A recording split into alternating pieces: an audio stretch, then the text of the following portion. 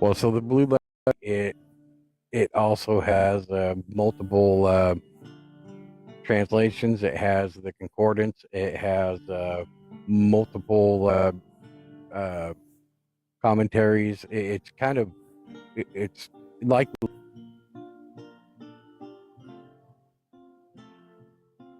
And I got to let you guys know I got about 15 minutes, and then I got to get to bed. Somewhere, and you found in this Blue Letter app a way to translate it so that it is present or future tense rather than past tense. Is that what Gotcha. Yeah. No, it links directly to the Strong's Concordance.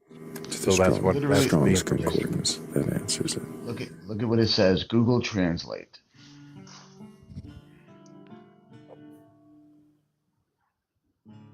I'm not. Oh, I can even just do it right here. You can do it in the chat. Why didn't you just think of that the first time? Oh, saying yeah, L is the name. So funny. Not the first time. The name. So funny. This is very much, but you are right to note that the ya'al should be he will. But when you add the vav, it becomes this form called vayiktol, which is talking about the past tense. It's essentially a past tense verb, and it's very common in the Bible. Well, Vaidaber Adonai el Moshe lemor, and God spoke to Moses saying,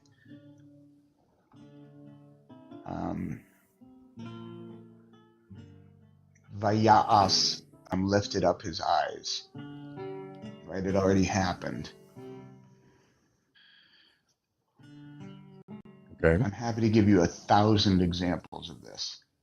And I look, I'm not trying to appeal to authority or anything, but it's a little bullshit. You know what I mean? Like it's a little rude, honestly. And a little presumptuous. Yeah, it's rude. Do you speak Hebrew, Faith? You said you had a Hebrew teacher, right? Yes, I do.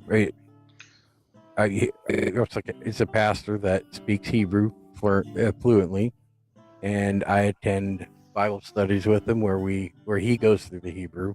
Typically, I'm driving down the road, so I'm just listening. But yes. So you're not really taking lessons. You're getting like audio. Like you're listening to videos of somebody else speaking Hebrew. It's live. It's live in Zoom. Have you learned the word Rav yet? No. Okay. How about kavod? Nope. I'm not claiming to know Hebrew at this point. How can you the classes, ancient Hebrew. Ancient Hebrew, yeah. Like not just. The good news is they're almost. There's so little difference. But Faith, I think the issue is like I don't. What does that mean that you're learning Hebrew if you're not even looking at text, not decoding it? Like what is it that you're learning? Well, I don't think I claim that I'm actually learning Hebrew. I said I know somebody who teaches a Hebrew class, and I sit in on it. Start learning won't start until next summer. Are you in the oil industry by any chance? No, I'm not. I feel like I'm being gaslit. Well, if you are, it's not intentional. You and Thrayle are like on a roll with this like whole gaslighting thing these past couple days. I'm really okay with it. You guys sit here and you do this for a living, but I'm willing to sit down and talk with you guys about it. And I'm a rabbi for a living. I go to work every day. I work 6 days a week. I studied for 6 years to have a master's in Hebrew literature and a master's in Jewish education, and I'm a rabbi. That's my job. Okay. You said I do this for a living, so I don't know what you're talking about. Well, you do.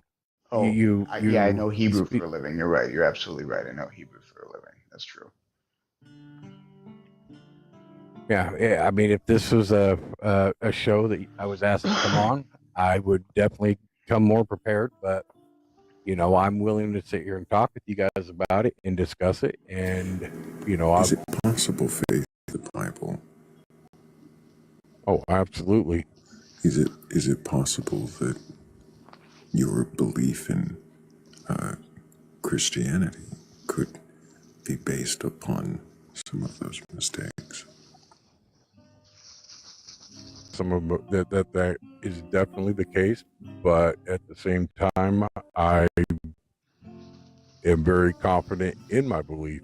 I will. Everybody gets a little bit of it wrong, but the overall message and the what it's offering, I don't believe is wrong at all because I've experienced it. You say the overall message. What is that? That we needed a redeemer. That if we die in our sins, that we will be judged. What is sin? I believe that it's what God says that it is. It's whatever God says it is. You mean the book? Fornication. It's whatever the book Yes. says it is. What does the word sin mean? Yeah, how would you translate chet? How would I translate it? Yeah. Anything that is against God, against morals, against the Ten Commandments. Why are you using the word against? Well, that goes against. I mean, we know what the Ten Commandments are, but then we can get into the New Testament, and it actually labels fornication, gluttony. It's things that contradict God's word. So if there was a definition for this word, like for the Hebrew word that for sin, that we could provide for you that was not at all what you just said, would you like think about sin differently? From the Old Testament, Well, not from the Old Testament specifically, just like if the Rav, how would you define the Hebrew word for sin? I would say that it's like missing a mark. Like it is literally chet is an archery term. Like it's a difference between missing something versus um, going up against something or objecting to something. Transgressing. Yeah. What's the difference? Like what is the qualitative difference of those two words and the way that they're understood? well, you said missing the mark, and I've heard that before, and so sin would be like the Bible says, that we all fall short of the glory of God. It's falling short of God's standard. And so, like you were mentioning the Ten Commandments, um, which of the Ten Commandments do you fall short on? All of them. Okay. And what do you think? You think that because you believe in Jesus that you don't have to you don't I don't understand. I guess I don't understand what does Christianity do to solve for still being responsible or falling short of them?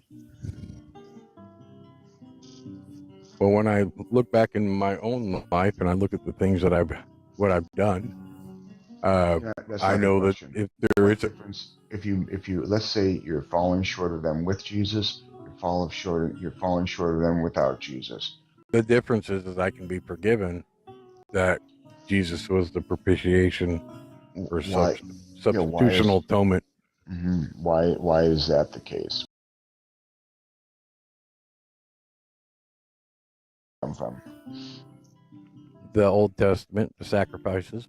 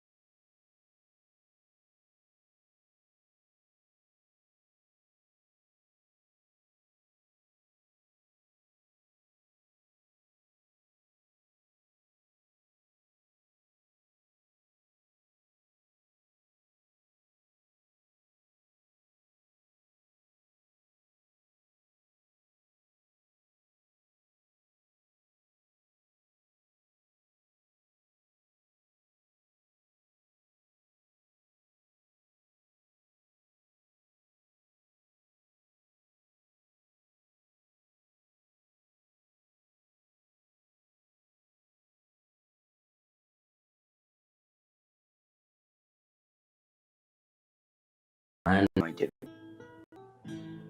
No, it's what's been Cool. part of my identity because, well, it's lineage and blood type and DNA and, you know, the cosmic, you know, way I've been created, I suppose. So You're anointed because of your DNA. more than that, it's the name, bloodline. It's more than that. I mean, what's the difference between bloodline and DNA? Yes, you know, bloodline is the lineage of the family, and you know. Again, what's the difference between bloodline and DNA? Is there a difference? I'm not sure. I'm not a scientist, man. You brought it up. I thought, It's part of me, isn't it? It proves, you know, what's inside me through a scientific study. What does it prove? What does it prove? Well, it shows whether I'm legit or not.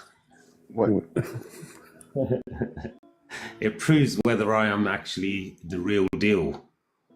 So you believe that somehow your DNA proves that you're an anointed person? Well, it's a further study than that. It's not just that. There's more to it. So what more? Tell me more. Esoteric. That's it. It's just if you have to ask, you're never gonna know. So esoteric to the sense that each letter, an alphabet, has to be converted into Hebrew, into Arabic, into all the languages. Really, you can, you know, Sanskrit even, and you know, you convert it to local values. Too legit. Too quick. Okay, so what? So tell me about this gematria. Tell me about your. Okay. When you have it. Hold on a second. Just to be clear, it's gematria, and when you have a gimel at the beginning of a word, it has a it's a beged kefet letter, so it takes a dagesh. Whatever So you have to make it a. Whatever it is, but you're the one who's just telling me that this is like so important. So I would think that you would be interested to know what the proper grammar of a word is from a language that you're claiming is like going to give you the secrets of the universe because you have DNA that gives you this unbelievable bloodline. So I would assume that you would want to know how to pronounce the word properly. It doesn't matter to me how I pronounce it. I know, because it's not yours to deal with anyway. So, okay, tell me more about gematria. Well, you seem to know about it, so you know. No, I want to learn from the anointed one. From the earthly perspective. what is an astral identity? It's basically revealing through scripture, you know, what the secret identity of an individual really is. Can you tell me my secret individual identity? I can tell you a lot more than that. It's up to you if you have. But, yeah. Let's start with the individual identity. About my identity. We'll ease in. We'll Astral dip our identity. toes in. So basically, the way it works is you know, when you are born, the day you are born and the time you came into this world, you know, even the it's all of that combined, yeah, but not in a small, you know, it's in a deeper way because you have to convert your His is bigger. solar calendar time into all the other aspects of. Don't forget to carry the one. You've got Hebrew, you've got the Islamic calendar, you've got the, you know, obviously the Gregorian is the initial one that we go by. You think the initial calendar is the Gregorian calendar? Well, of course, Rad. Well, it's from not his just view. one. You cross-reference it through all. He is the anointed one. Knowledge of. Yeah. So remind me, how does a lunar solar calendar match up with a lunar calendar and Because a the day you are born can never change. That's the time you've come into the world and took your first breath, being created, from the very spark does of the life. Chinese calendar play into this at all? All of it, yeah. Even the Chinese, the Vedic, there's many. And the thing is, it's very important to do it the correct way, because you're never going to know the true study of thyself. My guess is you're probably the only one that has the correct way. Is that accurate? Well, because the kingdom of heaven is within, which is like the cosmic order, how it's linked to you on a biological level. So it reveals, when you look at the chakra, what the chakra actually really is to understand all of the different levels. And when you understand it correctly, you understand the energies that we carry within, energies in motion even, so. What is energy? What is energy? Well, energy is like, we are 70% water, right? And 30% is the Stop. outer What is layer of energy, the though? flesh I'm not and asking the you about skin. water. What is energy? Can you stop talking for like 10 seconds? He can't. No. He's on a script. He's got to run. He's got to I'm get the not whole I'm script out. speaking from the All heart, I Chief. want to know, You're not truly, speaking the only thing the I heart. want to know, the only thing I want to know is what do you do during the week? Preparing, this is like a very important month. I'm coming out into the world and revealing who I really am. So, we've done some podcasts. They're coming out on December the 25th and 27th of December. They are special days where the alignments are happening. The alignments. Alignments of all even my birth was on a special alignment. What alignment? Calendars are aligned. What's aligning? To me. Can you tell me what's aligning, spiritual? Hey, spiritual gangster, shut the fuck up and answer my question. I don't know why he just does that. Like he just keeps talking and talking and talking, and as soon as you ask a question, he's still fucking talking. He doesn't hear the question, and he just goes on and on and on. What the fuck? Like still. What the fuck? Well, that's because he's I just wanted to know what was aligning on the 25th. He couldn't answer. He wouldn't hear the question because he couldn't shut the fuck up for 5 seconds. We'll find out soon, Thrayle. We'll find out soon. Hey, my birthday is a week from today. Happy birthday! You're not supposed to say it, Cat. Just kidding. Who said such things like happy birthday? Tell him happy birthday. You were just screaming. No, I know. You were just screaming. You like scream a little bit more? Oh, Who, me? got a little one. No. Did you not hear all the meows? We have a couple of people in queue, and I don't know who's a ghost. I don't, but while I do, if everybody would tap the screen and share the live out, I bet we could get even more people in here who would be curious enough or courageous enough to question their beliefs. And definitely, I'm gonna take a moment to thank you guys. Thank you guys. Thank you, Law of Attraction. Thank you, Bats. Inksomnia, Heather's Descent, Donna B. Also, thank you, Emily and Shell. Thank y'all so much for helping with that goal. Also, Heather, so much for. And says, if you pick me, let me know so I can move rooms, which I relate to immensely.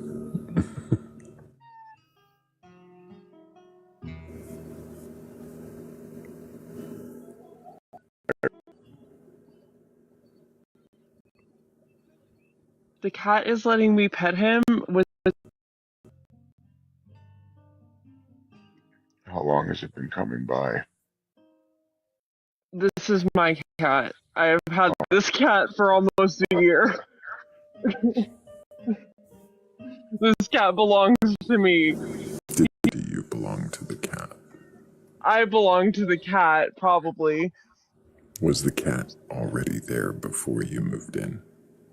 No, the cat came with me. This cat Do you plan? belongs to me. The cat's been mine. How did you move a cat that you can't touch? Well, he's a very special cat, okay? The same way you move any wild animal. He was a baby. He just kept like being. He's not very wild. He's just not. Look, he's letting me pet him without a bowl of food in front of him right now, you guys. Okay. Not. Hello, Jenny. Can I get your age for TikTok TOS?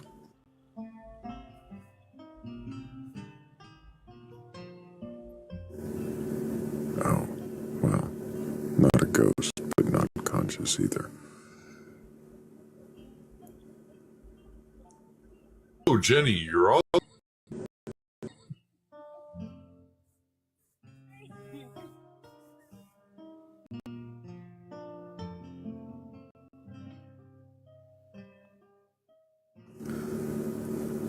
But somewhere out there is a believer who can question their beliefs. And if that's you, we'll go ahead and request on up. We're slowly whittling away at the ghosts in the queue. And one of you is probably going to be real. He said in the chat that they will need to move to another room. If you exist, we're bringing you up now.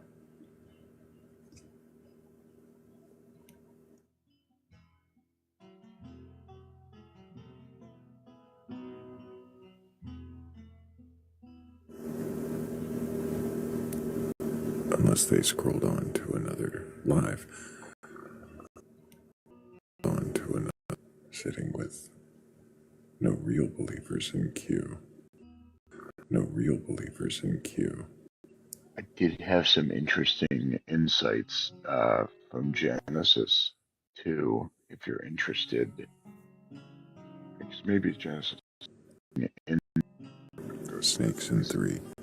3, yeah. If you're interested. What did you have from Genesis 3? I'm curious. Just so, like, the commentaries are interesting because they're, like, specifically saying it is not Satan. It can't be Satan. It can only be, and it's funny, some are saying that, like, an angel actually spoke through the mouth. Some are saying that the snake ate the fruit first. Some are saying that that it shouldn't be understood at all as, like, it should only be saying that that it was more like a lizard person, like that stood on 2 legs, sort of thing. Which is not good for conversations these days. But you have a guest, so. Well, we know OG reptilian? Yeah. We know Atlee, but Billy is new. How are you doing, Atlee? I'm doing great, thank you. It's good to see you again. Great to see you as well. Can you hear me? Yes, I can. Wonderful, man. Right on. So I'm 55. Do you have a belief in a god or gods higher power or anything like that? You know, I'll give you just a little snippet. I believe that the God that is worshipped in the churches, synagogues, etc., is a demiurge, and I believe that there's an ineffable presence that lives in a eon called the pleroma. Pleroma? What is a pleroma? Well, I see. So you can't explain it. so it is somewhere. There's the Ebenoia, which is it's the eon of the Holy Spirit. When you say eon, can you tell me what you mean? Yeah. So it's a dimension. Dimension. It's dimensional. Okay, but we are we're on the planet is our existence. It's everything, right? And we are living on a planet that was created by um, a god. Some people call him Yahweh or Jehovah or Brahma or Quasar. And you're calling it a Allah, demiurge. the, Sure. the demiurge. Yeah, But you yeah. My apologies. sound a little bit anxious, so let's just take a deep breath here. All right. So far, you've told us that you believe that the dimension that we're in, this earth that we're on, is created by some kind of evil entity or demiurge that other people believe is God and have different names for. I wouldn't say evil, but I would say evil. ignorant. Ignorant, because he thinks that he says that I am God and there's no other gods before me, and my name is jealous because I'm a jealous God. And so he displays these characteristics that fall off. I think that it sounds like you're saying Judaism, Islam, Christianity, all of them are worshiping this wrong God. Wrong God.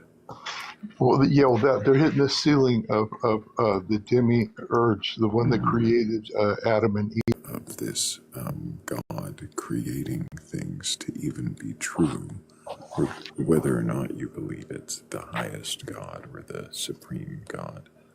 Why would you believe they're true at all? Well, I don't even know if it's acceptable to call the ineffable, eternal existence a God, because it's far superior to that, and if it's superior to that. Ineffable, eternal existence. Regardless of that being God or not God, why do you believe that Superior.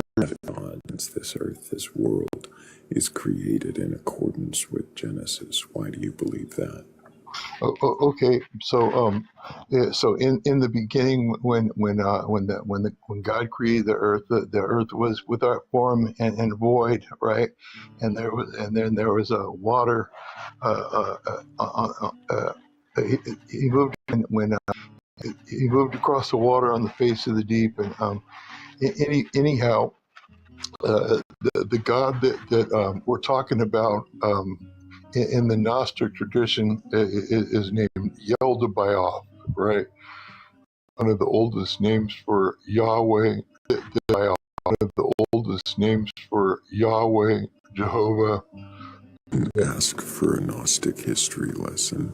My bad. Okay. What I asked you for was why you believe that there was a God that created any of this in accordance with the Genesis story at all. Why do you believe that whether it's the demiurge or the ineffable whatever, regardless of which God it is, why do you think that any God? So that he could have control and create all things. Not what okay. motive. Not For what motive retinue. did the God. So stop. Not what motive did Paul. Why do you believe it?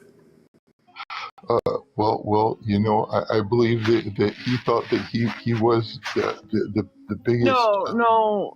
He's not listening. No. Can I? Okay. Okay. Why? Do you think that there is a creator at all? Oh, why do I think there's a creator? No. There's there to learn. I don't. You know, I don't know, but from what I understand, that the creator that created the universe that we know. Why do you think the universe was created? Not Uh, why, for what reason. Why do you think that the universe was created as opposed to some other explanation for it being here? you know, I believe that it's a shadow of a counterfeit of a bigger picture. I believe that the God that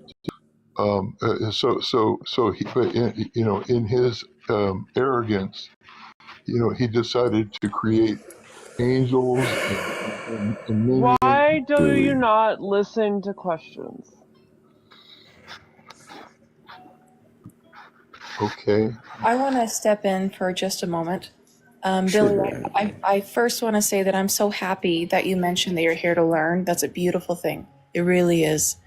I basically want to get to the core of your belief system. Can you describe to me in a one sentence or even a higher power? Um,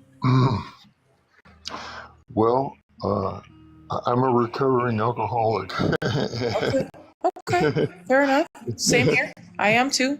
I'm a friend of Bill, and so I have a higher power, but I don't have a name for it. Yeah. And cities and the universe is speaking to. I'm a cities and the heeding to the call is that's questionable most of the time, you know. But I'm doing my best. But Yeah. but my big thing, you know, and why I noticed this particular podcast or whatever this is. I don't even know what this is. I'm really new at this. It's okay.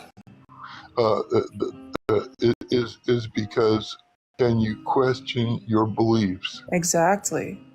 And that's what I'm here for. Yeah. And so you've explained a portion of your belief system. It doesn't really follow a direct course or path necessarily. It appears to be a little bit all over the place.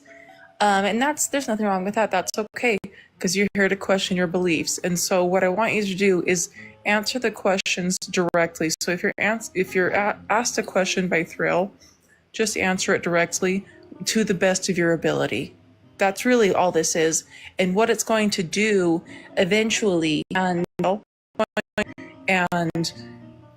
question your beliefs. That's the point of this. Yeah, that's wonderful. Can Is can I Thrill? ask you?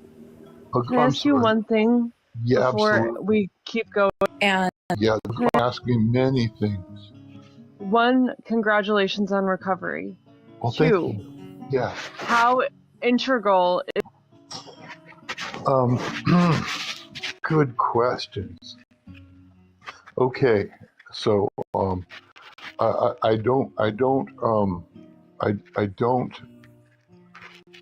okay, I don't follow the Bible.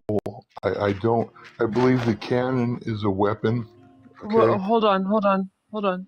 That's that I don't I'm not asking about what specifically your belief system is. I'm asking about how important having this belief system is to you continuing in recovery. Important is finding out more.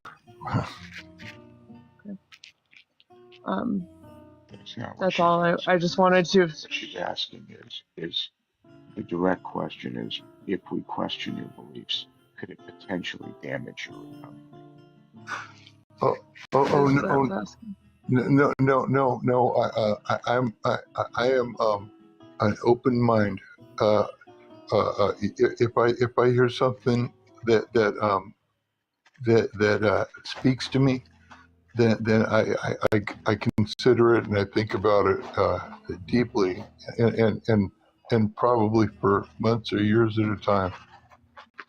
So if your view of God changes, Absolutely, I have to. I don't want to die.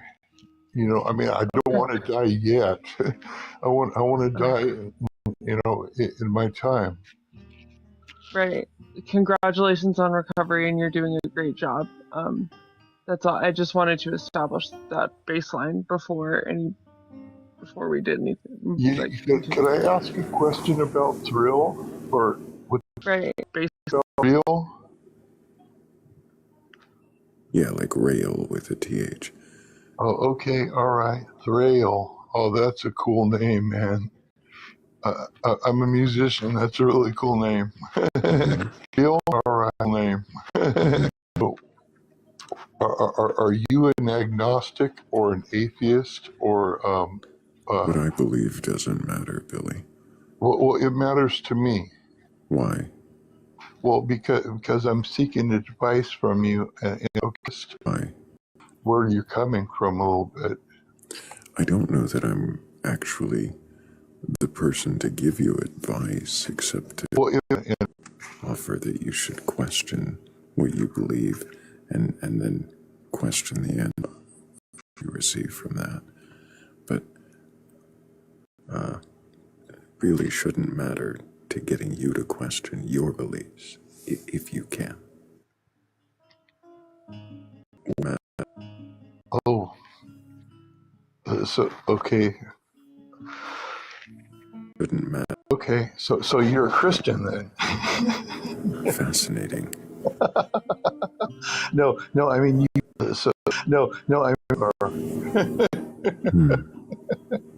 Do you think that by assuming Or that by assuming different faiths that I might become agitated and just tell you that by it and way to go about conversation? I've shared that I won't share what I believe because it doesn't matter to getting you to question your beliefs. That's why. So. Well, so you're allowed to ask our beliefs, but we're not allowed to ask yours. Is that the thing? He's the host.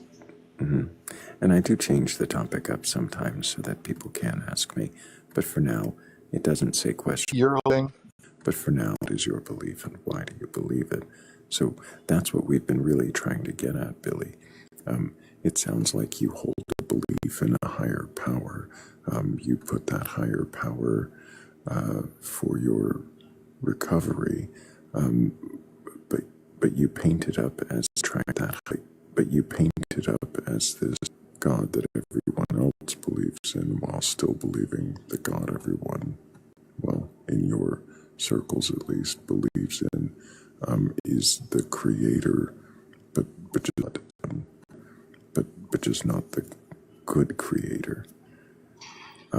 I would wonder of belief to believe in this, but believe in this version of Gnosticism, or really even a God at all. Oh, yeah. So that's a good question. I've studied the Gnostic texts for about 25 years now or so, and I found some real gems in there, that help me in my day-to-day life.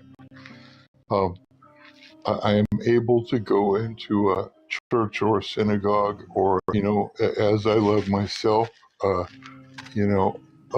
because I'm not afraid of them anymore.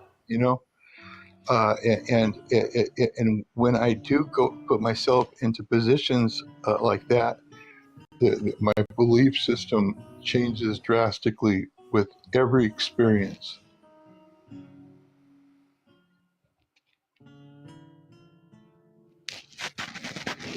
So every time you study more, your belief system changes drastically. drastically.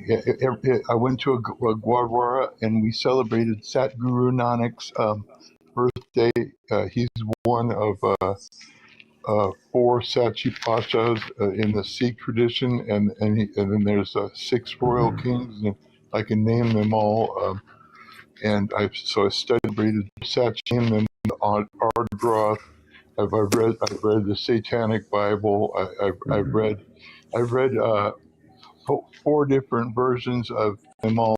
Baha'u'llah, the hidden words. The hidden words. The hidden word. Baha'u'llah. Baha'u'llah. Baha'u'llah. Baha'u'llah. No.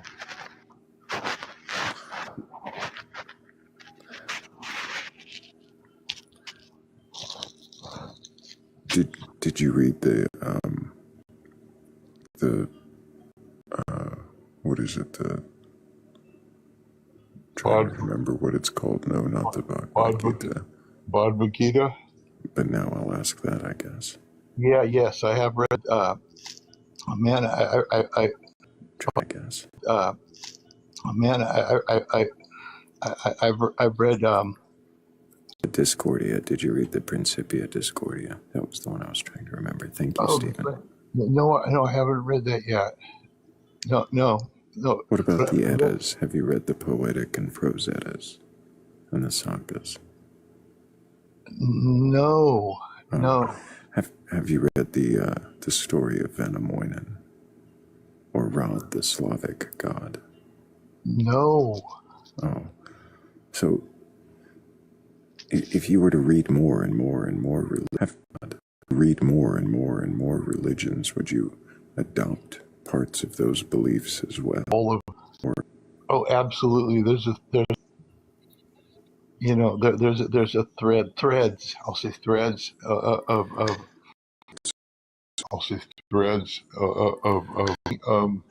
omnist.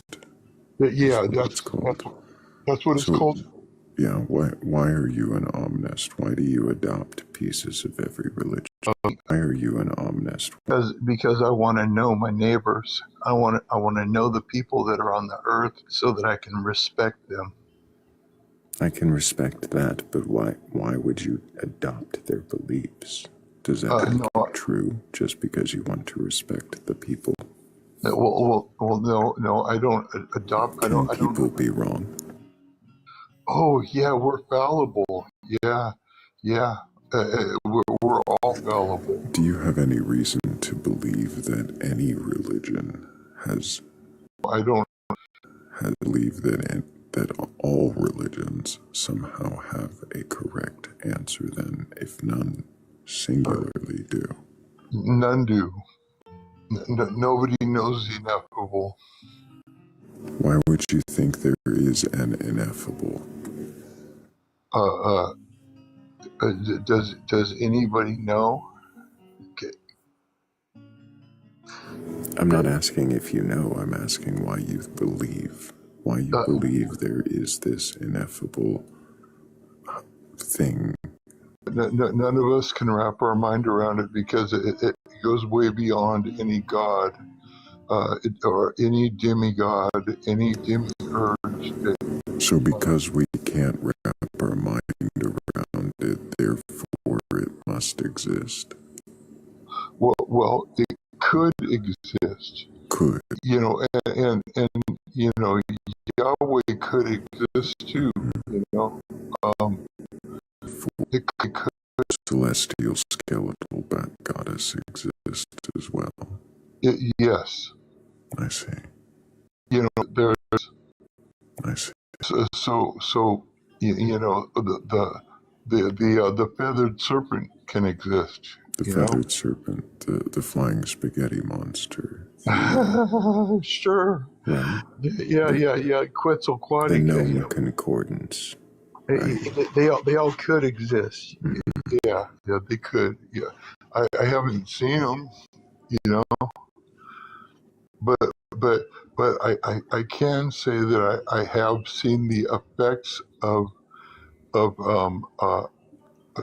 a god or names. You know, there's like, and they have a different face for everybody that you know like that.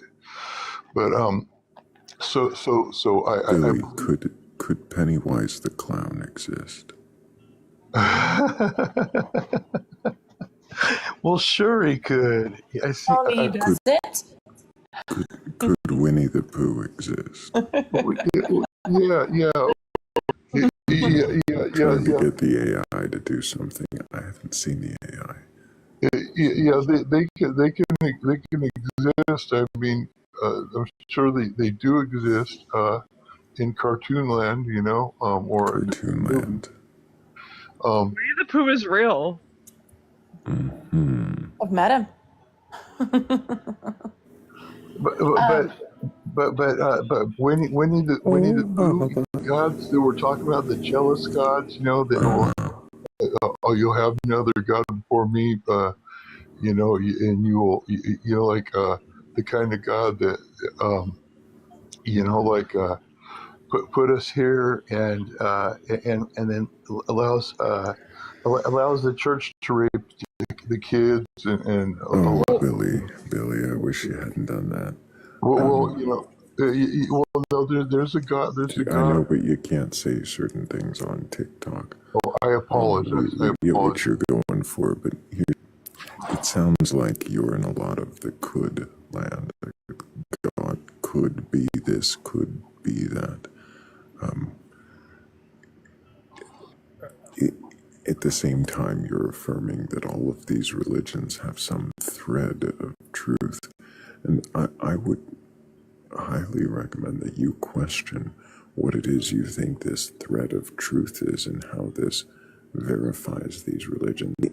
And I truth ability at all, or is it just that you see something common amongst humanity and you want to somehow honor that through the traditions that we have?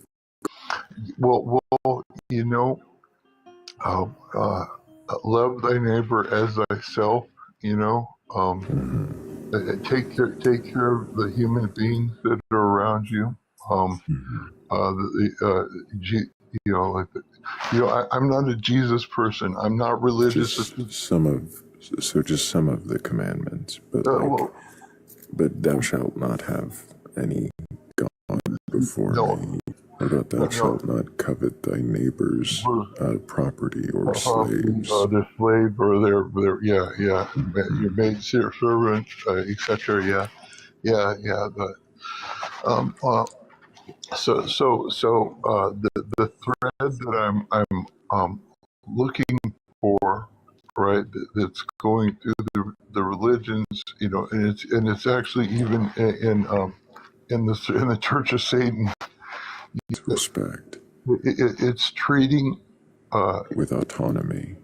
Yes. Yeah.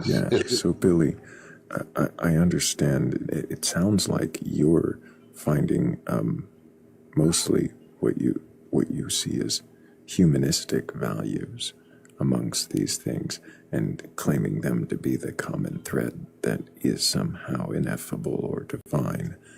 And I would wonder, is it that these things are ineffable or divine, or is it that they just, that you are just a better person than any of these gods that you try to identify? No, I'm no good. I mean, I'm just a regular old dude, man. Right, but you have a better value system if you're able to cut the crap and just go for the humanistic values, right? The things that are treating each other kindly and letting people have their autonomy. Those things, if those are the things that you find as the thread amongst these, does any of that really relate to a god at all? Or is that just not human decency? It's the deity inside of me. It's the Christ. It's the Christ. How is it deity, Billy? my flesh wants to take Is it everything. your It's not my. and not your instinct? It's my experiences that have led me here. Interesting. Through recovery, I was forced to go to AA and NA and to go to higher power. A lot of people do choose religion, some sort of deity, as you were explaining. What I chose to do was I am my higher power. I did this for me. There was nobody helping me. I did this for myself. And I think the farther would help in that, you were on your own.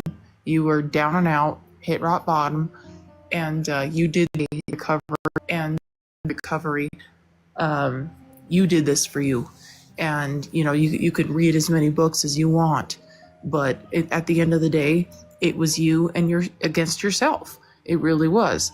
And I think at the end of the day, you're going to come to the conclusion, especially where you're willing to question your beliefs, you're going to come to the conclusion that you saved yourself. You did it. Wow.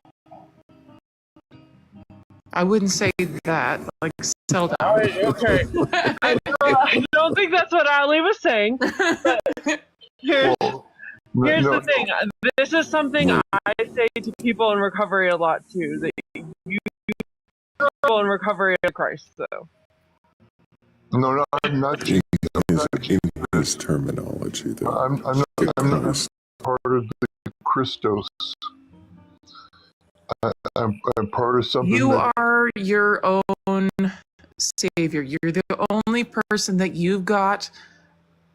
Pick yourself up by your bootstraps and keep fucking moving. Is basically what I was trying to say. And that you deserve to be proud of yourself for this, and you deserve to give yourself the credit. Absolutely. Thank you. Hey, if God is real, okay, this is just a question.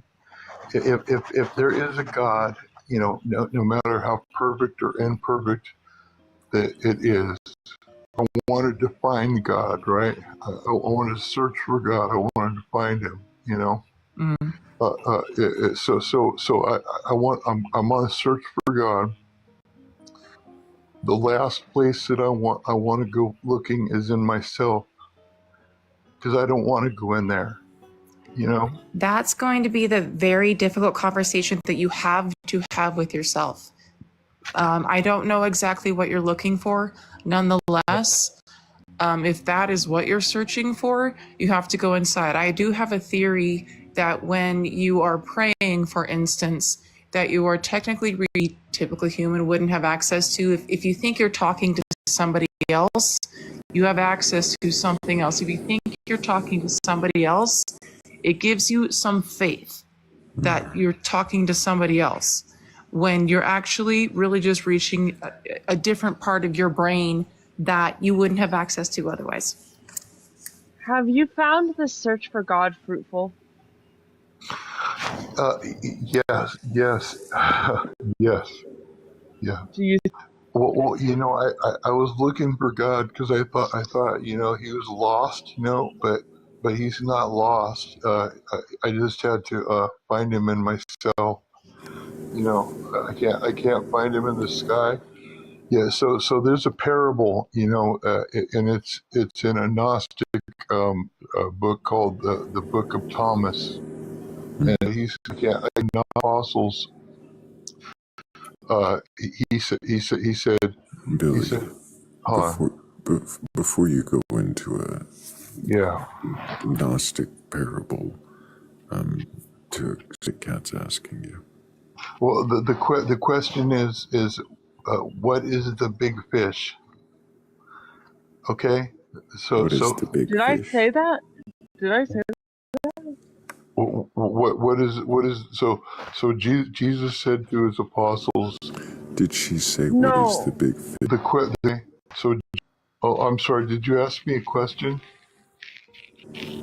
She did. She did. Oh,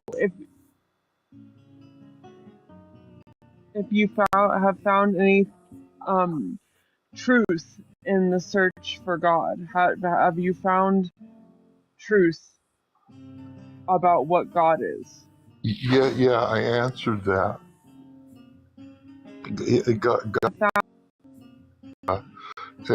It's my higher power, or it's um, God, and I'm not talking about. I'm talking about an ineffable one that nobody can understand unless they find it. Because it was before there was before the creation of all the demigods. Okay. So if you have found God inside yourself, That's and where. you have found there's a question, and you have found this like powerfulness in this idea of God that you have said is inside yourself. What do you need all these other gods for? You know what? I would love to tell everybody that these other gods that people are throwing money to they're imperfect and they're imposters. They're counterfeit spirits. Are you That answering what the question that I asked you? No, he's just continuing his sermon that he's already given 3 times. What do you need the other gods for if you found God in yourself? I don't use the Then, if you have already found God, if you are in a search for truth about God and you have found what you believe to be the truth about God, what are you searching for? you know what? I'm actually always searching for new information to fortify my beliefs that I'm on the right path. So, confirmation bias. Yeah. I guess that would be. You look Yeah. for confirmation for the bias that you already hold that God exists. Yeah. Do you feel, Billy, that it's possible at all that in your search that you could? I believe that too. Yeah. I believe we could just be spinning on a rock out here in the middle of nowhere with no destination and no control, and it's everybody for themselves, and there's it's all it could be all bullshit. Excuse my language. If that were the case, what would it change about how you live your life? Whoa, man. Okay.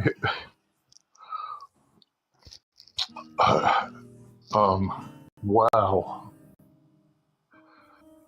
It wouldn't change me.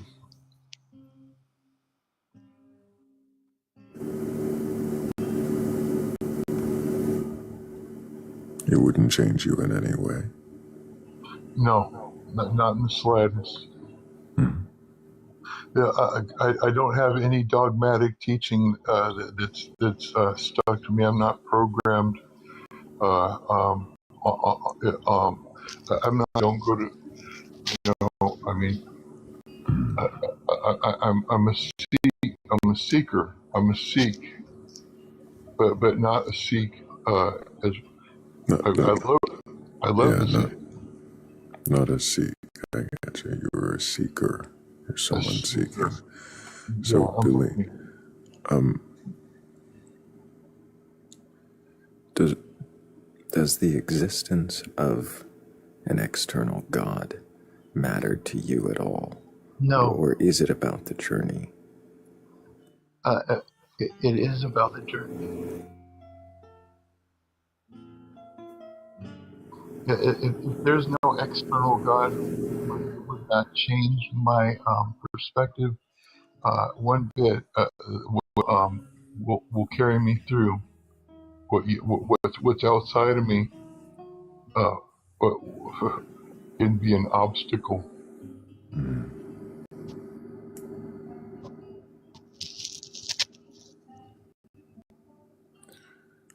I don't know that I have any more questions for you, Billy. I appreciate you coming up and answering the ones that you have. And I hope that you keep asking questions. If you come to any new answers, I hope you bring them to us, because we're definitely going to want to question those as well. But thank you. Appreciate you, Billy. Take care, Billy. Keep up the recovery. You're doing great. And if anybody else does have a belief in a god or gods, a higher power, or anything like that, and you're capable of questioning your beliefs, go ahead and request on up. And tap the screen. And tap the screen. We're at 97,000 And repost. likes.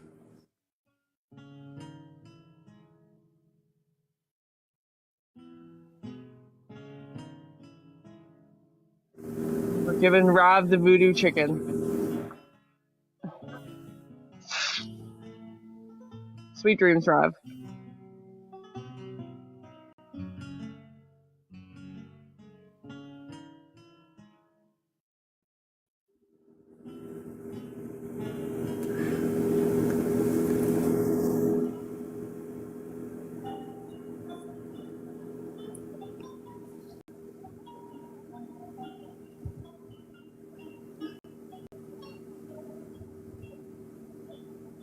I thought we had a few requests.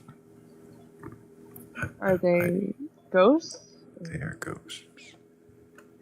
Doing good. I got promoted at work and I've been just exhausted, so I haven't been joining lately. But I've got I woke up at like 12:30 at night, and so here I am. Congratulations. Thank you very much. How have you been? Alive. Still standing. Still standing. Mr. Got some Thrayle? good screaming cat meows tonight. That was nice. I noticed that. Mr. Thrayle, how have you been? I've been pretty good. Hang on. Sure. Apparently trying to lose my voice.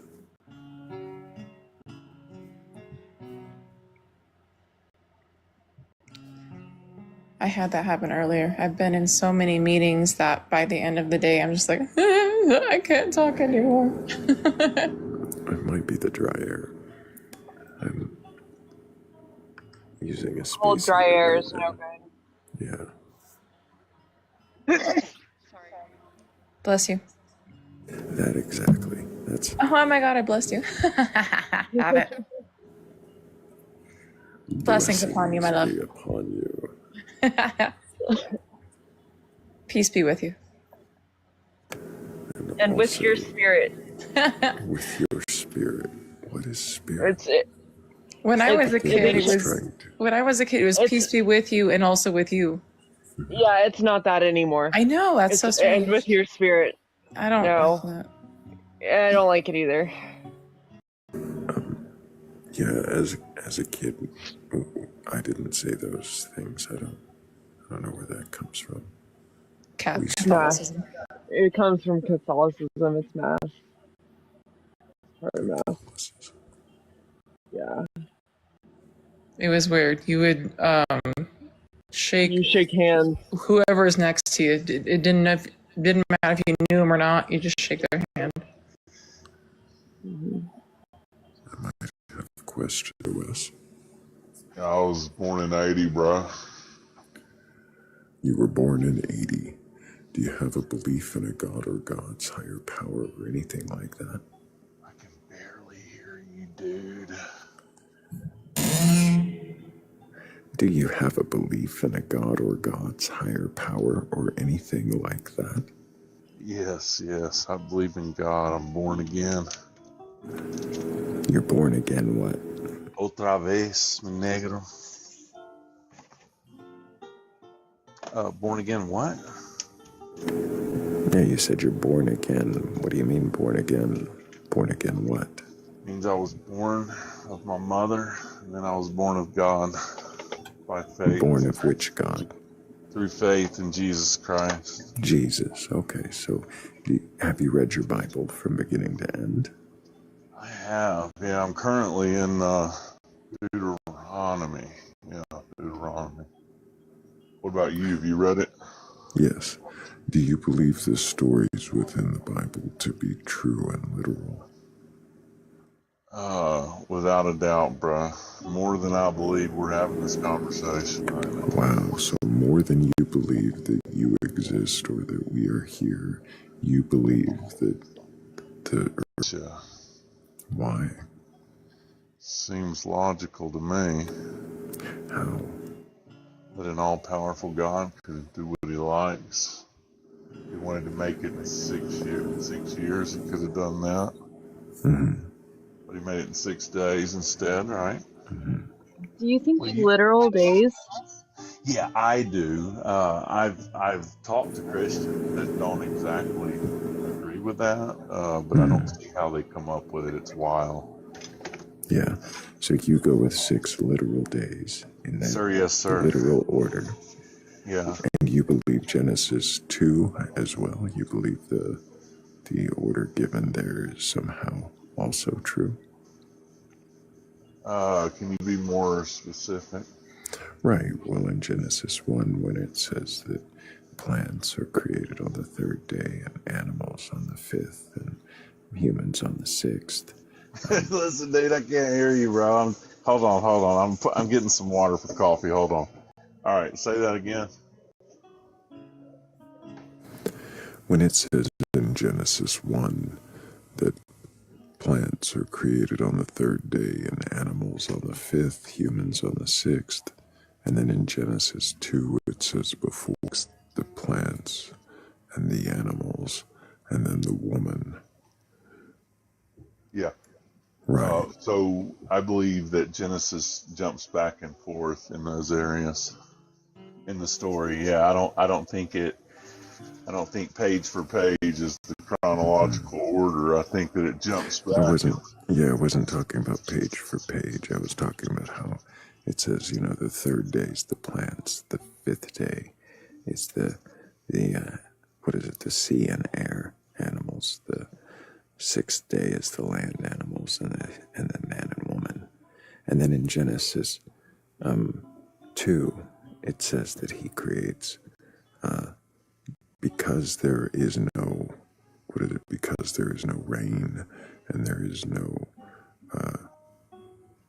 man, there are no plants. So he makes rain, mist, and then he makes man, and then plants, and then because the man's alone, he makes the animals, and then the woman.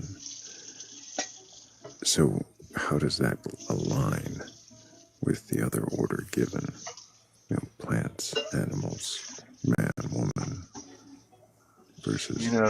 That's a good question. It has caused me to question everything in my faith. I'm probably going to be agnostic after this. Not mine in particular, but yes. Okay. Do you believe in answering questions in a genuine and respectful manner? No. On occasion, but not just then, no. Well, then what are you doing here? I do want to ask a question before I get kicked, okay? Thank you.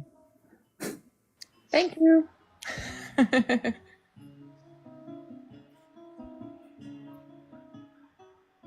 Also, I want to make a note, Thrayle, from earlier in the evening about Isaiah 53, when he insisted he was reading it out of his ESV, and it said shall in it. I called him out on that. Yeah, it does not say that. No, it doesn't. That's the King James. Yeah.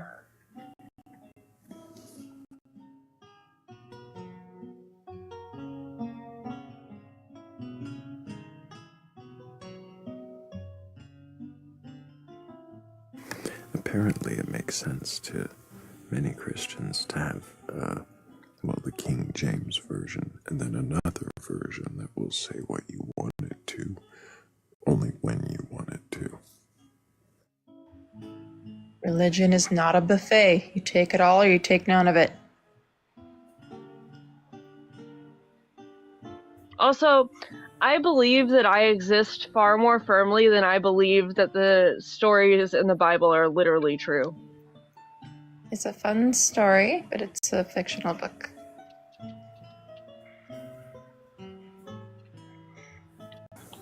Well, No, not you, Kat me. saying- Oh. yeah, because Kat is questioning her own existence often. Yeah, often, almost daily. I am always willing to say that I might not exist, but I will say that I certainly am more certain of my existence than I am that the earth was created in 6 days by God.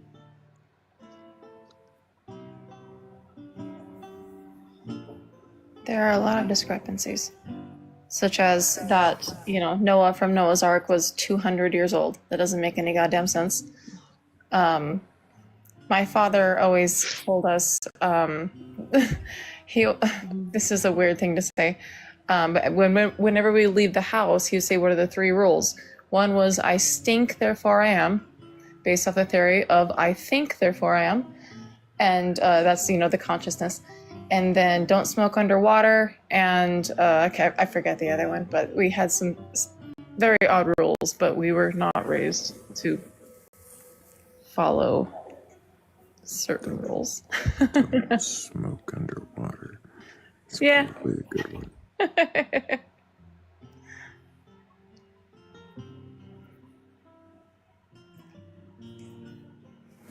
Josh in the comments now says that, bro, I had a question.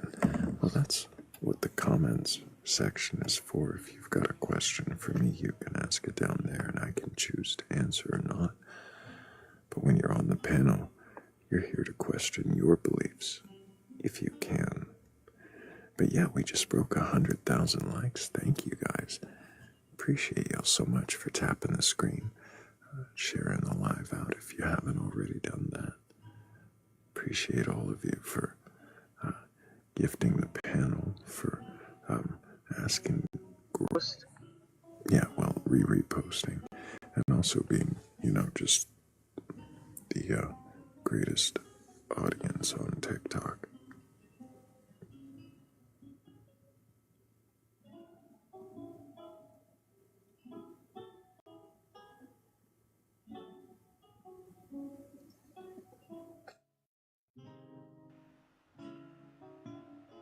Thrayle, may I ask you a quick question? Yeah. Why are you awake at this hour? Because I always am. Insomnia? No, I sleep just fine, just on a different schedule. Same. I've been working on my sleep schedule and it's not going well.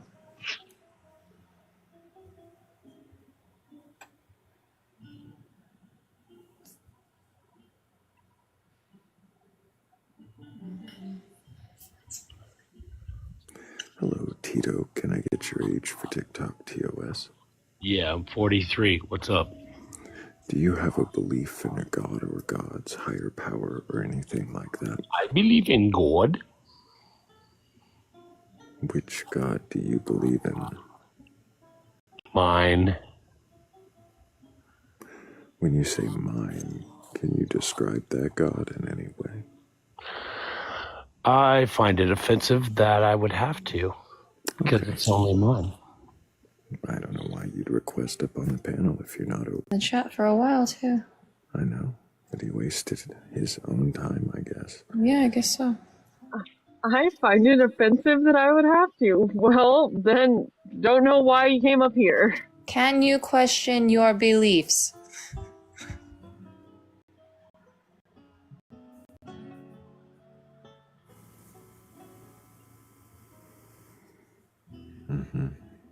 Very unfortunate. That's okay. We've got Vicky joining us. Vicky, can I get your age for TikTok TOS? Vicky Lee, did you mean to join us? go ahead and set you down. If you did mean to request stuff, go ahead.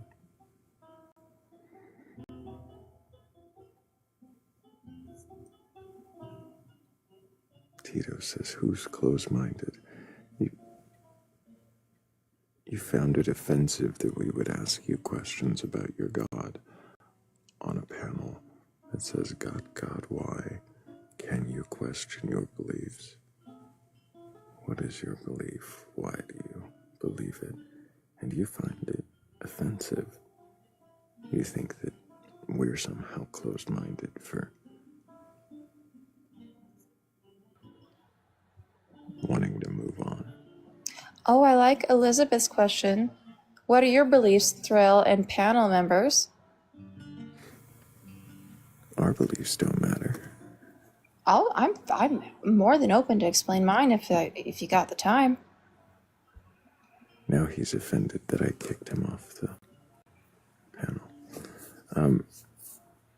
I mean, yeah, you're welcome to share your beliefs. Yeah, if someone joins up, I'll shut up. But I just find that sharing my beliefs often gives the guest something to argue against or try to disprove. Sure. Rather than actually questioning their own beliefs. Yeah, fair enough. And I'll come from a place of civility. Well, Tito's back. Yeah, we're gonna see if Tito can question his beliefs. But Tito, you requested backup. Why are you screaming? Why are you talking so delicately? Are you? It is of my belief that delicate talking will. Okay, so I'm gonna mute you for just a moment while you kind of sort out what maturity level you're actually gonna bring to the table. Didn't he say he was 40 something? 43. 43. Wow, remarkable. Unmute yourself and act a little closer to your age. I mean, I'm all for the whimsy, but if you'd like to, actually question your beliefs, if that's something you're capable of doing, then that's what this panel is for. I was muted. That's what happened when you started. I'm sorry. I didn't know I was muted. Yeah, that's what happens when you mock and act strangely. That's the first step before we just move on again. Well, allow me to humble myself. Okay. So, Tito, are you capable of questioning your beliefs? Yes. What does that mean? You tell me. My God. What does questioning your beliefs mean when you hear the phrase, can you question your beliefs? What does that mean to you? It sounds like somebody's really good at stirring up a whole bunch of existential drama when existentialism could be what it needs to be. What is existentialism? Now, here you go.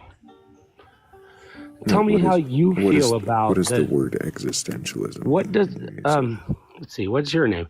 Tell me what you feel about what your question of my proposition of the word existentialism, and then you beginning to question what it means to you. Tito, are you actually capable of questioning, or are you just looking for a way to... I've been designed by seriously, you're going to believe this? No, I'm just making shit up. I'm a human being. I'm here to connect with people, okay? This is TikTok. I've loved people. Connecting? You think acting a fool? I don't think. Disrespecting a panel and being... No, I don't think. Okay, so... You think I thought? Okay, well, there was where you fucked up. I feel... Do you think that this is productive or like at all beneficial to just come up here and be an asshole? This is quite quite a connection you're building, Tito. Yes, I think this is actually very beneficial now that you're especially with the direct question with that woman asking me and telling me that I'm an asshole. I don't know your guys' names. I'm not looking at my screen. That woman. But yes, I do believe this is connection, and I do believe this is beneficial, and I do believe it could be beneficial. There you go. You haven't laughed like that in days, have you? No, I laugh at idiots all the time. Congrats. At least he said woman and not girl. There's that. Good point. That's the point he wins before moving right along.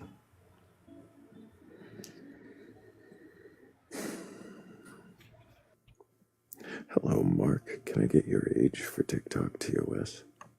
50.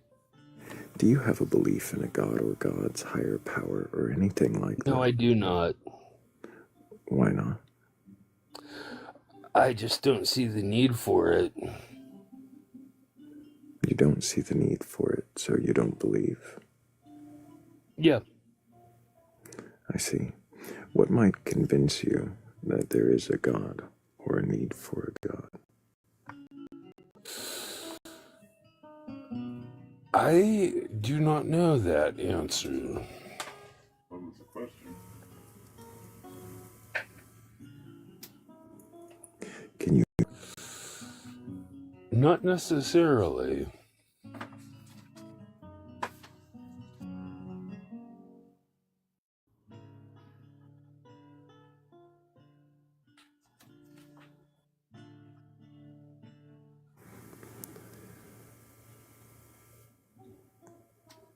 If something did convince you that a god existed, would you worship it just for proving itself to you, or would you need something more? I would need something more. And what more would you need? Some tangible proof. That was it right there. It just came out of me.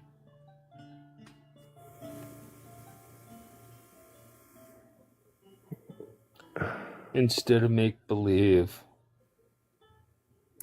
Mark, why did you request up here? Because I thought your conversation was going to be interesting.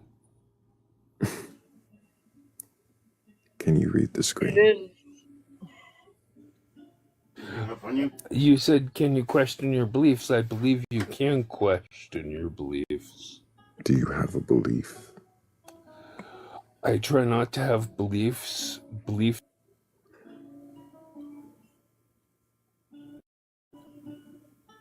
conversation is plenty interesting as long as the guest is interesting. My conversation was going to be interesting. Fascinating. Hello, little bit. Can I get your age? I'm 30. Do you have a belief in a god or gods, higher power, or anything like that? Thank you for a question. Yeah.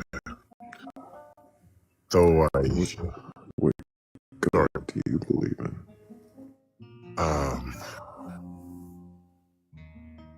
A demigod, though. You said what? A demigod. You believe in a demigod, but not a god? No. I haven't gotten to the why yet. I apologize. But you believe in a demigod. Is that like a half god, half man? Yes. And you think this demigod is the result of some merger between God and human? It could be. Our people have worshipped it for years, and we've seen miracles from it. You've seen miracles from a demigod. Have you,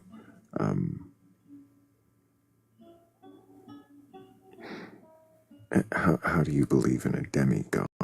Thank you. As long as it has a God at the end, because I've seen it with my own eyes, what it can do. um, especially where I'm from. Um, it's the only choice we have. I've seen people walk on water. I've seen people fly, leave their bodies. I can go on and on, but yeah, I just thought this was an interesting topic just to come and share a light on what I believe in. I'm a living proof of what I see.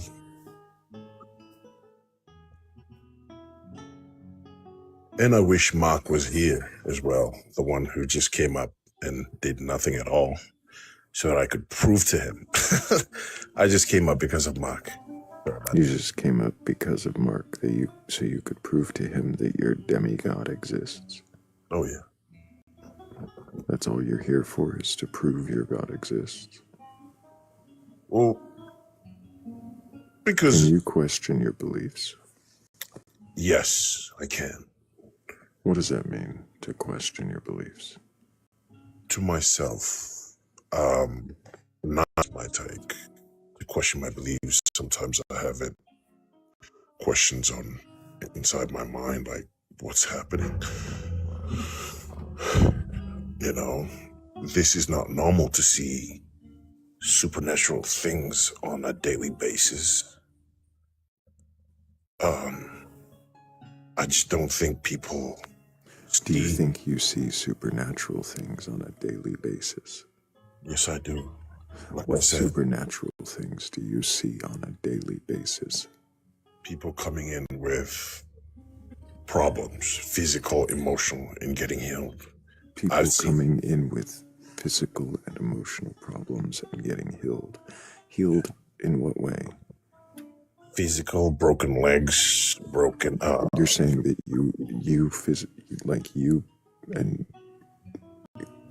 you give these healings, you do these healings, or someone else does these healings?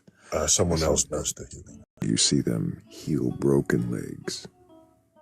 On a daily basis. On a daily basis. And it's not normal. Do you have video of this? I do. You have video evidence of healing of broken legs on a daily basis with what kind of healing? Like you asked, do you question your beliefs? And my answer is yes. Sometimes I asked what kind of healing is it? Is it like people putting on a cast? No, no cast. No Okay, cast. so when you say healing, what are you talking about? Seconds, touching, In healing. seconds, somebody touches someone and they're healed. Hands, you just see them being carried in and they walk out on the door. Out the door. Are you sure that they have broken legs? They have casts of, sometimes they did. Yeah. And you said you have video of this. Where would you have video of this? On my phone. On your phone. And you could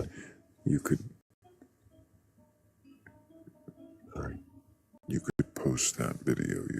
You could share it with the world and show healing in seconds from a touch. And yet you don't. I'm sorry. You could post the video, right? And share it with the world. Show this. Why not? I don't think I can do that. Why? Is it because you're lying? It's because I'm scared. I think it's because you're lying. You haven't asked me where I'm from. No, I haven't. Why would you be scared to show a video of somebody being healed? Because it's not normal to see supernatural stuff like this every day. And this is why I'm here, talking about it. You say it's not normal to...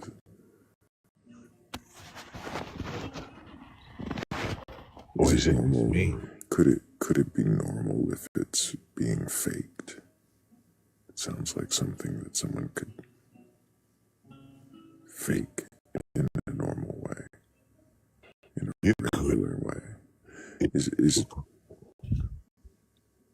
there any way you can verify that what you're... We meet somewhere on my phone because I see. What are you doing? He's doing some weird character. Huh?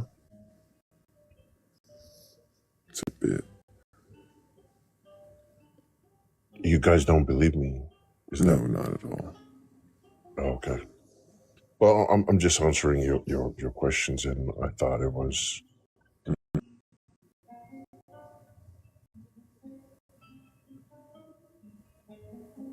Do you think that you've presented what you've said in any believable way?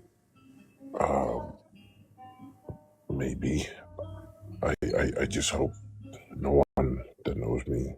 That's why I have this weird profile That's picture. why you're using a weird profile picture. And... Yeah. It's something I have bottled in, and I just thought to share. You know. Yeah. So Where are I you questioned from? Fiji.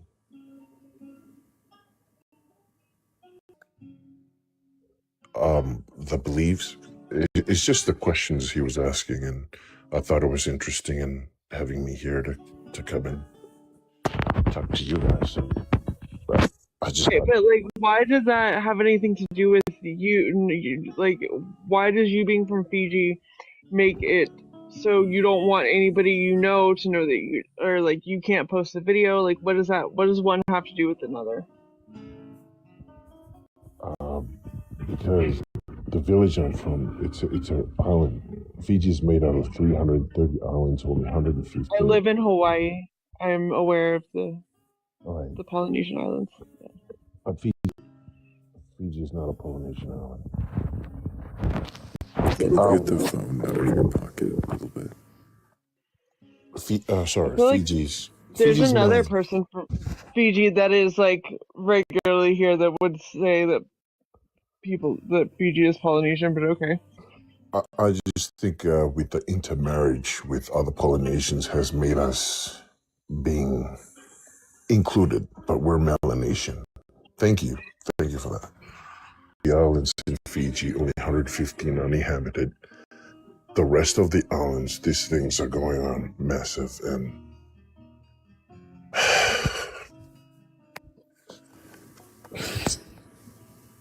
yeah. These things. Are you talking about some kind of cult now? Are you part of a cult? I do not. That does fake faith healing. I do not claim it to be a cult. I don't know, whatever that you want, but it's just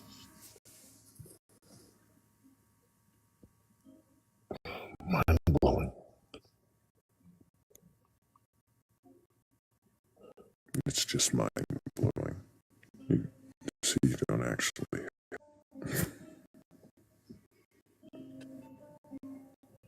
Children, adults, elders, they come to this island bringing their problems, but they don't know.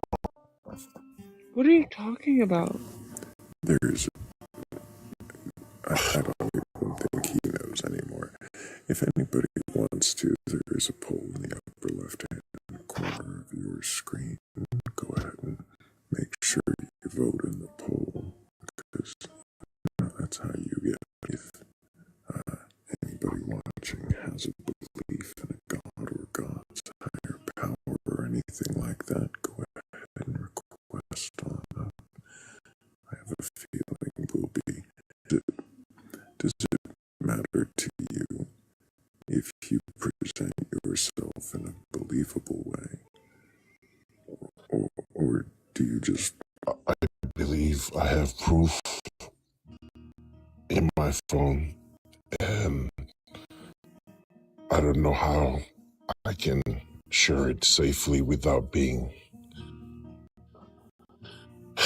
what I'm saying. No. What would make it unsafe? Why is this like?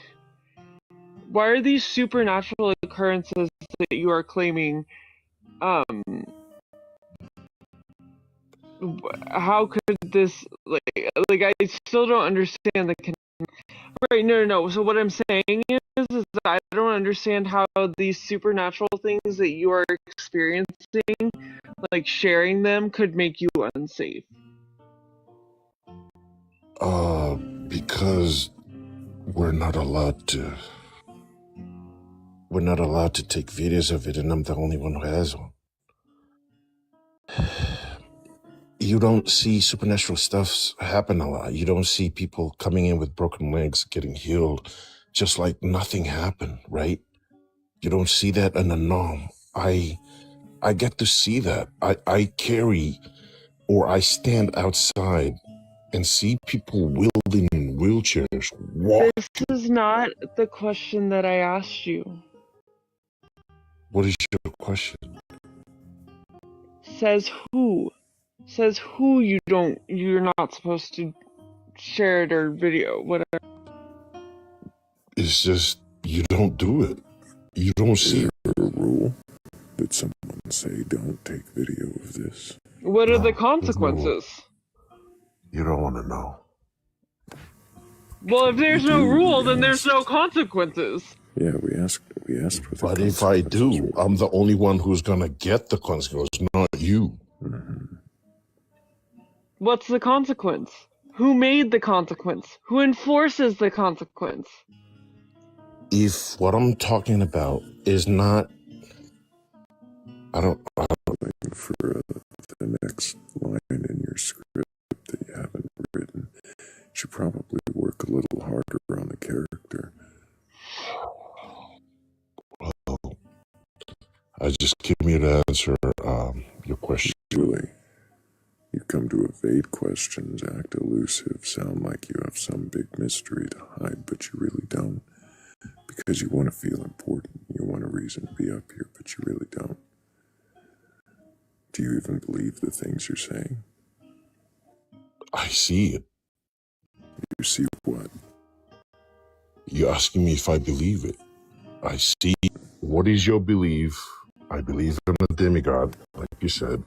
We asked you that already. We asked you about the demigod. We asked you about the... You said you see faith healing. So what other questions are there that is not in your questions that now you're trying to ask me? And I've been here being polite. I've never been... I don't think so. Okay. I'm just trying to answer your questions. Well, thank you for having me here, Chief. Do you think that you've actually answered our questions? I thought you just said I already did. You're welcome to leave, if that's what you would like to do. Thank you but for I don't having think me. you're actually capable of questioning your beliefs, and that's sad. I think that you just came up to feel self-important, play a character. When you ran out of script, you tucked tail and ran.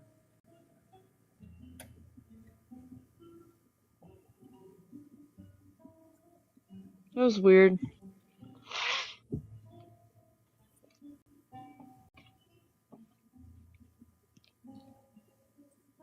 Good morning, Tootsie. Good morning, Thrayle. Hello, Kung Pao. Can I get your age for TikTok TOS? Absolutely, I'm 32. Do you have a belief in a god or gods, higher power, or anything like that? Not a direct religion, but yeah. Not a direct religion, but yes. What kind of god is it? An indirect god of science.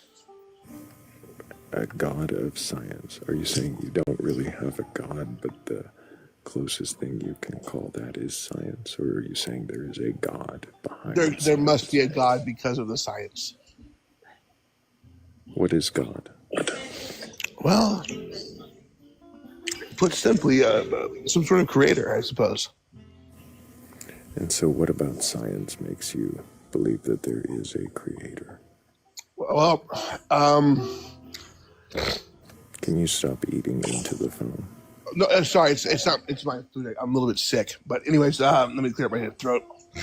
So, science has limitations, correct? You follow physics or any sort of science. Science has limitations. Yeah, we're always making breakthroughs, right? And trying to in science, physics or chemistry, etc. I'm not sure what means that we don't know.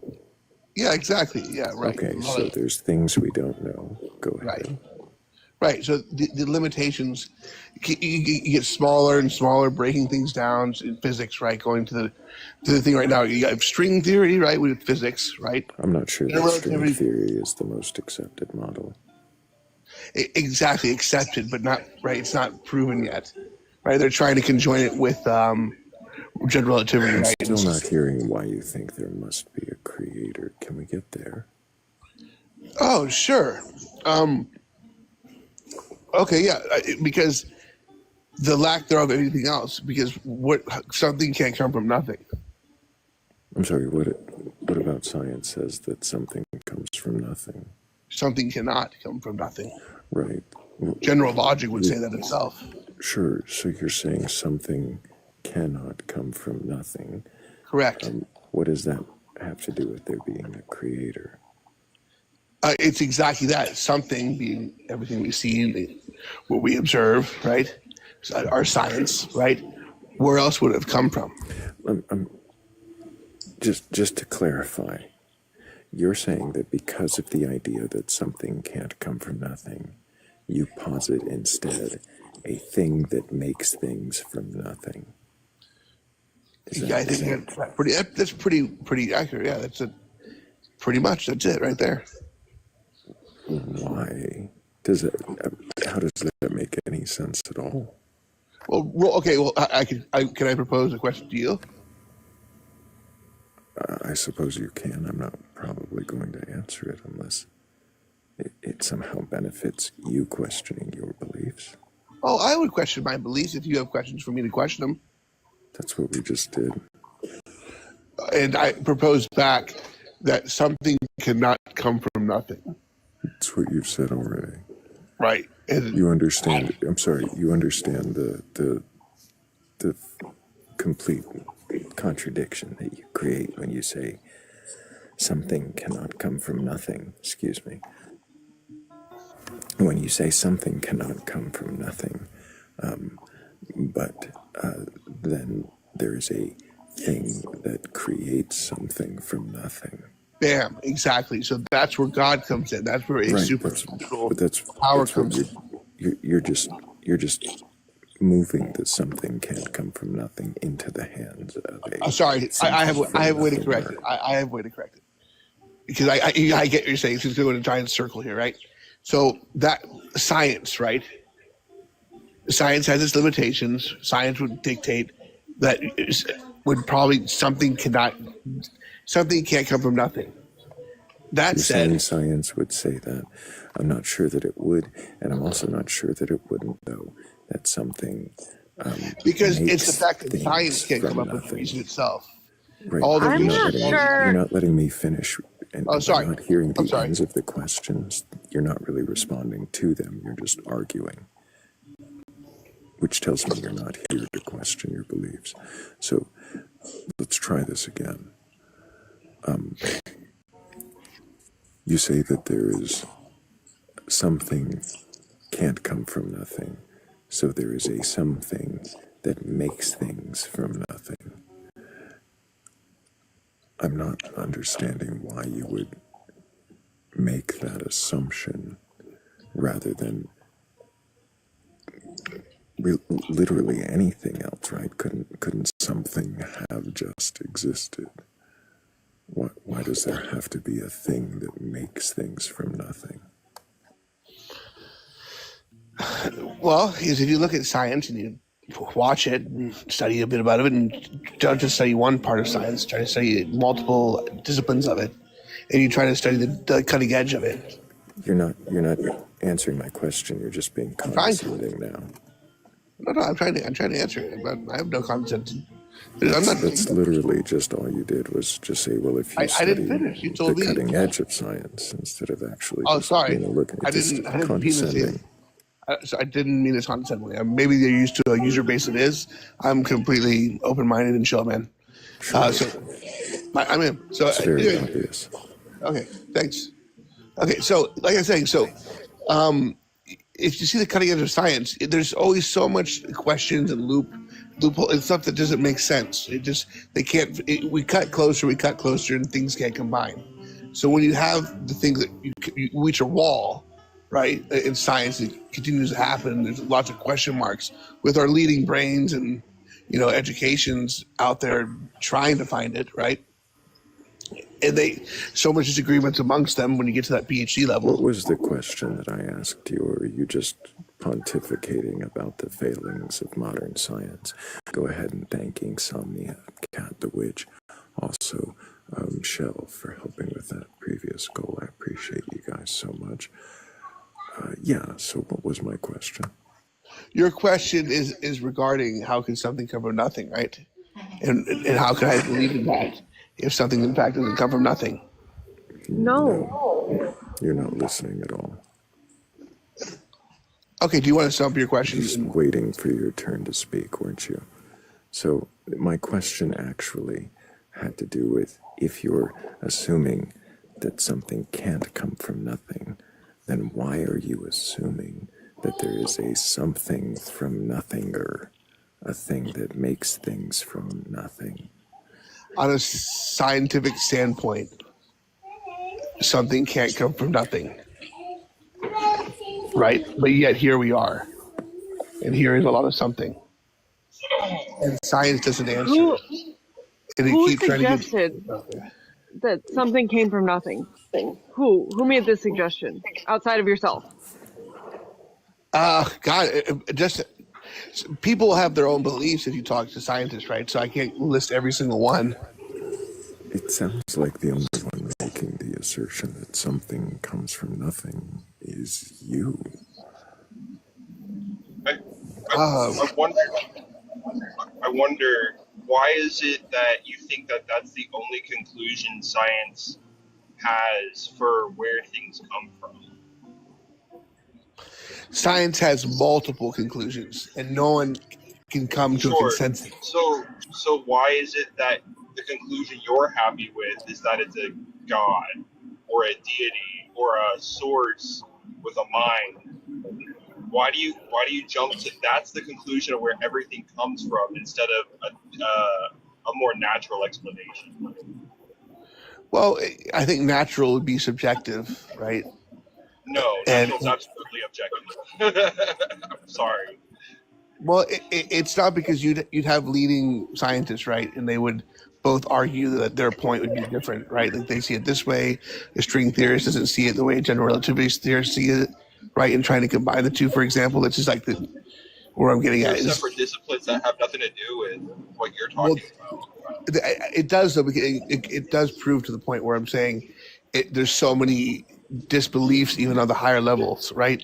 With these people, huge educations and study their whole life for it, right? And you're bringing up things like string theory, which isn't even really widely accepted among the scientific community.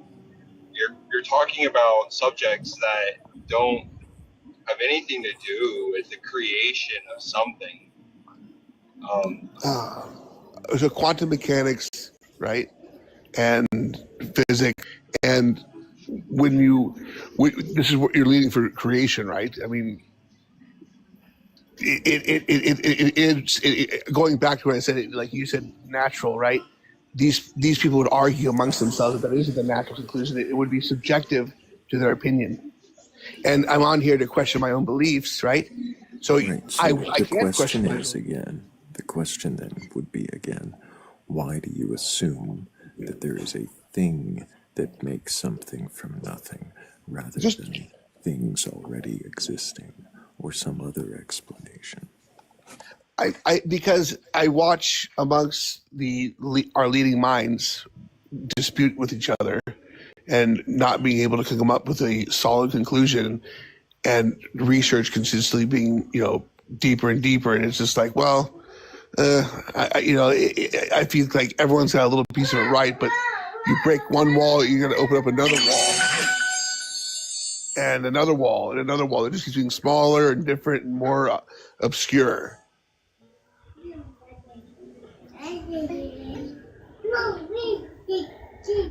Hence, going back to a belief in a deity, a god, a creator. So, so science is always going to be on the cutting edge of something, right? Correct. We're always going to have something that we don't completely understand, and that's the whole point of science, is to keep finding those, hey, we don't understand this, right? Correct. So, again, I don't see how there's room for you to believe that you believe I suppose, by the way you're talking, you have a strong belief that there is no deity. Am I correct to assume that? Why does it matter? Because we're talking about belief. Yeah, but why does it matter for you to question your beliefs, to know the beliefs of the other panelists? Well, because we were having a conversation, right? And so we're talking about cutting edge. And so I'm rolling back to how you break through walls and we have our own beliefs, and this is my belief. And that question back and say, why is that your belief? If you already know that we keep breaking through with science and it continually break through, why would you believe otherwise than my belief? Why? That doesn't make sense, though. You're literally just answering a question with the same question. Are you looking for a fact of why I believe what I believe? We're looking for what compels you to believe what you believe. And you're saying basically that you don't know, and science doesn't know, so therefore God. Correct. That's a great summary. So, are you familiar with God of the Gaps? No, I'm not. Can you explain it to me? So it's a fallacy stating that just because we don't know what causes something or what's responsible for something, it must be God, right? We're inserting God into the gaps of knowledge that science or humanity has to, let's say, the creation of the universe in this instance, right? Okay. Fits the title. Right. So the belief system seems to be fallacious the way you described it to us. What I see is that that would be the perfect argument for it. That would be the perfect counter, and I could also see the counter. We could spin in that counter all day with what I haven't read that book, or is it a research paper or a book? I mean, it's a common phrase nowadays. Just look up God of the It's a Gaps. concept. Okay, gotcha. So that would be a good way to get in a little spinning track here with chasing tails as well. Wow, we're not chasing tails. I mean, it seems like you're being a little circular, but I'm not trying to chase or prove you wrong. I'm trying to see if you're able to question whether you believe that this is really like the answer, or like, can you question that you might be wrong? Yes, it proves religion. Okay, so can you question whether you might be wrong? Yeah, absolutely. I don't have a PhD. Is that what it would take, you think? A PhD level knowledge to be able to disprove the God that you assume is there because of what you don't know? I think a PhD in physics would be a fantastic start.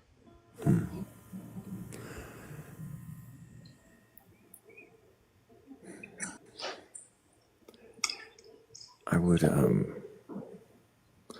recommend looking into. I mean, have you studied philosophy or logic at all? All on the very shallow level.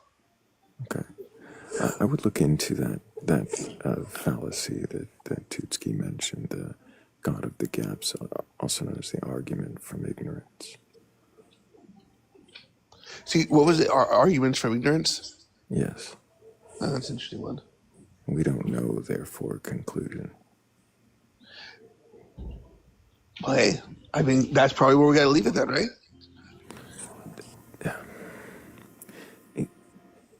Does it not feel like a logical leap?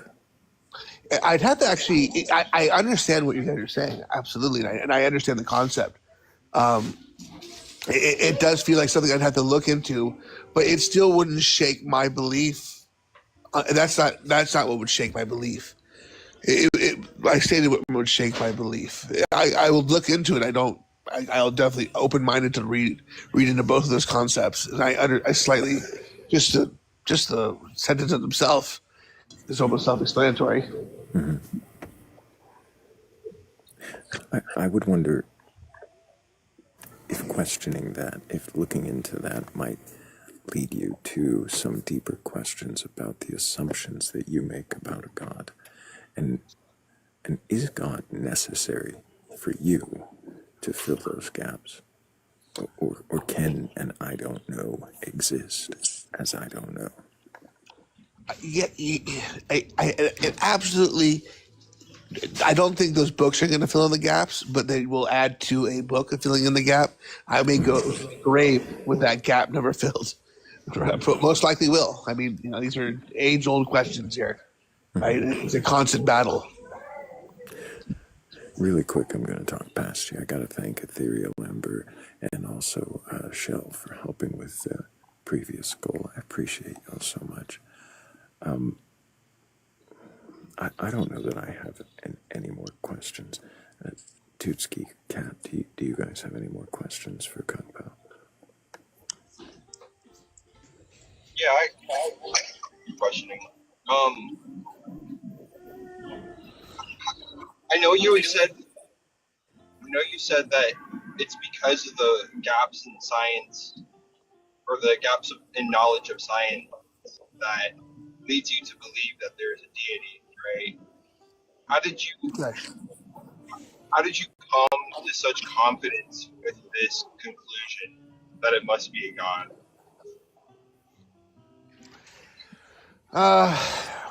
Let's see. I've been studying it for probably I was raised Christian, but I don't believe in the Bible, as it seems like just a bunch of metaphors to me. Everything's spoken through God. I've been studying physics and philosophy and all these things very shallowly, and it's just the lack of solid detail of how much we know. We know a lot. We certainly think we know a lot,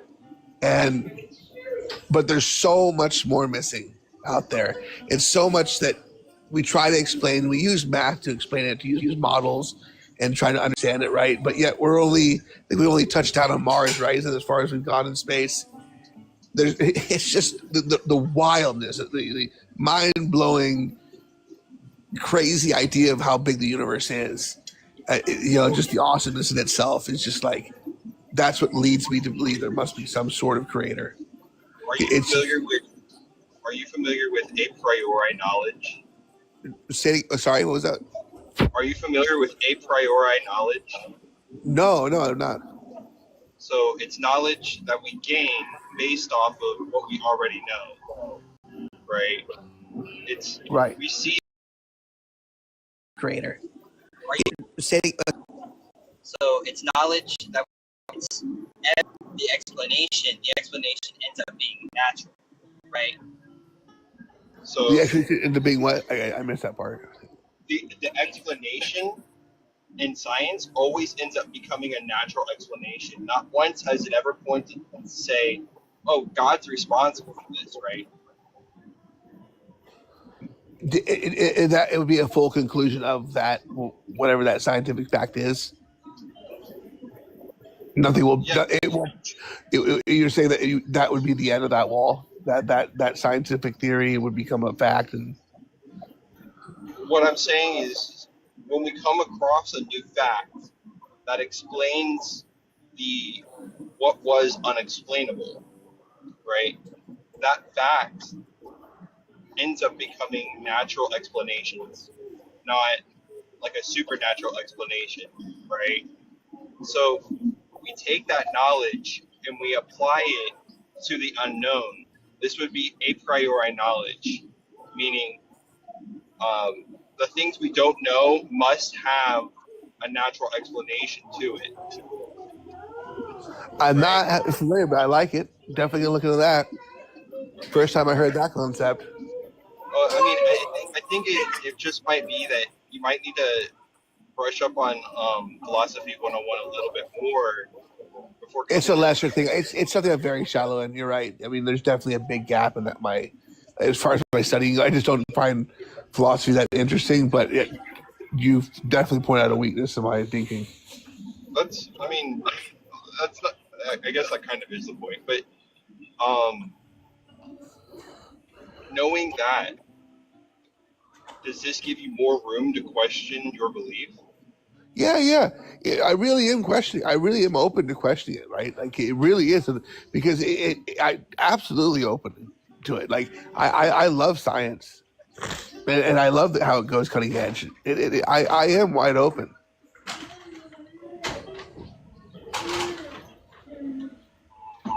So would you say that your natural instinct to believe that a God's responsible for this stuff just comes from your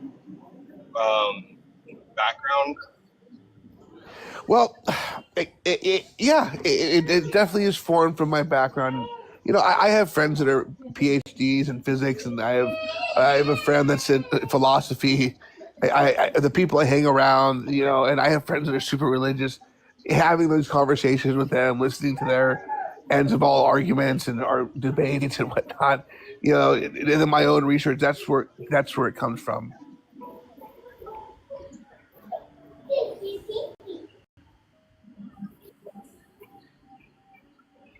So if I were to ask you now, where do you think everything came from? What would be your response? I'd stick with what I said. Originally, it just said there's a deity, because everything was just so, lack of better term, just so awesome. Why not? I don't know. Oh, okay, well, that works too. To be a god, but a deity, but I don't know. Is that your final answer? That's the final answer. All right, there you have it, Thrayle. The god of I don't know. I appreciate you being here, Kung Pao. I think we're going to move on to a new guest. Absolutely. You keep asking questions, and maybe you'll find new answers and come back, and we'll question others too. Certainly. Thanks for having me. Yep. Thank you.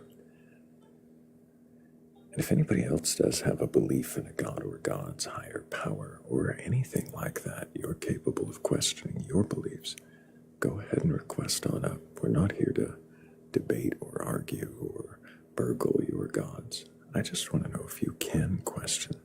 Well then, what is it that you believe? And why do you believe it?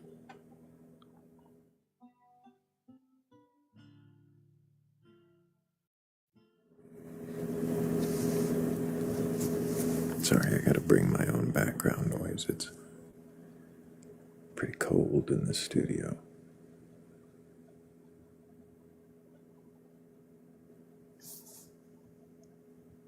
We're at 118,000 likes. 149 of us watching. If we all keep tapping that screen, we could break 150 real soon, I'm sure, on both numbers. And maybe get out to the FYP, bring a few people who have a belief in a god or gods, who are capable of questioning their beliefs.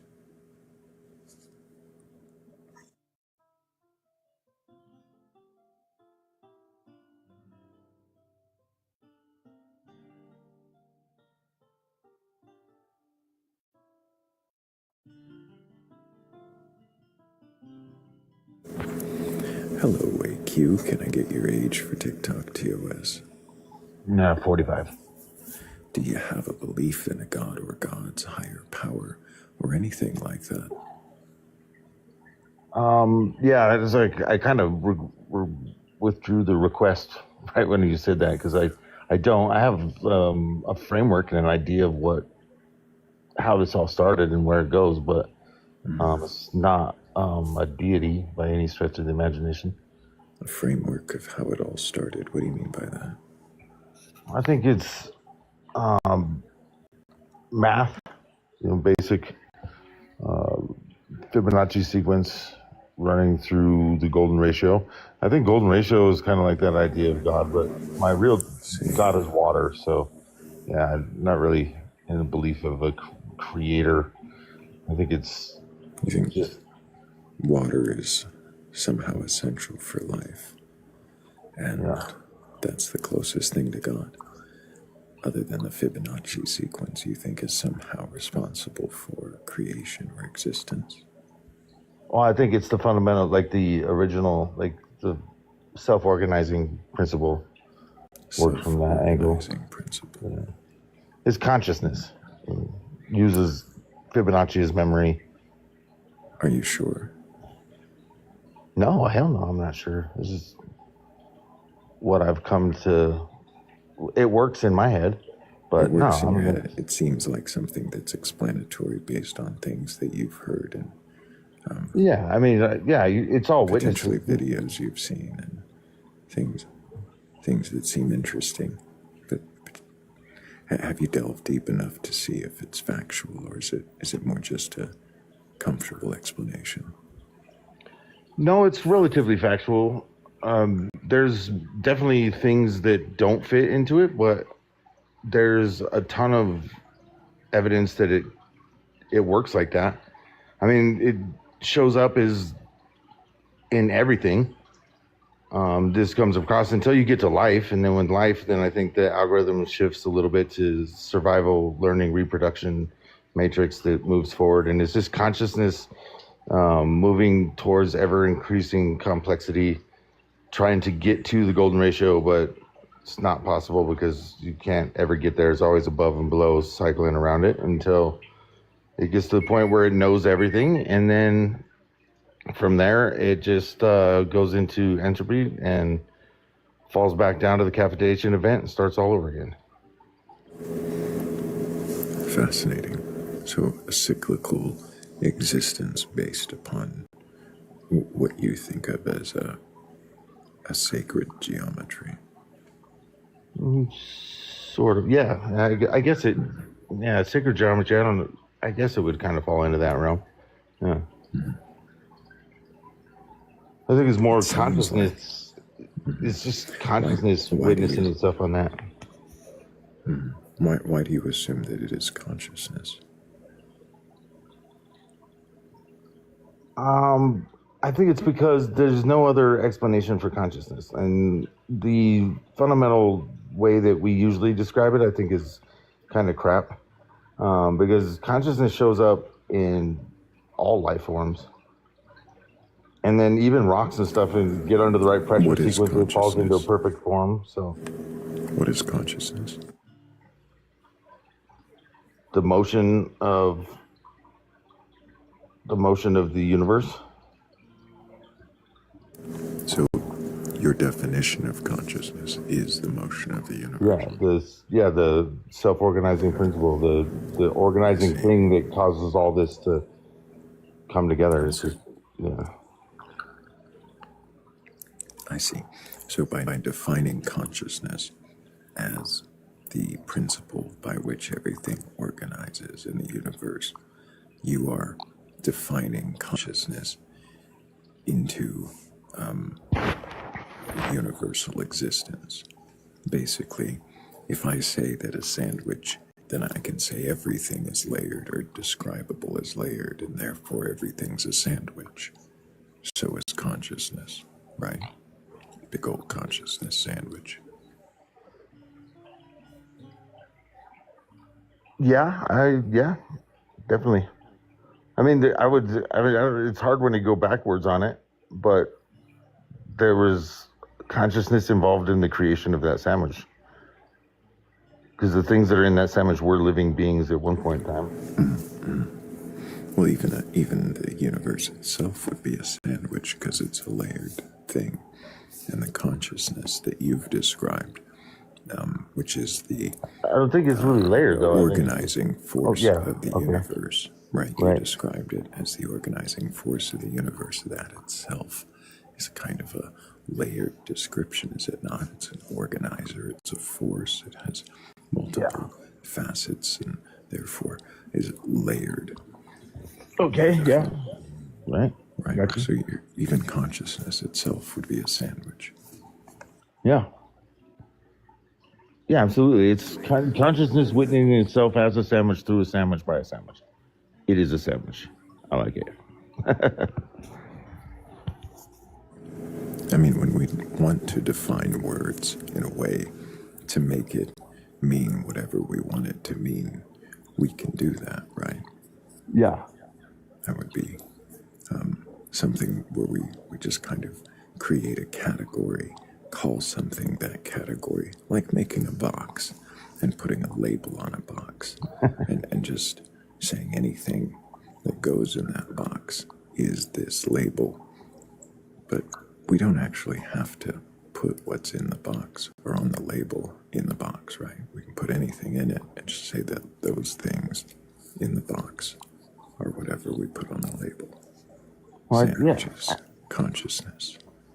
Yeah, and I think that's. I mean, realistically, we're all each one of us is generating this whole thing anyway. Nobody's got the ability to see reality as it is. Kind of just see it as we are. So, yeah, I mean, totally, you could do that all day. And I realize when I say that when you asked if I believe in it, that's why I said no, because this is a framework that works for me, but I would never say that it's correct enough to try to push it on anybody else. A framework that works for you. Does it matter to you if all you're doing is defining a God into existence?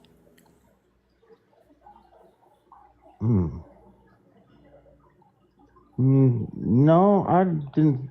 Well, that's a good question. Wouldn't put it as a God, but yeah, it's it's really doing the same exact thing, just not putting a person behind that idea. But yeah, it definitely is the same thing.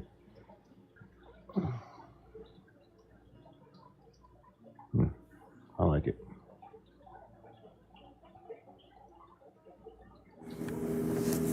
Does it matter to you if it's not real? If it's just your mind making up an explanation for something you don't know?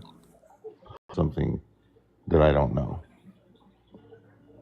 Because we don't really get the opportunity to know that. Mm-hmm.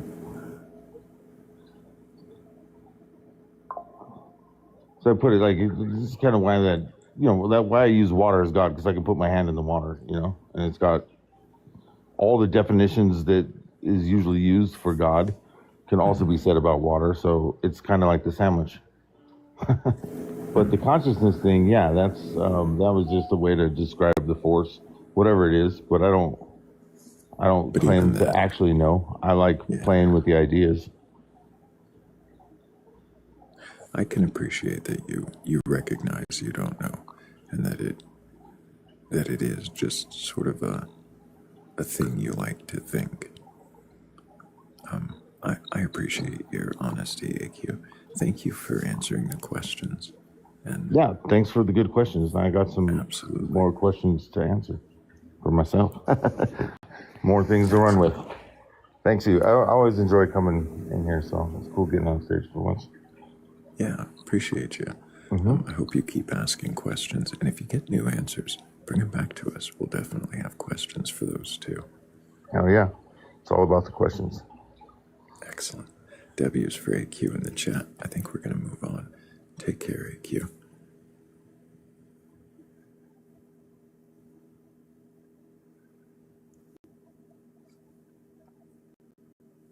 Did we lose the music? Or is it just my heater drowning it out?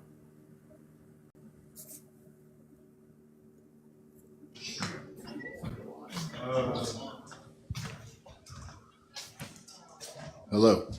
Hello, Reburns. Can I get your age for TikTok TOS? So, I think that, okay, so static, uniform, zeros and ones, right? Like a TV. Reburns, I asked for your age. Can you give me your age? Oh, I'm 44.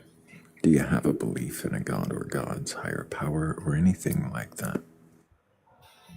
Yeah, sorta.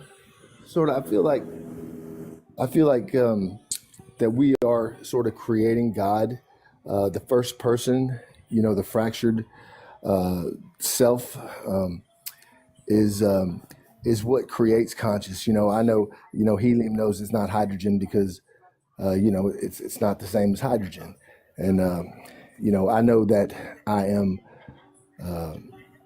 because I'm not you, right? So these separations, these differences, is what creates more and more and more, right? So let's say it was just static, like a TV screen, black and white, zeros and ones. D squared would be my eyes, right? The speed of light at which it enters my eyes, and I take and I pause it, right? I pause that static screen, and I give it a name, right? The word. It then it creates information, and it slows the light down and turns it into matter. To do it again, we create time. So now, every time we do it again, it's like that, the law of doubles or the Fibonacci sequence or something. You know what I mean? I have no idea what you're saying now. Huh? No, you asked if I knew what you mean, and I have no fucking clue what you're saying. What are you talking about? I'm talking about, okay, so if God's the third person, like, okay, I'm the first person, you would be the second person, and God would be who we're talking about, right? The third person. So I'm talking to you, or we're talking about something else.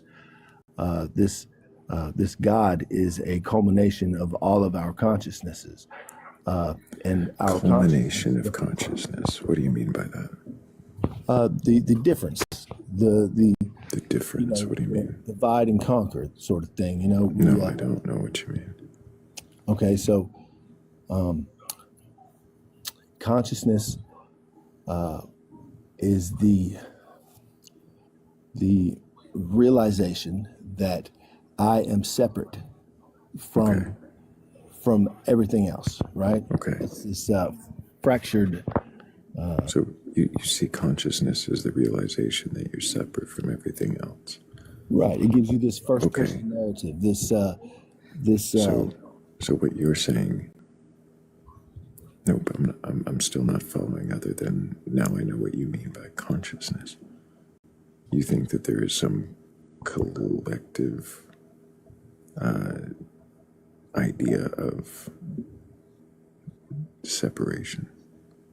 Yeah, I mean, the difference between you and I is a very, we're lines and lines and lines of code, right? And the last few, I don't know what you mean. We're lines and lines of code now. Your DNA, ATCG, right? Or is that just something that we apply to it as a metaphor? It is a function of the binary of how things either repel or attract each other, right? Is it? Well, I'm pretty sure that on the other side of the black hole, in the center of our galaxy, there's another universe. Why are you pretty sure of that? Because why would the black hole at the center of our galaxy be so special as to have another universe on the other side? Well, all black quantum computer. Your head. Really? A quantum computer? Are you sure about that? Yeah, I'm pretty sure. I got one on my shoulders. You got one. What does quantum mean?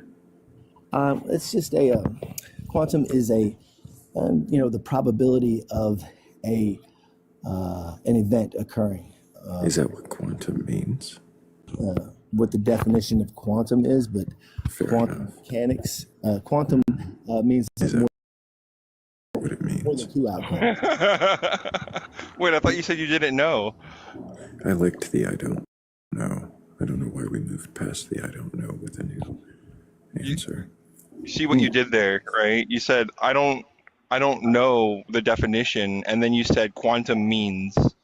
Well, I And then- mean, I'll look it up next time I get the chance. But what I'm talking about, quantum, it's got something to do with the number 4, maybe. Is Why would it have to do with the number 4? I don't know that it does. AD. There is a beginning, and there are many paths that one particle, whatever, a person, a consciousness can take, and they branch off into many other different possibilities. There are many paths that consciousness can take. How did you determine the probability of the paths of a consciousness? Well, I mean, BlackRock owns like 90% of the invested stock, and I think BlackRock, it's got to do with Mecca and the black, the Satan, dark energy. It's got to do with the probability of the outcome. Did you just say Satan? He did. He said BlackRock, Satan, dark energy. It's like a keyword salad of nonsense that makes no sense together. What the fuck are you talking about? Wait, so you do have a belief in a god? I believe that everybody gets their turn. You believe that what? Everybody gets their turn. Sorcerer's Stone, Okay, but can you answer if you believe in a god or not? I believe in myself, and I believe in your opinion. I believe that. So when you brought up Satan and like BlackRock and stuff like that, what were you trying to get at? Do you have a belief in Satan? Okay, so these words, they have a quantum effect, sort of. The spirits, they use a condensed language. If it all came down to the square and the circle, the line and the 1 and the 0, the line and the curved line, then the line is the active principle, right? This is the masculine. And my finger, my tongue, my penis, my pencil, my flagpole, my rifle, my sword, they're all shaped the same way because they do a thing. They're the active principle. Okay, so we get his penis as a line. Where's this god? We're done. As soon as he starts swinging his flagpole around, I think it's time to move on. That was crazy.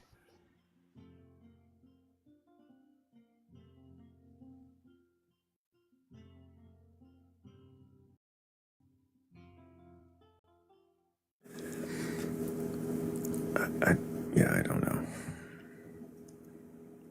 We'll see what the next one says. Hello. Hello, Wisdom Eye. Can I get your age for TikTok TOS? Yes, it's 35. And do you have a belief in a god or gods, a higher power, or anything like that? Yes, I believe in a God, but my perception of God is basically related to the problematic of the persona. When you say what it means to be, that there is a consciousness which is aware of all there is, which is, again, if you believe like me in an absolute system, then you will just say, what I believe is that this ultimate individuality is basically self-knowing in totality, while we are just the same structure, but we don't get to see or experience the whole self. So thus we are seeking.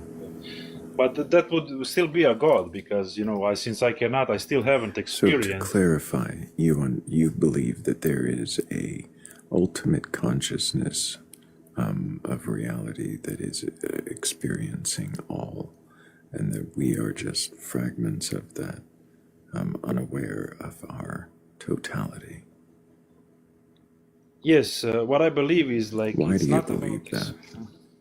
You know what I believe, because I don't know. There is always in problem with philosophy or theology or anything else is that you can always state the other possibility, and thus since since it remains unproven, unquantified, and if I cannot translate it in a language or in a form where you can correlate with, it remains to be unproven, and thus it is a belief, even though I would argue it is a knowing since I'm experiencing it, right? I understand that it is a belief. I don't understand why you would call it a knowing, and I also would want to know why you. It remains to be unproven, and the belief, right? And I also would want to know why you hold the belief. You said it's just one side of a thing, and belief is just one rather specific belief that there is some all total consciousness that we are fragmented of. Why make those assumptions? It's similar. It's similar. Why rather specific, fragmented of. It's similar. It's similar. Why simplicity's sake said all the things and shapes are made of white light, for example, and you identify these shapes because you are also taking a consideration to think about that the rest of it is basically an inverse shape of that. You still have to argue that what is not, which we don't identify with, is still something and has a shape. It's just seemingly connected, while we are identifying with something which is seemingly disconnected. So my view is that the God which we are speaking of is the being which can observe both polarities and in all totality. Thus, he can experience everything as perfect and non-moving or static, or I don't even know how to explain it, but since I cannot prove it to you, it will become Why a make believing. the assumption? Sorry, maybe I can prove it to you, but who knows? I'm not asking you to make the assumption. Sorry, can you be more specific? Assumption of what?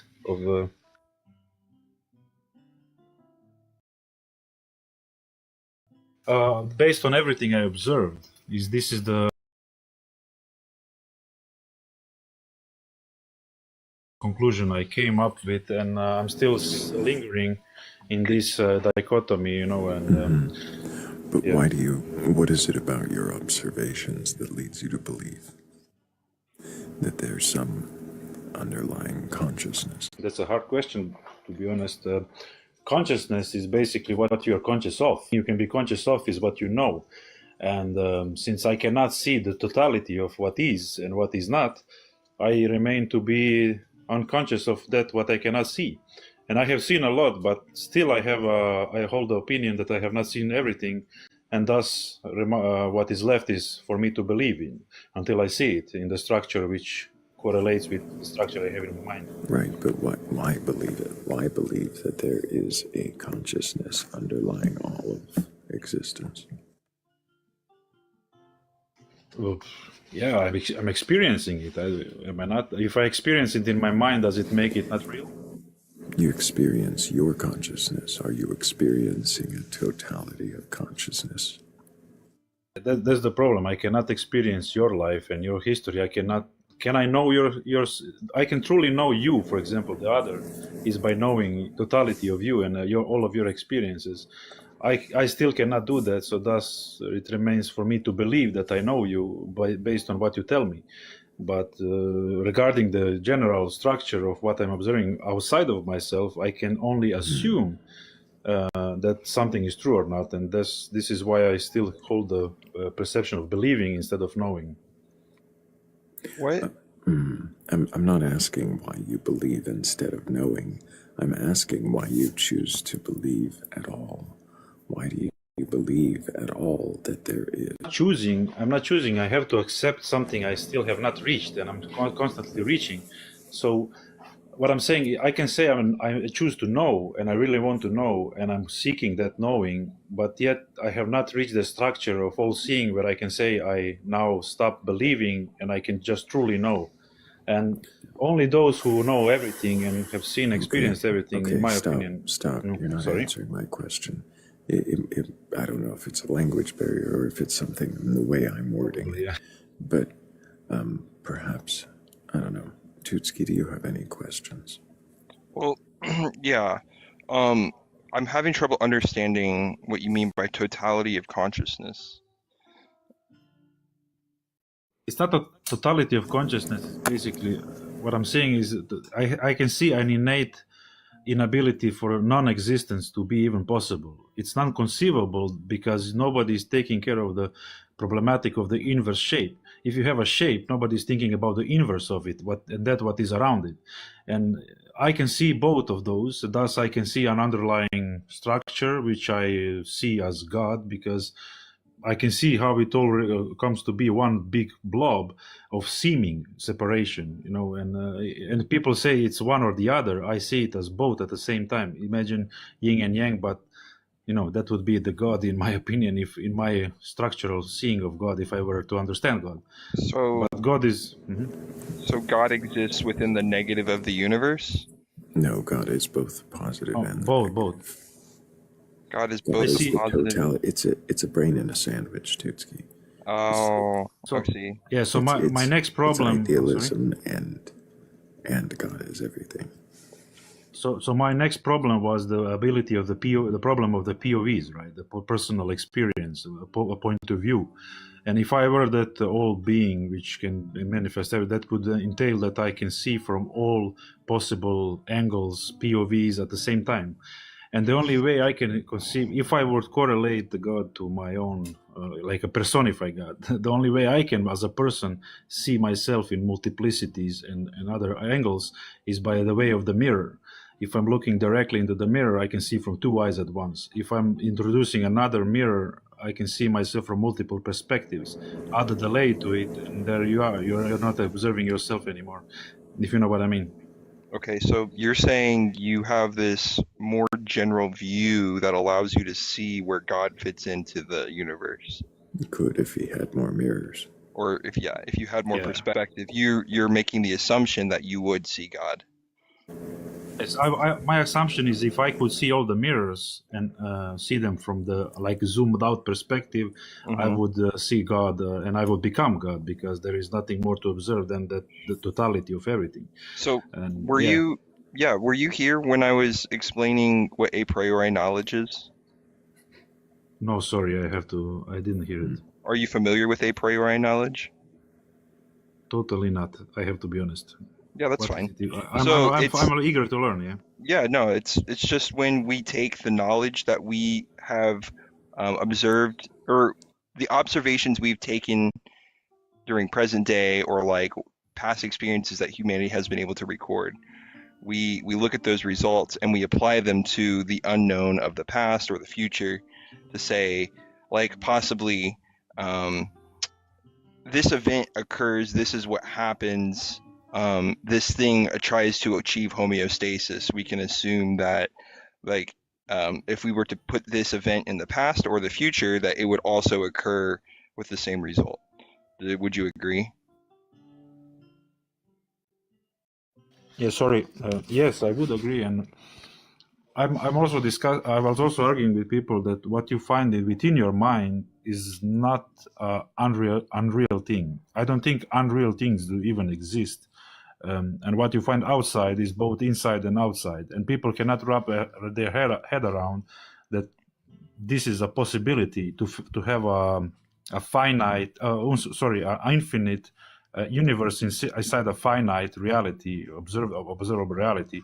So if you have a finite system, how can I have an infinite, objects inside the finite system? Sure. So. Yeah, so I see it both as when you're zooming in, it's the problem of zooming in. Are you familiar with orthographic and perspective cameras? Autographic?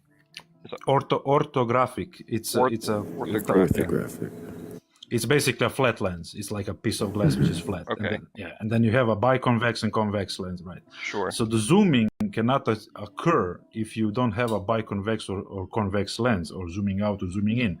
So what I'm trying to imply is that if you had a flat lens, you will be not seeing anything. Like, it's hard to explain. Listen, if you keep zooming out, you make a dot on a paper. He's saying, you keep zooming.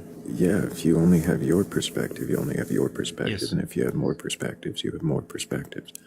And you think that the more perspectives that you have, then that would make you God.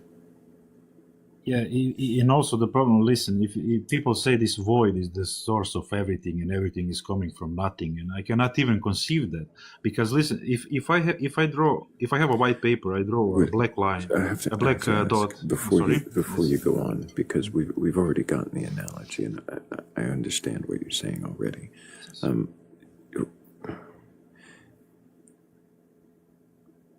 Do you think that you could be mistaken in your belief? Is there any chance that what you believe is based on an assumption? My egoistic self would say no, because I cannot see any other structure, scriptures and religions, and usually I'm very form based creature and experiential creature, and what I'm saying is that since I cannot conceive any other possibility, I remain to egoistically say I just know. But then again, since I cannot experience everything else that is around me, I'm still feeling like maybe there is something to believe in after all. Because I have to, if I could experience everything from every angle, every POVs, then I would say for sure there is nothing more to believe in. I would just know. So that was like a sum up of, yeah. And if you could experience everything from every point of view, and you came to understand that a majority of those points of view were just making up whatever felt comfortable to them, would you be able to accept that perhaps what you've done is the same thing? Yes. This is why I have been arguing that innately all realities are real. This is why we call them realities, right? What you imagine and the universe you're compounding in your head, if it's conceivable and you can conceive of it, why shouldn't it be real? But I cannot have maybe access to it if I'm not experiencing or have not conceived of the same reality. So thus, I would like to believe that my reality could be wrong or could be one way of thinking, while others could be also the real thing. But I might have not accessed yet that part. So I'm just believing that there could be more, but I have not seen it yet. I wonder if there are better questions you could ask than assuming that everything is the way that you've concluded it is. I wonder if there's ways that you could access more perspectives if you were more open to being mistaken. I am, I'm exploring, but it's about also the desire where you want to be in your tinkerings. I'm trying to understand the fundamentals of the creation, what it means to be that point, the point on a paper to begin with, and what would be the multiplicity. The structures come later. This is like a macrocosm, you can then take another. But you assume the point on the paper, and in doing so, you assume the paper. Yes, what I'm assuming, I'm actually assuming the dual reality. Let's say that the nature is just black and white, and if you want to have a dot on the paper, you have to have a convex lens to have a zooming factor, which is creating that point.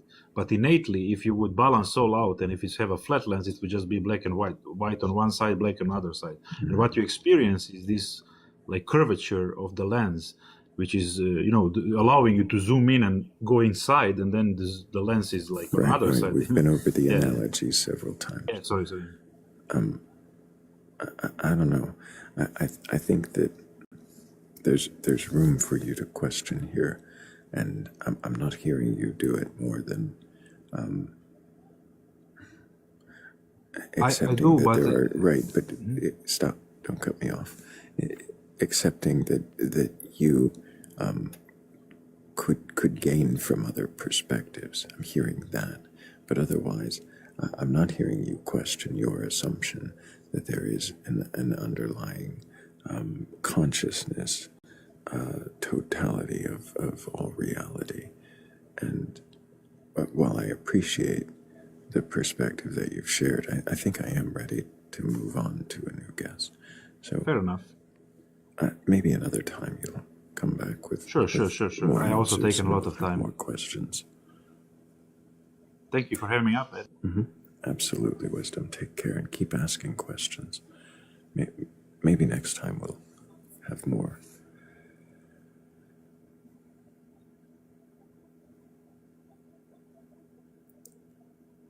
We are at 134,000 likes. And if we tap that screen just a little bit more, I bet we could bring in a few more people who could question their beliefs. I see a few in queue who might be able to do just that, but we'll only know if they're not ghosts.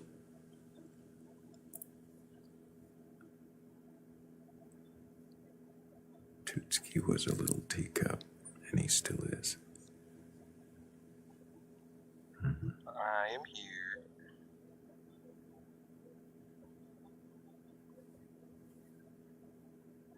You can see the queue.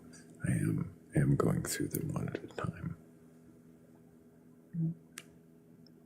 Some of them exist, some of them don't. The patient ones will have a chance.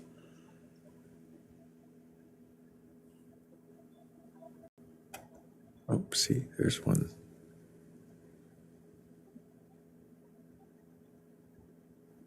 If Maria Kelly is really there, looks like they're still loading in.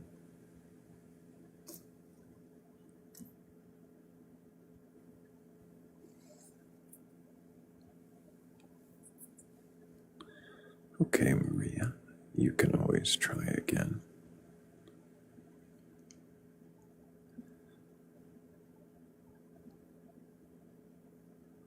If you meant to join,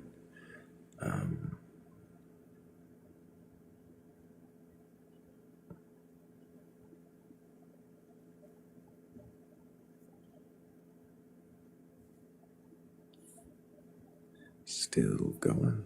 The music seems to keep cutting out on us.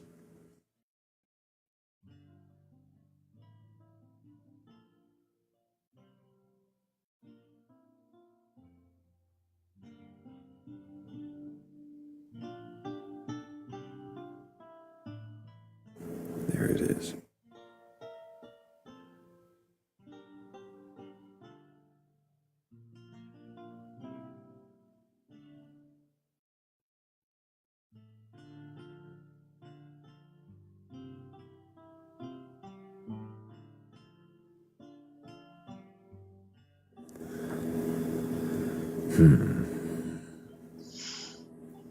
See 5 more. Oh, Thrayle.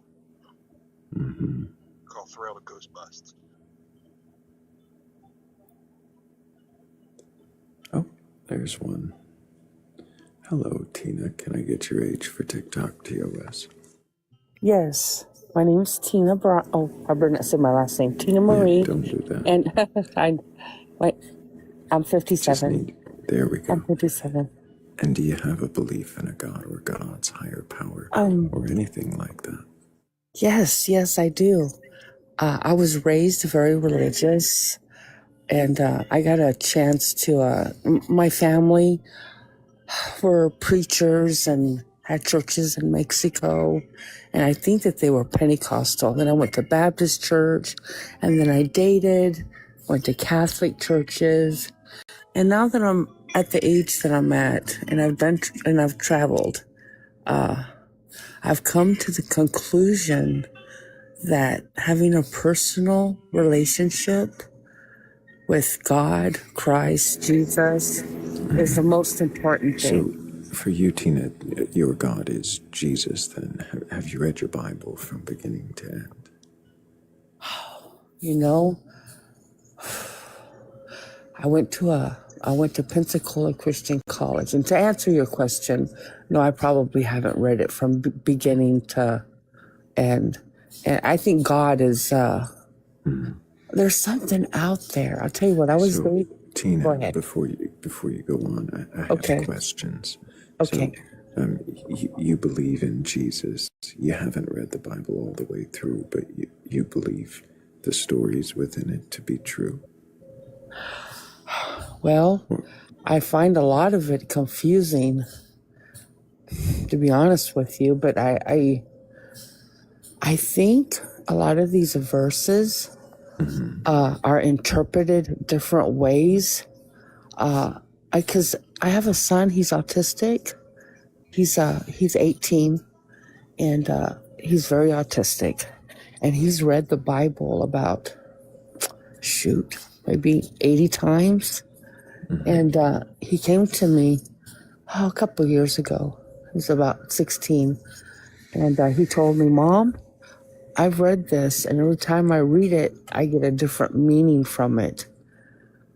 So,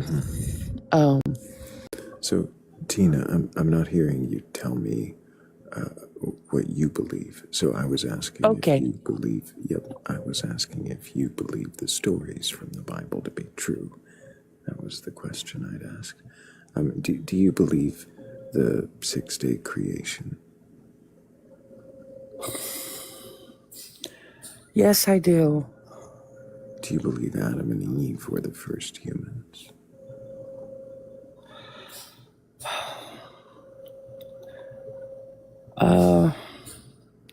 I really don't believe a lot of the stories in the Bible. I don't want to contradict myself, but I know that there's something out there that's real. Can I tell you? Can I tell you a little story? Why? It's pretty interesting. Well, Tina, it seems to me that you're not really interested in questioning your beliefs. You're more interested in just giving us testimony and reasons to believe what you believe because you want others to believe you. Oh, no. I really don't. I don't want others to believe in. I'm not interested in the sermon. I'm interested in seeing if you can question your beliefs. Can you question your beliefs, Tina? Can I question my beliefs? Can you give me an illustration what you mean? When you hear me say, can you question your beliefs, what does that mean to you? Well, let's see. Can I question my beliefs? Well, I guess I can question my beliefs. There's some things I don't understand. Like everybody's seems like they're so against gay people or transgender.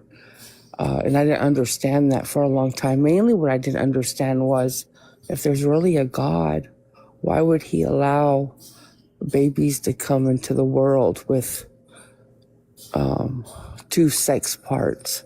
I used to question that a lot. And I have a lot of questions. There's a lot to unpack there. There's so much to unpack there. Tutski, do you want to jump in with some questions real quick? Okay, yeah.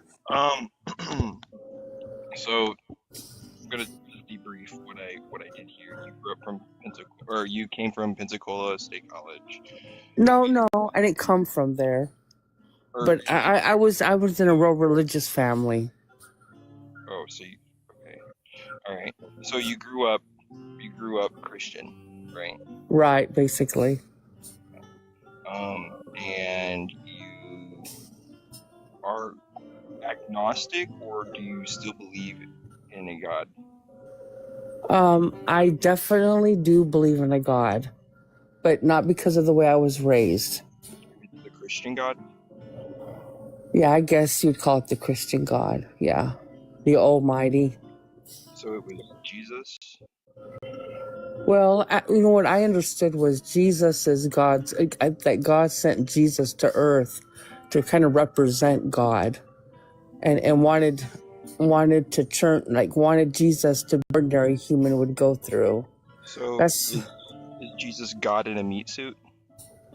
No, I think God, kind of like God created Adam and Eve. I think God sent Jesus to earth through a Virgin Mary. So just tell me binary, binary. Say either Jesus is God or Jesus is not God. Yeah, I don't think Jesus is God. Okay. I think there's a God. I just feel like there's a God and Jesus is his son. Okay. And what confirms this belief? Excuse me. I guess the stories from the Bible. Mm-hmm. And what confirms the legitimacy of stories in the Bible? And now that's probably because of the way I was raised. That's probably because of the way I was raised. So would you agree that you have a bias towards the Bible? I'm a little biased. Okay, good. I mean, at least you're honest. Yeah, I really am being honest completely. Like I haven't been asked these kind of questions, but I'm totally being honest. So if you are recognize that you have a bias towards a specific claim, Mm-hmm. how do you reconcile that? Oh, okay. Well, nobody wants testimony, so I can't do that. But as a little girl, uh,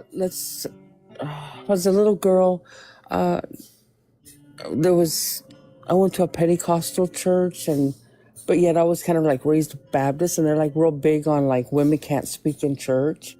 And I used to go to all these different conferences, and then I was in this singing group that traveled the country and saw different churches.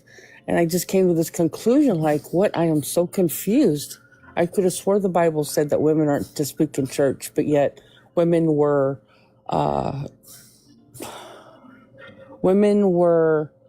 when somebody would go into tongues, then there would be another woman across the church that would interpret it. And I thought to myself, no, that's not right. And the Bible says that's not right.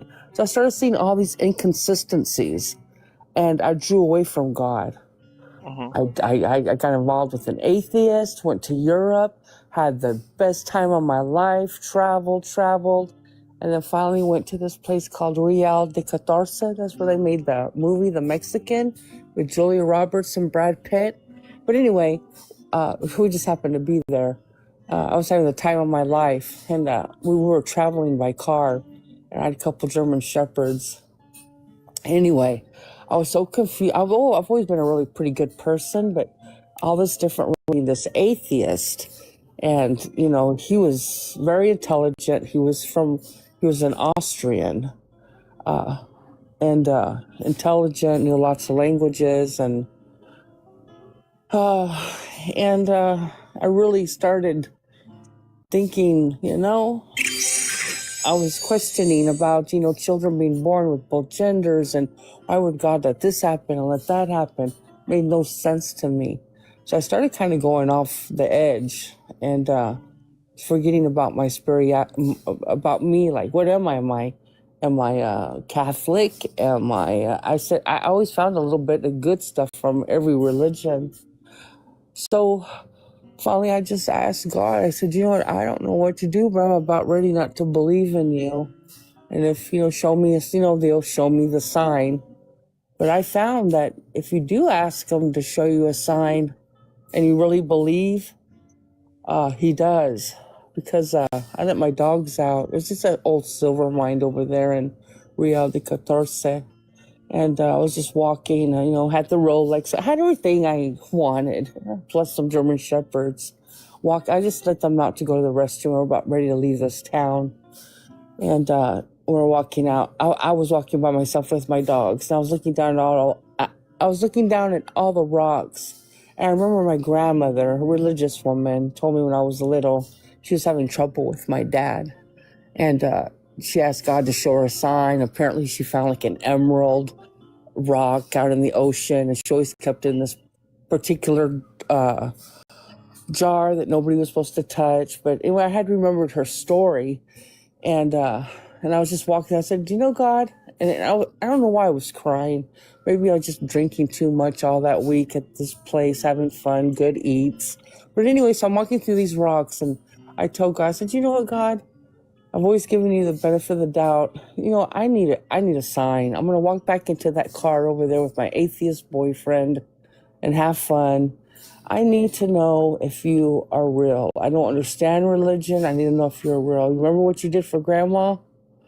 Can you let me find something ordinary, something spectacular out in all these old looking gray rocks? And so I'm looking, I said, ooh, that one looks like a star. And I'm looking around, I'm like, oh, that kind of looks like a horse. And then I said, and I started walking towards the car, and I just looked up at the sky, and I said, you know what, God? Thanks for nothing.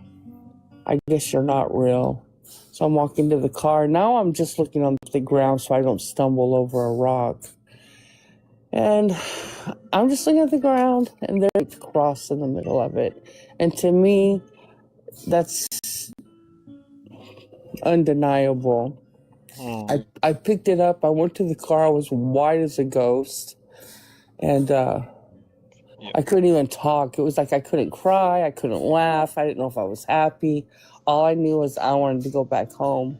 But anyway, little things have happened in my life like that. So I think, to me, what I do is I don't feel like I have to go to church to I don't think God's even at church.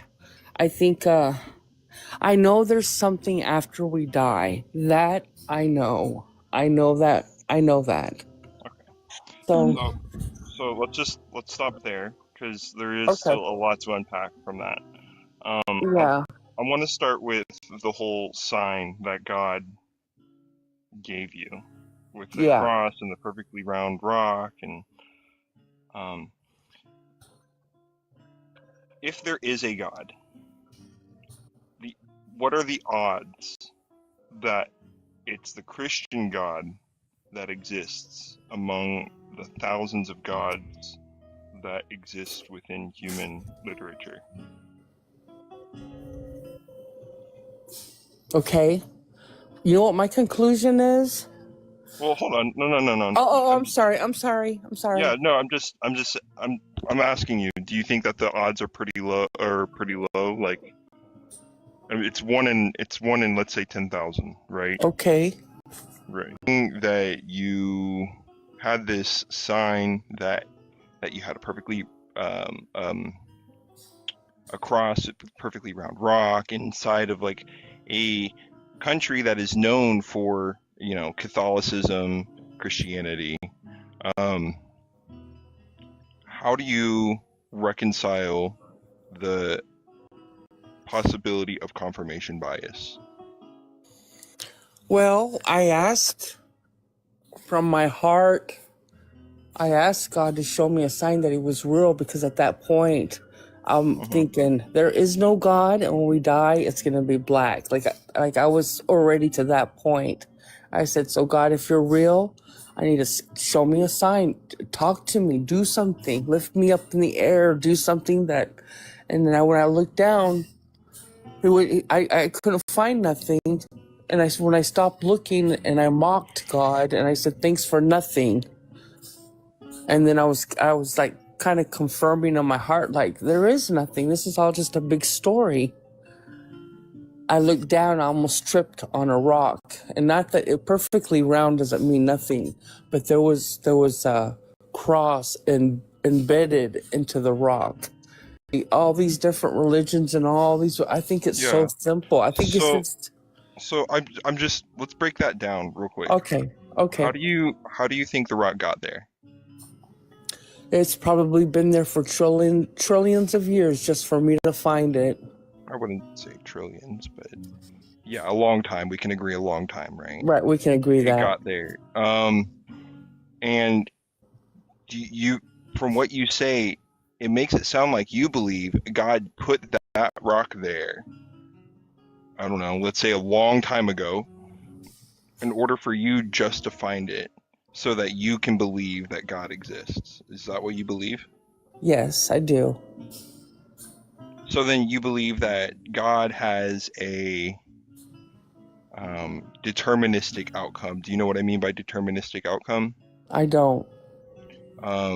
Meaning that like everything that you have done and will do is already planned out and set in God's mind. Meaning it doesn't really matter what action you take, that action has already been planned out. Do you believe in something like free will? I'm conflicting, right? Okay. You believe in free will, which is you believe you have the ability to do whatever you want at your own will.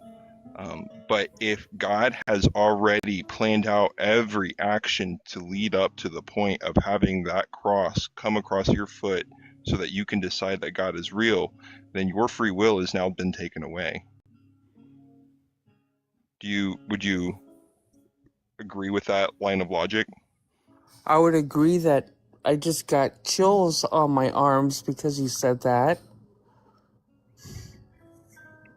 So if I had free will, how could I have free will when something has already been put in place for me to find?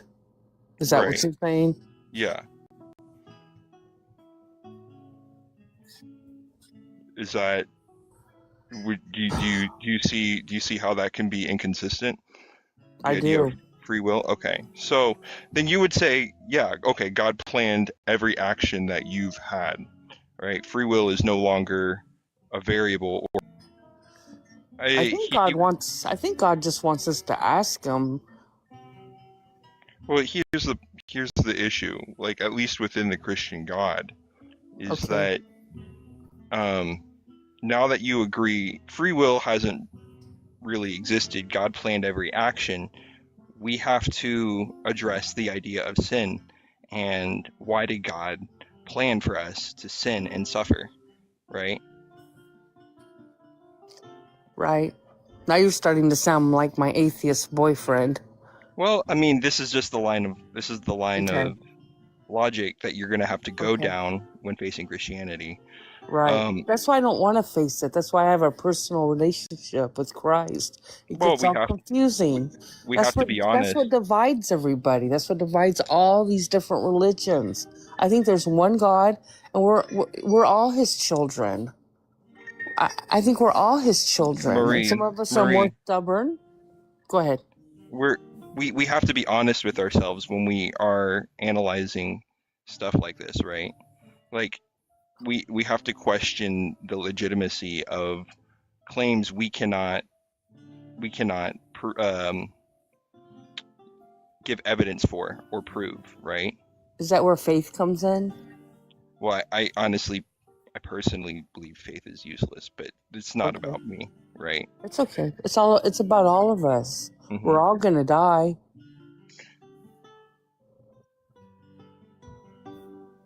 I guess I was more kind of hoping you would want to dive more into the idea of free will and this whole planning and lead you towards a line of questioning, well, why do you think you know that God exists if these things are in play? And the idea of free will cannot exist, and the whole meaning of Christ could not mean anything if you agree. Somewhere where we go after we die? I personally don't know. Well, can I tell you a little something? I'll make it super short. It was in April, and this was about 16 years ago, and my uncle was on his deathbed. He was in hospice. It was an uncle I didn't care for too much. He was very racist, just a sarcastic type of guy. But anyway, he was up in age. So this is in San Antonio. They call the whole family to come and see him and say our little goodbyes. And out of courtesy, I went, and I had my little 3-year-old on my lap. And I had a camera, a Sony camera. It was kind of up back then family. Hey So Tina, I'm sorry, where are you going with this? No. I'm almost done.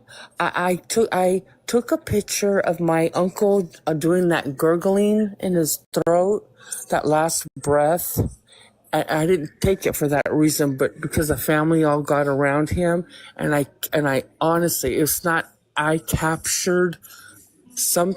I don't know if it was a soul. I don't know what it was, but it was a face looking right at me. It was coming out of his head. It looked like a potato from a distance. So I know so I'm just saying this because I know that there's absolutely something after we die. So you had a lens flare. No, I had a very up in the line Stop, Tia. camera. Stop. Okay. So something happened, and you got something on a picture. Yes, exactly. I really did. Pupils. And stop. Can you let me finish? Yes, I can. Go ahead. Something happened. You got something on a camera, on picture, and you've determined that that picture shows you something afterlife related. Why have you determined that whatever it is you have in the picture has to do with the afterlife? Well, because it was so obvious. It was just, it wasn't. How is it obvious? Because there were pupils looking at me. I could see the Pupils nose. in a picture prove afterlife. Something came out of my uncle. How does something coming out of your uncle prove afterlife? Well, it was going somewhere. It had a little smirk smile like the Mona Lisa. I'm sorry. Now it has a smirk and pupils. Yeah, no, yes. So just to clarify, you have a picture of something coming out of your uncle with a smirk, and you can see pupils, and you've determined that because of that, there must be an afterlife. Yes.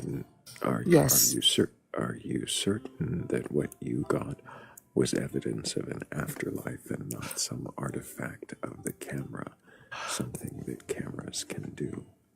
No. I'm certain of it. I'm certain because when I clicked it, it does like a bunch of clicks all at once. So when I'm looking at the picture, it wasn't a video, but when I'm looking at the picture, it was a Sony little camera. And when you press the button, it does like a whole bunch of up. And then around this potato, I'm calling it a potato head. I know somebody's going to make a joke about it, but I'm sincerely being honest. I'm sorry, have you published these pictures anywhere? No, I took them to a priest. I took him to my sister's Catholic, and so do you still have these pictures? Yes, I do. I still have the picture. In fact, it's a big picture. Considered I thought it was a series of pictures that you could see the motion. Well, you can in the camera, but we took like the best one that looked. So you only took one of the pictures. Yeah, I took one picture, but when I took one picture, I don't know it took like a bunch of pictures all at once, like, and where you can see it kind of, like nowadays. You're saying that it took a bunch of pictures, but you only have one now, right? Okay, all right. Like with our iPhones, when you take a picture, it's like a live picture, so you'll get like a quick little glance of maybe. A few seconds, yes. Yes. I'm not asking about that, though. If you have that, do you have that? Or do you have just one picture now? Well... If you have one picture now, and the picture shows something coming out of, you say, your uncle. The top of the head of my uncle. I thought it was a smear on my phone at first until I magnified it. I got upset because I thought my 3-year-old... Was this, just to clarify, was this when you took the picture, was this like the moment of his unalivement? Or was he alive? Yes, it was. was. The moment he was unalived. Well, he gurgled. He gurgled, and the whole family got around him to see what was wrong. And I was sitting at a chair at the end of the bed, and I thought, there's little problems in the family, like not everybody's real close, but at this moment, you heard like a gurgling noise, like something foamy coming out of his mouth, so they all got around him real fast. And when they did that, I'm just thinking, I can get a whole family in this frame shot. So I took the picture. Maybe I did do my finger a couple of times. I don't remember, but I took the picture, and I didn't even want to look at the picture, but since it was around Easter time, I wanted to see my Easter pictures of my kids. So just to clarify. Yes, sir. So now, you took a picture. At the moment, he unalived while everybody heard his sound. Yes. And they all went around him. Yes, and to clean him up. Your thought was to go when he was making that sound, and he was obviously not well. Your thought was to take a picture of the family gathering around him. Correct. And you didn't look at the picture again until later when you wanted to see your Easter pictures. Right, right. So you didn't even think to look at the picture. No. You assumed that there was a whole scene, ended up with one picture. Yeah, I wasn't real close to my uncle. I did it more for my uncle married my mother, so that's a big long story. But I was there just to be support, and I happened to have the good camera. I was just sitting at the edge. I didn't even stand up when that stuff started coming out of his mouth. I was just sitting down with my son on my lap, and I took a picture. And I didn't even want to look at the picture. I wasn't interested in looking at a picture. I took several pictures that day, but that particular one when he was gurgling, when everybody actually got together, was looking at him like cleaning his mouth, I took the picture. I was at the end of the bed. Didn't look at the picture maybe until, well, I think it happened April 2nd. So whenever Easter... Just to clarify, you leave no room for the possibility that the picture you took has any kind of camera artifacts, any lens flare, any double exposure, no kind of... It's, look, this priest came over to my sister's house. You know how they all get together after somebody... You know how my sister's close to her priest. Anyway, she has these big dinners and stuff. Well, I went to her... The priest knew why he was coming over, because not only to eat, but I wanted to share something, just not to even tell him what happened. I just wanted him to look at the picture. I'm not sure how the priest is going to verify.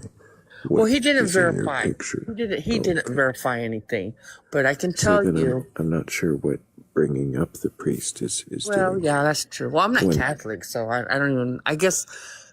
The picture I have shown every single person, there's a sigh and there's a quietness, because my sister even went all the way back to this hospice place to look at the wall to see if there was something. I do have a picture. Do you have a way to show it to us? At this moment, I can't. I'm in bed, and I'm in a 2-story house right now, but I do have it in the attic. Oh, you have the picture. But I would love to get a hold of you. We had them copied. Okay. My sister has it on her wall. You don't. If we could exchange some information later in the day, I don't mind getting it out and taking a picture of it. You could at some point take a picture of it. I'd like for you to see it. Right. So you could at some point take a picture of it, have it in your camera roll in your phone. Just in your phone's memories, and the next time you're here, you could share it with us. I would like to. I would be interested to ask you questions about it, but from what I'm hearing so far, it sounds like you have a picture of something you can't explain. I can't explain it. It's something looking right at me, and it has a nose, lips. Well, there's even color on the cheeks, ears. You're interpreting it as a face, right? But it is though. There is things like pareidolia that are real. Like there, we do have conditions where the human brain is designed to see patterns, right? And I'm not putting doubt or like saying your claim is wrong. What I'm saying is that leaves a lot of room for presumptuous to assume that doubt isn't legitimate to a claim like seeing a face in a photo. We see that all the time with ghost hunters, right? Like, oh, I don't see anything, but the ghost hunter's like, no, it's right there. I can see it. Right there's the eyes and the mouth. When I show it, nobody has to look for it it's pretty obvious. My nurse is an LVN. For her LVN, she's actually an RN now, but at that time she was an LVN. Yes, I'm sir. curious. Yes, sir. Are you afraid of unalignment? Do you fear? No, I'm not. I'm really looking forward to it, actually. I'm looking forward to it. No, seriously, I am. And you know how I think heaven's gonna Do you be? think that? Do you think that there must be something waiting for you after? Is that why you're looking forward to it? Yes, that's why I am. If you had some reason to believe that what you experienced, the evidence of an afterlife, was false, and if you had some reason to believe that there was no afterlife, that there was just an end, would you still be looking forward to it? I guess it wouldn't matter, because if I die, if there's nothing, I won't know it. It's just like before you're born. Do you remember anything about it? Before you were born, I guess it wouldn't matter. But I honestly believe, and it's not because of religious stuff, I honestly believe that there is something after we die. And you know what heaven, or if you want to call it heaven, let's say afterlife. I think things that you like on here on earth will be magnified. Like if you like animals, like if you like dogs, if you like the countryside, or I think it's just going to be magnified and it's going to be eternal life. I really do. Why would it be magnified? Look, now my husband, big old burly, big old guy, motorcycle rider, right? Harley Davidson. I'm actually, you know what? I'm going to stop you there. Okay. I don't feel like you have actually answered any of the questions without Okay, jumping. It seems like every time I ask a question, you just want to tell a story that doesn't actually answer the question, that just raises more questions. So I'd like to just go ahead and move on, Tina, and maybe another time when you can question your beliefs, you can come back, and who knows, we might have more questions and you might have different answers.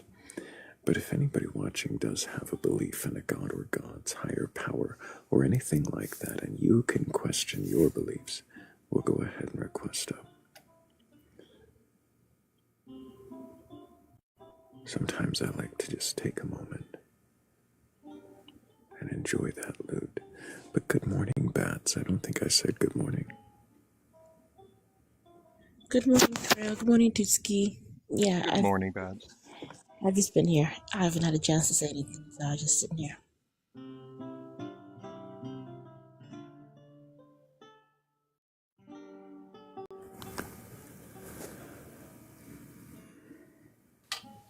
Hello, Dot. Can I get your age for TikTok TOS? I'm 37, female, Australian. And do you have a belief in a god or gods, higher power, or anything like that?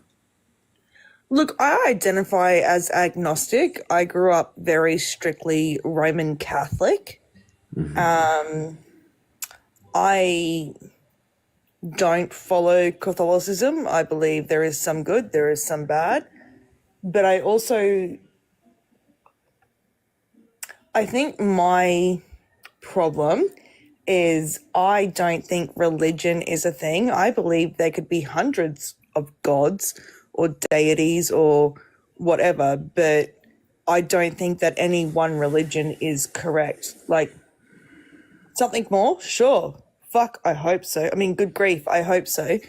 But I don't believe that Jesus Christ is the be-all and end-all, and I don't believe that, you know, the Hindi religion is correct. I don't believe that Judaism is correct. I don't believe Islam is correct. Do you believe there is a creator god, entity, being beyond all that made everything? No. Okay. Why? Well, I like science, first of all. Secondly, because how can there be one creator and so much derision between everyone on the planet who believes that their one creator is the be-all and end-all?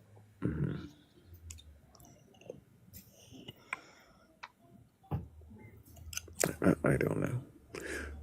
So is that why you don't believe? Like I said, I'm agnostic. I'd like to believe there is more. Why would you like to? Because otherwise we're just all worm food, mate. Like, at the end of the day, we go through everything. Otherwise, we're just all through everything. And I'd like to believe there's something more, whether that is a god or there is an everything, there is an afterlife, or there is something that has no, there is something more, I guess maybe supernatural or whatever the hell you want to call it. But I'd like to believe it. Do I believe it? I'm not sure. I'll find out. I'll let you know once I cark it. I'll jump in a live after that and let you know whether or not there is more. That'll be good. So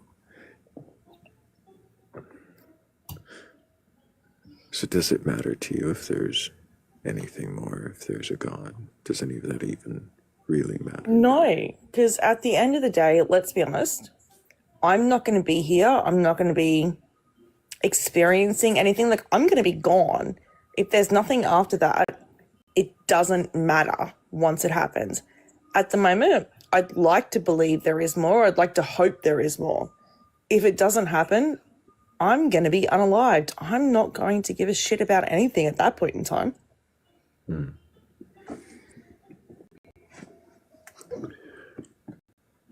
Can you imagine what might convince you that there is a God within this lifetime? Like I said, grew up very strictly Roman Catholic. If that could not turn me into believing it, I don't think there is anything on this planet.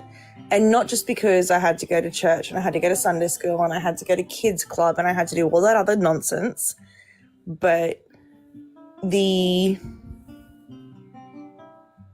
anything that makes you feel guilty for existing in any way, shape or form is not something that is good for you.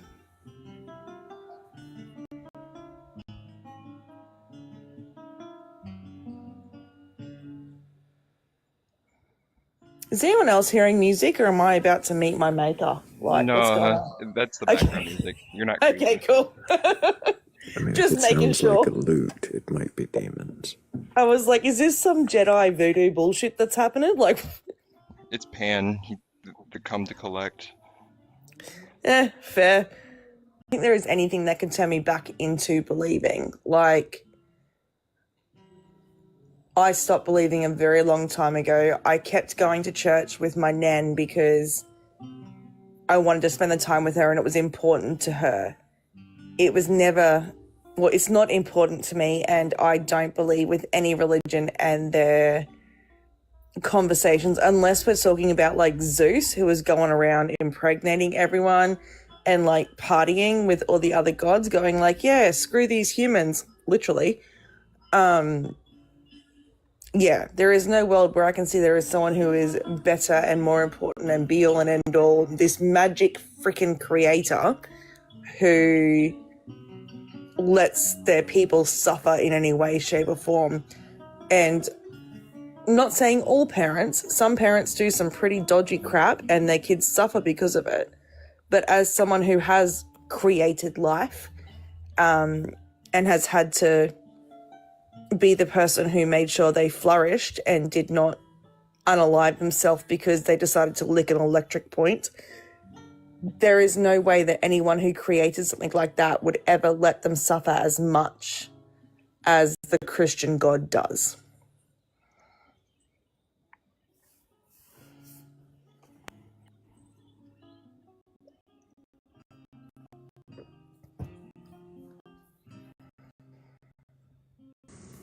I don't know that I have any more questions for you.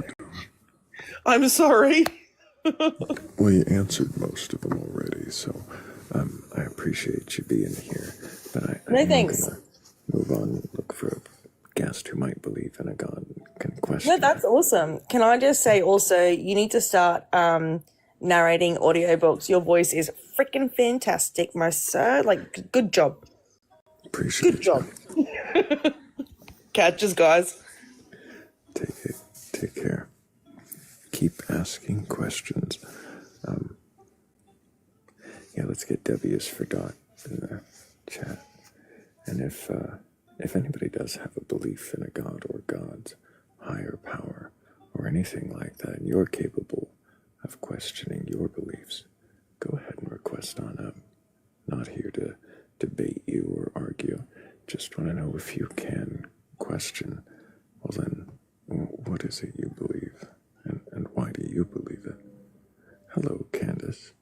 Can I get your age for TikTok TOS? Candace might not be there. Go ahead and request back up if you did mean to.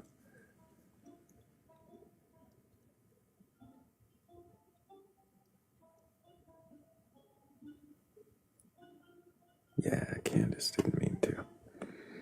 Let's see who else does.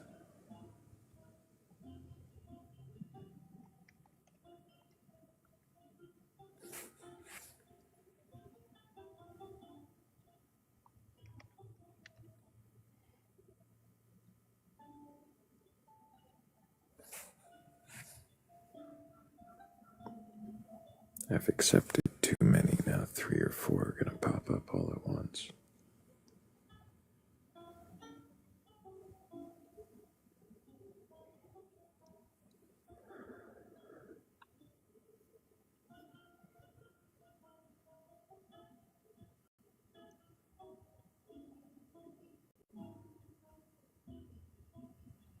I don't think any of these guests exist. All of them too impatient to... Oh, wait. One who had the patience, perhaps. Yeah, I'm 27.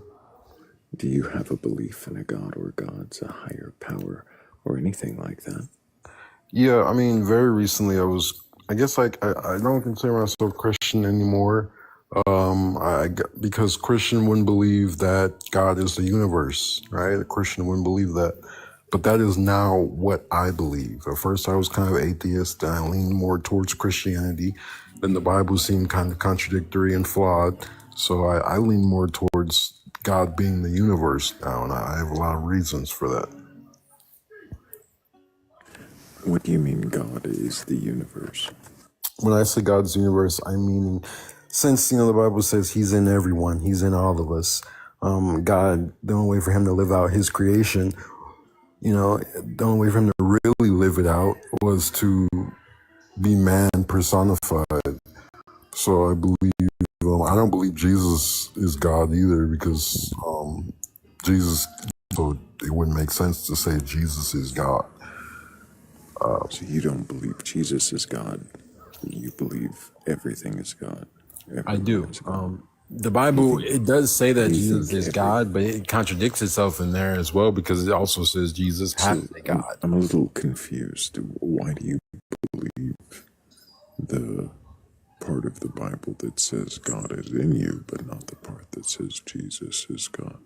Because if we're talking about falsities, and we're taking any falsity of anything, you must take a falsity from the most overpowered thing that you believe in. So the Bible can still have falsities.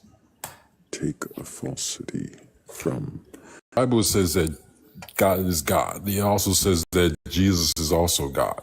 And the Bible Does it also say not to take away from or add to the word? It does say that, yes. Oh, so then what are you doing? I'm not adding to it. If the Bible says that Jesus has the Father, if it says that Jesus has a Father and Jesus has a God, and it also at the same time says that Jesus is God, that's a contradiction, that's a falsity. So how do you know which one's false? That's my thing. That's why I say I can't just believe in the book since it's so contradictory. I can believe in my own experiences. There's some kind of God. Yes.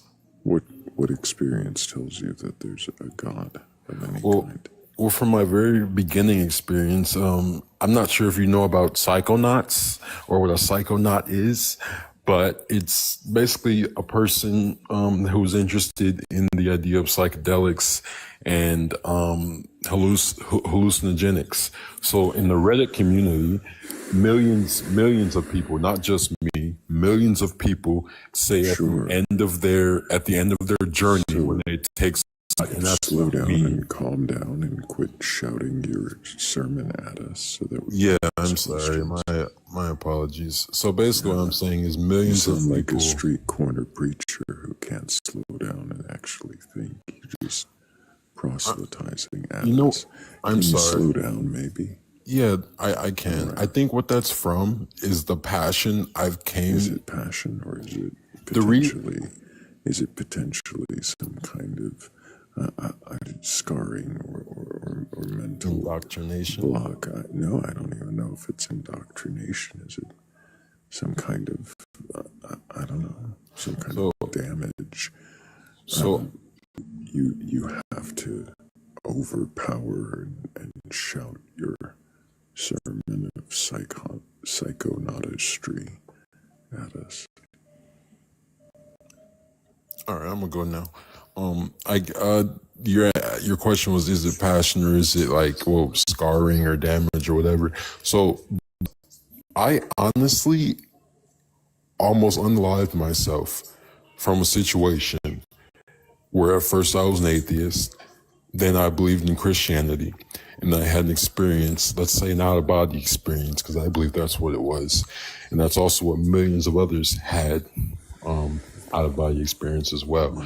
But long story short, I almost unalived myself in the idea that the only way to continue with life is to do this. And I was wrong in that. But I guess the passion comes from that. So you had a situation where you felt low, you wanted to stop things, and then you went through a psychedelic experience, and in that decided that everything was worth it again, everything's okay. Is that what it is? And so for that, you've decided that that's God somehow. Yes, there's been multiple instances where it's almost like throwing during psychedelic experiences. Yeah, if I could answer, just give me like 30 seconds and I won't get too excited or go too fast or anything. I'm sorry. But I've had multiple instances where I felt like God is making himself aware to me, making himself known to me multiple times. It wasn't just a psychedelic time. Multiple experiences where you feel like God is making himself aware to you, patterns, and assuming that any you find are from God. It could be that. It could be that. The reason I deduced that it wasn't that is because I'm not the only one with these experiences when it came to that psychedelic Do you experience. not think humans can just tend to do that? I guess they could, but if you have millions of people on the same ideology, wouldn't that be proof for evidence? Christianity. Is that I guess you could. Christianity, is that proof of Islam? Is that proof No, it's not. No, it's not proof. Personal experiences. A lot of people say, "What's the proof of God?" and they don't want you to give any personal experience or accountability. But a lot of the reasons people have came to God is because they've had a personal experience, something that happened in their life. Personal experiences, all of their personal experiences are often misinterpreted, misattributed, somehow given God explanation without God reasoning. Is there any chance that those experiences are often wrong? When you have so much of something, and it seems so many wrong things equal a right thing. No, of course not. When you have more, let's see, the evidence of absence is not the absence of evidence. I didn't say that. So, for instance, people throughout the ages report having demons on their chest when they awake and being frozen in their bed, having creatures stand over them. If people throughout the ages have these experiences, does that mean demons exist? Or could there be some psychological experience that people have when they're waking, now known as sleep paralysis?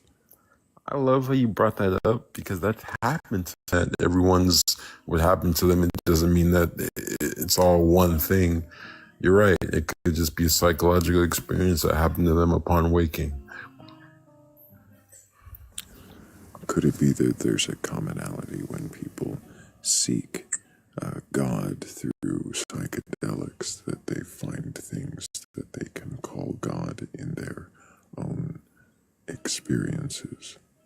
I don't think that can be a commonality. No, because atheists have testified to this. They've experienced. So to that answer, no, I don't think that. I mean, that seems anecdotal. Is that a common thread amongst atheists who attempt these things? You said they're doing it in search of, but atheists, they're agnostic to believing in God or anything. So if they've had the same experience with someone who does believe, and the psychedelic experience lent them to the same place that it lent the Christian believer, then no, that's not just random. That's not just, I'm sorry. You specifically said, could it just be, basically you're saying, could it just be a coincidence and they're all naming it the same thing? Is that? Not quite. Oh, that's kind of what I interpreted what you were saying. But doesn't that make sense that if a Christian believer has psychedelic experience? So even if it was that, if an atheist had the same experience and they weren't seeking it, does that necessarily mean that it is from a God? It begs a question, don't you? Does it beg a question? I mean, if they're using a psychedelic and they find some experience in the psychedelic that tells them that there's something else, psychedelics do. I hear you. Maybe, maybe not, because fascinating. I wonder where the maybe not comes from. Because they go the ending route is different things. Not all psychedelics put you in that idea or put you in that headspace. Right. Oh, I'm seeing God or I feel God. Right. Psychedelics could just make you comfortable. They may never put you there. Right. So if that's the case, then doesn't it seem? I mean, where in this do we see that there is evidence of God? If it's just people having experiences, reacting. Evidence, there is no hard proof. No. I wasn't saying hard evidence. There was nothing guaranteeing or certain that what they're experiencing is God or is anything that has to do with that. Then why do you believe it has to do with that? Because when I meditate, and both of us wanted to know and asked if I wanted to believe that there was a God, what type of proof would I need? What type of proof would I actually want? And when I did the psychedelics, the answer came clear to me to get that. It's not going to come to me in the way I want it to. But somehow it's come to you. Yes. In some way. Yeah, yeah. In what way? Because I used to be an atheist, yeah. You're not answering my question. Okay. In what way what came to me? In what way has God revealed himself to me? Yes. In my life, in my ups and downs, and what I've been going through. I mean, you have ups, you have downs. How is that gone? Let me, I'm getting my thoughts together. Just give me a second. I get what you're getting at. How is that God? You have ups and downs. That's life. Anything, that's just science. I get what you're saying. Are we leaving the talk of your life is God in your life? How do you know that for sure? Is that what you're asking? I'm questions where they go.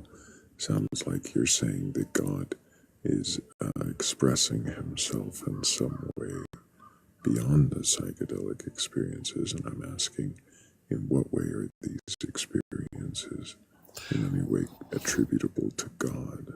What is it that's happening that you're able to say that? Answer that the simple way.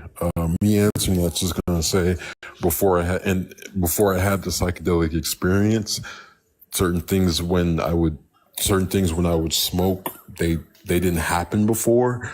It doesn't. Your next thing is going to be like, how do you know that that's God anyway? You know, if we're going back to the psychedelics, or how do you know God's revealing himself? That's just it. You're going to say, how do you know it's God? You keep going back there, and I'm curious. I just know that's what you're going to go back to when I answer you. Here, I answer it. When I on psychedelic, after no more experiences with it, I would smoke, right? I would smoke marijuana. And after not smoking for a while. Actual substance name. Oh, I'm sorry. I'm sorry.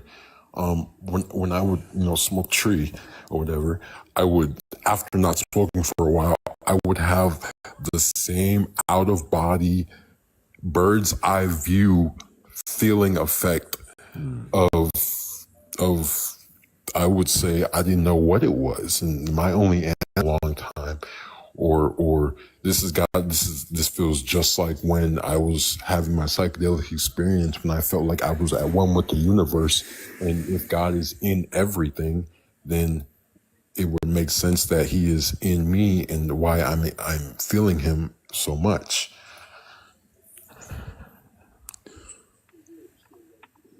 So the way God is showing himself, and the reason why you assume that it's God, is because of the way you think about it when your mind is not clear.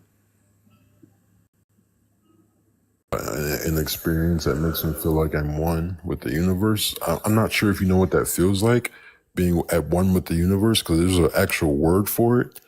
And many people feel like this, and I know there's no proof that means that there's God, but that's why I deduce that God is not what we think. I think God is the universe because he is in everything. And since I had this experience feeling like the only way to continue with my life was to, like I said before, unalive myself, the only way to move on was because when I stopped looking for him, it kind of becomes aware. And I keep my mind open to be able to interpret things. I don't think everything's going to be black and white. I don't think he's going to say, hey, I'm God, or have a piece of paper that has this. Okay, stop talking. My God. Take a breath. Let your brain breathe for a moment. How do you think like that? Okay. Stop. Okay. Stop. I stopped. Don't respond. Don't respond. Just stop. Take a breath. Do you ever pause for a moment and consider that you could be... You don't even pause for a moment. I'm paused right now. What do you mean? Okay, I thought you just said something. Do you ever pause for a moment and think that you could be wrong? Or do you just assume that you are right and press forward to find out how right? I do pause. I don't have, answers. I'm okay with not really knowing. I'd like to interpret what I believe is true, but yeah, I do. I listen to other people's, what they believe in, and I try to make sense of it. But yeah, I do. You listen to what other people believe in, and you try to make sense of it. Yes, like I understand why a lot of people wouldn't believe there is a God. I understand the contradictions. God says he's loving, but why would he allow a baby or an infant to die at birth without even having a chance of life? What's the point of all that? How is God loving if he allows grape?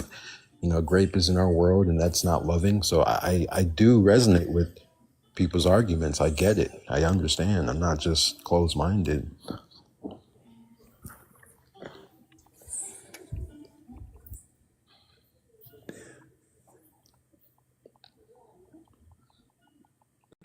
does the belief in God give you some kind of comfort? Does it make you feel like you know something that you cannot know?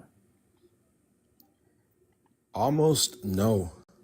The answer, almost no, because, trying to profess what you believe in, it's almost damning to yourself, because at the back of your mind, you're like, I don't have the hardcore proof that people really want. You just have to tell them your testimony and why you believe what you believe. So, no, believing in it doesn't give me real comfort. It doesn't give me real, what you might call it, because I'm just really just trying. It's now sounding like a persecution complex. Do you actually question what you believe?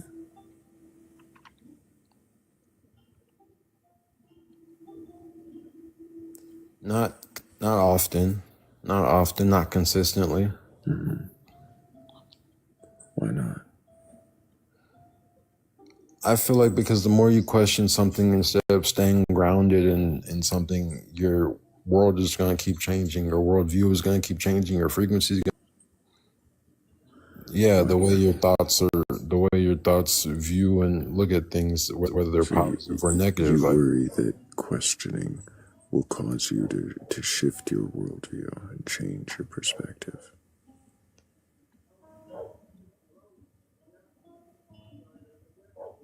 Yeah, I do, honestly. Does it not seem that if an idea, a belief, an opinion is worth holding, then it should be worth questioning to see how strong, to see how firm, to see how resilient it is. To see how strong it is, to see if it's built on a house of sand or a house of brick. Yes.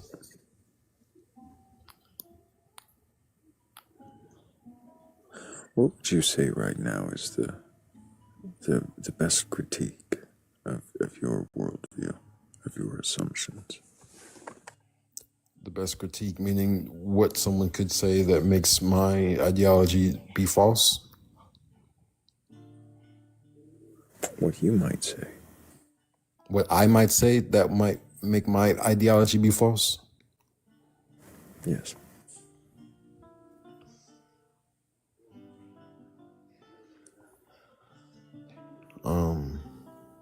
Well, two things, honestly. The first thing is, I get people's argument, like, well, why is grape here? Why is there so much suffering and so much pain if you're all loving? That doesn't make any fucking sense at all. All right, that's you already work around that with your version of a god. Well, you asked me a question. That's my number one. But that's your version of a god. Does your version of a god need to make excuses of that?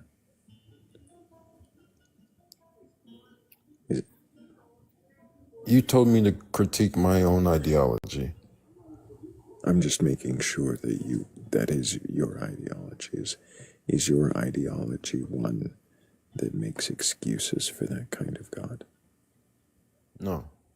God knows that things go wrong and cares about us at the same time.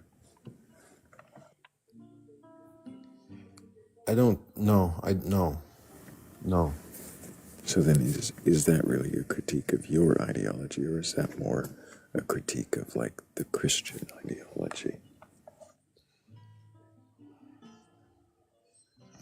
I guess that would be a critique of the Christian ideology, only because I'm not sitting up here and referencing the Bible and read Bible verses and using the Bible as my... Is your version of a God all-loving?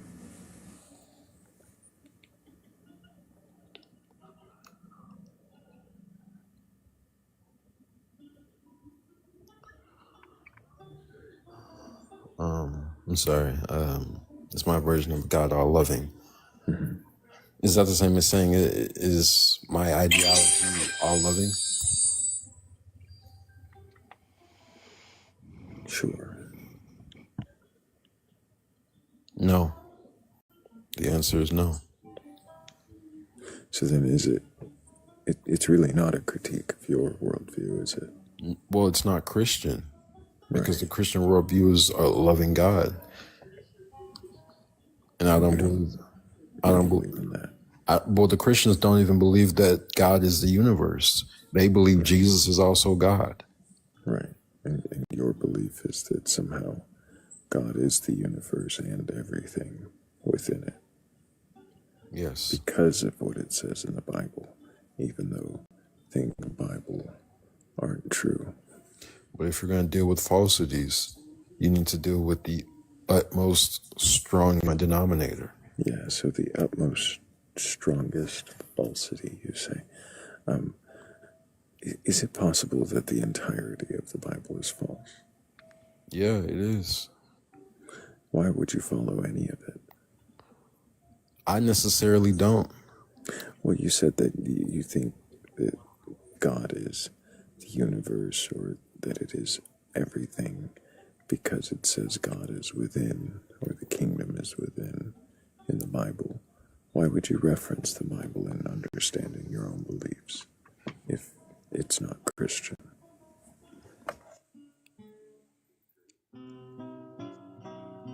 I'm sorry, I'm trying to restructure you. So why would I reference the Bible if that's not something that I go off of or believe in?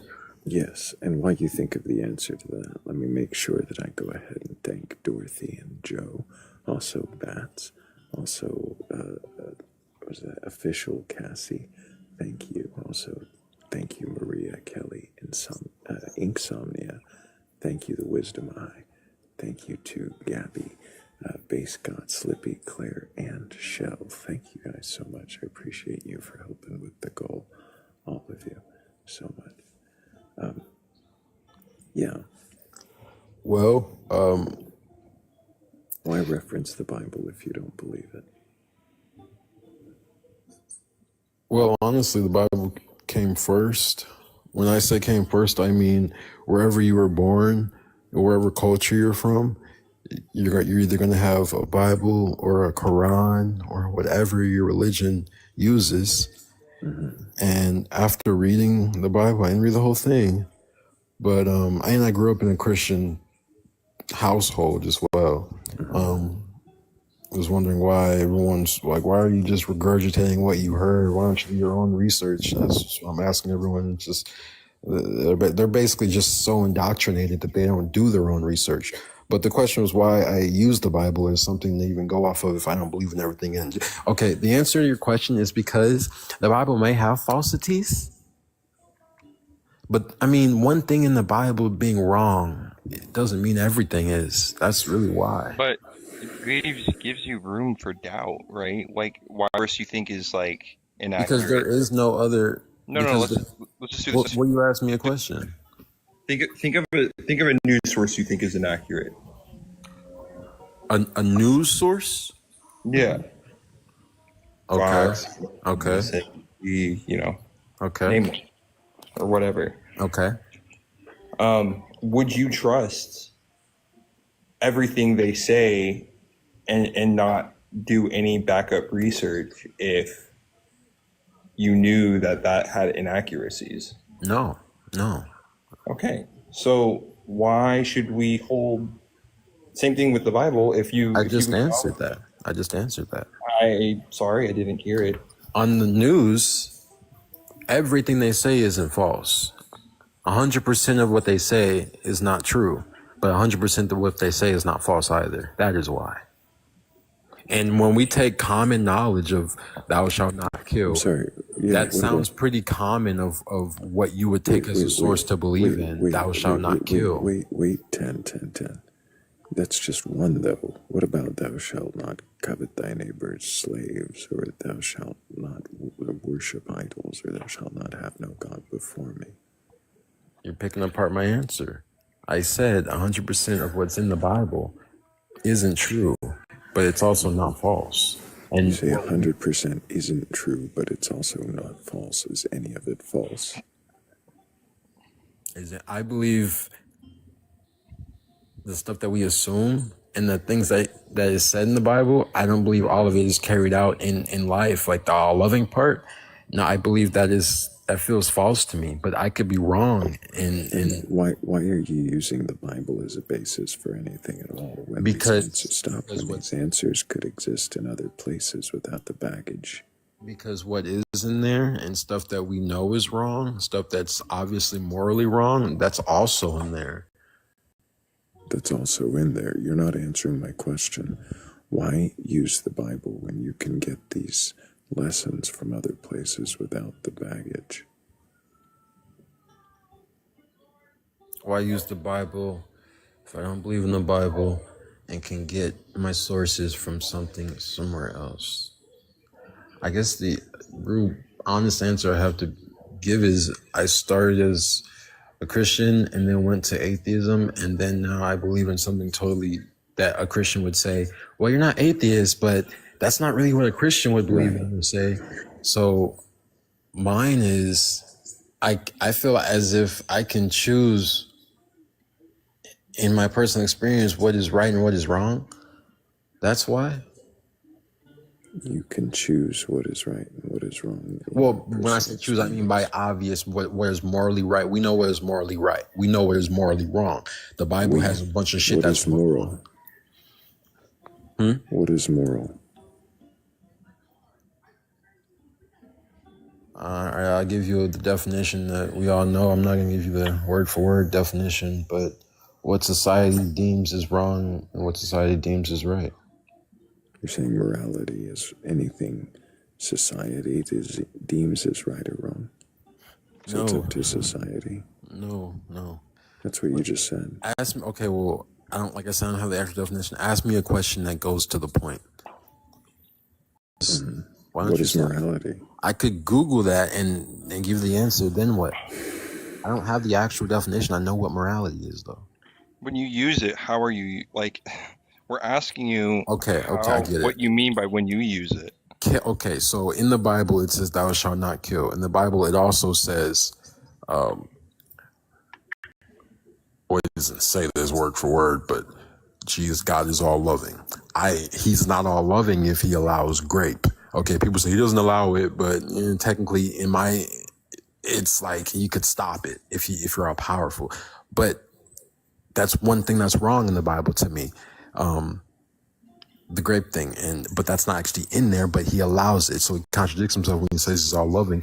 The thou shalt not kill is obviously right, because what's morally right is we shouldn't be killing each other. That's what I mean when I say what I choose. If something is obvious in the Bible that you could depict from society and say this is wrong or say that this is right, you know where to go after that. But if you don't have a moral guide, you can use your own morals.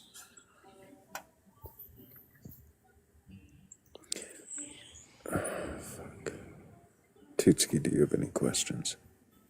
Tons, but I don't know if they'll be fruitful. Right. Just don't be disrespectful, dude. I answer. I'm not. Just I won't answer anything, dude. So you keep using this example, thou shalt not unalive somebody, right? Right. And we're trying to figure out what the heck this morality is. When you use that example, it means nothing, especially with the knowledge that God uses unaliving all the time as a moral consequence. Well, society uses it as a moral consequence too. When you do a murder. So what the heck? So what the heck do you mean by moral then? Because you're wrong. Saying that. Okay, right. You're saying that unaliving somebody is morally wrong, but then you're also saying that unaliving somebody isn't morally wrong. Well, actually, justifiably unalived, then that's not morally wrong. I agree with what you're saying when you say is unaliving justifiable? Is unaliving somebody justifiable? It can be, yes. To who? What do you mean to who? To whom? You're going to unalive somebody. There are going to be people who are affected. Is everybody going to say, yeah, you know what? Unaliving that guy is completely moral. Or are you going to have people on the other side saying that was completely unjust? Well, I assume you know the answer I'm going to tell you, right?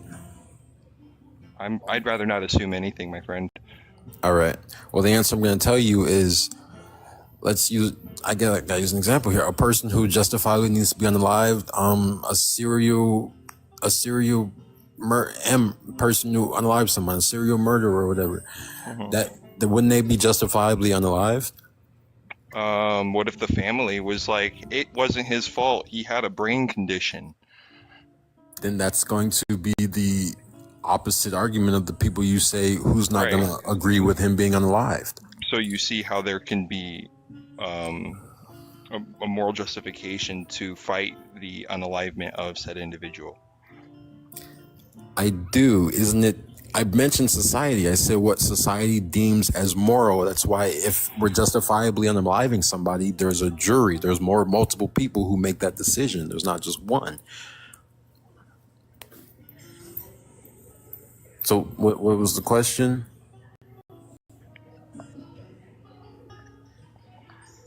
Point. I'm just giving honest answers here. I don't know if I'm irritating you guys or trying to. I'm not trying to go in circles or nothing. I'm just giving you what I feel is on my mind. Let me start from the top. You believe that there is a God. Yeah. You believe it's not the Christian God.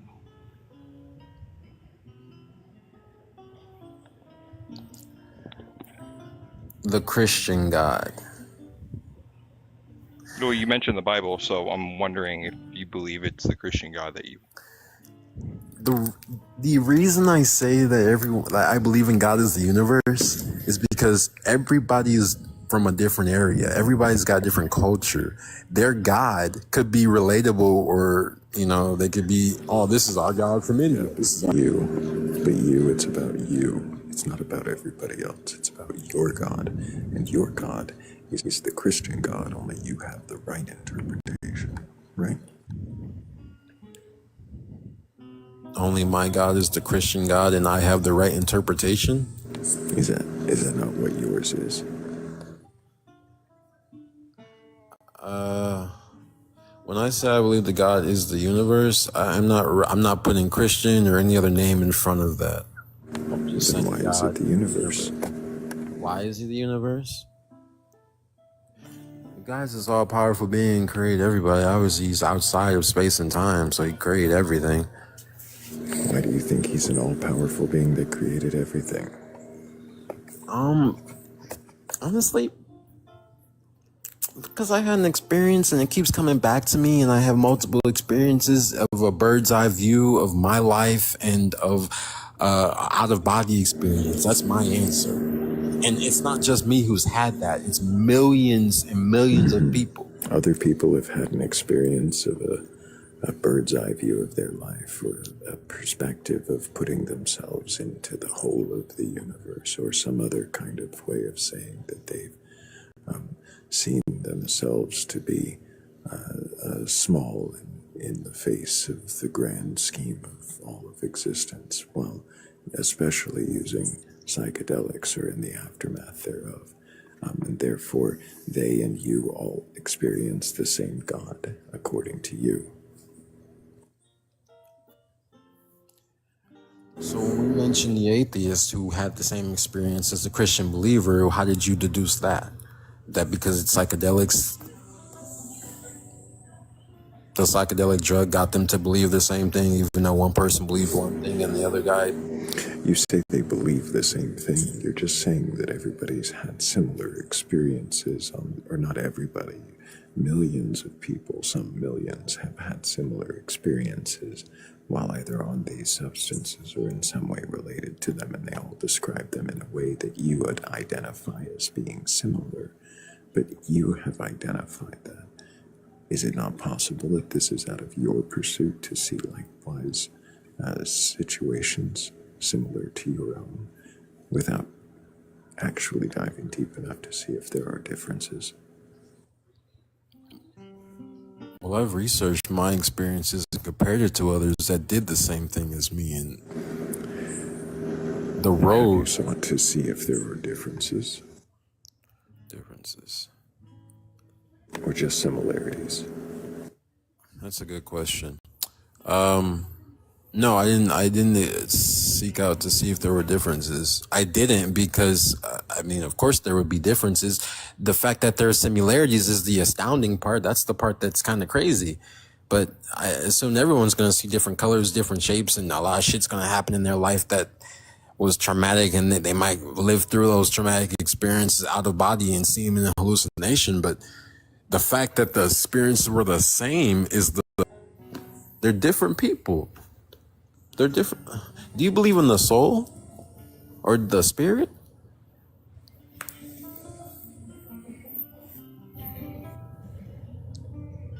Yay, nay. What I believe doesn't matter, and it doesn't answer the question. I thought I did just answer the question. No, you got defensive about the similarities. Well, I'm not in my Avoiding feelings. the differences again. You very much in your feelings. No, I promise you I'm not. I enjoy this convo, so there's no reason for me to get defensive. Let me just answer it again. I'm sorry. I assume the question was, you said, did I see their differences? I said, no, I didn't seek them out because, of course, they would have differences. The astounding part was the fact that we all have. Why is it astounding? Why is it astounding that there's similarities? Because if someone says I took a drug and the guy's from Florida, and another guy says they took another drug and the guy's from Russia, and they are talking about their experiences on FaceTime and the road leads back to the same thing, you don't think that's astounding? The road leads back to the same thing. Basically, the story they described was relatively similar. Relatively similar. Yeah. So you're looking for similarities, and you find similarities amongst similar stories that are similar, and you somehow think the similarities are similarly astounding. I'm not looking for similarities. That sounds ridiculous. I'm not looking for similarities. I'm looking to listen to somebody's You story. literally just talked about people finding similarities in their substance abuse stories, and that somehow in that story you get the similarity that is so astoundingly similar that it can't be in any way explained except through God. Except that it's people trying to find some similarity between their abuse stories. No, that's actually not true. If you can let me talk for 30 seconds. Wow, like I haven't already. Well, you do cut me off on a regular, but it's okay. What I'm trying to say is, am I making you mad? I don't see how. No, I'm just bored with the victim complex. It's the third time it's presented. I'm just going to move on.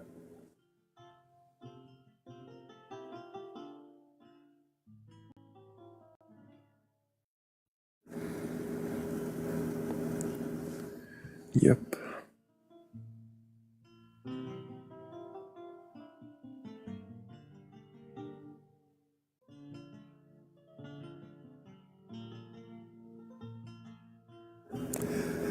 Adonis says, bro thinks he's tough with that voice. No, I don't think I'm tough with the voice. I think I'm soft and gentle with the voice. Being soft and gentle right now. Hear how soft and gentle I am.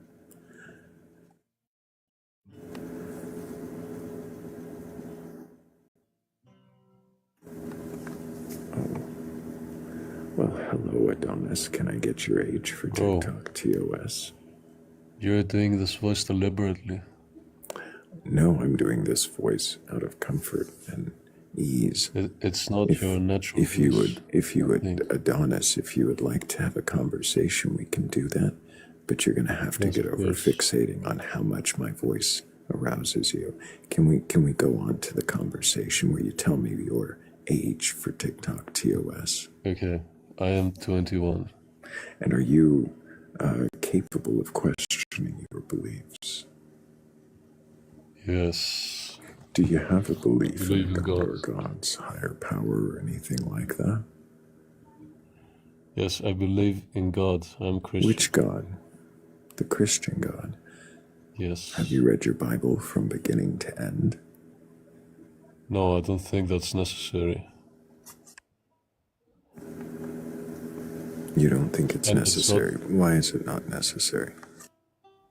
Because you can take the lessons that are aligned with your life, and you don't need to read and believe everything because it wasn't written by God. The lessons that align with your life. So, do you need to? You just need faith, honestly. What is faith? It is to believe in God, to put your trust in God. To believe in God, to put your trust in God. For what reason would you do that? Well, because He gives me blessings. Because He gives you blessings. Yes, and gives me What is a willpower, blessing? shapes my character. What And is a you can blessing? tell, honestly, a lot of Christian people that are I see. short of So devotion. you're not actually going to respond to the clarifying questions. You're just going to keep talking past me. I think I'm just going to move on, Adonis. No, that's good. I'm done with that. I mean, you can request up again, but I don't know. I have low expectations.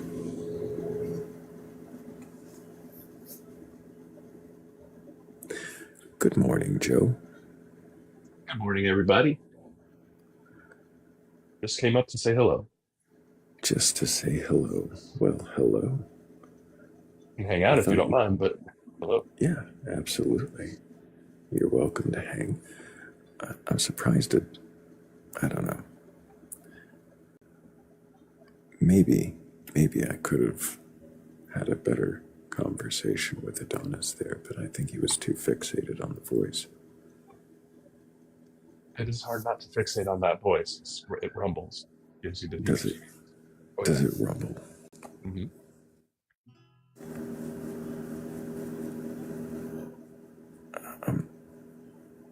I'm not even quite sure what that means. It rumbles. Me neither.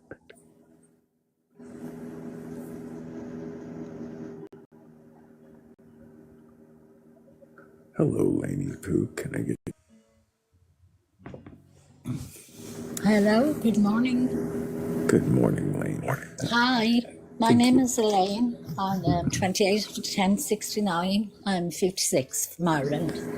And do you have a belief in a god or gods, higher power, or anything like that? I did, and then I questioned it, and I have more questions. I no longer have a belief in a god I see. or anything. I have a question for you today. I'll let you go for it. Okay. I don't know how to use, TikTok language for this, so I'm going to be very careful. Somebody very close to me, when I was a child, I saw their reflection in the mirror.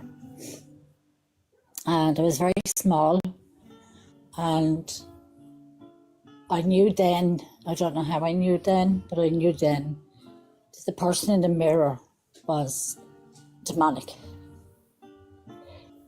How I knew, I have no idea, other than her face looked mangled. The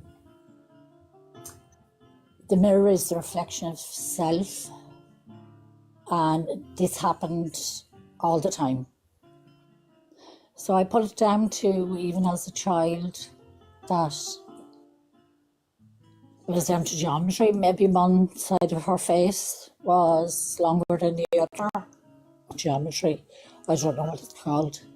So yeah, it was that. So I had that all my life, and I put that to the back of my mind. But it was there every single time she was in the mirror. So I had a conversation a couple of weeks ago. Someone I can confide in that was also there, and I did not know that this person had been carrying this around with them all their life. They had seen the same thing. I never knew that they knew, and they didn't know that I do. And we were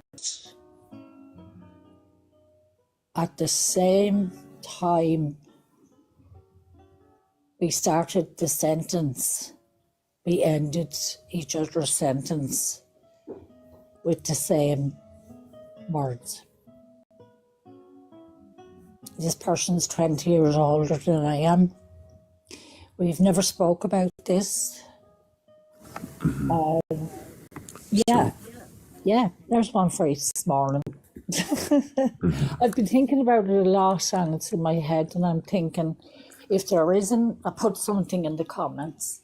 If there is darkness that I saw, which is 100 million %, no doubt. 100 million %, no doubt, I'll go zillion. unquestionable. Yep, I'll go the whole Unquestionable. all in. I could feel it, see it. I became, in the end, immune to it. It is 100 million % unquestionable that what you saw was an evil, demonic face coming out of something. Why are you It was just here? yeah. Yeah, why are you here? If it's unquestionable, you can't question it. Why come up on a panel about questioning beliefs where you know that all we want to do is question it? You can't question it. So why should we? No, I was just, I just came up here to just tell us that you have a dogmatic, unquestionable belief. Yeah, that if there is a darkness of such I just described, then like yin and yang, you have one side and the other side. So if there is that darkness, could there be a blinding light? Yeah. If there is a childhood experience, could there be a doubt expressed? Could there be a question about whether or not it is even the experience that you assume it to be?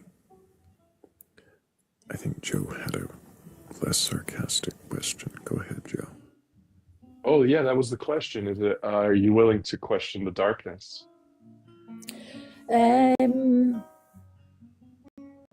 That's a very good question. The first time I saw it, I was very scared.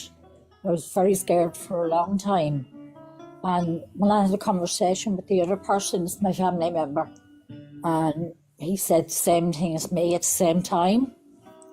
Am I willing to question that she was demonic or of a...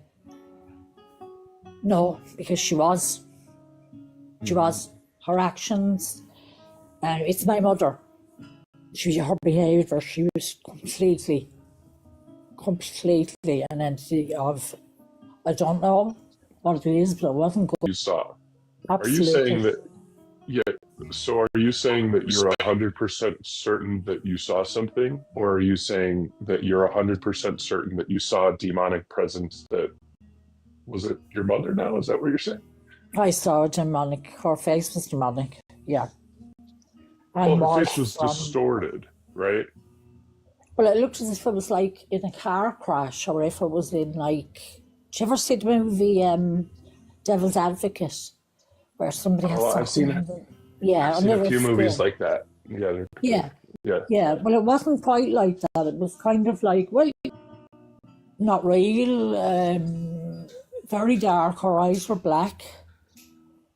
There was a smell in the room as well, which I'll never forget. There used to be a smell when this happened. And it's like eggs or vinegar or something. As I said, because I had a hard childhood, I learned to be friends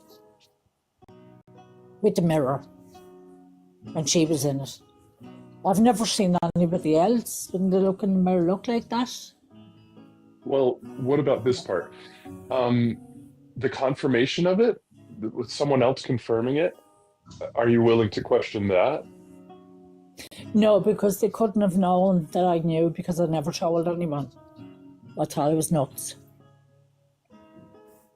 What if I said the same thing happened to me? Well, I'm very not anymore. I've been to counselling for years. I'm just not able to lie.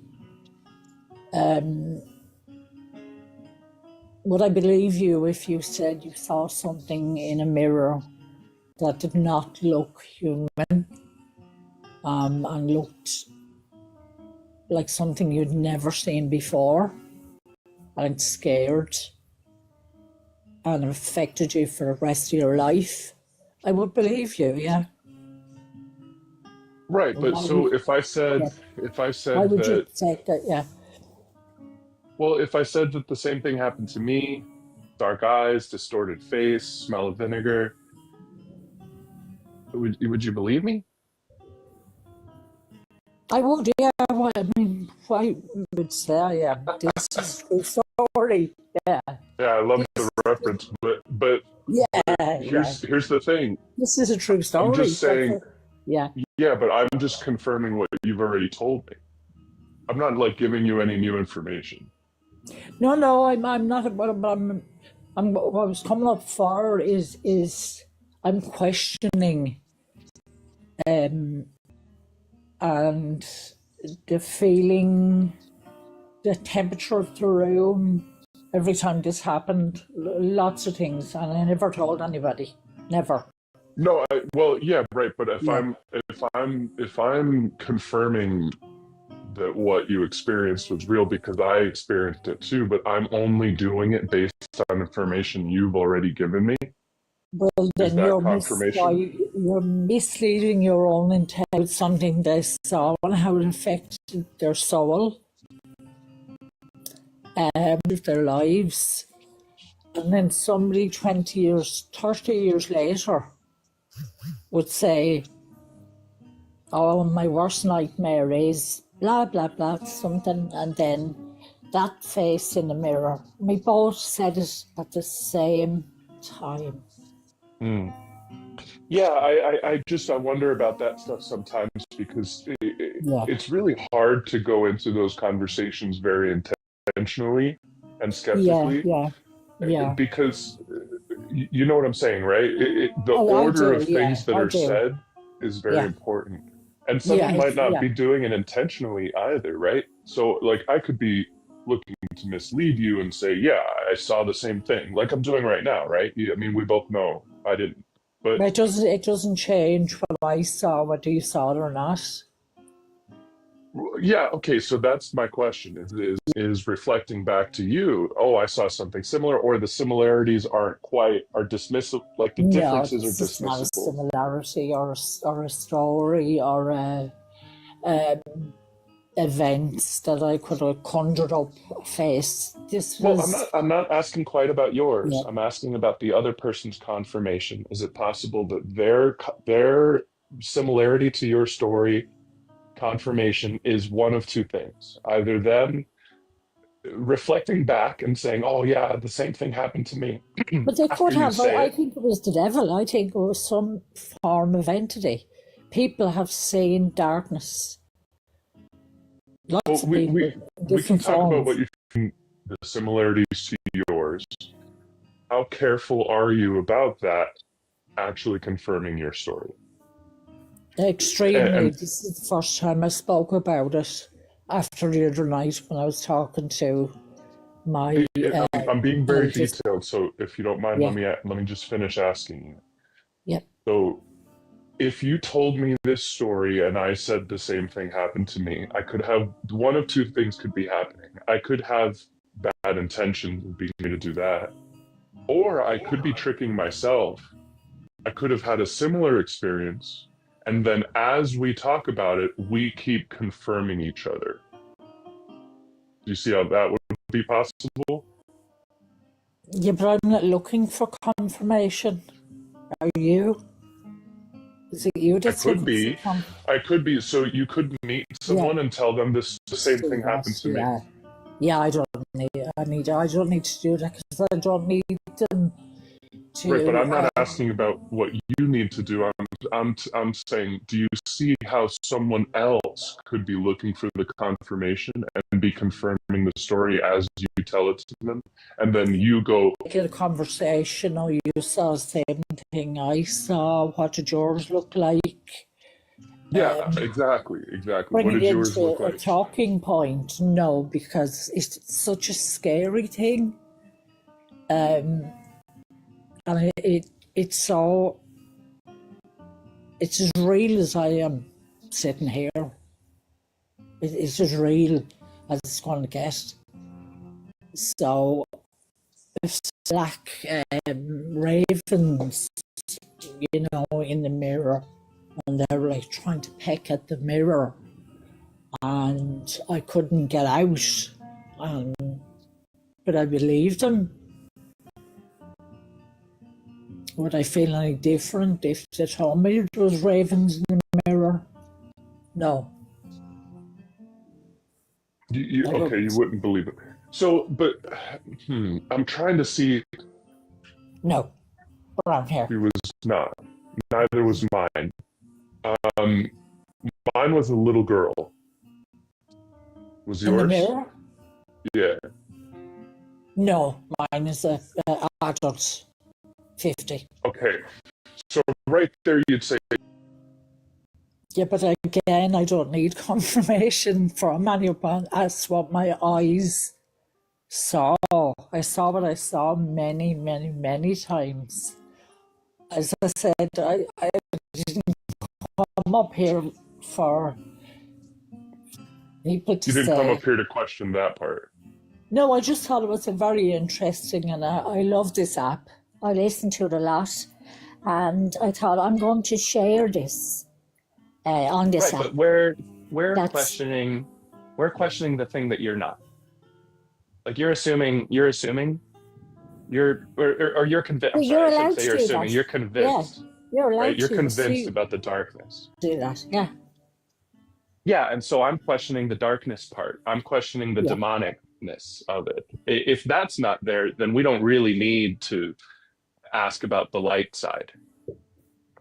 It was her eyes and her face. Her face just was absolutely. I didn't know what demonic was. I was only 4 when this started. So when you saw it first, you didn't make a demonic association. You made that later. No, I didn't know what demons or the devil or darkness was, other than I jumped out of my skin. But where did you learn about demons? I didn't learn till I was probably 7, and I don't know how I ended up. I didn't call it demonic. I called it a crack in the mirror in my mind, is what I used to call it, because I wouldn't have been well educated. So in my mind, yeah. Is it the same mirror or is it different mirrors? No, it's the same mirror. We only had one. And it hasn't happened in any other mirrors, like in new places you live? No, we lived in the same house for. Oh yeah, actually, that's a good question. It did happen in my. The person lived in Dublin. They left us when I was small, and I was sent for a visit, and it happened in her flat she was living in Dublin. Yeah. Well, no. It happened to another person, you're saying? No, the same person, my mother, while I was there, while I was present. I saw it again. No, so another person, who saw it again? You did, or your mother saw it again? My mom moved to Dublin. Both of them. To clarify, the other person that she's saying is confirming the person in the mirror. Is it your mother, Lainey? Your mother is it my mother? saying, yes, it is my mother. You and your mother both confirmed that you saw a person in her mirror when you were growing up. My mother wouldn't confirm it, no. Oh, who was the other person that was 20 years older that confirmed it? My brother. Your brother?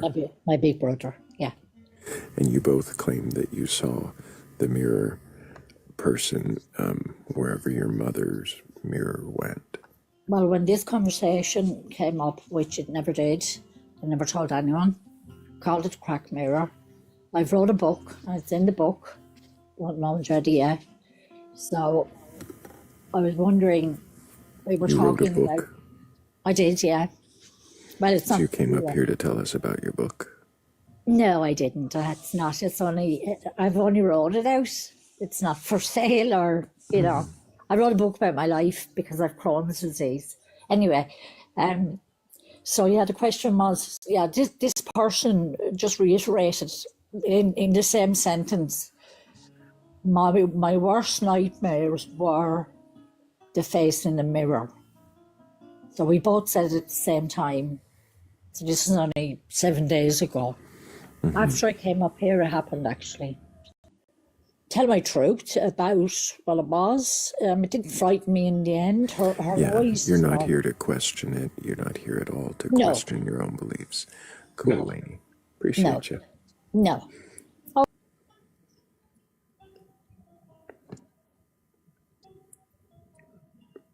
Yeah. Yeah. Cool. Yeah. I mean, I am so fascinated by stories like that, but I do want to question them. I don't want to just like accept them as. No, you For got that, to. I'll watch Hereditary again. Yeah. You got to accept it. She's just presenting it, not to question, but to accept.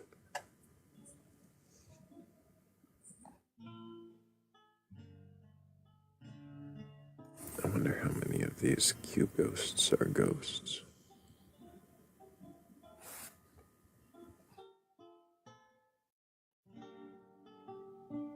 Oh, look, there's one. Hello, Candace. Did you mean to request up? Candace, are you with us? Gonna guess not. Well, if anyone's higher power or anything like that, and you're capable of questioning your beliefs, go ahead and request on up. I'm not here to debate you or argue. I don't intend to burgle your God. I just want to know if you can question it. Well then, what is it you believe? And why do you believe it? And I do see we're at 96,000 likes. That's pretty amazing, guys. If we keep it up, I bet we can break 200K within just a few more minutes. And who knows, we might be able to get out to the FYP and get a few more people who are capable of questioning their beliefs to request on up.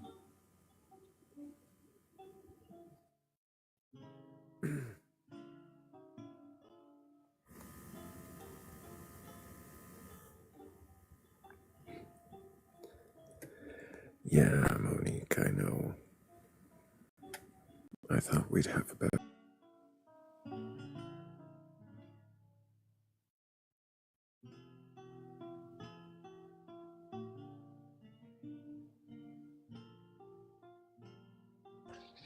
Thrayle, what in your experience does it look like for someone to be still to be convinced but be open to questioning?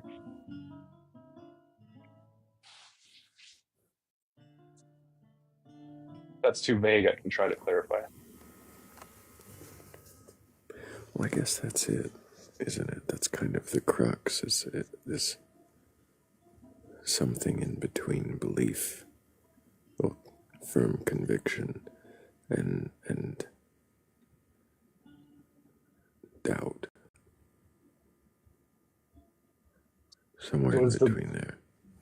Is the right not right and wrong, right? But like is the ideal state of questioning your belief to be a little unconvinced, right? Not super certain. I think so. Like you can still hold this as true, but be open to being proven wrong, or open to being convinced otherwise. Open to being doubtful even. Without actually being convinced that you're wrong or fully in doubt. We did break 200K, so thank you guys for tapping up to 200K. That's awesome. Appreciate all of you. Time for donuts to be the difficult too. At least for me and Tutski. Oh yeah. Oh, we are on donuts. We're in donut time.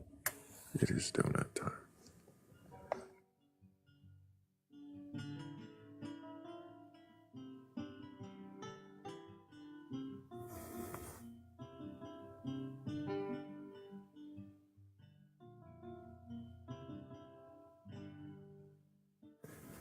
Did Tutski? Nope. I'm just really quiet. Really quiet. He's very, very quiet. Very quiet. We're trying to find a wabbit. You're hunting wabbits? It's wabbit season.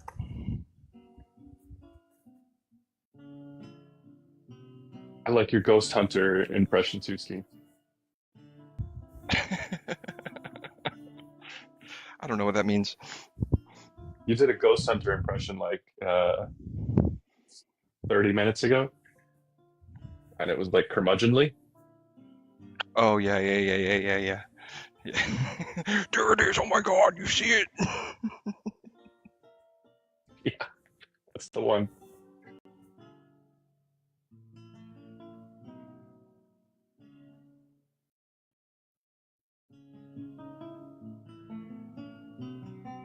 I'm not good at filling dead air, Thrayle.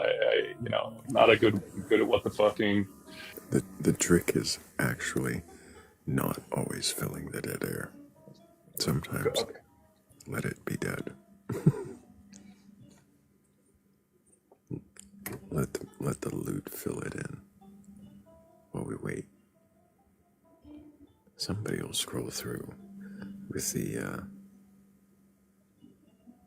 the conviction that they have some right answer and the courage to question it.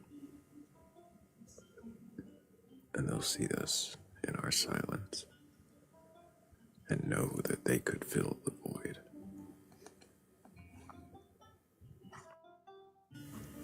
And I would question that too.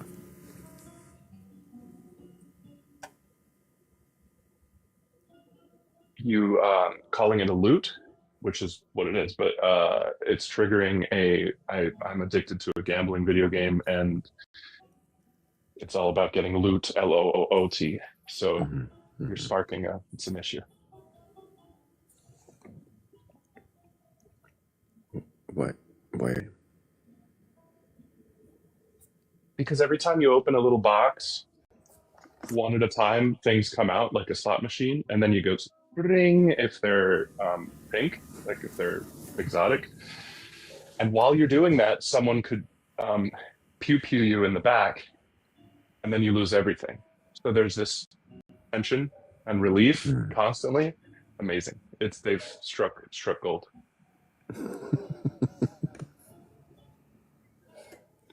Wow.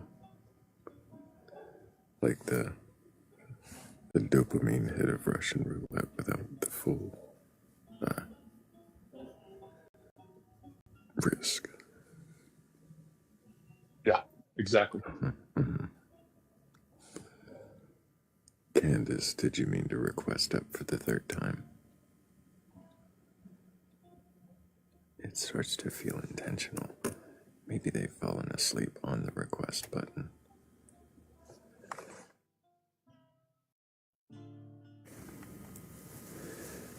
But if anybody else is actually awake and can question their beliefs, go ahead and request on up.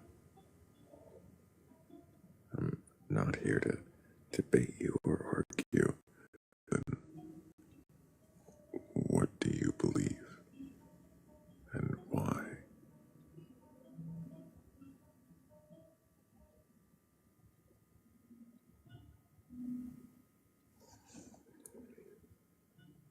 Have we scared them all away?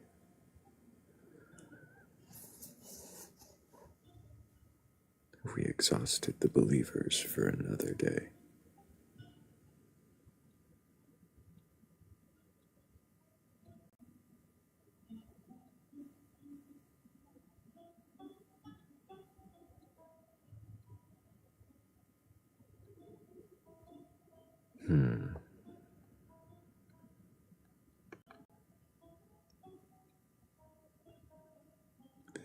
Dylan Bass says the only thing you're scaring is young children.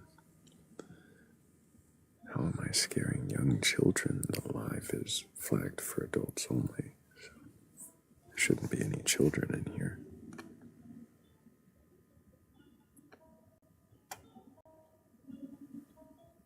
Are you feeling scared, Dylan?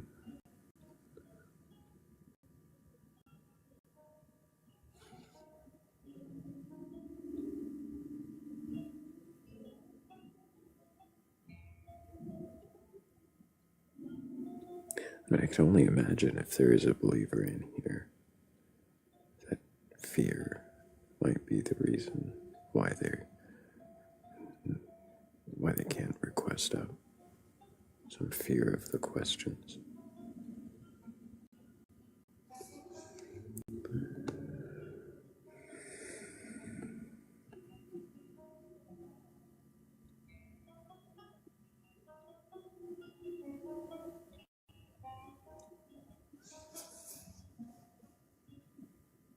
Yeah, Kung Pao probably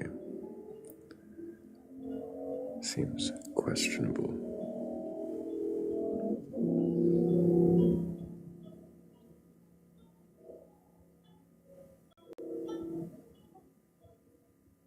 Side story, sort of tangential. I'm searching for ways to get my 1 and 3 month old son to stop going straight for the electronics section of his bedroom and just tearing it all apart and constantly muting the Alexa and, making it an issue. And I see the temptation to make a ghost story around it. You know what I'm saying? Make him scared of it or me or something. Like, he has to have some fear of stairs and gravity, and I don't know how to get fear into him without making stuff up.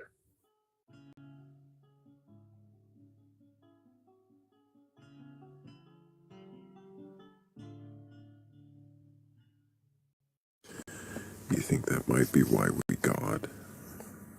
To get our children to do?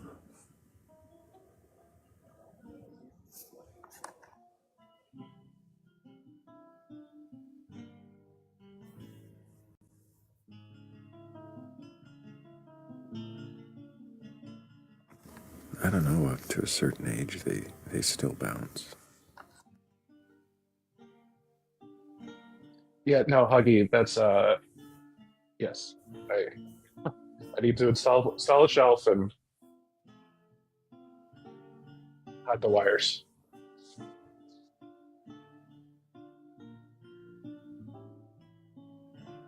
You said that's why they bounce, Thrayle? Up to a certain age. That's why, yeah.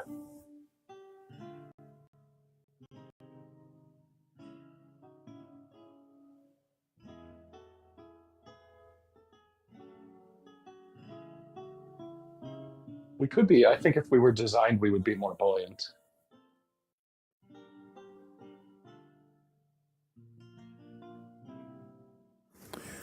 I think firm rubber bones might actually benefit us.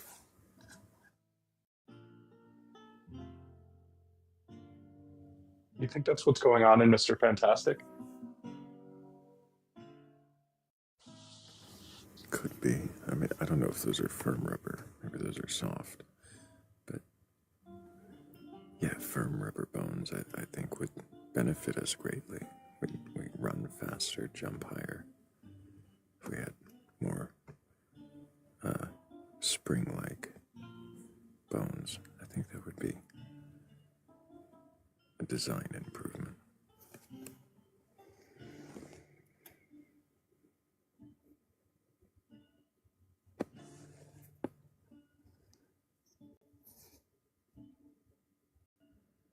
We had a request. Apparently, they got ahead of themselves. Couldn't actually stay in queue long enough to question their own beliefs.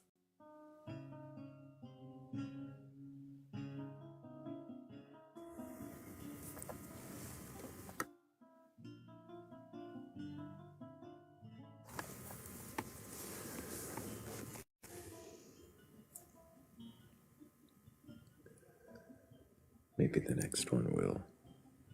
Maybe someone who's just scrolling in now. Maybe you're capable of questioning your beliefs. If you do have a belief in a god or gods, a higher power, or anything like that, and you're capable of questioning, go ahead and request on up. I'm not here to debate or argue. I just want to know if you can. Well then, what is it? And why do you believe it?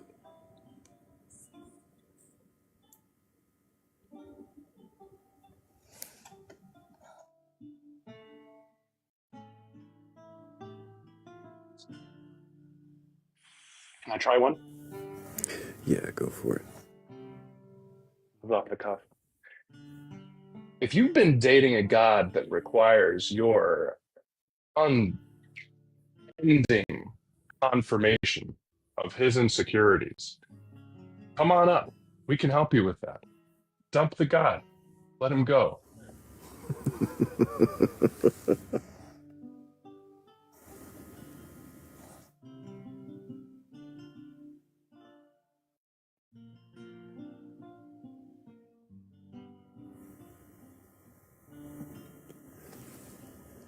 It is rather insecure of God to demand all that devotion and worship, attention, give minimal effort on the reciprocation. While he gaslights you into telling you it's your fault for breaking his rule, for his punishments for breaking his rules. The rules that he knows you can't follow. This is a bad relationship. Sounds like I mean, is it really a relationship at that point?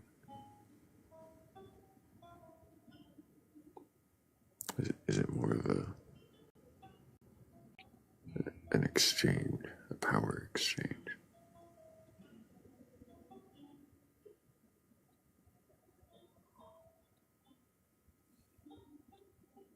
I mean, let's be real though.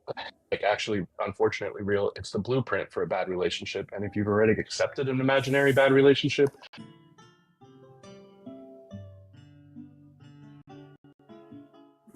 That's a good point.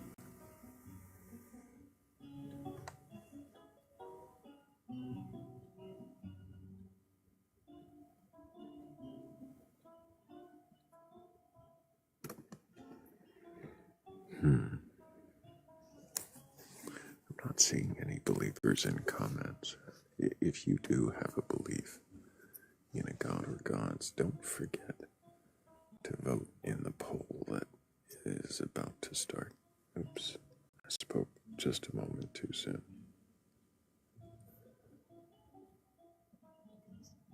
That poll right there in the upper left-hand corner of your screen should be a little blue clipboard.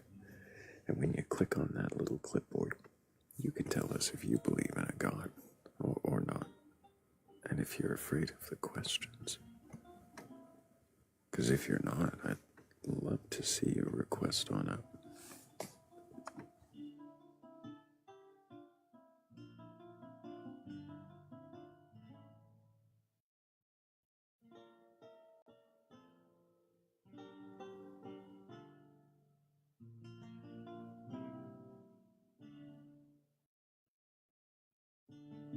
good morning, Batcolyte. You're listening to The Morning Shift with Thrayle, Tutski, and Joe. Some of us sleep at night. Me and Tutski come in after sleeping, kind of try to keep the ball rolling.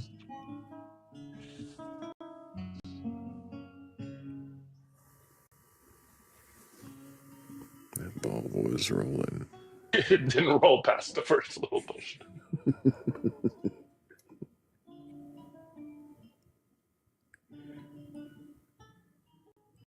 It's been rolling all night. We've been doing mostly well. Oh yeah, how's the night been while the rest of us were? There were a few people who could question, and there were numerous trolls. And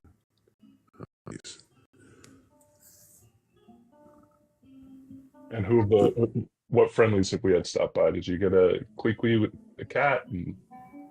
Yeah, cat was up here for a while. We had Hell for a bit. Philly stopped by last night. We've got, trying to think who else was up here. Bats has been up here, asked some questions.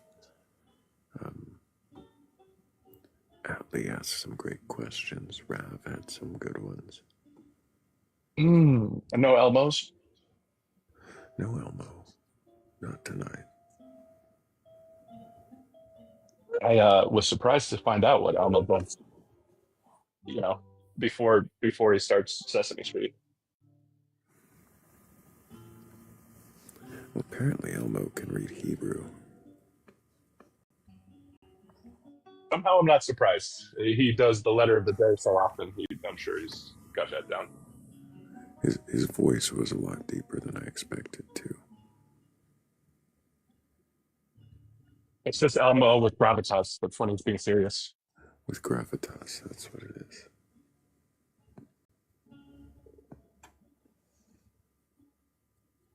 Heard Elmo speak before, and I'm pretty sure it's like way up there, like painfully up there.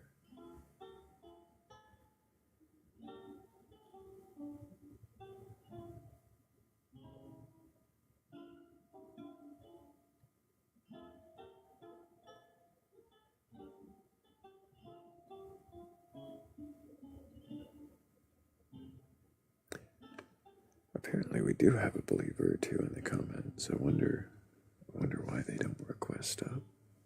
Well, I mean, I know at least one of them I've questioned already tonight, but there's a poll in the upper left-hand corner. Do you believe in a God? Let us know if you do, and you can answer questions, or you do, but you're just feeling a little intimidated by the questions. Maybe you don't believe at all.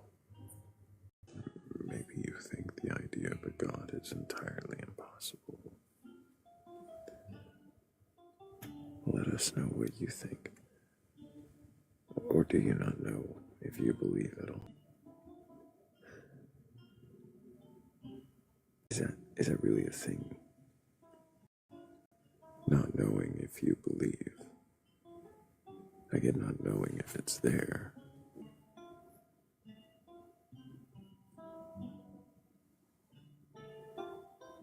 If you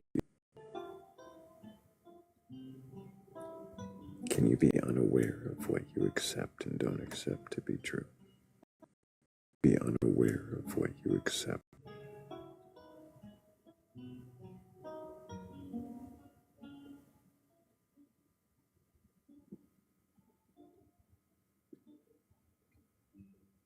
That's an interesting question, actually. Hmm. Can you be... Say it again?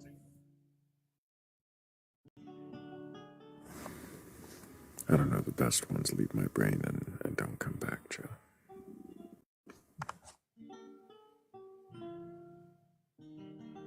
Can you be unaware of... Oh, sorry, hold on.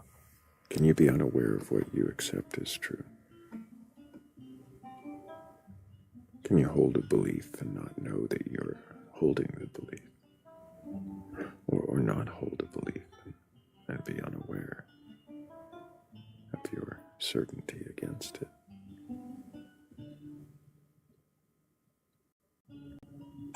Unaware of your uncertainty.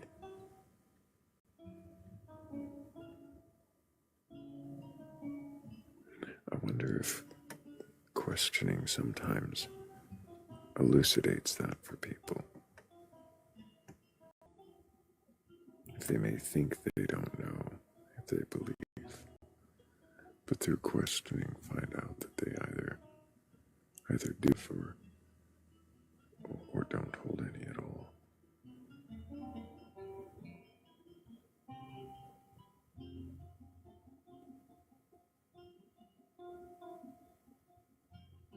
Hmm.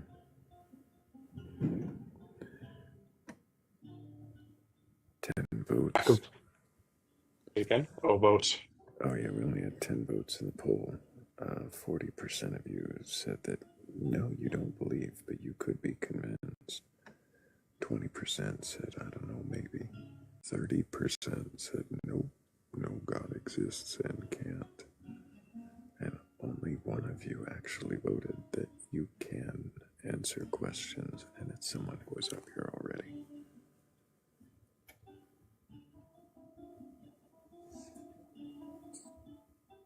But who knows, maybe our next guest can question and just didn't. Next guest can question and just didn't see the poll.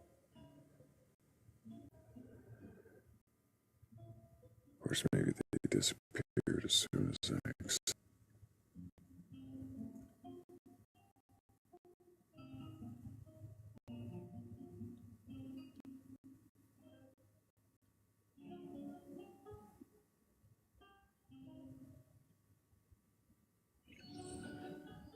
That, by the way, is very similar to what the pink lute sounds like.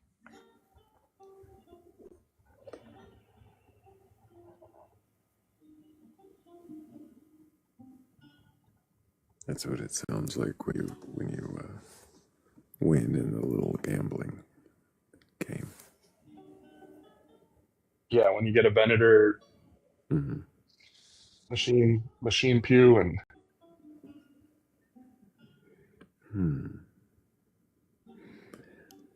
Well, I bet you pink don't lute. have to. I bet you don't have to. Well, get the opportunity really to think. Peg the patriarchy, or Angel or Lydia, or yourself, Joe, or Jace for helping with the goal when you get the loot.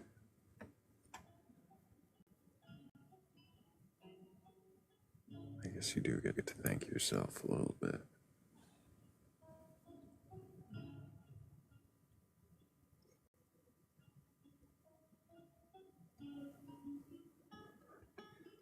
I don't really thank myself too often. Try to do it less than once a week.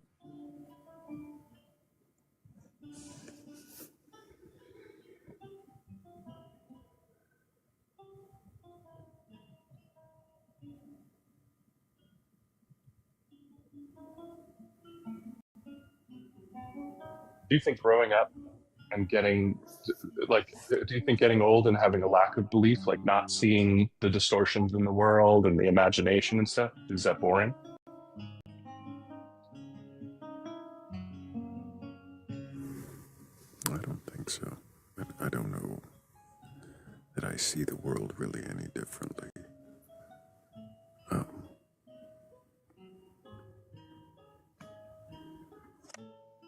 Distortions as magic, or, I mean, I remember questioning it, but I don't remember ever seeing it that way. I still question it. I guess I'm more comfortable. I don't know if settled is the right word, but comfortable with the idea that the explanations will most likely be something mundane when there are questions. As a smart monkey, how would you describe having a sense of wonder without having some woo?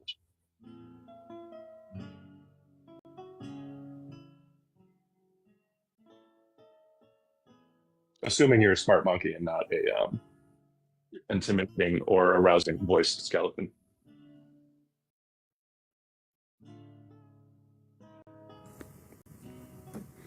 I mean, I might be a monkey skeleton.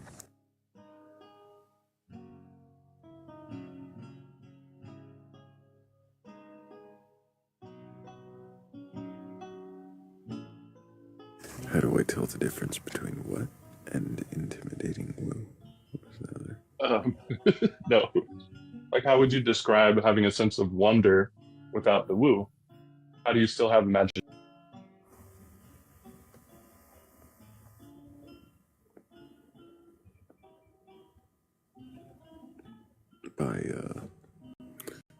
recognizing that I don't know what I don't know, and enjoying the mystery of that.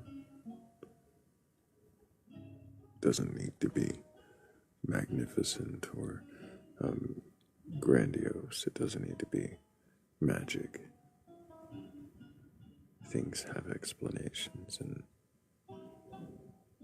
knowing that there is going to be some explanation for those gaps. That's a lot of whimsy and fun.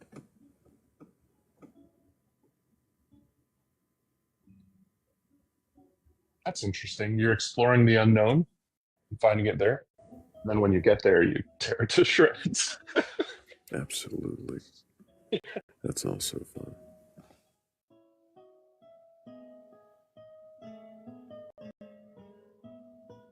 Gotta question those answers. Otherwise, do they really deserve to be called answers? They can't stand up to a little questioning. I mean, I wonder if Make America Crap Be Crap Again wants to come up and question his belief about evolution.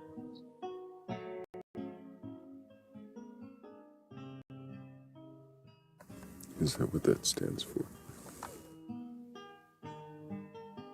Yeah, must be, right? Make America crappy crap again. There's Make America Healthy Again, which makes them say, Maha.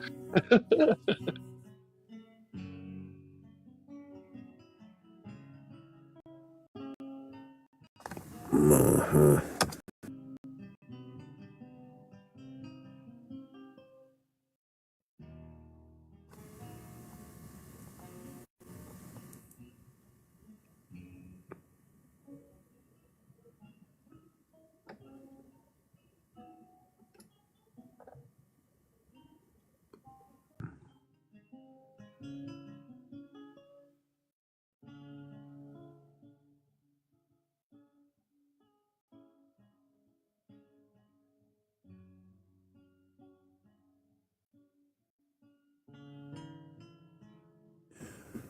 Well, we've lost like 50 people in the last 20 minutes, 30 minutes.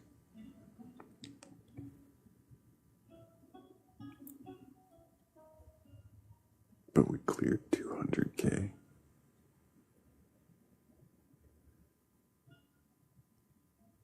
I could pull up a poem. It just feels a little early.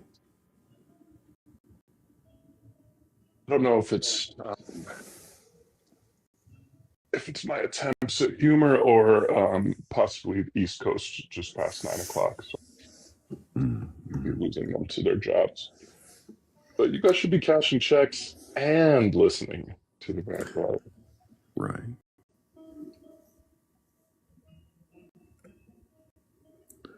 Oh, it's a wild Neanderthal. Jesus.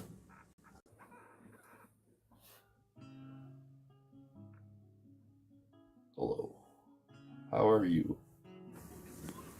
Doing all right, Wilda. How are you? Currently have a frog in my throat, but it seems to be getting better. I've had one of those too.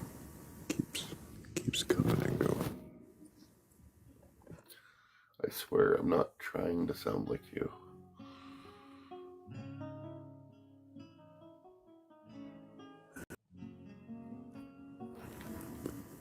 I've had at least 3 guests tonight come up trying to sound like me in one way or another. Oh, there we go.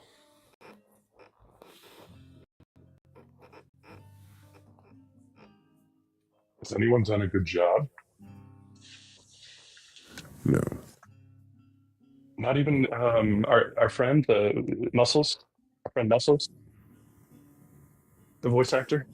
No, I haven't actually heard him do a Thrayle.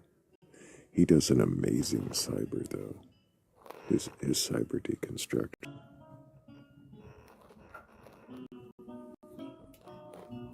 Do you want to say his real name so he gets his credit, but Zach. I don't. Zach Zach, yeah. Yeah. Mm-hmm. Usually scrolls through around this time of morning or a little after. I still think because then I would know what he actually sounds like.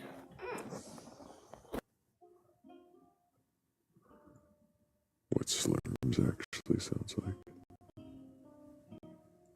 Yeah. Because he's have a real voice.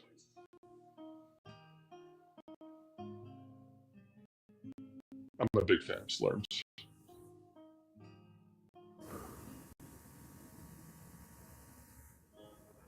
I thought he just sounded like Gilbert Gottfried meets, what's his name? Norm Macdonald. Yeah. Well, the last couple of days he's been the real Whit Mackenzie. Oh. So he's the real one. Controlling the people in his little lamp club thing. 15. Can I get your age for TikTok TOS?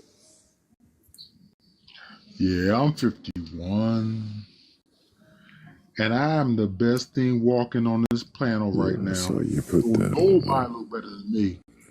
Sure. So nobody look better than but me on this planet. Just so you know, we're not here for any kind of competitive reasons. So you can whisper. Notice how I'm no respect for other human beings, and you can try to come up here and do your little strut I'm better than you. You can do your gross little weirds. It's 215. I was offering you an opportunity to actually have a conversation like an adult, but now that you can't, I'm just not going to give that to you. I'm not desperate for guests. It may seem that way, but I've had plenty of conversations through the night, and the fact that I'm still here is a service to you that you clearly, it's not running. It's called self-respect. You don't have enough to actually show anyone around you respect, so why should anybody show you any? I wanted to ask him how I could get. I end up being someone who does that on a Tuesday morning. Right. Or doesn't know it's Monday morning. Is it Tuesday morning? Tuesday, it's right? Tuesday morning, yeah. Yeah. How do I end up being someone who knows what day it is? So long as the day ends in Y.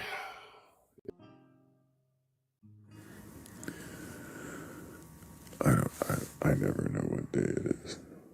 I start the YouTube live before the TikTok live, but I date it for after. And the TikTok live is always dated the day it starts.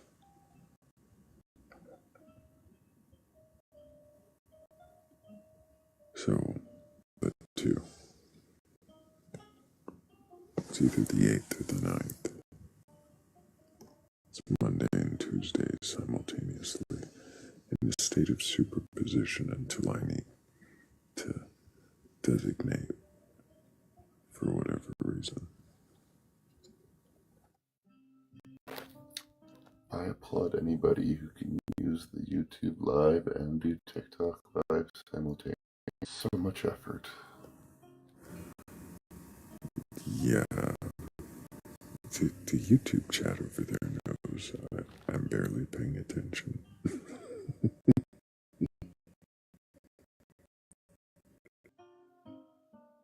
I can't comment on YouTube because my account has my real name. Uh-oh.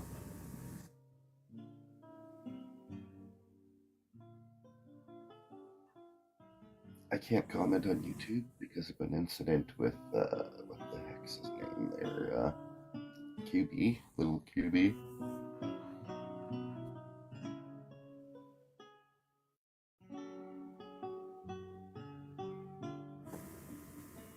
I don't know why I don't know what reference you're making. It's just a very problematic religious creator who got left off of TikTok for a while. And he went on YouTube and had some problematic views regarding age of consent. Oh, was it a QT you said? Little QB. Oh, little QB. Oh, I don't know. Talking about the one we use to clean our earwax with.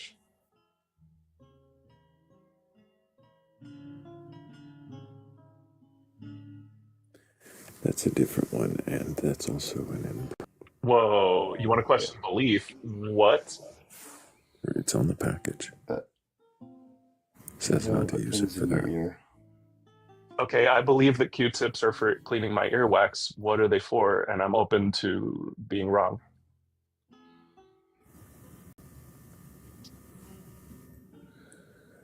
I'm not here to tell you what they are for. I just curious what's on the package that they're not for that. But your question is, have I read the package cover to cover? Yeah. No, I don't need to. Even if God wrote it, I don't have to.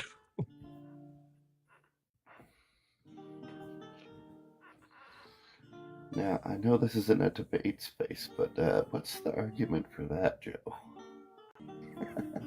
that I don't need to read the package, even if God wrote it. All I need is faith. Sorry, I shouldn't be doing this. It's okay. We're good.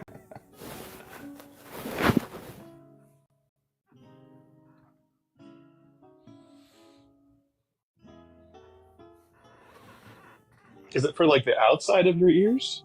Okay, how do I... You guys aren't asking me questions related to the Q-tips, just the instructions.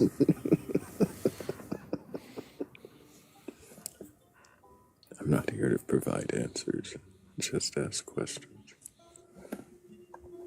Well, I was taught by my culture. Are your ears? Would you perceive your ears as producing more wax than the average person? Mm-hmm. There's almost always earbuds in them. And then when they're not, they're all like, I don't think you guys want to know this. They're all like wet. Have you asked other people about their earwax production? You know, I do run out of things to talk about. My wife goes to an annual cookie party, and that's the only party that I just like can't, we're good. We could talk about cookies all day. But at other parties, I have no clue what to talk about. So now I have something. Thank you.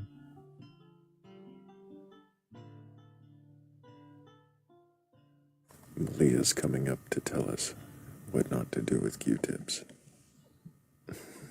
Is that an all right thing to do? That kind of is my expertise. As a nurse, I was known as the flusher. That was my favorite thing to do, is flush out ears. But my next favorite thing to do is to say, you don't have to suffer with that. Just put some olive oil in your ears and you won't get that wax buildup. Just don't put anything dry in your ears, because then it prompts your ears to want to make more wax. So interesting. Yeah, you don't need it. And the doctors used to get mad at me because we'd never see them again. Yeah. I worked myself out of a job as the flusher. As a flusher, did you use a combination of hydrogen peroxide and water? I actually use I use stool softener. Fascinating. Because it's the same substance. Yeah. Wax is produced in the same way that mucus is produced in your butt. Yeah. I'm glad I could make you laugh. I've waited for this day, Thrayle, when I could make you laugh. Thank you. So I'm here to help. I mean, I'm here to help on that level. So just a little olive oil on the tip of my finger. No. Take it like a little eyedropper, you know, and put about and you can warm it if you want to, just don't put it in your ear hot. But because if you put cool stuff in your ear, you could get off balance. It's an equilibrium thing. You want to make sure it's warm, or you could just warm up a washcloth at the same time. Just put some drops in your ear, let it sit overnight. Yeah, you may have to do a little extra laundry when your pillows might have a little, but I tell you, it's going to save that itchy. You won't be sticking stuff in your ear and making your situation worse, because I know I have seen things as large as apricots come out of people's ears. So, Any bugs? yeah, they fly in your ear and they get trapped. Yeah. Lots of interesting things sometimes. Was this Erasers. your? Oh yeah, erasers. Yeah. We had those up the nose a lot. Yeah. Was this your not your entire job, just like your No. specialty, right? They called you in. No, I was what they called ambulatory care. I did urgent care and office care, stuff like that. I did do med surge also, which is taking care of people after surgery. So I'm very, very big on histamine imbalance. So that's another thing that you could look into, because once your body is off on its histamine levels, it'll start to overproduce things such as earwax, mucus. You'll get allergies, your eyes will water. You might start getting pain in the bottom of your feet. That's actually a histamine response, because histamines affect your vagus nerve, and the vagus nerve affects every organ in your body. That's fascinating. It is. You said Vegas, and I have a gambling addiction currently.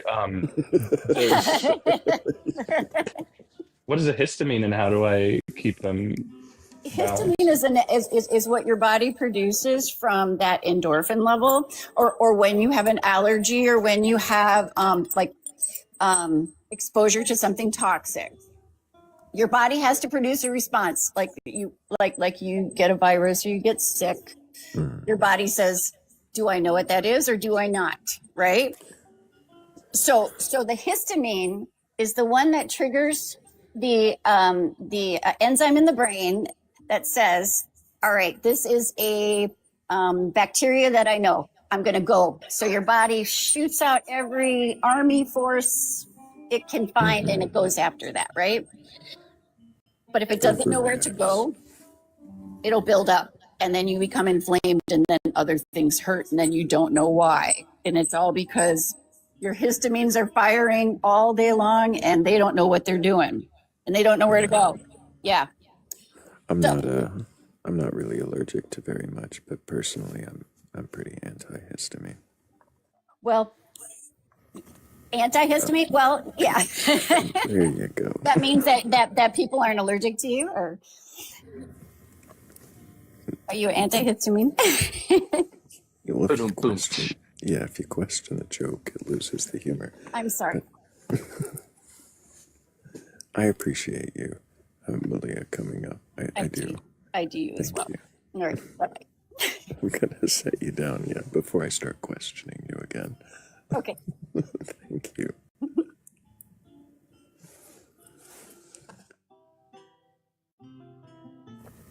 But if anybody watching does have a belief in a god or gods, a higher power, or anything like that, you're capable of questioning your beliefs, well, go ahead and request on up. I'm not here to burgle your gods or argue with you.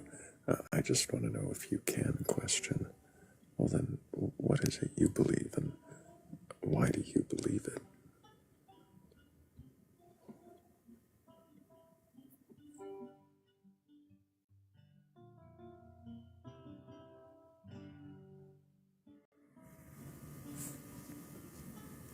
Forget-me-not says that they're allergic to aggressive. I wonder if it's for the same reasons.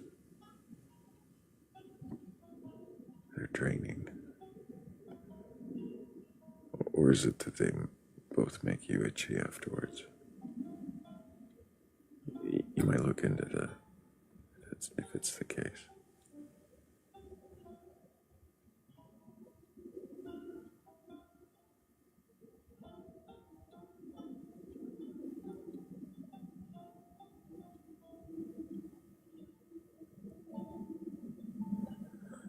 Welcome in, everybody joining.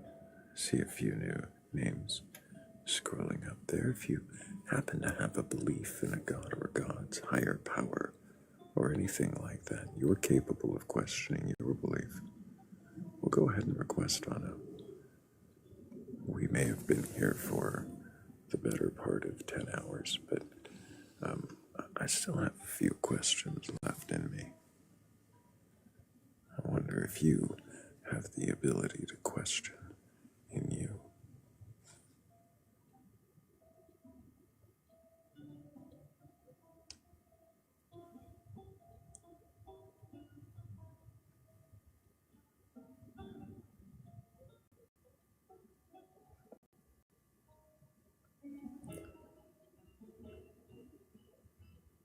Thank you for sharing the live, everybody who did.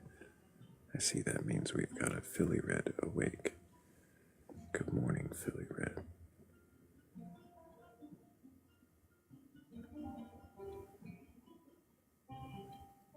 And good morning, just what I heard.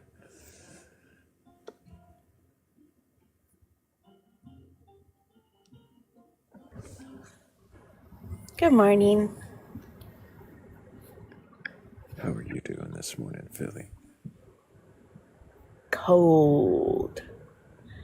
December in Canada is cold. Yeah, I've been complaining about the cold all night. I guess I have to stop now that you're here. Your cold is probably much colder. It's below freezing here. We didn't quite make it that cold. We got down to like 33, 34, so like 1 or 2 degrees. Mm. Still cold. You like ice cream in the cold? Like ice cream, Joe? Yeah, like there's nothing like having ice cream when it's cold out, like outside and it's cold. I do enjoy ice cream in the cold. Okay. Ice cream, like all the time. Yeah, I'm suffering the extra cold for the ice cream.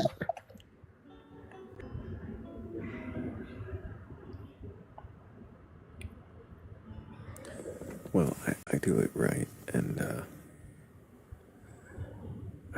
for instance, last night enjoyed a very large bowl of chocolate chip cookie dough ice cream with frozen blueberries and honey.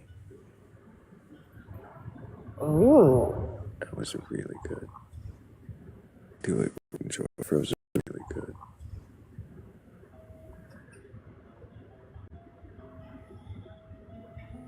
Frozen.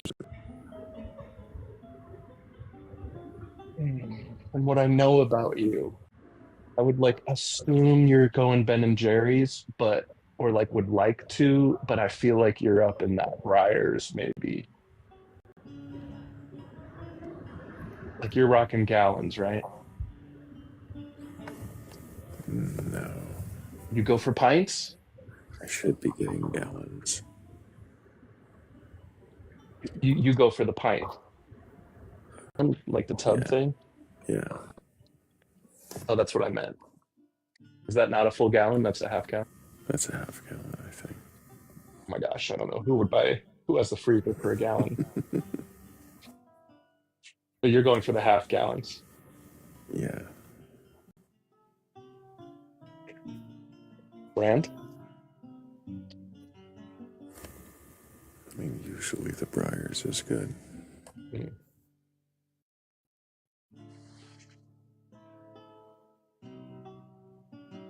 But also I'm in Texas, so I mean, if I am gonna go for a gallon, I'll get Bluebell.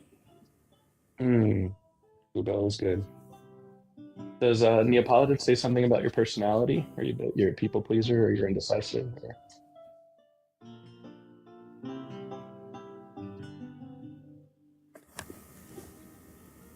I don't know. Do you like Neapolitan? No. Mm-mm.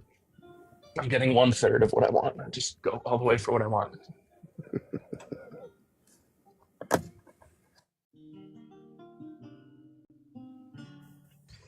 If you want to have a respectful conversation about your beliefs, anything that has to do with a god, God's higher power, or anything of the like, including mermaids, then you should request up. Boot Joe.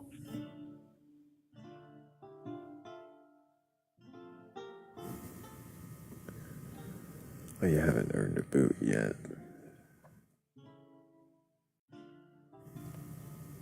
I try to keep it respectful. I don't know if you respected the Neapolitan enough, but I'm kind of with you. Why get 1/3 of what you want? If you want strawberry, get strawberry. If you want chocolate, get chocolate.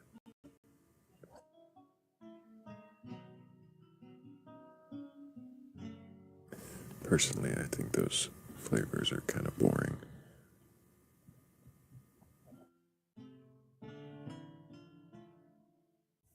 Vanilla, your favorite flavor, Thrayle?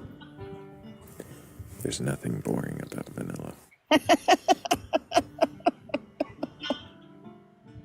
It's not my favorite though. I don't have a favorite. I like cherry, especially like a chocolate cherry chunk.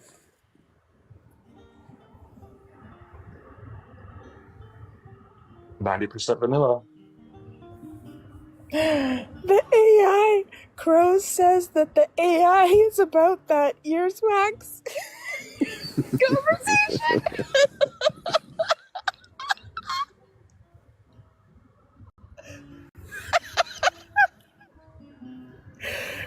Come up and defend vanilla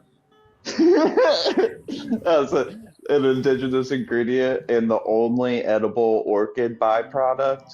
It is far from boring. It is incredibly interesting. It is one of the most poached foods in the world, and a lot of indigenous farmers have started laser etching barcodes on their vanilla beans so that they're not stolen. Wow.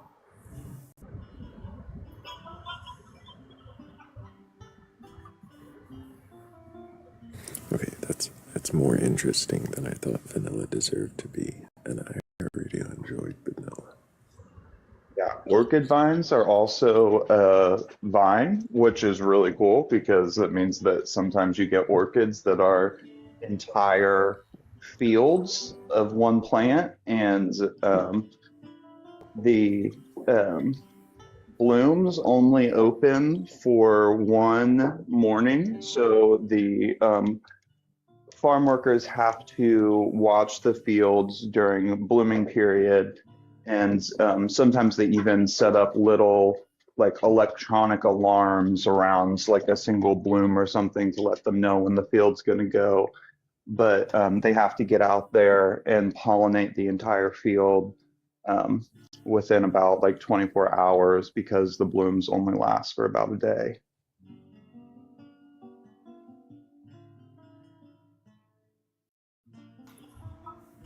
That is fascinating.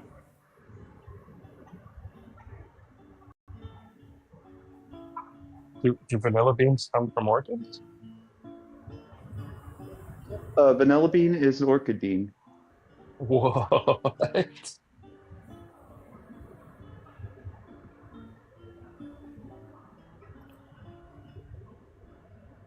Yep, the vanilla that you get in the store is a fermented and then dried orchid bean.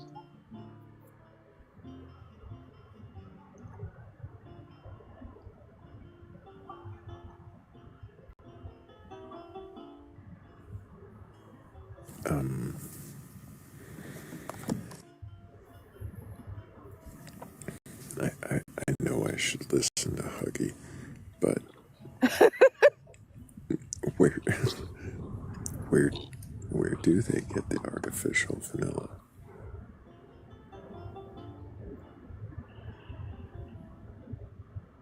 I think it's a seaweed byproduct. I might be wrong. I don't remember.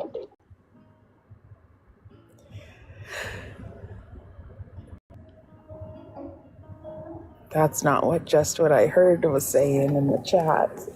Yeah.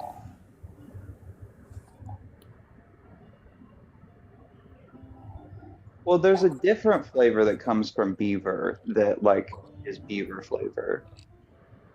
But I wouldn't be surprised if you could get vanilla from it because they make a lot of flavonoids.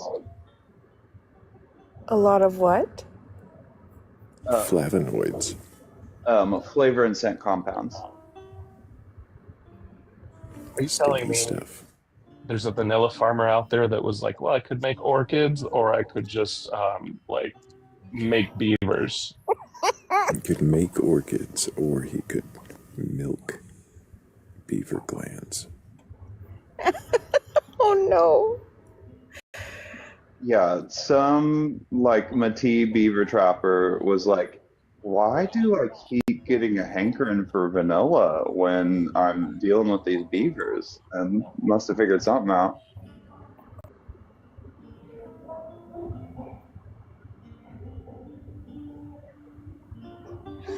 If you can save us from this conversation about beaver glands, because you have a God belief that you're willing to question, please request up. And if you don't, why aren't you liking and sharing this to a wild extent to get us off of this topic? And whatever you do, don't Google castorium. App if you're crapping.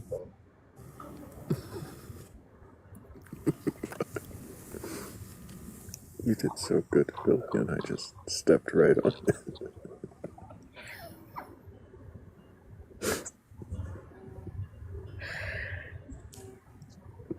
Can we cross promote?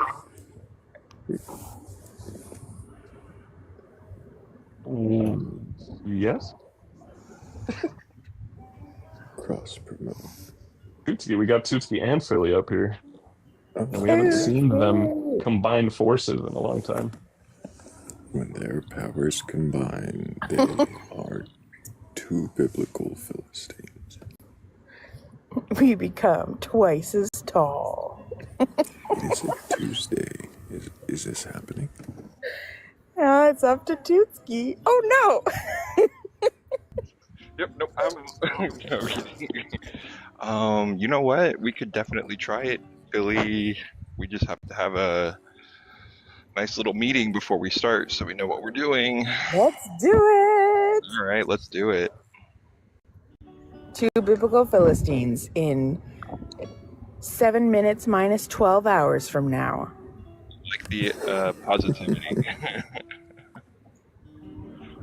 You guys will get to see Tootsie on camera. Tootsie has the greatest t-shirt and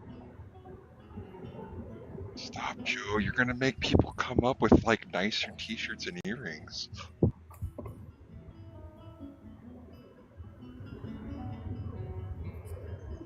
you should automatically concede to anyone who has a cooler t-shirt and earring than you. It would be fair. Like, it's a stiff competition. But we don't compete. We seek good faith conversations.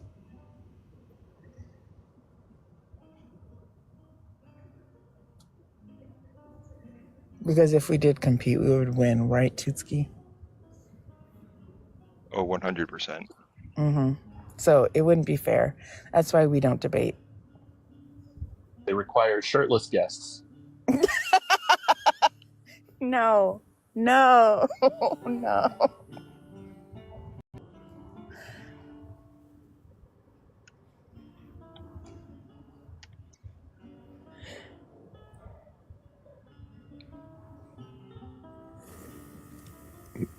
Malia asks front or back view. I assume of Tootski's t-shirt collection. Oh, I left for a second. I thought we were talking about beavers still.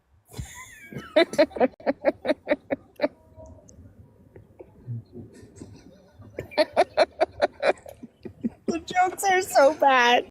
The jokes in my head are so bad.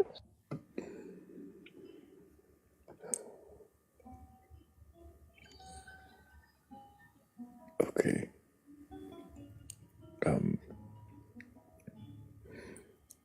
Let's save this live by I don't know, questioning the questioner. That usually works. If you have a belief in a god or God's higher power or anything like that, and you're capable of questioning your beliefs, well, go ahead and request on up. I might even answer a few questions for you.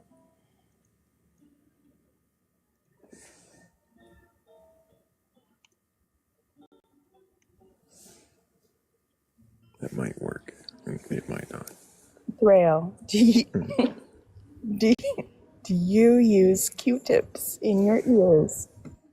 Not in them, no. It says on the package not to do that. I have a question for the question. Why is a raven like a writing desk? They both have an R sound at the beginning. Hee hee hee.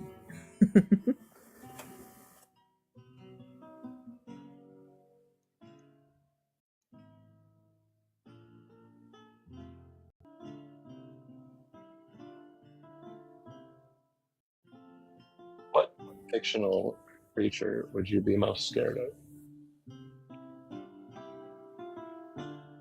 I mean, other than, like, something really horrible like the Christian God.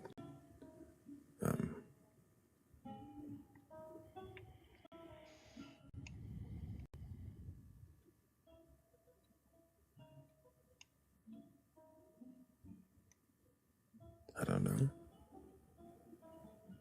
Fictional character.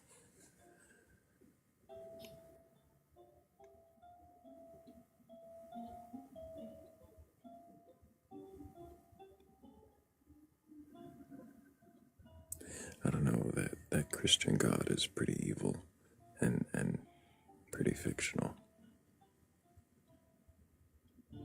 Seems to be anyways. Maybe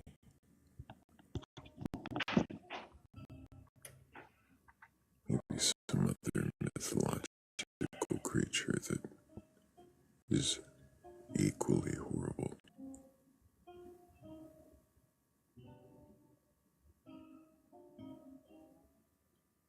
Can't think of one off the top of my head.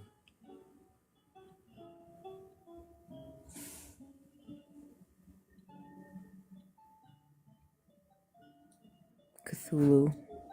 Cthulhu, maybe.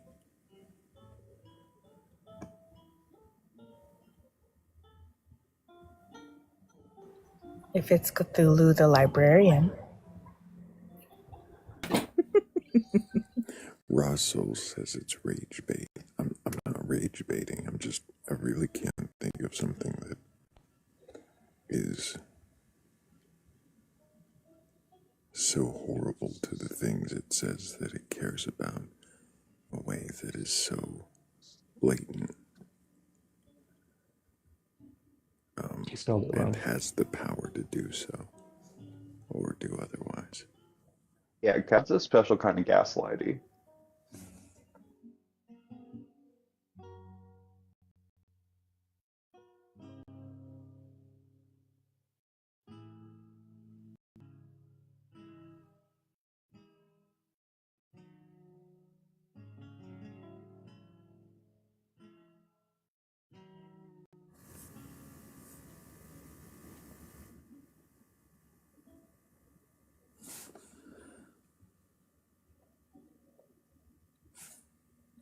Love how what you're trying to do up here is like the opposite of rage bait, but so often. I mean, I think a lot of people know it's not and say it sarcastically. Like I think Russell knows it's not, but people think it is anyways. You know, it's so crazy to me.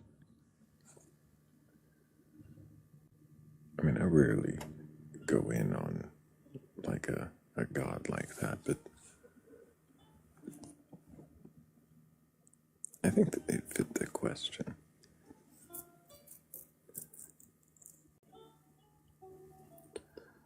But I do need to thank it's insomnia, also just what I heard, and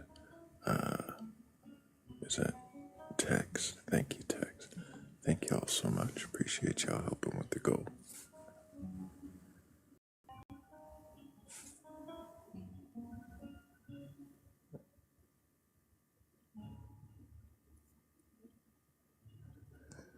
What was your best conversation of the night, Thrayle?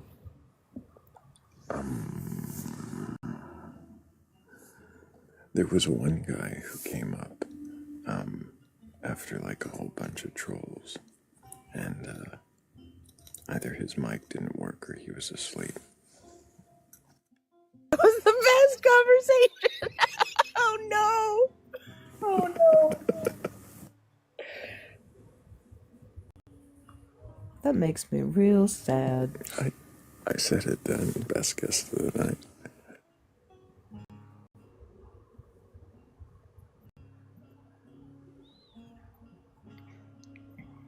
That's too bad.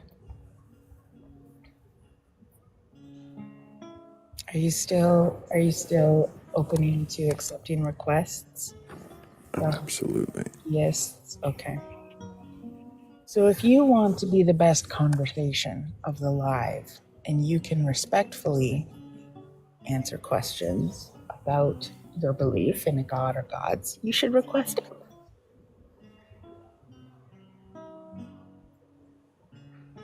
You to do is come off To mute and even not touch be. the bar. Yeah, the bar is set low. Come off mute and don't be. And don't snore, apparently.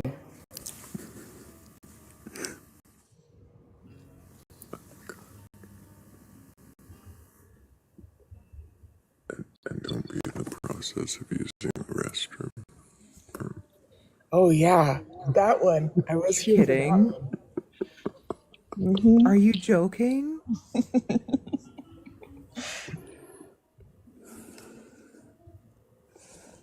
Yeah.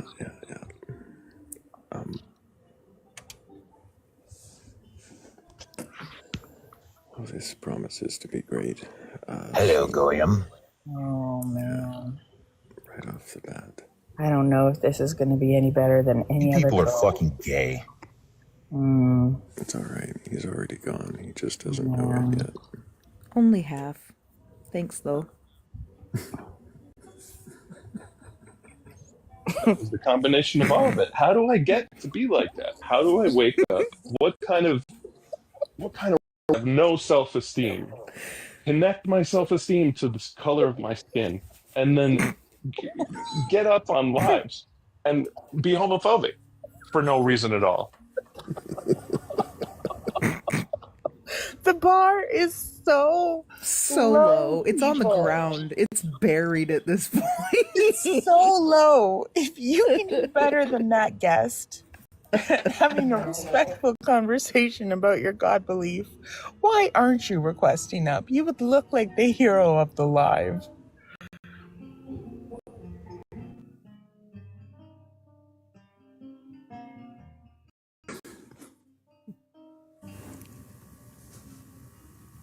Oh, goodness.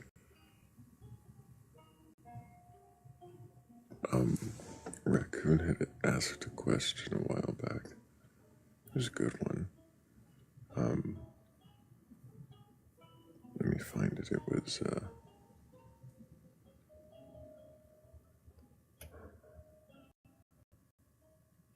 something about, is it still worth it to do the live on nights like this? Yeah, it is. Do I still enjoy doing it? That's what it is. And I do. We still have interesting conversation. That best guest of the night was the one whose mic didn't work. That's not entirely true. There were a few guests who managed to question a little bit, or be questioned without crashing out.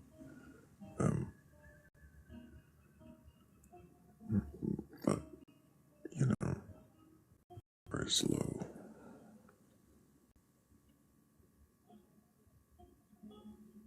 And I still enjoy it. I still have. It's not as fun to have the crash out conversations, to watch them lose their mind over simple questions, but it's enlightening. I'm definitely learning something. Some people really can't handle questions.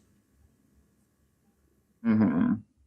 Yeah. Has there ever been anything that you learned, Thrayle, that gave you an existential crisis?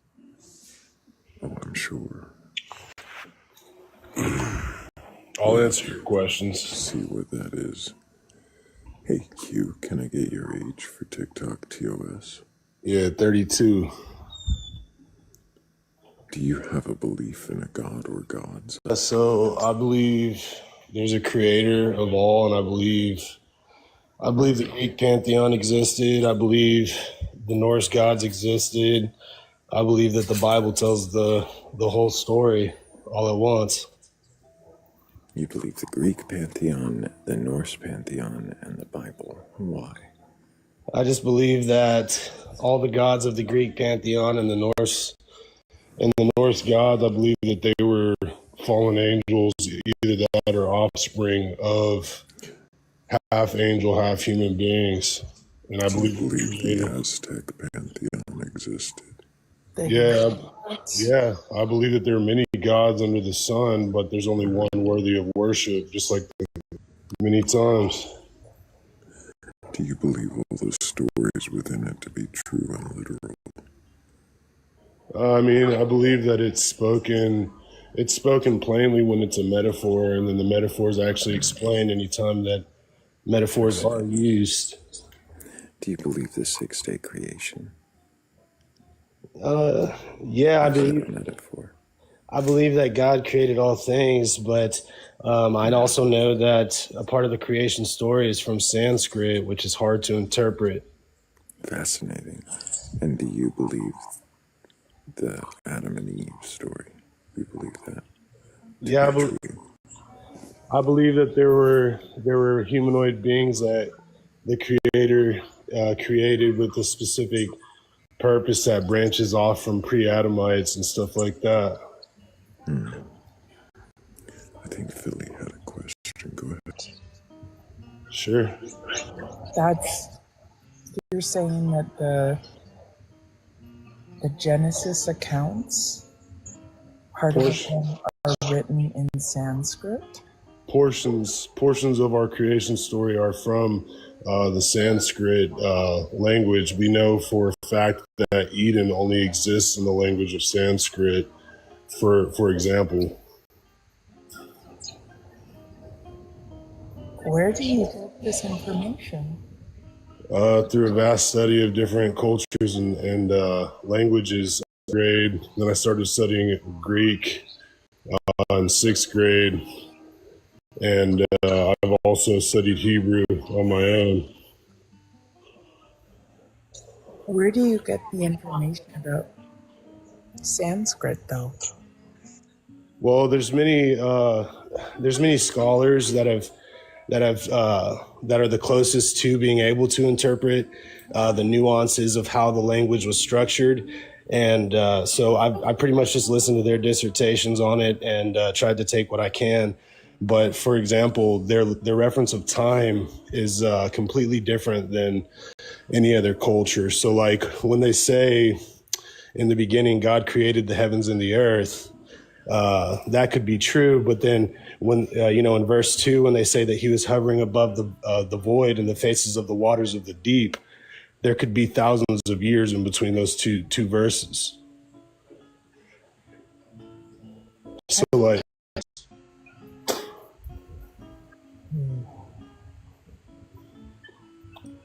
so there could have been a major cataclysm, and for whatever reason, the creator was hovering over the void and the faces of the waters of the deep, and then he caused the lands. So for you, there's no.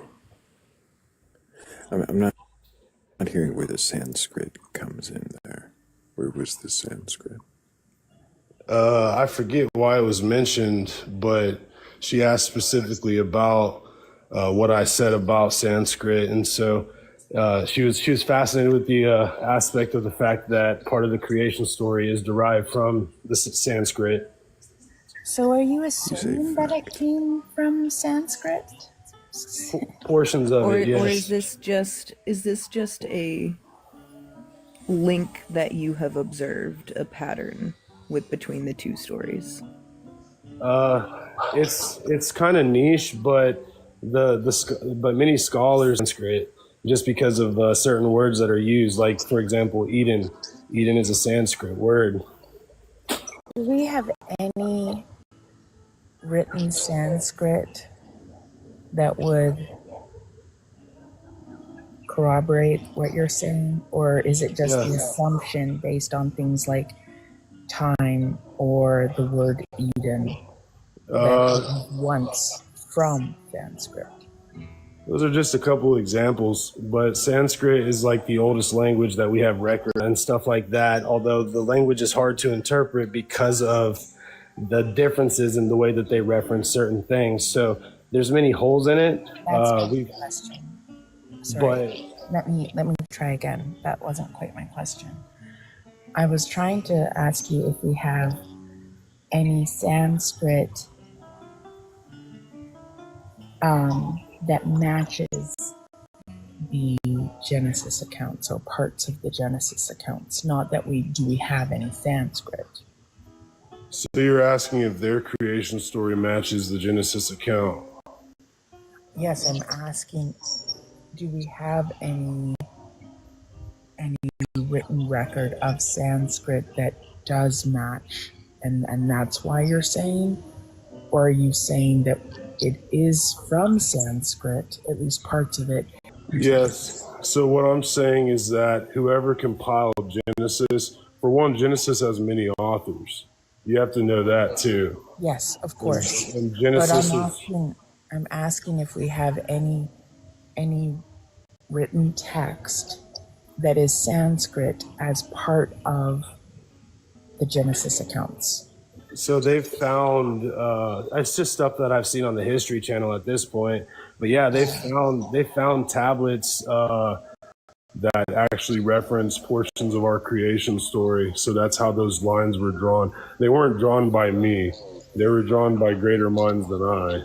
There are tablets with Sanskrit that reference. Yeah, so within that Hebrew writing, there's Sanskrit words, so they aren't derived from Hebrew. That's what I'm saying. I'm trying. I think I'm understanding what you're saying. I have never heard this before, so yeah, I'm curious about the sources. That's for sure. Well, I mean, it's stuff, like I say, it's stuff that I've seen on the History Channel. They'll get on there. Do you know, like, have you looked into the research that was put into these documentaries at all? Briefly, but I mean, admittedly, not in depth, not to the degree. But I'm trying to answer your question to the best of my ability. Give us names of scholars or anything like that. Not offhand, no. This is stuff that I've seen when I was younger, actually. But I mean, my beliefs are rooted from other aspects. That's just a fractal of information that I've acquired throughout my journey.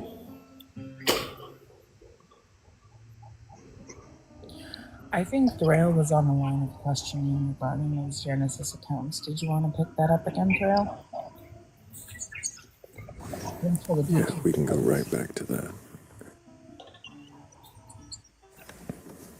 Does it matter to you if the Bible is true or not, Q? Yeah, it absolutely matters. Is it possible that there are any errors or flaws within the text? Experience, what I've observed is that oftentimes where people find contradictions, it's due to a lack of understanding of the whole bigger picture. So like I don't find any inconsistencies. I don't find any incongruencies within the text. To me, like I said, it explains one story of the entire. Which translation do you prefer? Good question. See, and that's the thing. There are flaws in all of the translations because, you know, after studying the Greek and the structure of the language, I've also realized that the people who initially interpreted the Bible in modern times from Greek to English, they actually added in words without definite articles to justify certain titles. So like every single time they mention God. So the Greek to English will be about just to clarify, the Greek to English will be about the New Testament. I'm curious about the Old Testament. Oh, okay, the Hebrew. Do you believe which translation do you prefer? The Old Testament. Honestly, the translation doesn't matter to me because I always go back to the original manuscripts. So when a verse is referenced, I verify it through the original manuscript, and you know, that way I can act. And so oftentimes I've found that it almost seems like somebody was paying people, like a king was paying interpreters to misinterpret a certain dogma into the modern translations. Fascinating. When you say that doesn't really. Oh, go ahead. When you say the original manuscripts, what are you referencing exactly? Greek lexicons and the original Dead Sea Scrolls as they were actually documented to be written. And since most people are honestly probably just too lazy to actually interpret the Greek language, they just believe whatever the interpreters tell them it said. And so without actually going back to the original manuscript, it's easy to manipulate the English language. And since nobody goes back to the original, they believe. So for example, every time that the word God is mentioned in the scriptures, found the belief that Christ was God the Most High, whenever that's not the picture that was being painted in the actual scriptures.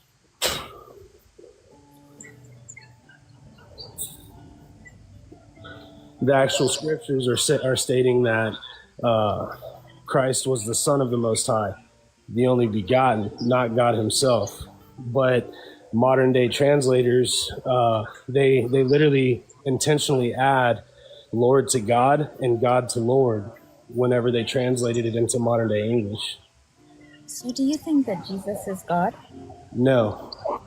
Do you think that Jesus is a savior? I think that he's a Messiah. I think that he's the Son of God. I think that he's unique to all other creations.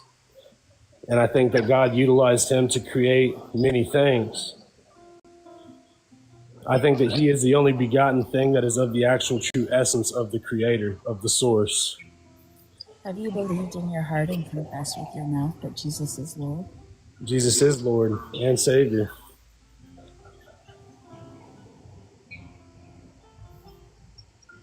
I think I diverted us again, Thrayle. That's all right. So we were trying to find out about which translation you would follow and how literally you take the Old Testament. So out of curiosity, Q, you believe in a 6-day creation in Adam and Eve in a garden, correct? Yeah, I do. Do you believe the order of creation given in Genesis 1 is accurate? Or is it the order given in Genesis 2? Which one's true? I can't remember the two differences offhand. And would you mind? Sure. Genesis 1. If Genesis 1 gives you the order of creation lights, firmament, plants, sun and moon, animals, man and woman, most notably in that, of course, plants, animals, man and woman. And then in Genesis 2, it gives you the order of man, plants, animals, woman. Which one is true? Good question. However, like I said before, in Genesis 1 and Genesis 2, there could be thousands of years. There could be multiple cataclysms. There could be. Oh, I'm sorry. I don't mean like Genesis verse 1, chapter 1, verse 2. So I guess to answer your story about the chapter 1. day creation, this is where we got hung up. Because to answer your question about the 6-day creation, I guess I don't exactly believe that it may have happened all in just 6 days. I feel like there's many years. That's not actually the question, Q. What is the question? Yeah, it's about the order. Okay, so it's about the order of creation. I actually wasn't aware of the fact that there's two different orders.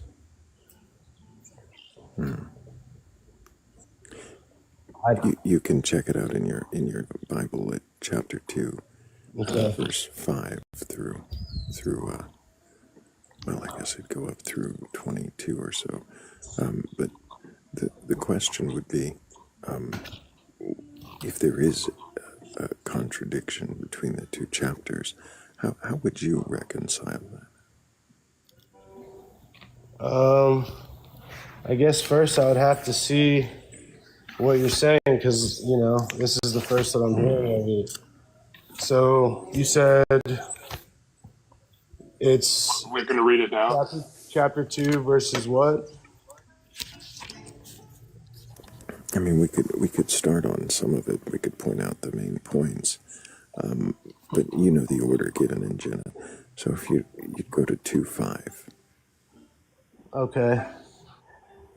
And every plant of the field before it was in the earth, and every herb of the field before it grew. For the Lord God had not caused it to rain upon the earth, and there was not a man to till the ground. But there was... What does that say? So it's talking about when the plants were... Before their plants, right? It says in all the plants before they were there, because... It's before they were there because he hadn't made it rain and there was no man, right? Oh, yeah, it does. So no plants yet because of these two reasons. And then the next verse goes on to say, he makes a mist come out of the ground and water the face of the earth. And then out of the dust he makes a man and breathes the breath of life. Right? Okay, yeah. So we had, before there were plants, because there was no rain and no man, he makes a mist and a man. So that would mean the plants would be next, right? Because it was before the plants, because of this and because of that. Yeah, sure. So you see how that's okay, Philly. You can go ahead. Can I just ask you, can you mute when you're not speaking? Because there's a lot of feedback coming back. Oh, sorry. It's the flipping of the pages.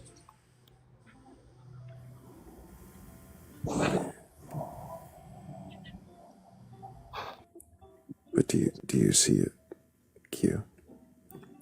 How it shows the plants come after the man in Genesis 2. Yeah, I could see that logic from that one verse. And if you keep going, if you read on to Genesis 2:18, it's going to say,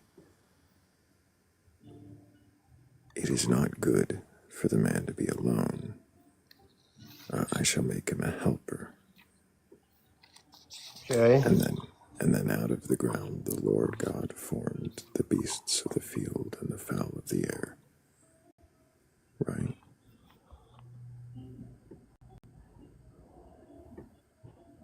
I thought that he made him a helper after Adam noticed that the beast had a partner and a mate.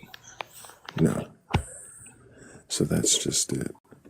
He says in 2:18, "It is not good for the man to be alone. I shall make him a helper." And so out of the ground the Lord God forms all the beasts of the field and the fowl of the air, and he brings them to Adam. Oh, so that's what you're saying, and because Adam, yeah, he's alone, and then God makes the animals after Adam's alone, and then he brings the animals to Adam, and Adam names them. But from the animals, no helper was found. And only then does God put him under a sleep and perform the surgery to make Eve. But if you read through, it says that it is not good for him to be alone, and so he makes the animals. So Adam's alone with the vegetation that he just made. He's alone with the plants, and God makes the animals after Adam. So what you're saying is that the order is different than the account given in Genesis 1 as it's absolutely. Okay, so I see what you're saying here, and I definitely agree with you. The order is different in Genesis 2. However, it doesn't really seem to be a structured order that they're giving. For example, I would agree with you, except that it gives reasoning in the order, doesn't it? It gives a reason why the plants come after Adam, and it gives a reason why the animals come after Adam. If it didn't give those reasons, then it might just be, here's the man, the plants, the animals. But it actually gives reasons, doesn't it? So it is not good for him to be alone. I'll make him a helper, and out of the ground he makes all the animals, and only because he can't find a helper in the animals does God put him under.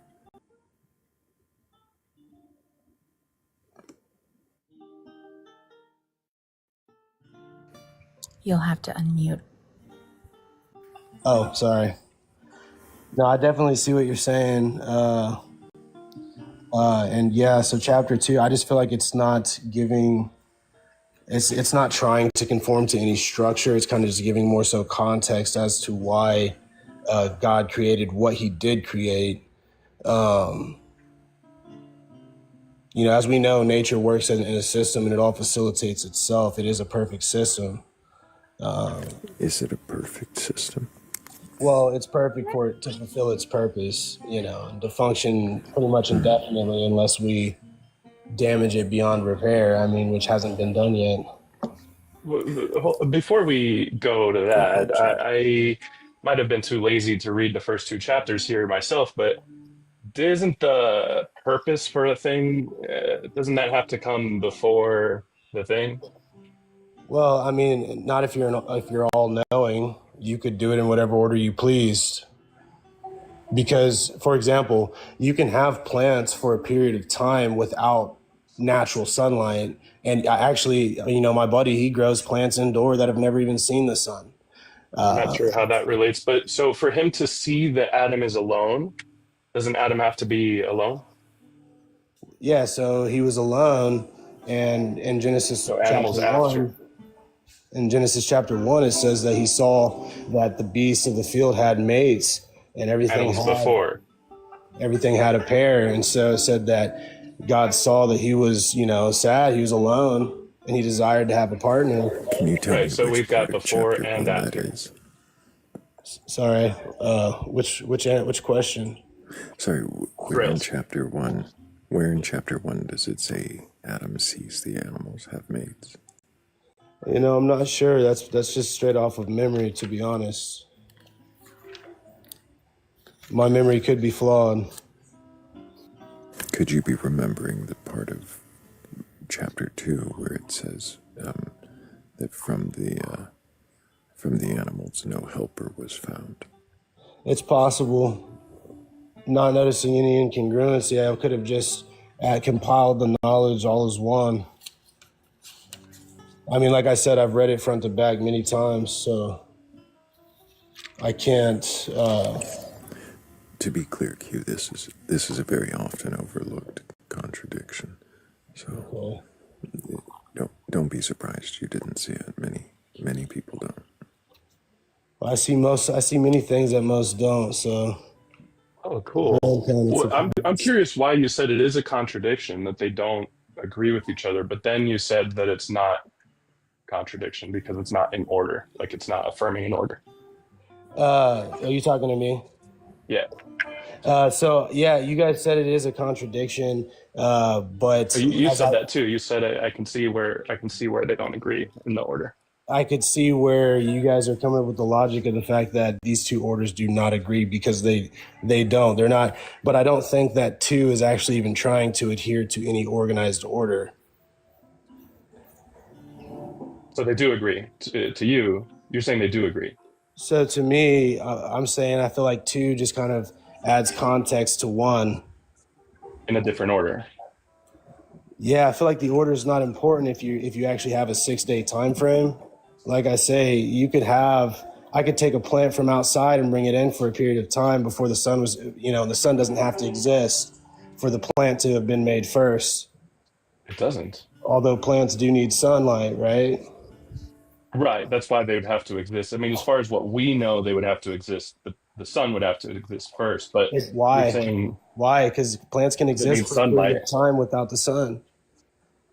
Not ones that need sunlight. They wouldn't even get to where they are. So you're saying chicken first. No, yeah. So yeah, exactly. Second.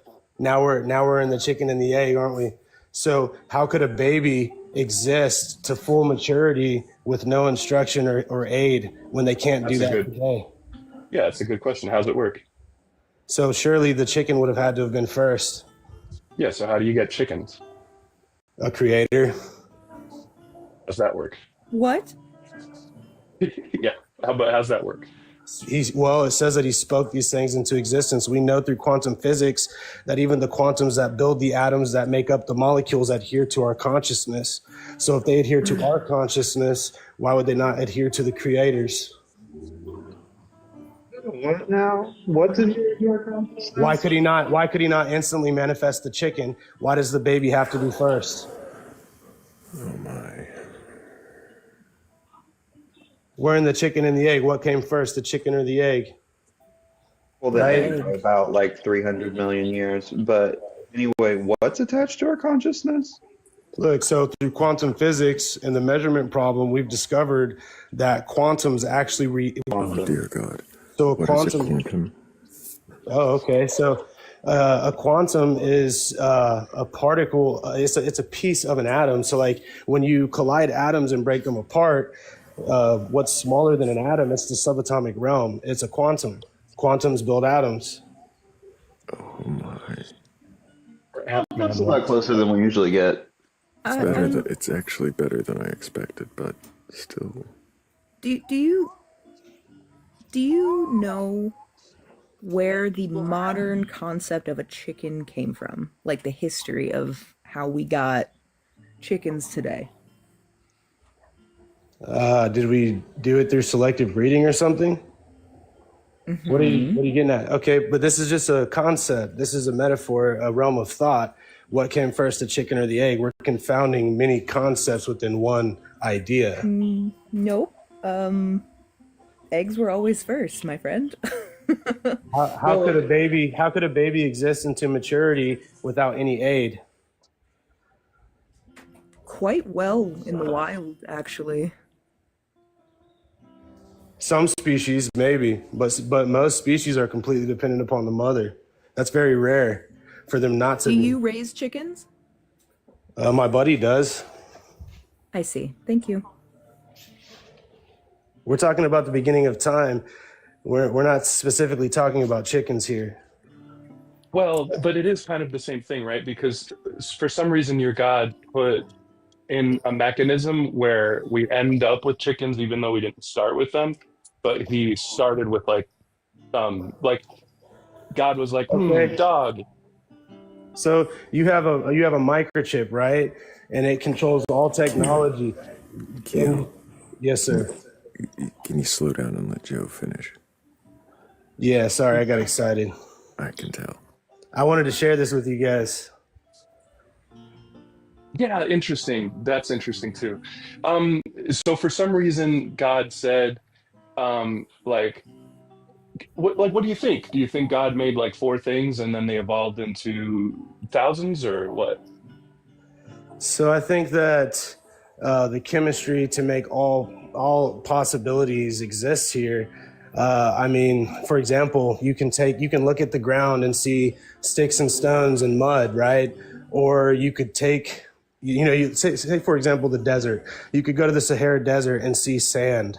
But to the learned eye, you would know that the Sahara Desert has the highest composition of quartz within its sand, and if you melt it down, you can actually make microchips out of this sand, right? And then create technology and all these infinite. You were gonna get to microchips no matter what I asked you. You want it there. You want Yeah, to yeah, go yeah. there. I told you for that. sure.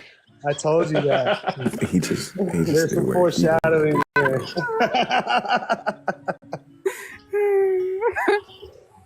You thought I was playing. I still don't understand So why look. it doesn't bother you that there are contradictions in the order of creation. I just don't. I feel like you guys are trying to look for a problem where there isn't one. I'm sorry, I don't understand how you get to the point that it's not a problem. So can I ask you a question? Can you answer hers first? Well, I'd have to understand her a little bit better to answer hers, I guess. How do you get to the point where it's not a problem? Like I said, I don't feel like chapter 2 is actually trying to list it in order. So it's just a mistake in chapter 2. No, I feel like it's just an explanation of the reasoning behind certain creations. So it's just not totally accurate. That's not what I'm saying. So It's what not. I'm saying, what I'm saying is that the reason why it doesn't match the order of chapter 1 is because it's not trying. Because the two stories serve different purposes. No, because like I said, with the Sanskrit language, the way that they state things can be very different. Can you tell me which part of? I've got to know though, which part of Genesis 1 or 2 is in Sanskrit? Which part? I have not dissected it to that degree. I'll be honest. Yeah, is there any? I just know that is there any chance that neither part was in Sanskrit? There's no chance that neither part was, but there is a chance the part that there is a chance that the part that chapter 2 that you're talking about wasn't. I don't know for certain. How can you say that there's no chance when you can't point to which part actually is? How many languages do you know? I know many languages, so. But you haven't said which part is actually from it. I know multiple languages too. That doesn't mean that if you can't point to which part is from that language. I can't point to every part, but I did give you an example. You said Eden, the word Eden. Correct. Okay, so that one word is in Sanskrit. Yes. It only exists in the Sanskrit language, yes. What do you mean it only exists? It So literally it's origins. It's origins, but it's not derived from Hebrew. It predates Hebrew, that word. That doesn't mean that the language is not, that the word is not in the language though. But if the word predates that language's existence, then it must be from a different origin. So how do you know that the word predates the language's existence? Like I said, it was literally, it's a silly answer, but it's literally as simple as it was a episode on the History Channel. Scholars were getting up there and talking about it. Okay, I don't.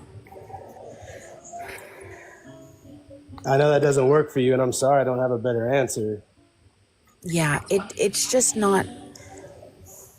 But maybe you haven't considered all possibilities. That is possible. It is very possible that, well, is it very possible? It is possible that there is Sanskrit in the Hebrew creation accounts, but without anything to point to other than I saw it on the History Channel, I'm not going to take that as fact. And that's fair. That's extremely fair. Why do you take it as fact? Well, because I've done enough study to actually prove to myself that Eden is derived from Sanskrit in origin, and I understand that Outside of the documentary? Yeah, outside of the documentary. But you can't point us to any of that research? Look into this. The word Eden specifically, I didn't go deeper than that. You And that'd didn't be a go good deeper place to than that'd be a looking good into the place to word start. Eden. That'd be a good place to start for you guys if you desire to research the topic on your own. You would we're have too to lazy give to us go a now figure reference out to what research. And anyone that makes a claim around something that can't back it up, yes. Oh, I'm well, curious why it doesn't bother you. do you want me to do you want me to go through it and prove it now? Yeah. Oh yeah, we've been asking you to do that. I mean, the guy with the hair on the TV show isn't doing it for us.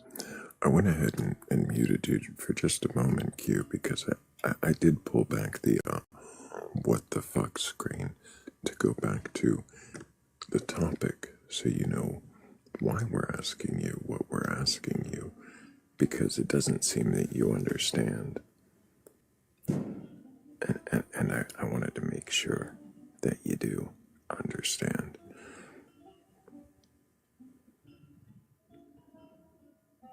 Okay. But yeah, now that the screen is back and you understand, you said, do we want you to go through it and prove it? I mean, like, if you have proof of what you claimed, that would be nice to see. Well, if I leave the screen, then you guys aren't going to be able to hear me. So how am I going to reference any of my research? Can you copy it and then paste something into the chat? We can look it up. I mean, it's very limited as to what it allows me to, the characters that it allows me to utilize in the chat. Oh, I meant the source. Like, if you could copy the source. What is the title of the article or study? Sure. I'd be willing to do that for you guys. Cool. I'll be right back. Perfect. And while he does that, we're at 256, 7 up in the screen so much. And if you happen to... Hey, you know what, sir? Can I send it to your personal inbox? Because I have to take my girlfriend to work. Sure, why don't you DM me that? All right, I followed you now. Mm-hmm. Appreciate you, Q. Yep. Don't want to make you late, so we'll let you go. All right. Mm-hmm. Thanks for the conversation. I hope that you actually will follow up. I will put it in the Discord if he does. I don't know why you guys are too lazy to consider that the first two chapters that you haven't read are possibly not in the same order because of other languages exist.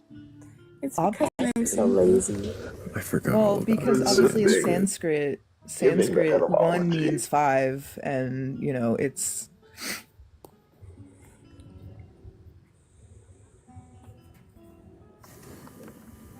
Jake's here to tell us about Lil Sanskrit, the best rapper. Old skeet. I mean skeet. Never mind. That shit was wild. The chicken before the egg thing just kept throwing. Dog. It's the dumbest. As for the last 6 years. What?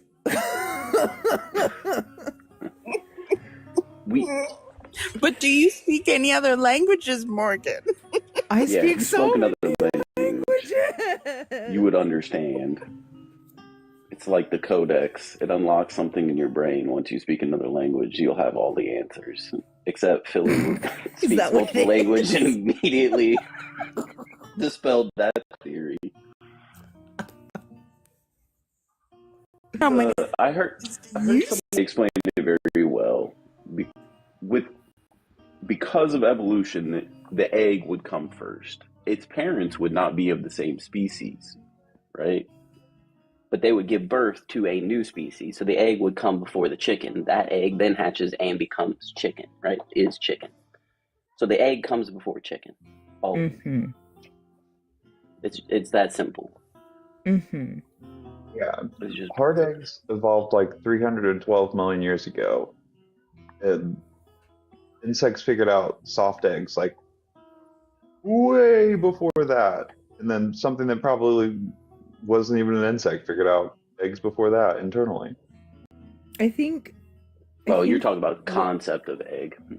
I see. Because he just chose the wrong animal to use as an example, if I'm completely honest. Like, unequivocally, To be fair, I think the I worst might have been. example. Yeah, but to be fair, I might have just referenced the chicken thing. Yeah, I mean, To be it's fair, a he couldn't simple one talk that a lot of about people one just pull out of thing the top of their head. in 15 seconds before jumping If to that. another. I This was guy, gonna say, like, we're kind of jumping around here. Like, can we stay on one topic and talk about it? We were questioning the questioner, and Thrayle, I think we need to remind our audience and ourselves, what is it about that Genesis thing? You rock that thing like it's like you're in there. Two reasons mainly is because it's likely overlooked. It's likely something new. I could pull out some favorite contradiction that most people have heard of, or some other commonly questioned flaw. But this one doesn't tend to get very much attention. And it's right at the beginning of the book. yeah, but which one was in Sanskrit? And so I get so chapter 1 is animals and plants, then man. The plants, animals, man, in that order. Day 3, day 5, and day 6.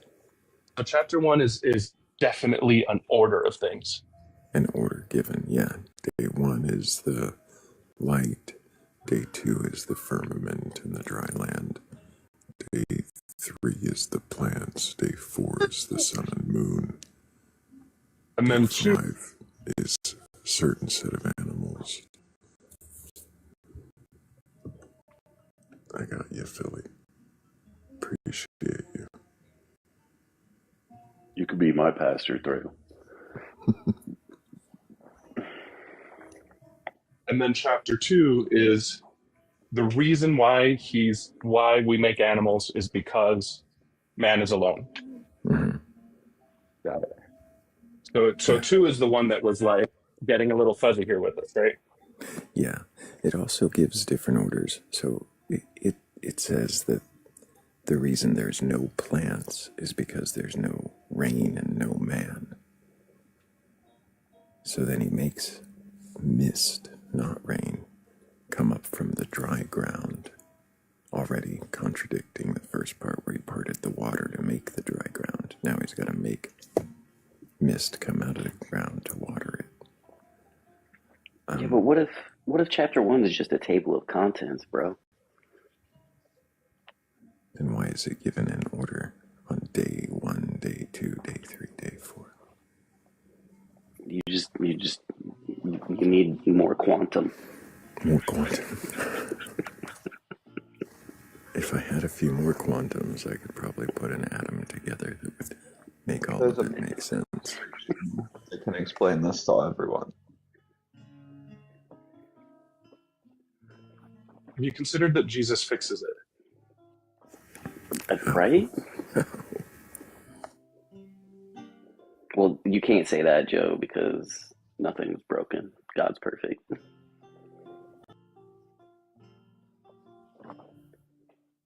There is one fix for it. There's an easy way to resolve all of it. Mm-hmm. It's 2 different stories. Then, if you think of it that way, if you think of Genesis 1 as one tribal group's idea of what creation is, and then you think of Genesis 2 as kind of another tribal group's idea of creation, and then at some point these 2 tribal groups came together and had to find a way to make their stories fit. Well,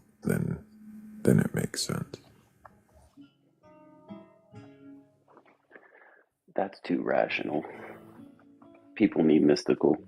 They need magic.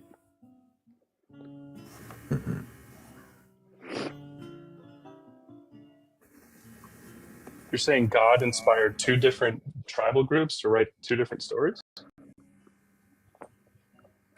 And then make them the first and second chapters of the same book, and then go on to say that it was written by one person.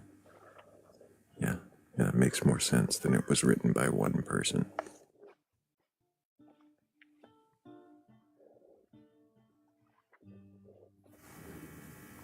I mean, if you want to say God had a hand in it, it could have just been tribal groups making shit up, because they didn't know better.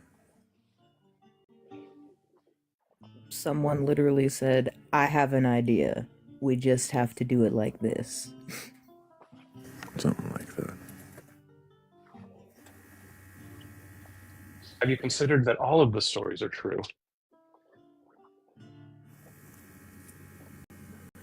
Considered it.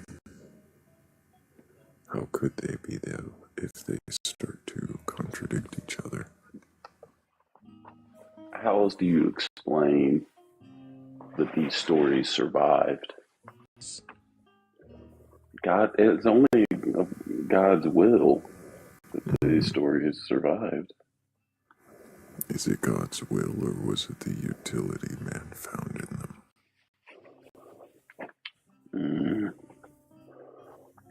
Morals aren't fun if they don't have a story. Too rational. Too rational.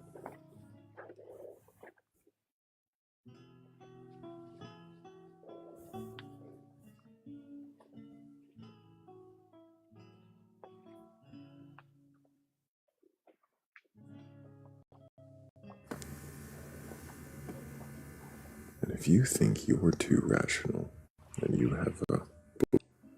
Well, go ahead and request on that. I'd like to rationally ask you a few rational questions about that rationale that you find so rational.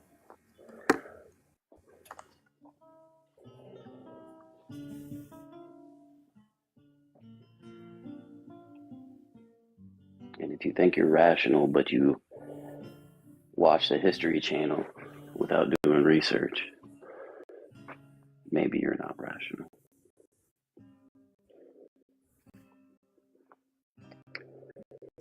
I feel like Morgan is trying to say that slow and steady wins the race. We could learn that without God giving a rabbit skin.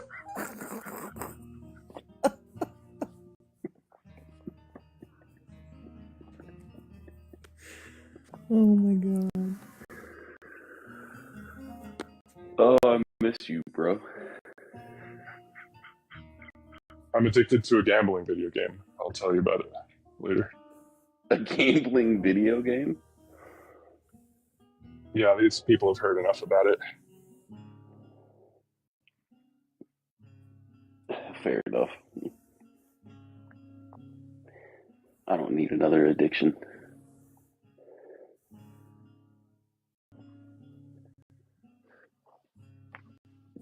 I hope it's not called Powerball.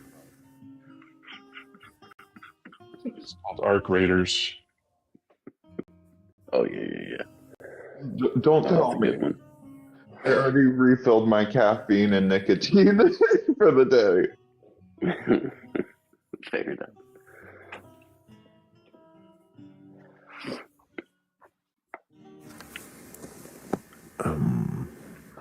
Who was asking it? Somebody was asking a question.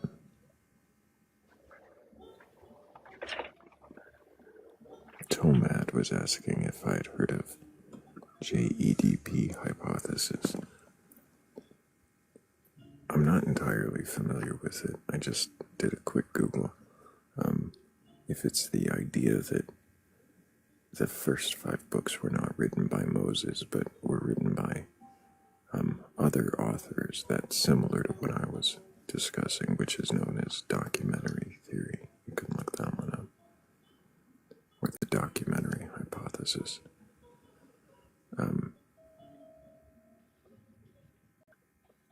But either of those would explain better the discrepancies between the first 5 books, and especially even certain chapters within some of the same books.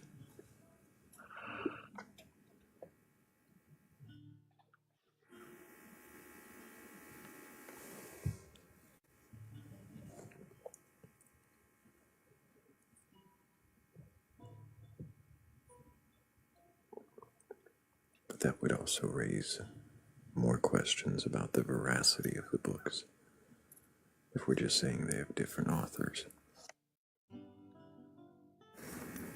Different authors don't imply God.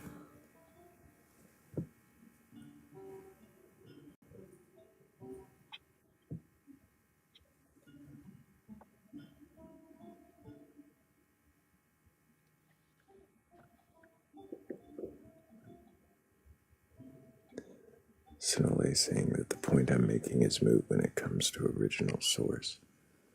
Which original source?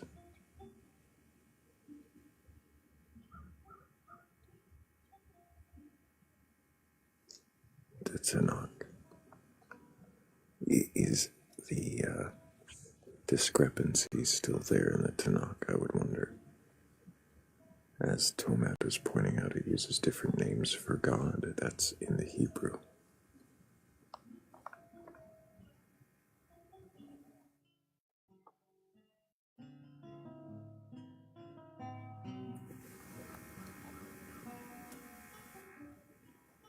Right, Sinale.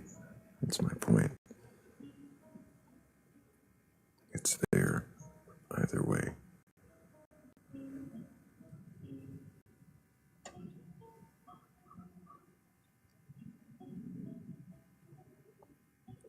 I know this is the one part that I probably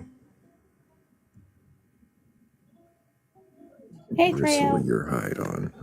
This is probably the one that gets you. I was just saying, this is probably the point I bring up that rustles your feathers the most, isn't it? The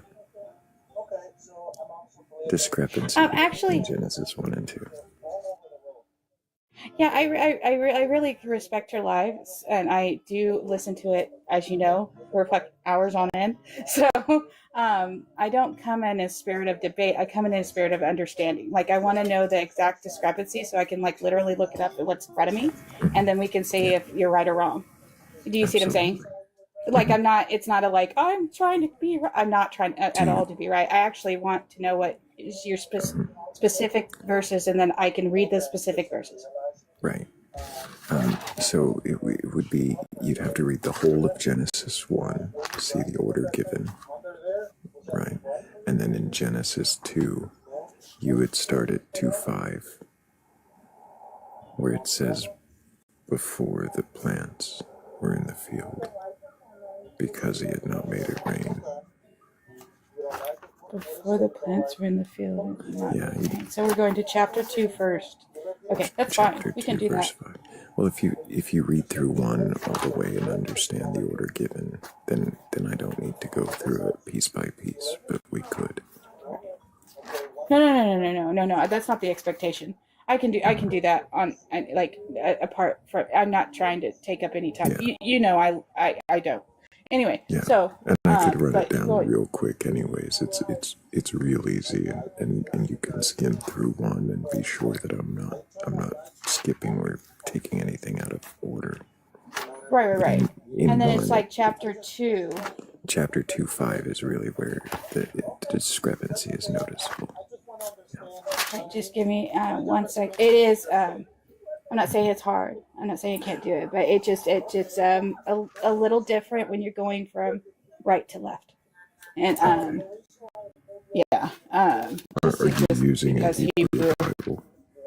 Yeah, the Tanakh. Yeah, Version Society. That's what I wanted to know. Yeah, the Hebrew English Tanakh, and it has the Hebrew along with the English, and it tells you at the bottom what's not substantiated and what's canon and what doesn't exactly translate, because it's trying to be as transparent as possible.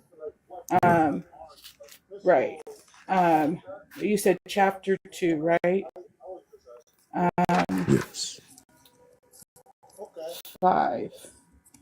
So this is going to be different. Immediately pop off, by the We way. don't right now, so. Yeah. But if you do, if we get interrupted, I can literally do this later. Anyway, so you wanted 5? 5, yes. No shrub of So the field was yet in the earth, no herb of the field had yet sprung up, I think is the translation you okay. have. I could be wrong. No, that's okay. It says, when no shrub yet sprouted, because the Lord God had not sent rain upon the earth, and there was no man to till the soil. That's the end of 5. So, And then, so 6 would go, but there went up a mist from the earth and watered the whole face of the ground. And then the Lord God formed man of the dust of the ground and breathed into his nostrils the breath of life, and man became a living soul. Now, yours might have changed a few words. This is an older JPS translation I'm reading. Yeah. Yeah. So, so if it says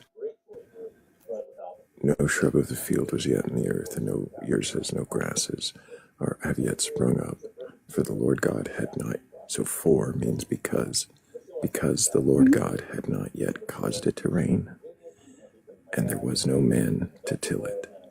So those are the 2 reasons it gives for none of the plants being there. Because there's no rain, and because no man is there to till it. The next thing it does, but up from the ground went a mist, or however it translates it, but up there went a mist from the earth and watered the whole face of the ground. Oh, see, this is why this is important. Translated? Yeah, it says, because the Lord God had not sent rain upon the earth, and there was no man to till the soil. So he hadn't sent rain yet. Yeah, exactly. He hadn't sent rain. Good. And he hadn't made a man. So those are the 2 reasons. Okay. It's not just one or the other, it's both. Right. So because there's no rain and there's no man, and the next step he does is make rain, well, not rain, but mist, and a man, right? Okay, so so we're going on from 8, right?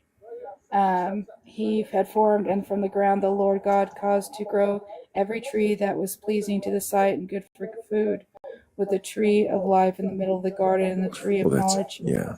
Before there's rain. I'm so sorry. I'm getting a phone call. I'm so sorry. Take the call. That's okay. While you take the call, I'm gonna go ahead and there you go. Mute you, and who knows? We'll still be here when you come back. Sometimes TikTok lets you stay. Sometimes it boots you.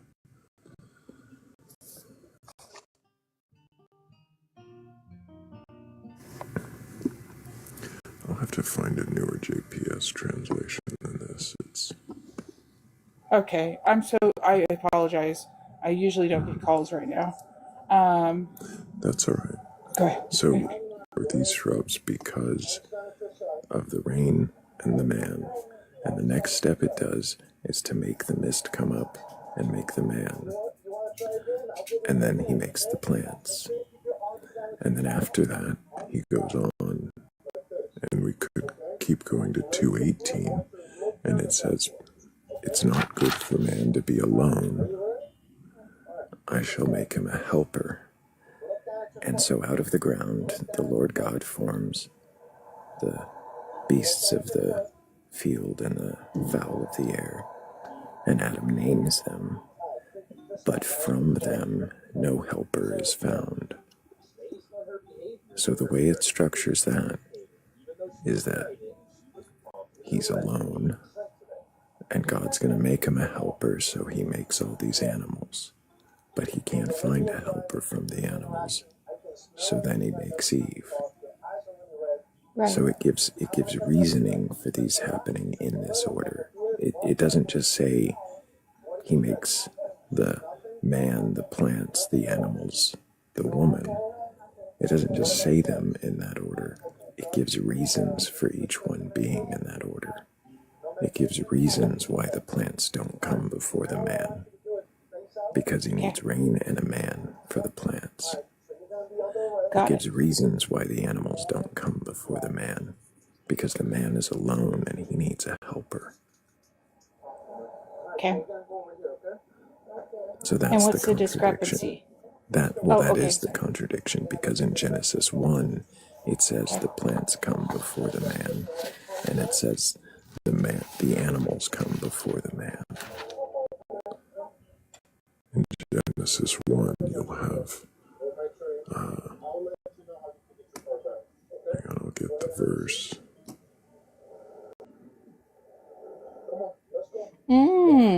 No, I'm reading it right now. Yeah, no, that's right. In one. Shit. Hold on. I'm older. It's really small. 9. It's no, going to be that's not 111 is where it's going to start. Yeah, you got it. It says, "Let the earth sprout vegetation, seed-bearing plants, fruit trees of every kind." That So it's is a not direct just contradiction. it's not just saying that he creates it then, or he creates and holds it. It says in Genesis 2, before it sprung from the earth. And here in Genesis 1, it's saying the earth springs He already forth did that. the grasses. Yeah. So because And you already had vegetation. so it's That's directly amazing. contradictory. It is. No. My hill to die on was the using the KJV when it's not the original source. That's my hill to die on. Surprisingly, the KJV doesn't try to correct this contradiction. Many translations do, but the KJV does not make any attempt to fix this. I think it's because the Torah is notorious as far as like there are rabbis that will not literally look at any other book than just the five first books, because that's the only reliable thing we can look at. It's been taught in the many books that are just basically debates between rabbis. Why did that just escape me? You guys know what I'm talking about. Yes.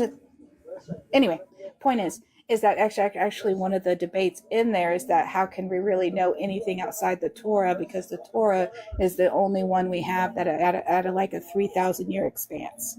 And my only point to this is not to be like it's true, because I would be arguing this about Aesop's fables, for crying out loud, because that is actually our oldest written literature. That we actually managed after the burning of the Alexandria Library, right? The Alexandria Library, sorry. So I'd be arguing this about Aesop's fables, like let alone the Tanakh, right? I'm just saying that this is it is interesting what you're going over. I just believe in original source. It's like it's literally why I'm Jewish. So it's like, yeah. So anyway, it's interesting that you can trace this back to the original source. The contradiction is as old as the written Torah. And it'd be interesting to know why they didn't change that, or if they didn't consider it important, maybe. It is important when we're scrutinizing what you're scrutinizing. Well, not necessarily scrutinizing. You just question. Don't get me wrong. I totally am behind all this. But anyway, my point is that it'd be interesting, though, for those that are scrutinizing, for those that are debating this for millennia, why they haven't changed it. Does anybody have the new edition of the Bible? The new version? I bet the new version might be different. There are new editions that have attempts to fix this. They do. They try to change the wording in 2:19 so that God had already formed the animals. And they try to change that's why into... I hate that fucking edit shit. Many of them don't try to change the wording into 5, except to change the types of plants listed so that they can argue about whether it's herbs, shrubs, grasses, ones without seeds, ones with seeds. Are they in some sort of stasis? But yeah, because if you follow biblical law, this isn't new. This is what's happened over the 3 generations of the 3 separate Abrahamic religions. is that you have all the loopholes in the Tanakh. Like they're as wide as the Grand Canyon is deep. And then you get to the Christian and they've sewn a few up. And that's my problem with this stuff, is that it keeps on changing things, and it completely trying to changes fix it. Yeah, but it completely changes the original meaning. Like the Tanakh talks about like the minor prophets and all their foibles, all their problems. Huge problems with King David. Huge. But the Christians try to fix King David. It just doesn't make any sense, because that was the whole point to begin with, was that he was severely flawed in every way. Even after he accepted God, he was severely flawed in every way, as a manner to relate, to tell others that yes, you can be flawed as much as you can be flawed as a human being, to the depths of deprivation. Man, I'm not going to say it on TikTok. I stop myself. But anyway, I'll stop. He did some pretty terrible things, King David. I will say, though, God did some pretty terrible things to him, too. And not even to him, but to people around him.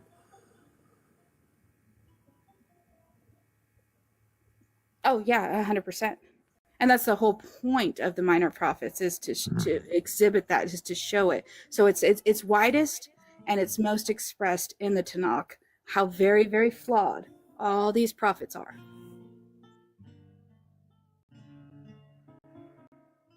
But Christianity in itself tries to make amendments or excuses, trying to, lead up to a Messiah, and to say that, that's the guy that's perfect, though. And that's the point of, they're like, well, Jews reject the Messiah. And it's like, well, yeah, because technically, not even technically, disregard the Messiah. But as I've heard from my own father, who's an avid Bible reader, this is why we go back and forth on this, is he's like, oh, I thought it's because you guys weren't sacrificing animals anymore. And it's like, no, not at all.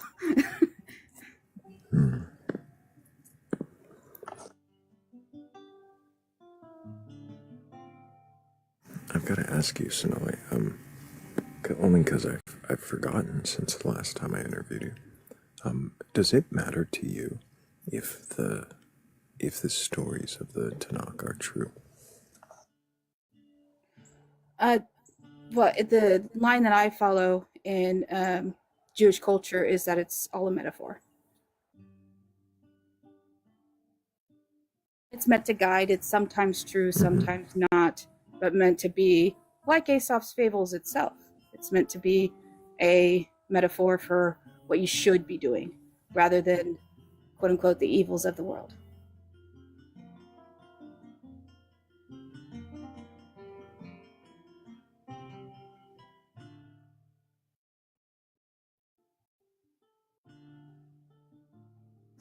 Does it matter to you if Hashem exists?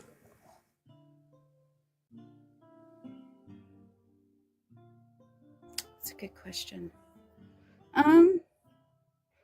I reflect Elohim, or Hashem, as being a reflection, as more of a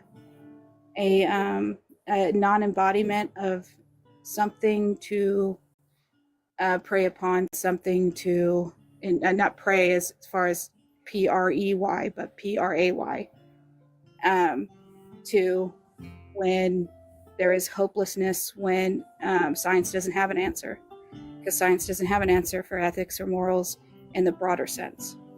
Human Do you beings feel get that to a Hashem point. has answers?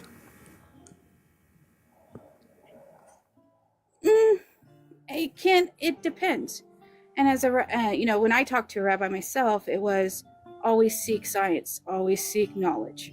And so that's why you have that natural back and forth in Jewish study or Hebrew study of always arguing it out, because it's worth arguing out, and it's worth contradicting, and it's worth putting all these things out before us and not hiding from the contradictions, rather than leaning into them and asking, why does this not make sense? Why does this not make sense? It's not a shy away program. So it's like, if there was not an actual Hashem, like if that was proven tomorrow, I would still reflect upon the universe for further answers that human beings can't give me right now.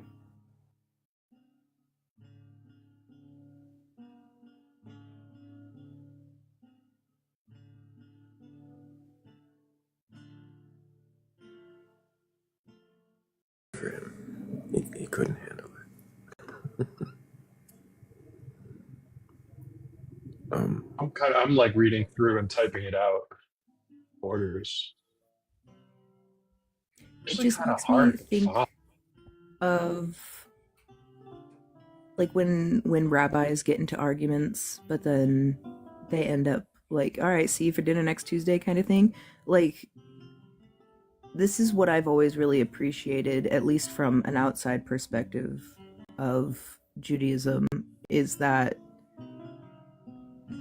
their religious leaders can argue and fight and hash and hem and haw over what the original source truly means, but they can still coexist with each other if they disagree. Well, I mean, like for the most part, yeah.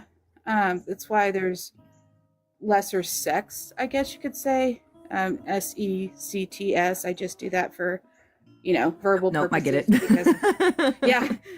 So we have fewer sects than denominations, let's say. So Islam has them because there's no argument, because you can't argue. Right. Judaism has it based on tradition. So if you're going to argue it that hard, if you're going to go at it that hard and be justified and you're right, then there may be a new sect coming up. Mm-hmm. But this is also based on just one lineage that came from the first kingdom to the second kingdom to where we are now. Because in the first kingdom, there was 4 different types of ways to be Jewish, I guess you could say. And then because the burning of the temples and blah, blah, blah, blah, blah, we all know the history, it came down to just Pharisees, just rabbinic Judaism. So we're in that fine niche line of we're arguing it out in that fine niche of line, and we're still arguing to this day. When I talked to a rabbi, it's not necessarily my rabbi because I decided not to join the Reform, but a rabbi, when he asked me very specifically if there was anybody's problems with me converting, I said, well, my daughter has a bit of a issue with it because she was raised atheist by myself, by me, with lots of science books, and she's now literally becoming a scientist. And she has a bit of a problem when she's like, all of a sudden, mom's a Jew. Right. Anyway. And he said, oh, no, tell her, go ahead and go with that. This is literally what the rabbi said. Don't tell her. Just forget about this stuff. Don't argue this stuff out. Go with your science. Go with the knowledge. That's what you're supposed to go with. And that's when I was like, this is exactly why I'm here, bro. and that's literally saying that. Yeah, and that's what makes me believe that, like, we're just not advanced enough to really even understand the true answer to any of these questions,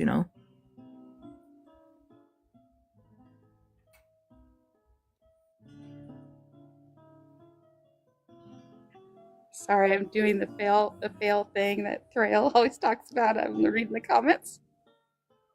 Nope, you're good. It's hard not to do. I notice it keeps being rabbis that talk you out of Judaism. Well, just one so far. My big conundrum right now is it's very strict, and I'm not a strict person. And obviously I'm very fluid, and that my children are atheistic. My husband's atheistic. They follow me in traditions because they happen to like them, and also it's like centered me a bit. And so they spent, my 42 years on earth with me, so to speak. And so they like where I'm going with it, but not necessarily wanting to go that journey with me, which they don't have to, which is part of the reason why, it's the same thing I told the rabbi. If you were pursuing me, I wouldn't have pursued this. Do you consider yourself atheistic, Sonali? In Western terms, yes. Mm-hmm. Your idea of Hashem, is it an anthropomorphized deity figure that floats beyond the clouds and judges us and wants things from us. Absolutely not. I don't think that the universe is a gift-giving horse. I don't think you can pray to get things your way. I don't think you can control things by which just because you really, really, really want them to be that way. I mean, if there's anything in Jewish culture we've been taught, it is not, no matter how hard you pray, no matter how hard things are, they can get a lot worse real fucking quick. Excuse my language.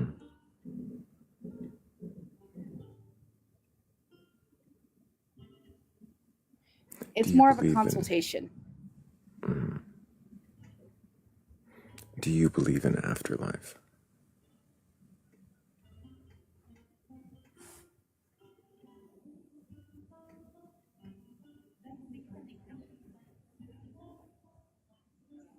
We are stardust and we go to stardust.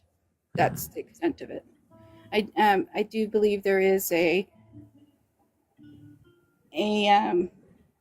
how you're gonna feel when you die.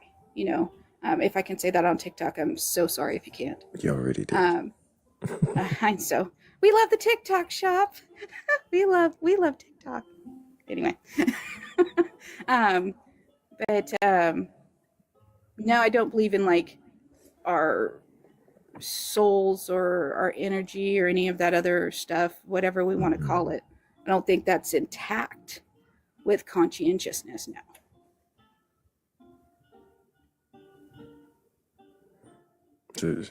So no afterlife, no immortality, no rebirth, no do-overs.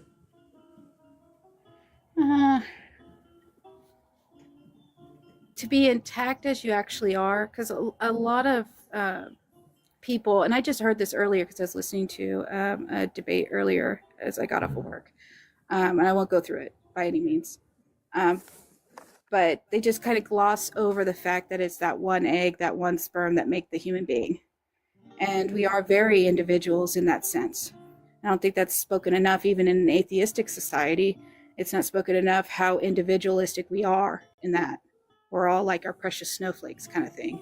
And they just kind of gloss over the, and it's like, well, no, you really couldn't, because there was one egg that was half of your DNA, or 49%.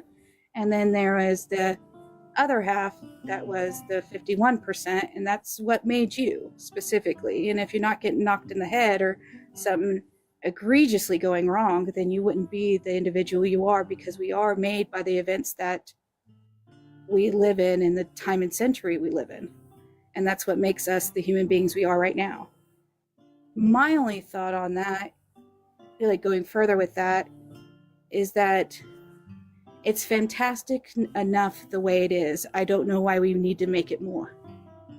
It's special enough the way it is. And I wish atheists would lean more on this, honestly, on how very individual we are and how very individual our time and our place is in this world, and that it's magical enough that we're even here to begin with, let alone trying to add to it.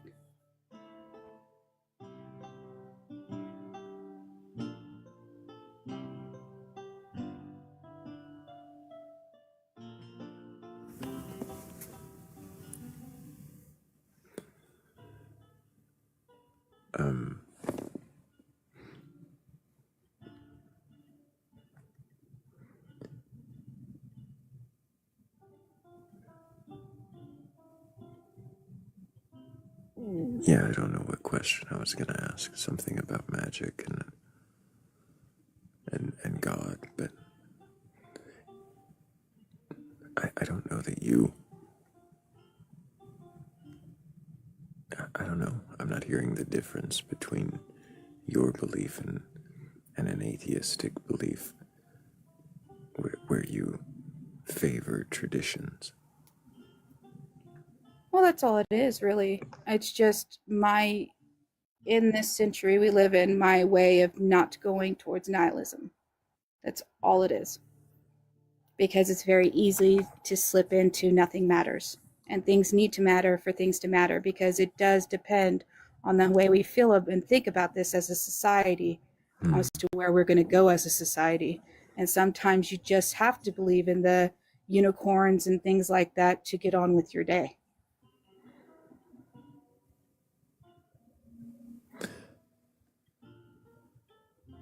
When you say that things have to matter for things to matter, yeah, I mean it's a little redundant. Are you saying that things have to matter overall in some grand scheme in order for them to matter to you? No, just as a society.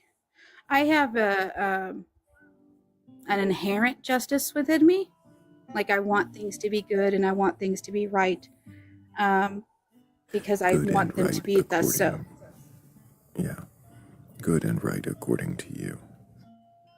No, just good and right as far as getting along in society, as far as just having the roads, the electricity, and the ability to be as comfortable as we are right now.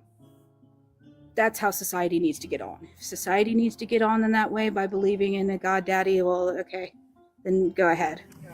But what we can't do is pretend like none of this matters, or that what we're saying Is and that what you doing. think nihilism is? You think nihilism is thinking that none of this matters at all to any of us?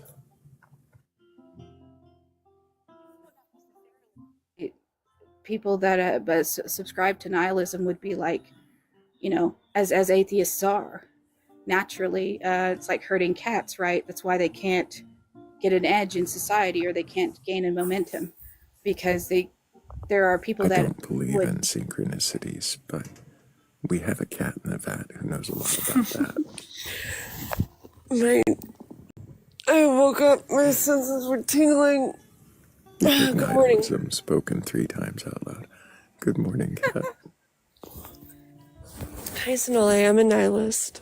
I'm sorry for interrupting you, Sonali. It was perfect. No, you're absolutely fine. I am up here as like just a guest, like 100. You said herding cats, and she was in the queue. It was just perfectly timed. Wait, did she say nihilism is like herding cats? Something. Yeah, much like atheists. It is. It's like herding cats, because they all have a very individual view of how this is going or how it's been, and that's fine. But we are a social creature, an animal, and that we have, and to get us into a community, to make us cooperate, we have to have a central belief or something that we're going towards.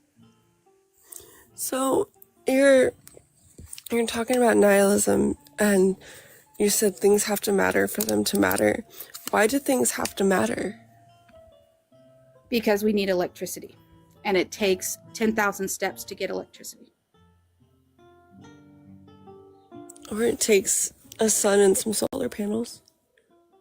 Sure, but that solar panel machination, or the technology, is upon the shoulders of, again, 10,000 different minds or things. I'm saying that as a euphemism. I'm not saying it's exactly 10,000. No, I get you. That's fair.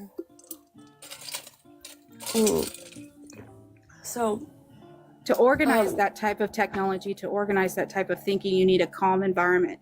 You can't have constant rebellion or constant chaos or constant strife. We can't propose to go any further unless things are calm and in that order to have those things occur to begin with.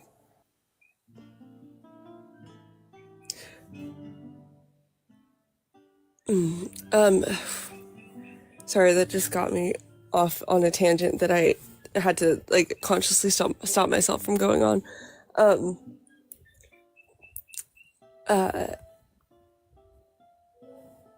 So I'm a nihilist. I'm a self-proclaimed nihilist, and what people call my brand of nihilism is cosmic nihilism, which means to me that humanity is insignificant in the grand scheme of the earth, and the earth is insignificant in the grand scheme of the universe, and in that way nothing that we do matters.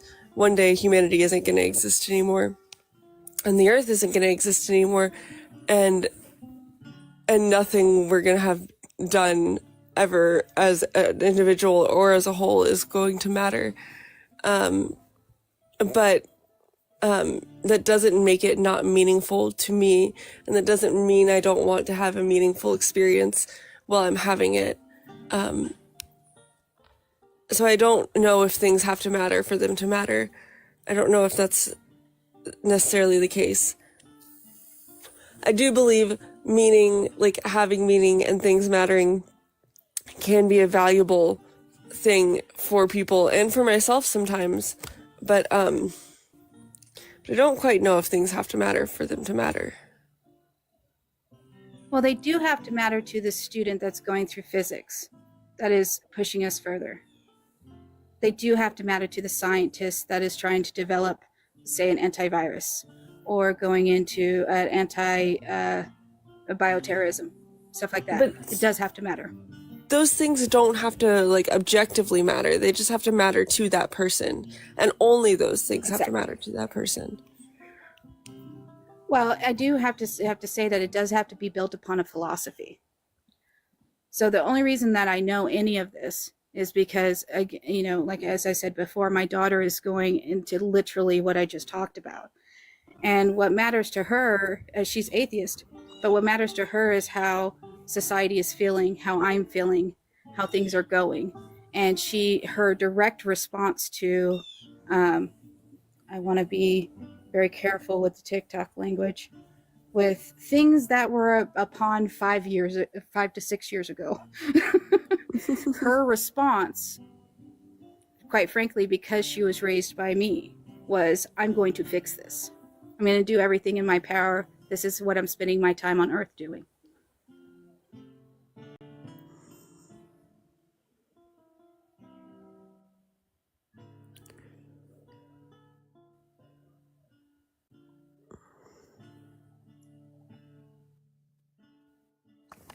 That sounds like a personal goal, a thing that matters to her, matters because she chooses it.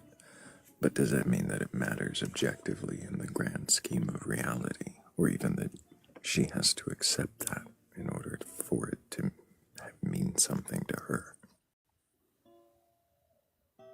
Well, I definitely think in a young mind state, it could get lost in the weeds. 100%.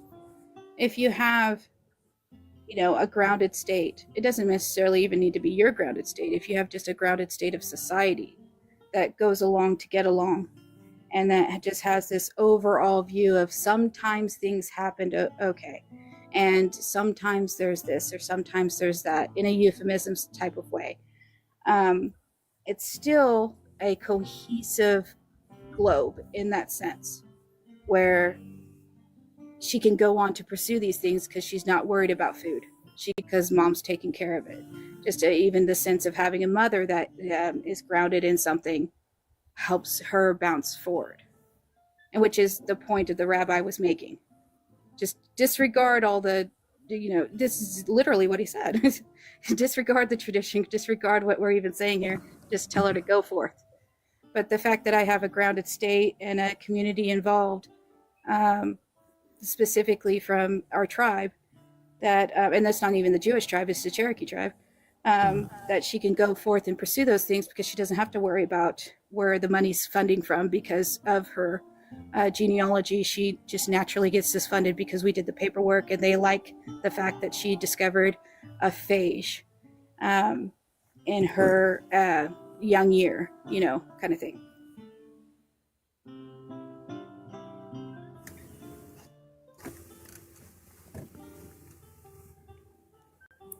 And just a little bit further, if she didn't have those resources, she wouldn't be literally where she is right now.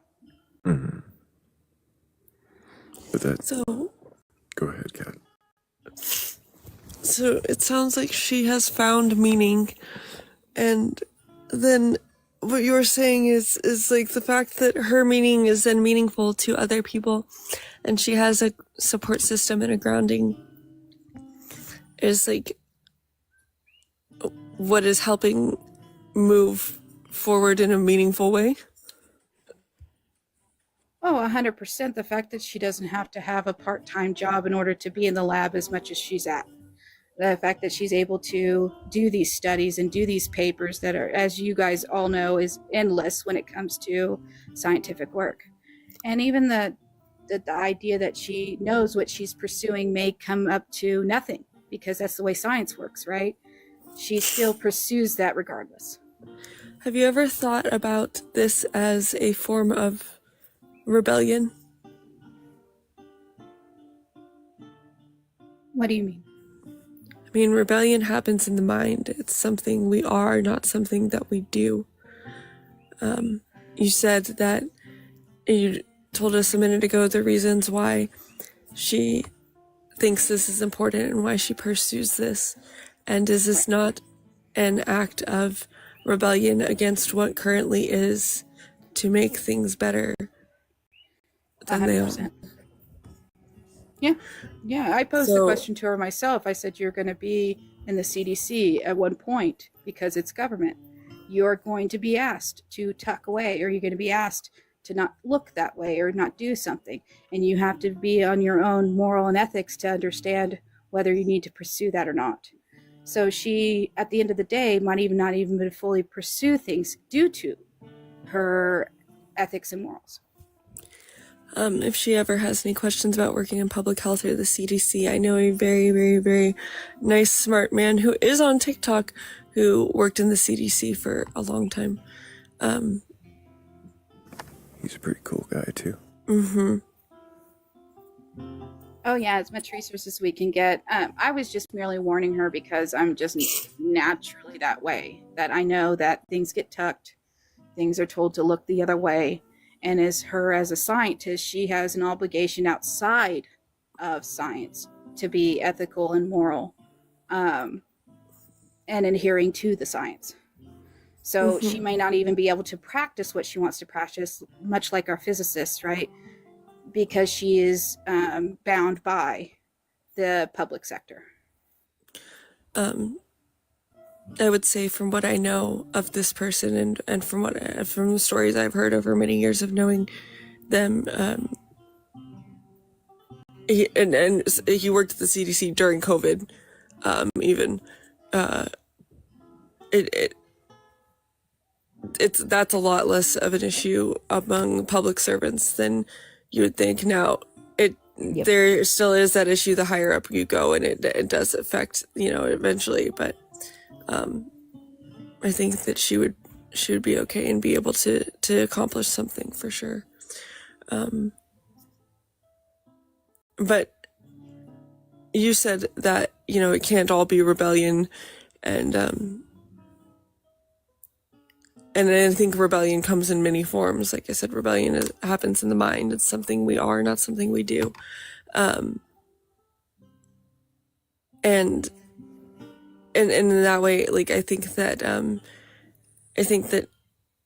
nihilism or atheism, like, even though it is all very different, and you're right, we do have to build bridges and close gaps sometimes, but I don't think that it all necessarily has to have an inherent meaning, or that it can't all be rebellion all the time. It just has to be the right type of rebellion. Oh, yeah. As has been discussed on here before, there is an infinity between 0 and 1, right? You can't say that I'm against it all, therefore I'm going to do nothing. Well, okay, then sit there and do nothing. Other people will do something. It's just one of those things. Or you can go and do something and try to stabilize between those lines as best you can. It's my same point to her. And she's like, oh, I would, that's the point of it, is she herself said, well, I have the education, the backing to be able to say something when it comes to something like that. So do a lot of other people, though.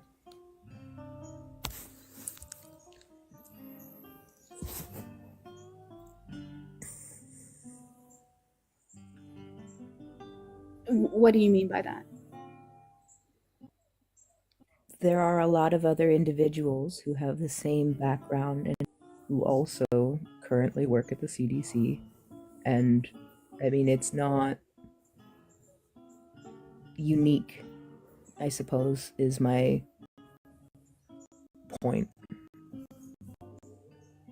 Oh, right. It's not unique because we're in a stabilized society for the most part. So these scientists can reclaim these things between each other and try to get to the bottom of things without being interrupted, like with the need to drink water, for instance. You have to have a pipeline, literally, and you have to have a facility in which to run it in order to have the clean water to begin with. We can't do that as a society if we're constantly fighting. Do you think nihilism or atheism causes us to fight? No, I think it's the lack of knowledge that causes us to fight.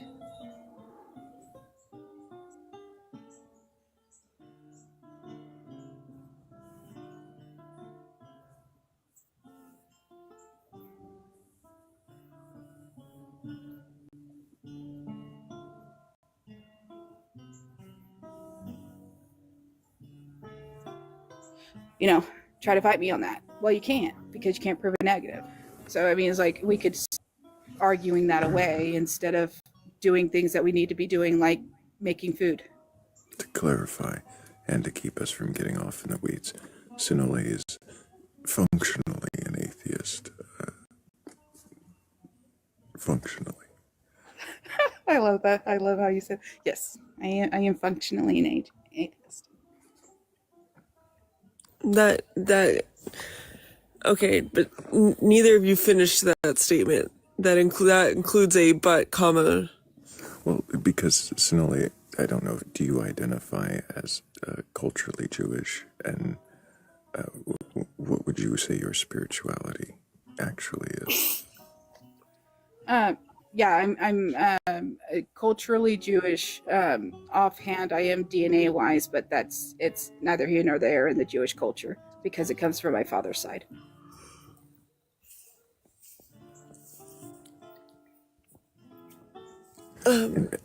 Spiritually, the idea of like a god, we were just talking about this before, Kat, to exist isn't really of importance to you, correct?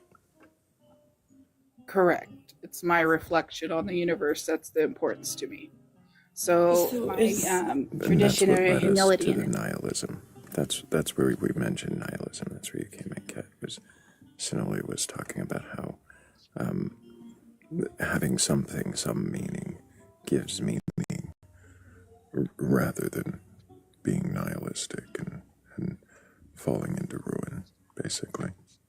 Falling into ruin. Well, and that's me really shorthanding. No, I know. That was just like... Hopefully fit. I just pictured the entirety of society collapsing into nihilism. Well, to be fair, I think that's kind of where Sinole was going, was to have something rather than nothing, because the nothing would lead you to, lead society to flounder in general.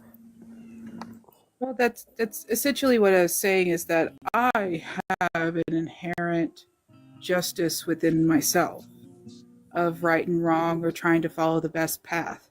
But that's not every human being. And those that need that guidance, 100% need that guidance. When you hear any religious person, whatever is going on, if I didn't have, that's the people that need to believe. I hear this every day, and I question this assumption that we should leave that religion alone.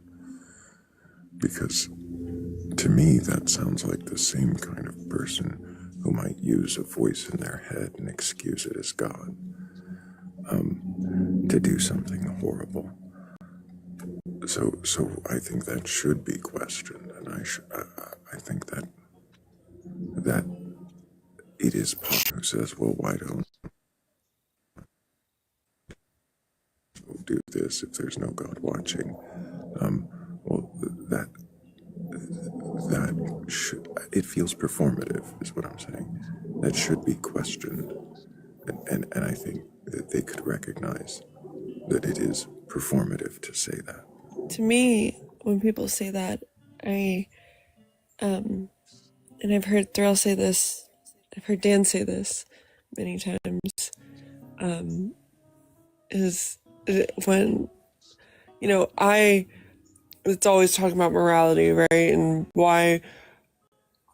how do you ground your morals? Like, act in a moral way if you don't have somebody watching you, basically, is what it comes down to.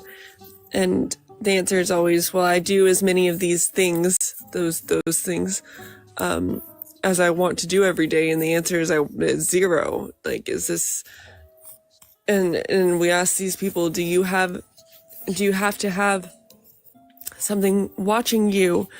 And both sides is in the comments with it too. To not do those things, like, is this something you think about or want to do? And then they usually are like, well, no, but other people. Well, what other people? What other people are like? Yes, there's a small portion of the population who is like clinically antisocial and would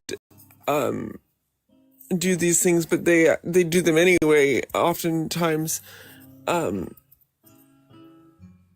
so, do we need, or do some people really need God, or do they just say that they do? Because, well, it's the rhetoric, right? It's what they've been told.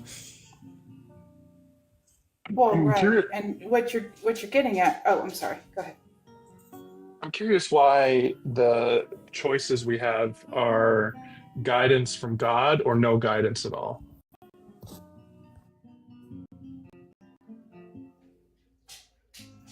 Well, okay. So when you have individuals that, quite frankly, as I presumed you're leading to, Kat, is basically emotional blackmail, right?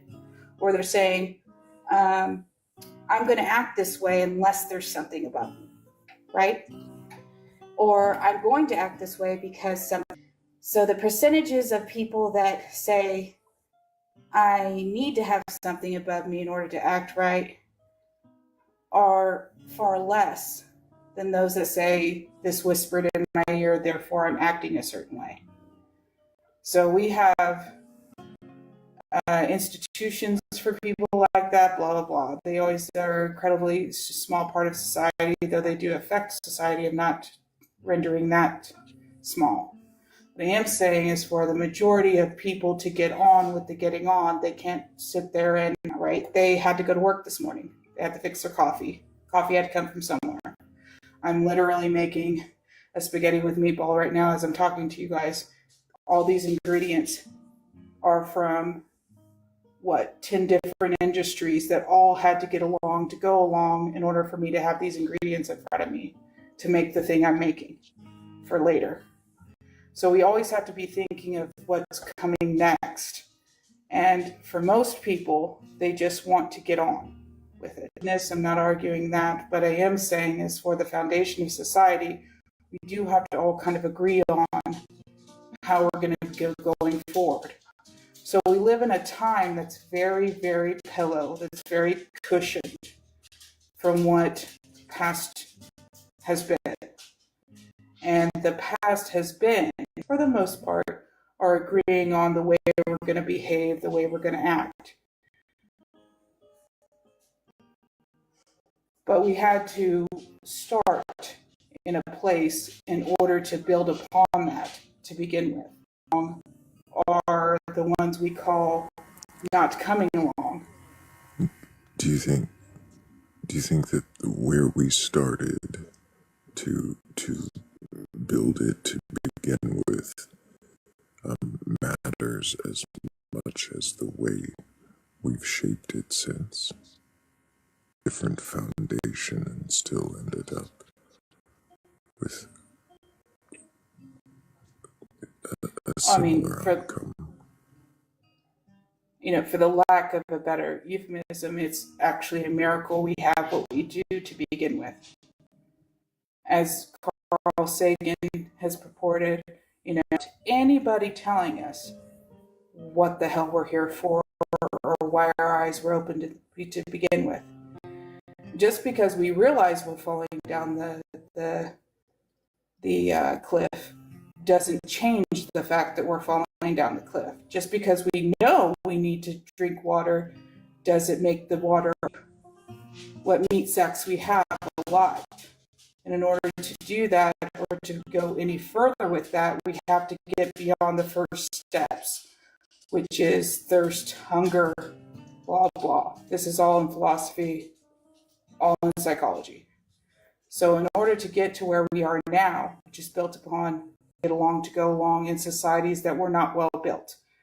Even, as you guys can attest to yourself, my own grandmother was sweeping dirt floors, hoping for a factory near her when it wasn't near her. And when the factory was eventually built, oh, now we can go further with that because we have even further knowledge now. But that never would have started without a foundation in which to start from, which is we thirst and we hunger.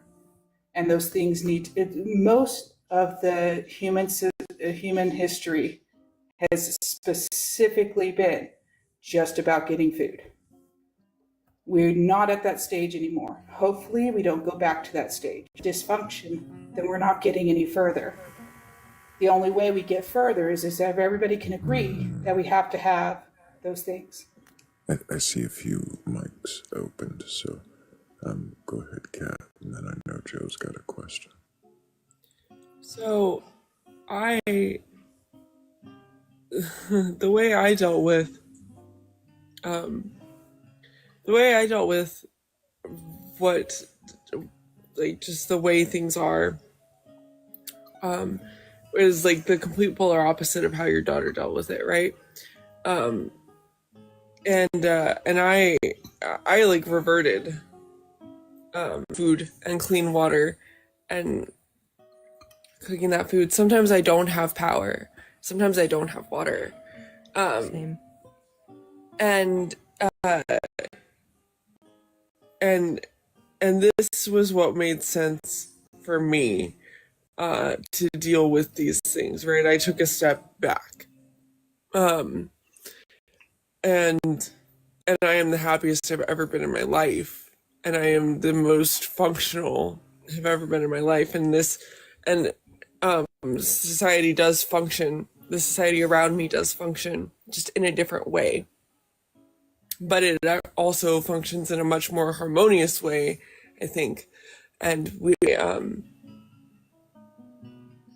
if I am on the side of the road and need a gallon of gas, I know there will be a gallon of gas for me from a stranger. And I needed a wheel bearing at the beginning of this year, and a stranger had one and fixed it for me just because it's the right thing to do, right? This is the kind of society I want to live in.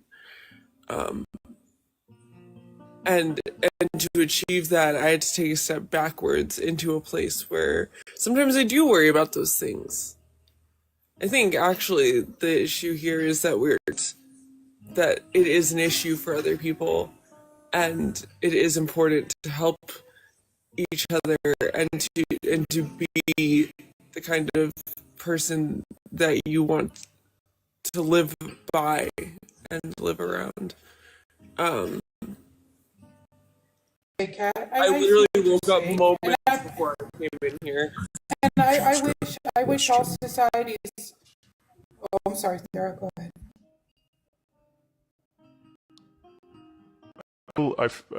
Correct me if I'm wrong, but I feel like the assertion here is that God helps societies succeed. Is that what we're saying? Necessarily. I mean, like, different spiritual beliefs and grounded with communities is what helps it get along. Different cultures. China and Russia get along, I mean, relatively fine. We have issues, obviously. And atheistic Europe gets along just fine. But the foundation of getting from horde tribes to civilization was predicated on us coming together as communities. So are you saying that God helped form communities in ancient civilizations and that was a good thing? No, faith and belief did. I didn't say that. I didn't assert that there was. Oh, I'm sorry. Yeah, I get what you called that. I'm saying that, yeah, faith and belief. Right. So is that what you're saying?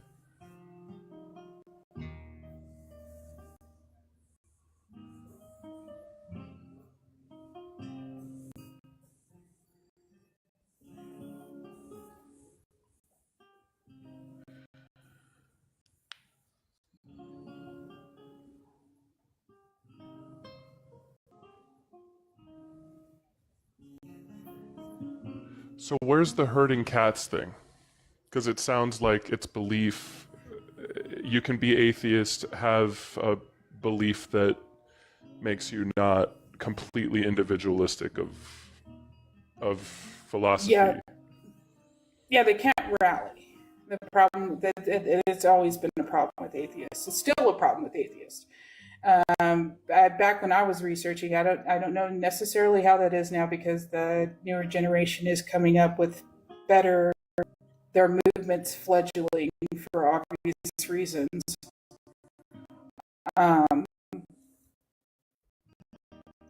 So like atheistic or just spiritual, as it would put, but they're also creating. I mean, and not. I'm not putting this down. I'm just simply stating that it's happening. That you get the Gen Z community, and they have, 50 ways of saying pronouns, which is fine. I'm not contesting or arguing that. I'm not saying it's a bad thing, because it's not. But I am saying it's not cohesive. And that's why it's fledgling.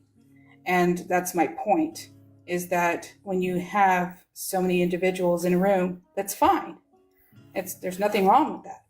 What I am saying is that the people that are cohesive are going to win, and the people that are not cohesive are not going to win, and to rule the day.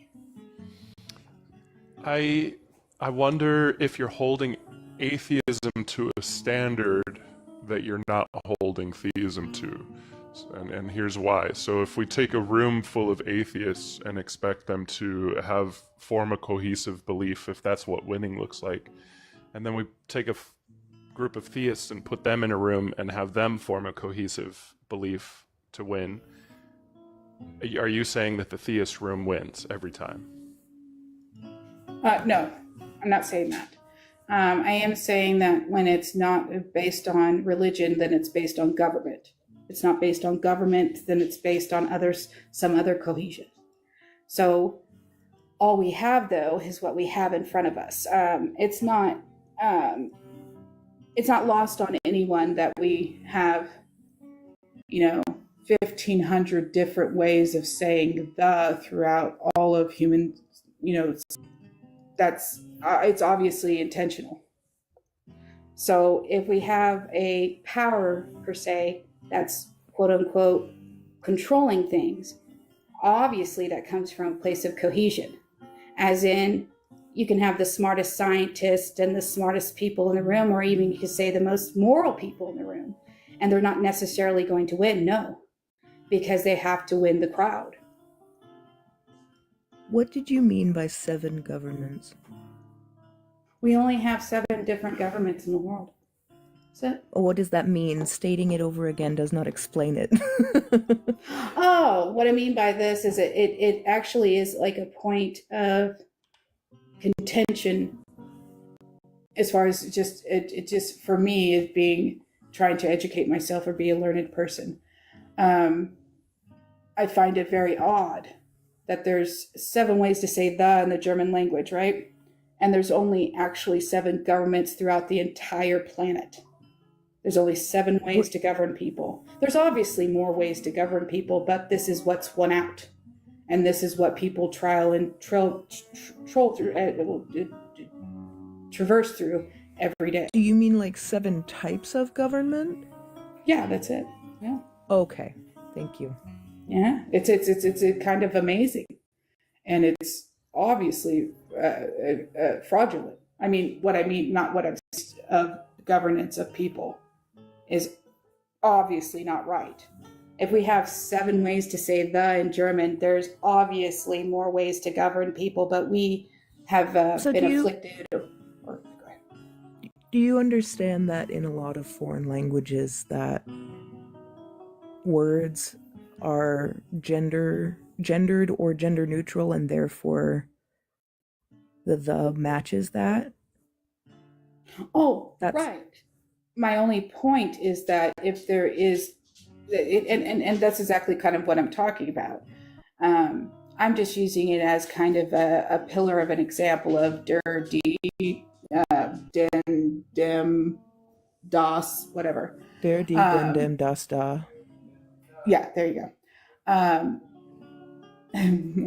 My teenage son is literally singing in the background. Anyway, we all take German. Anyway, because it's a little tune. Anyway, naturally be a link to how the heck do we only have 7 ways of governing if this wasn't an intentional limiting of people to begin with.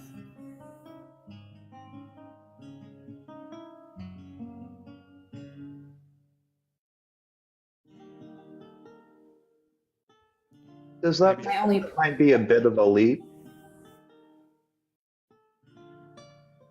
I am way off topic, by the way. Comment. I was just about to let you know in a little more direct way, but yeah. I was aiming for one of these. I think this one.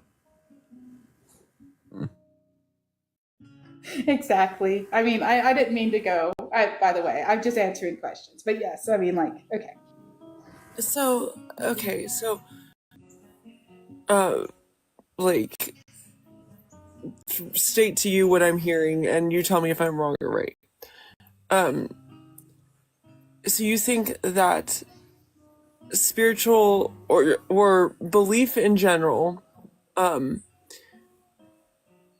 gives us a common ground to come together cohesively, and this is essential for society to function in a meaningful way. So far as we know, I don't think it.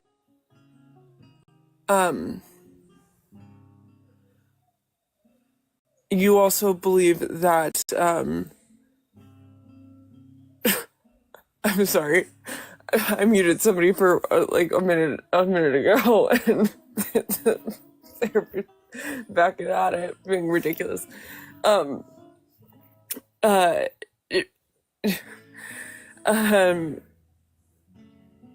You think that if there was no belief, that we would not be able to function cohesively, and I don't know about necessarily chaos, but I do know that, like, okay, I'm going to say this very specifically. When I was an atheist reading and just educating myself on the whole, shits and giggles of it, atheist at that time, I don't know right now, that's what I was predicating earlier. I knew at the time, because this has been like a 25-year journey, that atheists were the least trusted.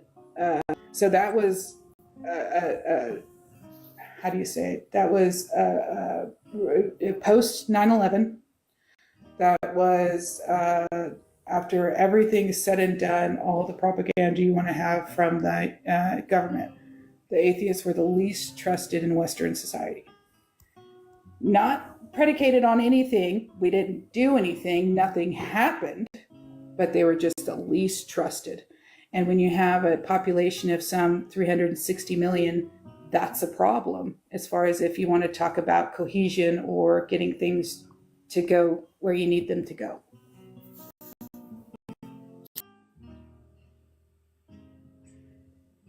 I just don't understand why you would expect people who don't believe in God to be cohesive.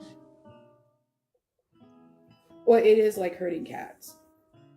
Because you're going to have a completely different belief, Joe, than Cat has. Cat's going to have a completely different belief than Thrayle. And that's fine. Everybody can have their own beliefs. But if you're trying to rally a support for a good bill or a law that needs to be in place, like, I don't know, protecting people, which sounds basic and it sounds like we should all be doing it, but doesn't work out in a government factor. So the lobby that's doing the conservative movement, let's say, something that I'm against, they have way more of a lobby. This is centuries old, and it's happened you need to think this and believe this. They go, okay. And when an atheist leader or archetype stands up and says, you all need to think this, they go, well, I have questions, which is completely 100% accurate. You should have questions. You shouldn't just sleep like a sheep. But you have to have cohesion in order to get anything done. That's not an argument. That's not like me debating. That's just historically accurate. No, I'm not I'm not arguing that. I think that you do have to have cohesion to get anything done. But I'm trying to come up with like an example. But like to me, it would be like saying, well, people who don't like sports don't all think the same way. And like, yeah, like it would be easier to go, okay, I need people to get together and go to a football game. It's going to be easier for me to do that if I have people who like sports. Or I need people to vote on how a rule should be in football. Well, if I have a room full of people who like sports, I know something about them already. Whereas if you have a room full of atheists, you really don't know anything about them except for what they don't do, which is they don't believe in God. So you have a positive versus a negative. You have people who do believe in God, who that gives you a lot to go on already. Right, and I would argue that the only thing that you're talking about in the sense that you're talking about it is that you're comparing people that have a certain belief as in people that have a lack of belief, and I mean again, it's just fine. But what I'm gonna say is you're not going to be winning any elections, which they don't, which is the reason why they don't. But that would be okay. So I get the election thing totally. I mean, it's easier to appeal to a target audience if I can target the audience, right? If there's a target. Right. So yeah, I mean, totally. I just don't know that that's a shortcoming of atheism. Oh, 100% is. It's 100%. You can question until the cows come home, as we should. Not saying that's a bad thing to think. Oh, I'm sorry. Nope, not your fault. That person has a big loud echo and a lot of background noise. So apparently, they can request specially meant to be here.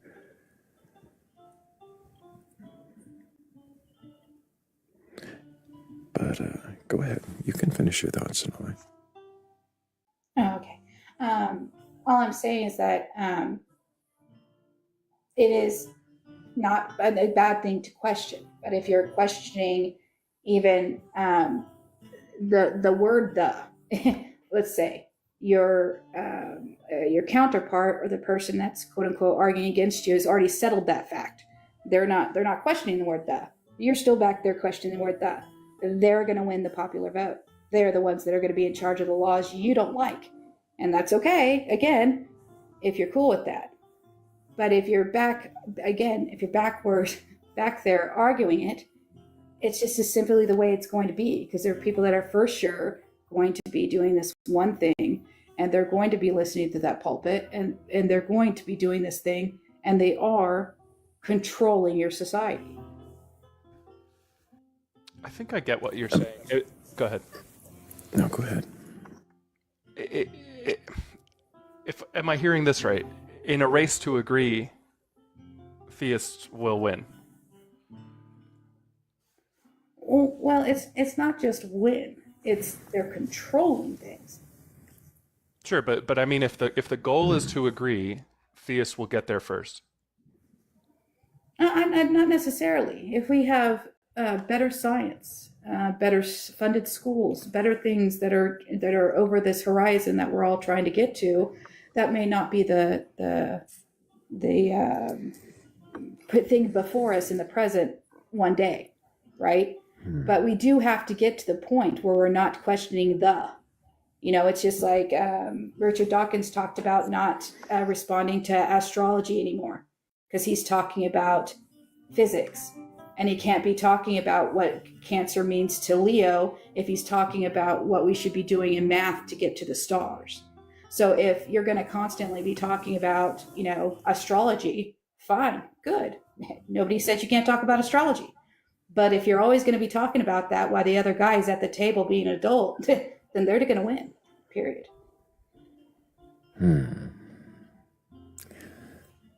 So, But go ahead. I don't know. I feel like we're getting lost in the weeds, and the thought that I'm having right now is going to take us further into the weeds. We have a new guest joining us. It doesn't. God, I really want to address it. But same. We can do it in Discord, Thrayle, if you'd like. Maybe the best. 3, can I get your age for TikTok TOS? Oh, me? Yeah, you.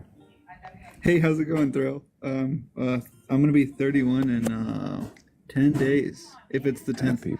No, it's the 9th. 11 days. Sure. Do you have a belief in a god or gods, higher power, or anything like that? No. Why not? I just find the arguments for them unconvincing. What do you think would convince you?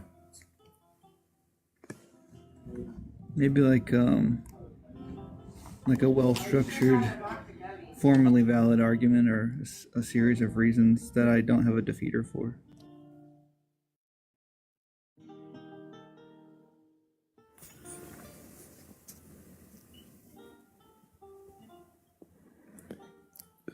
So they're thing doubting that we know each other in real life. Wait, what?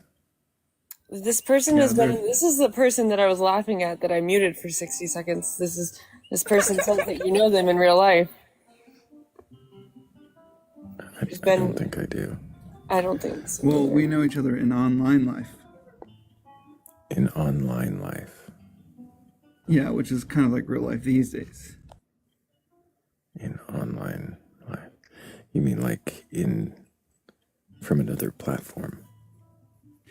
From this platform and other platforms. I've just been away from the app for a while. I know who this is. You changed your name. I'm not going to say it. It just took me a second. You can go into the weeds if you want. I really just came up here to chill. To do what? To chill and to clear my name. I was silent. I was sentenced to the cold void of silence for 60 seconds. That's what happens when you use all caps. And you have been in the comments spamming obnoxious things. There's a lot of people who are just now catching on to who this is. I didn't say it. You can only pretend for so long. Voice, and then you try and make alt accounts, and then people, yeah, and then we all know who it is. So, Cat might be a I little don't, new. but Yeah.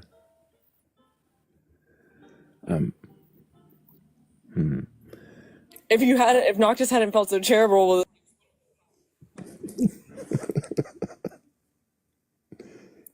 He's been muted before for longer. Oh, and we've got Jade. Yo, I had a question. Go for it. For Sanol.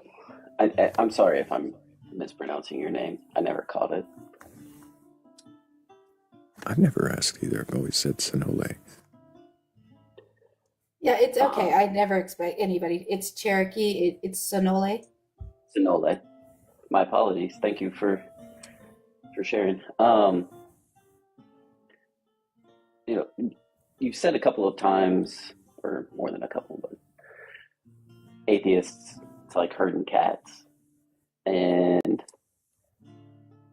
how theists have an upper hand in herding people. moving in a direction.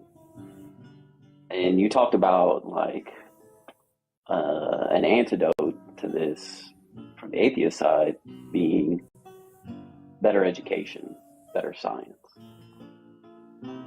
My question is, why would theists ever want better education or better science when historically it's been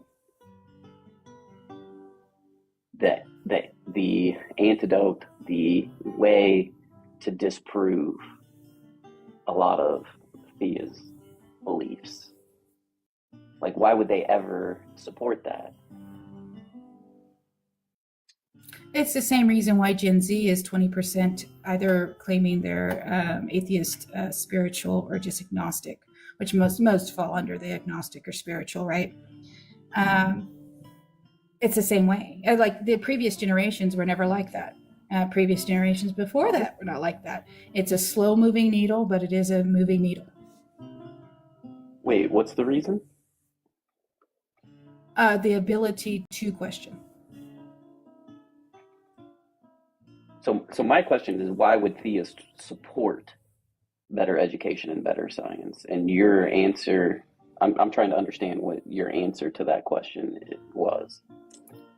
My answer is it's for the benefit of people to have clean water. So you have to develop technology to do that. The only way you can develop that technology is to have scientists. They didn't want to have scientists at first. In fact, we all know the history on that. So I don't need to reiterate that. That's a reason for people to want science, is to have a healthier lifestyle. That's not a reason for theists to want better science or education. That's my question. No, absolutely, because a mother wants her daughter, or not just her daughter, I guess you could say a mother wants her children to live, therefore she wants clean water. So I understand what you're saying. I think I understand why you're answering the way you're answering. My more specific question is, why would a pastor that believes in young earth creationism, for example, why would they want better science about the science of the history of the earth, evolution, how the universe was formed? Okay, so we have this more specific question. Sure. And sorry if I don't answer in like the way you want, I mean, just, no. It's more going about, off the cuff here. Yeah. It's more about, I'm not being very, we're talking about two different things, and I'm trying to get us. Well, yeah, but we have real life examples of theocracies that don't have clean water in 2025. And they don't have clean water because their villages won't allow them to have it, because they won't allow Western technology to come into their villages and stuff as such, right? Right. So we have real world examples of this shit.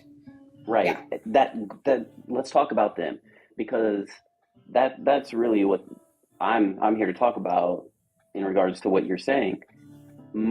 You keep saying that atheists are the problem. They're like herding cats. But isn't it true? Isn't it true that, okay, that's how it sounds. I'm saying the actual physical problem of questioning everything is that you're not going to have the larger numbers. And that's not me arguing, that's the way society is. So theists are the problem. I mean, because they're preventing. I think are holding on to notions of antiquated values is actually like the grounded problem in that. So I think if, and much like Christianity is evolving, like they'll call Americans specifically, they're Catholic light, or we're Christian liberals, or we're agnostics or atheists. That is a good thing, not a bad thing, because you don't want theocracy and you don't want a strict adhesion to these antiquated things. It's the same way as it's a rejection of a large rejection globally to Judaism. That is that same difference, is that we're very like, oh, we can kind of be anything and we can argue it out. And, the powers that be, the billions of people involved in the other two Abrahamic religions want us gone because we're the ones questioning everything. what you just explained and described, which I think is pretty accurate. I think it's fairly accurate. The quote unquote evolution of religion in this world that we live in, like belief systems change over time, points to the fact that they aren't grounded. Yeah, I mean, again, with the theocracies around the globe, you don't want them to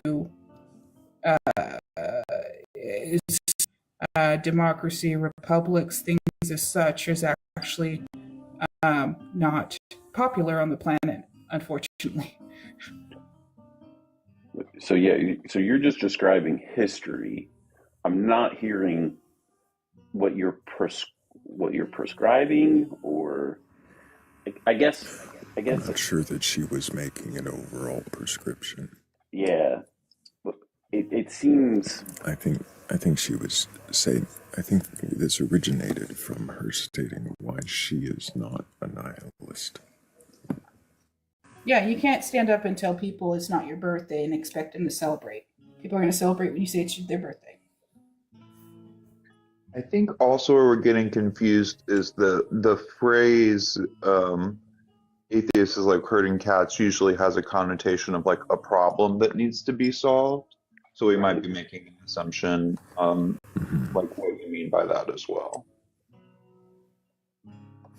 I'll also point out that we're basically a full panel of atheists at this point, so we're gonna need to thin the herd of cats just a little bit. I And send this cat out to the non-darks. streets. You made the first voluntary move, apparently. I make the second. I've been on for a while. Appreciate you, Joe. See y'all. Good to see you, Joe. We have fun playing your game. I had a second there where I almost considered not dropping him. Just seeing how long he would say we, or if he'd eventually handle it himself. Are you gonna do it or what? Sinoli, I appreciate you coming up and sharing what you did, especially since we started off with you coming up to kind of share a little about your perspective on the Tanakh. So thank you for doing that, and I hope that I was able to clarify mine. But I think I'm going to move on, and we'll get a new guest up here. Andrew, you have a good one. Appreciate you. And now we've got a good set of questioners and a few empty boxes, and if anybody does have a belief in a god or God's higher power or anything like that, and you're capable of questioning your beliefs, go ahead and request on up. We're not here to debate you or argue or tear you apart. I just want to know if you can question your beliefs. Well then, what is it you believe, and why do you believe it? And I do think, well, I don't know what anyone else thought of that previous conversation. It did give me an idea for another set of questions to add. Did it? That's productive. I've got to find the right way Exciting. to word it concisely, but yeah, something I want to ask. Who's the herd of cats? Atheists or theists? No, nothing about cats. Well, why not? Well, because it was more about the need. What led into that was the need for something structured in order to not do horrible things or to have a framework of a society. And I'm kind of curious about that again. I think that was interesting, especially because, like I said, so what I have learned is,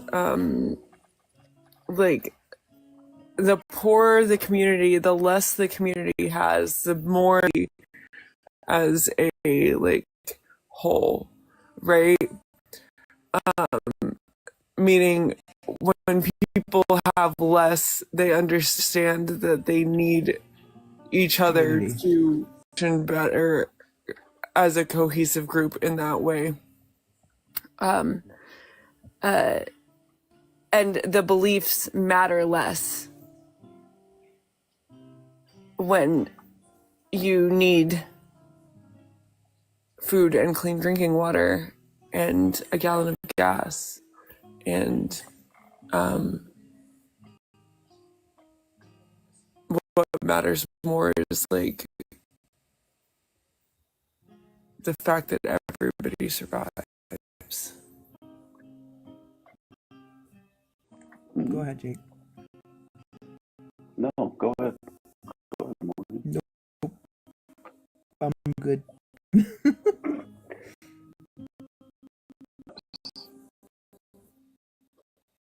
No.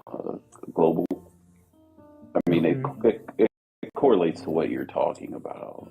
Like higher fertility rates, birth rate rates that are impoverished or have less access to clean food, healthcare, water, etc. They're gonna have higher birth rates. Why? I don't know. Higher death rates. So the longer the life expectancy of a community, the lower the need. 1.5 to 2.5 kids that feels comfortable about carrying on your lineage or to survive, right? Which is why we're seeing what we're seeing here in the United States. Well, globally. I meant more so with the claim, or not the claim, the statement that we're not in this earthly plane.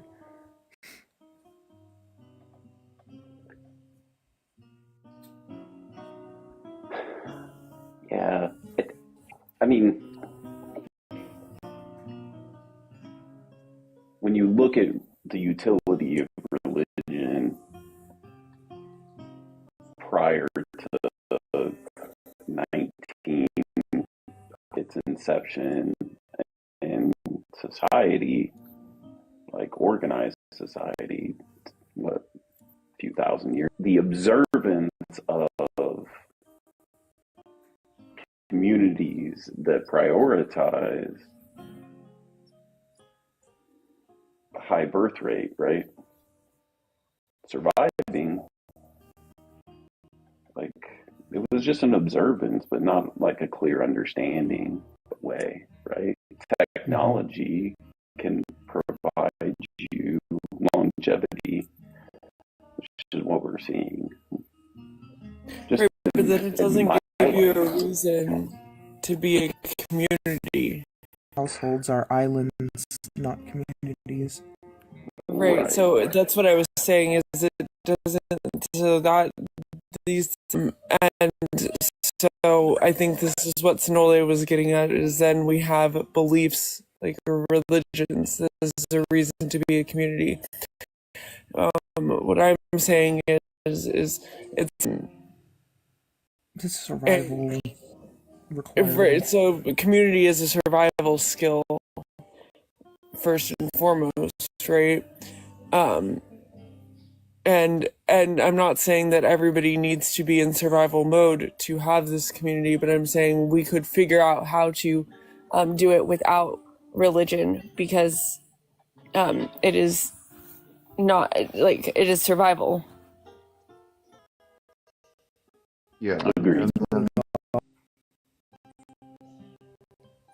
yeah, not to get all political, but I think that also, like, unbridled wealth accumulation also breeds the incentive to, like, divide and destroy communities. Yeah. Unbridled wealth. What did you say? Unbridled wealth? Unbridled wealth accumulation. unbridled wealth accumulation. See, and then if you that already in place and a community that is cohesive because they have to be, they have that. then the unbridled wealth or accumulation is checked before it happens, as was evidenced by the stolen, burned, tagged Tesla that was dropped in, or a Cybertruck that was dropped in a very public place after somebody decided that they were going to own one where I live, which is not okay. That's disgusting. What? Just that scenario. No, it was great. It was like, how dare you bring this abomination into this, like, incredibly poor community, and we're gonna show you what happens when you do. And ta-da! There's like very little spiritual, like there's, I mean, most people don't even know what other people's spiritual beliefs are, but it is not required for this community to be a really healthy community. Religion is not required for this community to be a really healthy community and to function cohesively and help each other out and be that, all those things that we want to see. You know, like if you run out of gas on the side of the road, how many of you can say that you will forcefully?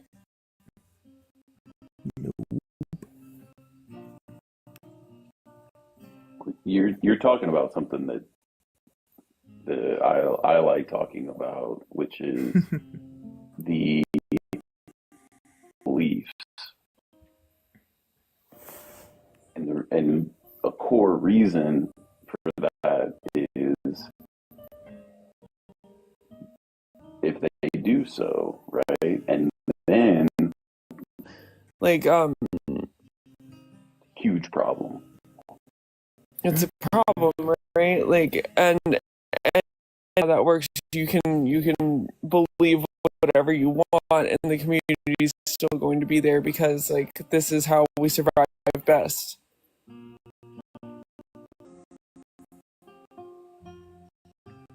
Are the antidote to this, and who hates social programs more than anyone?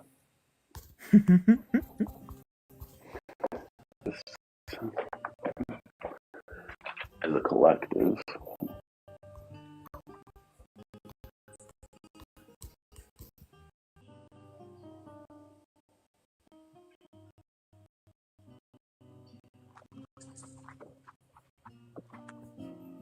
It's really good to point out that a community in religion, but you can remove the religion from the community and still have community. Yeah, like this is completely. I mean, like, just look at all of us here. We have friends from all different walks of life. We talk to people and become friends with people who don't believe the same as we do. Like, it can happen. And it does. Constantly. There's a building down the street from me. It's called a community recreation center. And there's no religion required. I've heard legends of these. And oftentimes their community rec centers are more affordable for a reason. Sometimes even free. Mm-hmm. They're for the community. Well, these religious communities, other people, right? Yeah.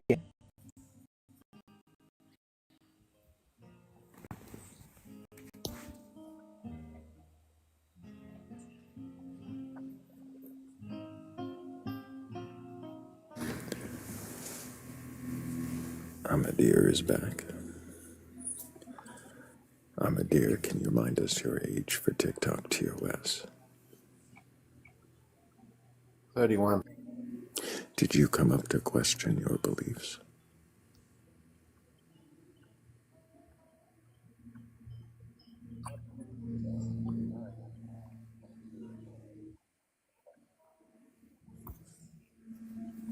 You've come to establish your beliefs through the questions. You mean that you do not know your beliefs? But can you question them? No, so I know them. Why can't you question them? For without decree or without witness, I witness that God is.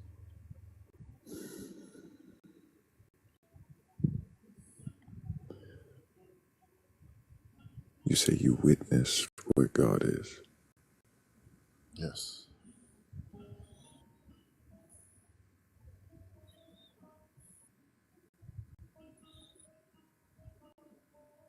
What do you mean you witnessed what God is? To my extent, it is like witnessing the gift of whatever you may present forthrightly with God's presentation through spiritual ability, such as all sorts that many capable have.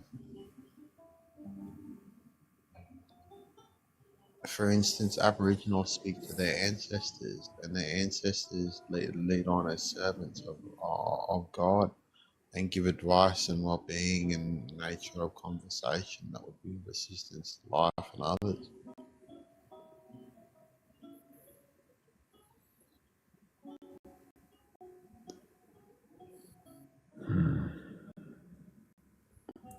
Sorry, I was distracted for a moment there. Would just be witness of God, or witness God is. You've witnessed God.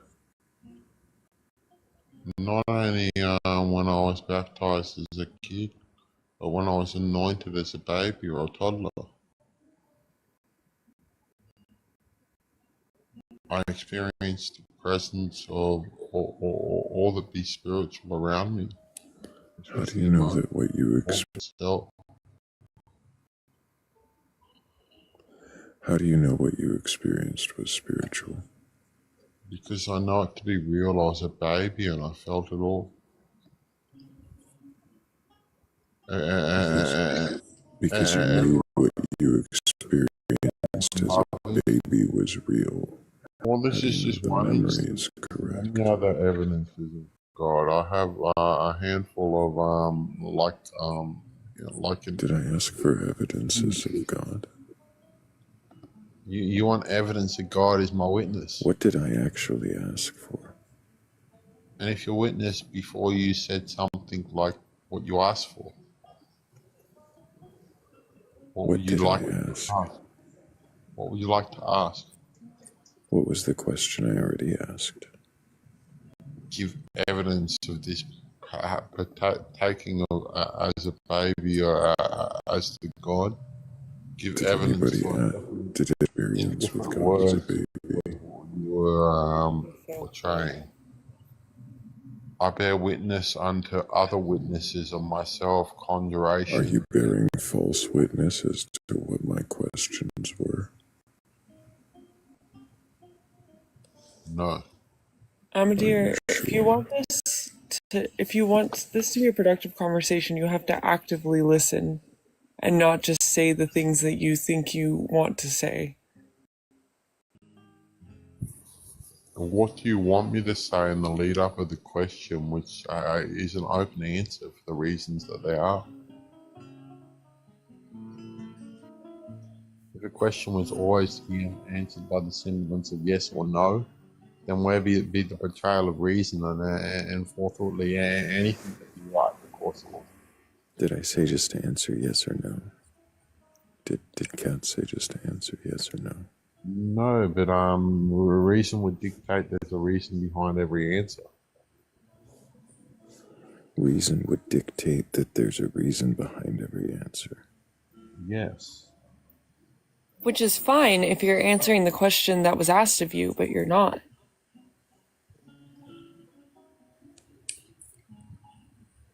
I'm not too good with words, but I experienced the emotion of the question, and that's what he was portraying as the reason and the question The he wanted. emotion of the question was, give me evidence of your God, and so you told me that you had Feel your experience as a child and that you I couldn't asked that you try to verify feel the was an emotion of what experience. God before you.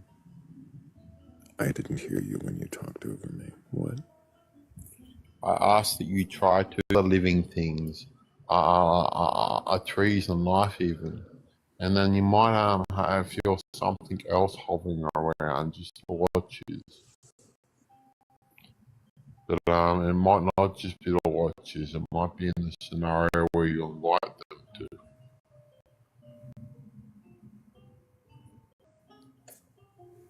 If I could teach a spiritual gift, it's one led by God can do more than any other.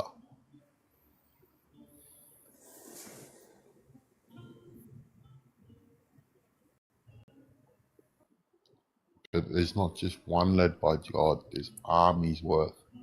Have you heard of God's army?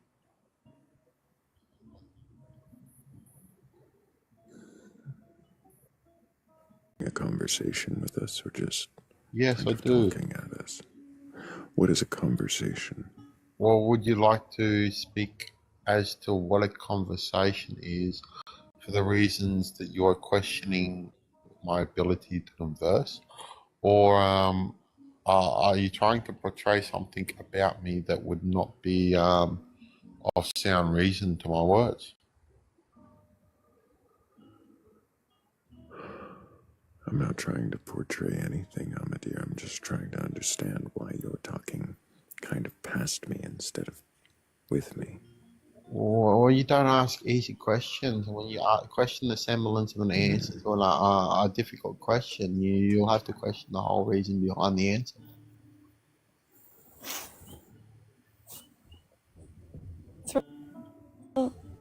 If I said What was the question? If I said I don't have beliefs, I have knowledge. It's not belief; it's knowledge. So, he had said that he had borne witness to God, and I asked what he meant. He said as a child, he had experienced something all around the room, a feeling. I said, how do you know that that experience was... Have you ever felt a fly buzzing around you and thinking towards you? Have you ever experienced a natural phenomenon where you step on grass and feel the energy of it all, as if it's thinking Can of Thrayle you? finish, please? I was feeling that buzzing fly feeling. I was asking how you could verify the experience that you said you had as a baby, and that's where we were. How was it? How can I verify? I had a second experience further on in life when I was baptized in a river. And afterwards, I wanted to know who God was, and I just felt this big So you then I felt God verified smiling down from the sky, going, it's nice to meet you, basically, and a heap of emotion. Just I thought I could home when they're older. What? When I'm older, I mean. Why? And just Why? I thought I wouldn't be a who that's gone who else, and who all along the way. Well, it's who. Why aren't you a who? Why are you a who? Who else is a who?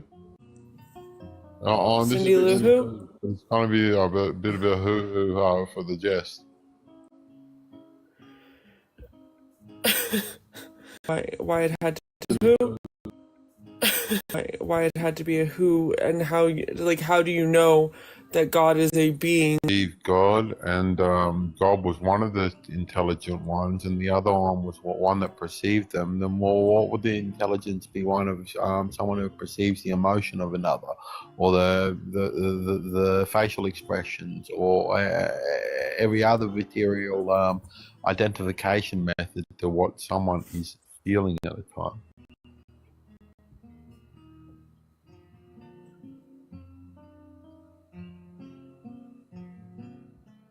I don't know where we're at. I'm sorry. No. Have you ever felt someone behind you and just turned around and they're there? This is like perceptual sensation. That is agency detection. It's an evolved thing that. Oh God. Okay. Yeah, but what is the energy of the person being output that is readable as like? What is energy? We're feeling. What is energy? Energy is stationary waves and output output charges. What? The energy I'm talking about perceptibly emanating from a person. How is energy emanating? What do you mean emanating from a person? In spiritual sense, it's like they're perceivably outletting their emotions. So emotions are energy? No, they're different field recognition patterns. What is a field recognition pattern? A field recognition pattern would be the energy that most auras go by, and the energy that a lot of your field outlet being visible in a light sequence. What is a field outlet? The field outlet would portrayably be your energy coming out of your body from your emotions that are in a different frequency. Do you see how we're talking in circles? Yeah. No, I'm not talking in circles. In a different charge and in a different depth of magnetic wave or charge of magnetic wave. And this is perceivably changed throughout different perceivable emotions. So scientifically, you can read other people's emotions, but can you read something that is a motion in the sky, just hovering above you as if it's God, letting you know it's God? Scientifically, you can read other people's emotions. Yes, but if this emotion is just a floating energy in the sky. How can you read other people's emotions scientifically? Scientifically, you can register their energy field and then perceivably re-alter the patterns of each energy outlet, as well as perceive the aura. We still don't know what any of these things are. No, he's just speaking. He's just gonna steamroll and kind of. Scientifically, it's easy. You can read an energy wave coming from a directional component. Yeah, that's the one. Oh no, that's not the right one. Oh, should we it's, oh wait, no, it is. Yes, it is. Sorry, I'm. Look, yes, that is the right one. Yes, that is it. Okay, what about the object around you? What about the chair you're sitting on? What about the room itself? When you close your eyes, you sense it, and it sort of still feels like it's there when you close your eyes. Like it's all there is the same image, but it's dark and you can feel it instead. Feeling of surrounding. What are you talking about? Like if you close your eyes and feel the room in your skin. No, just close your eyes and feel the room you're in. Oh, I'm going to teach you some faith. Just listen, close your eyes. Feel it where. And can you feel everything around you as if you can see it all in the dark? Yeah, because it's my bedroom. Yes, but you have the sensation of remembering. No, I just remember my bedroom that I live in. No. Your closest objects will feel closer and more proximate. But the seat you're sitting on will feel different. Because they're close to me. This is like another sense, of anything but like feeling of eminence. It's still like feeling, but it's like eminence. Feeling of eminence is like. What is it? Wait, what did you just say? Eminence? Or what did you just say? It's the same as touch, but we feel the eminence of what's around us. What is eminence? The emittance of the general field outlook of each surrounding area. What is a general field outlook? It's the random occurrences of being perceivably felt in a way that you can understand it's there. You're just saying words. No, I'm just saying, like the wall around you. You're just there, all of that sort of stuff. What's a wall? There might be a chair there somewhere in a vicinity. You'll feel it there. Not just through remembrance, but through general. What is a chair? A chair is as simple as a four-legged object, or maybe a computer chair might have one leg and with a multiple standing leg. No, it's like I don't know, prong leg there. But like a chair, a chair, a stare, a wonder, about a laugh, and a who's there. Hey Thrayle, do you have a problem with being revealed some cool things? Hey, Thrayle. Do I have a problem with what? Even if it's weird, we'd like to know more. Why are you mispronouncing my name on purpose? I don't know how. Oh, sorry. How's it pronounced? Thrayle. I don't know. How do you pronounce it, brother? How long have you been watching? Oh, long enough to be on and off. Here's some poetry. I like the poetry. It's good. Some of it's a bit dark, but it's good.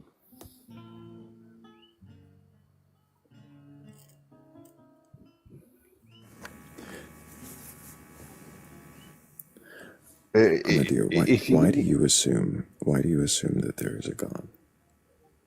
If you give me a dark poem, I'll give you a light poem, okay? I'm not interested in trading dark for light in poetry. I'm curious why you assume that there is a God. Why do you assume? Because the poetry of it all, like the understanding of all of it around it, the influence upon it, the land about, the people that praised a deity above that guided them, taught them, and showed them a way to a certain person. You're somewhere. just saying words. No, it's a deity somewhere that they've praised all throughout history that's trying to help our people. A word salad would... I mean, that's actually more poetic and meaningful. But a light poem would be it's as simple as a beer. It gets lighter as it goes. Assume that there's a God even there. Why, in all of your random musings, do you have all of these assumings? Well, I don't have assumings. I have knowledge and foundation and trust and forgiveness and repentance and redemption and love and honor and honesty. I should have put love and respect first. I have love and respect and I care. That was a terrible poem. So why do you assume that love and respect and honor have anything to do with a deity? Would you like to have love and respect and honor, brother? Why do you assume that love and honor and respect have anything to do with a deity? Why do you assume that love, honor, and respect have anything to do with a deity? I guess what was asked for every religion that said to do with love and honor and care to each other in some method of prosperity or some method of peace and some method of happiness and some method of common decency and love. It's not just one religion, it's every one of them combined trying to point out a good message.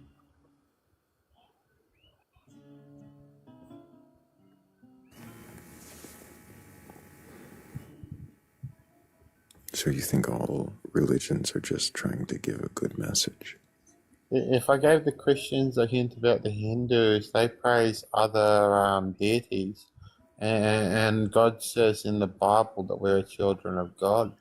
and these other deities were kind of lovely and guided by God.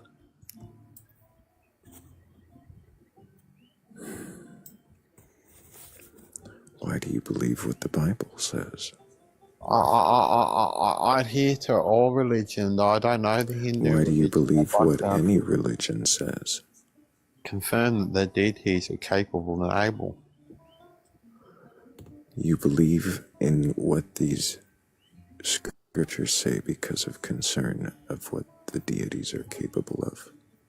Okay. Say you could transform yourself. Say you could reimburse yourself. Say you could lift objects. Say you could I'd rather not say that. I'd rather say that you answer the question. Would you like to be anything cool at least? I think we're all plenty of cool things, but it doesn't mean we're magical. Oh. Maybe. Well, what if you are? You just haven't learned to do so yet. But there's a perfectly good teacher, and that's God. Given this one all the time I can. Eventually, my brain hits a wall with the incoherency of the salad, and the sandwich becomes lost in its own layers.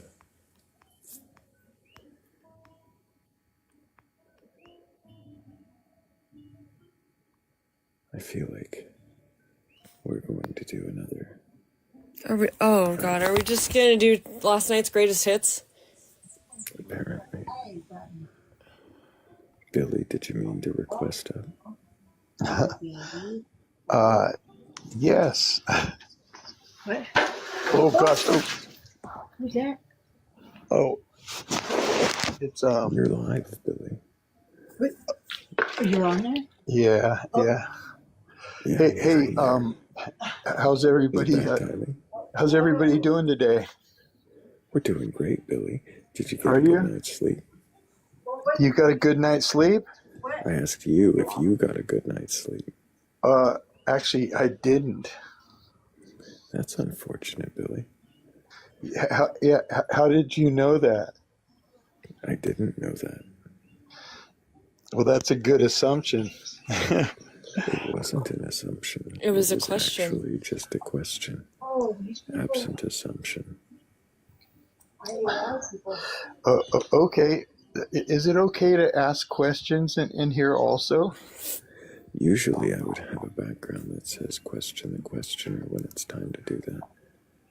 But I'll let you get one in, Billy. Oh, he's going to let me get one in. Okay, that's righteous. Thank you. Do you believe in a God? Wow. That was the question. Do you think I believe in a God, Billy? You listened for a while.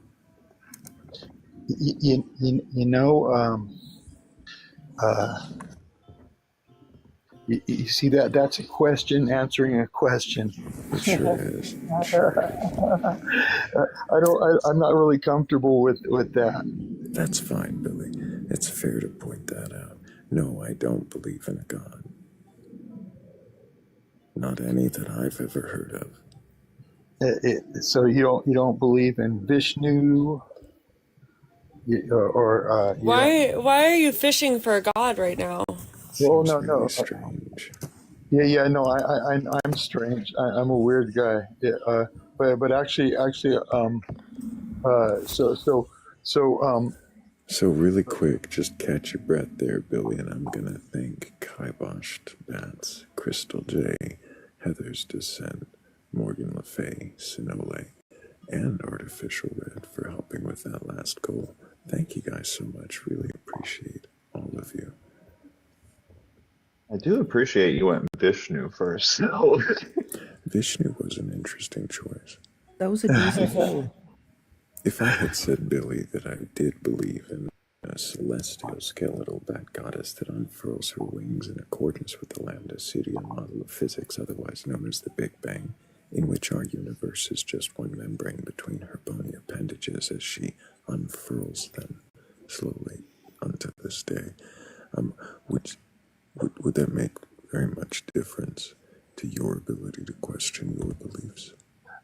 Now we're touching something.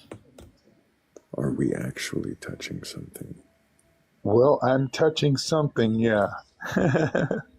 I'm afraid to ask what that is. Well, no, it's my hip. I'm touching my hip. That's far too much information.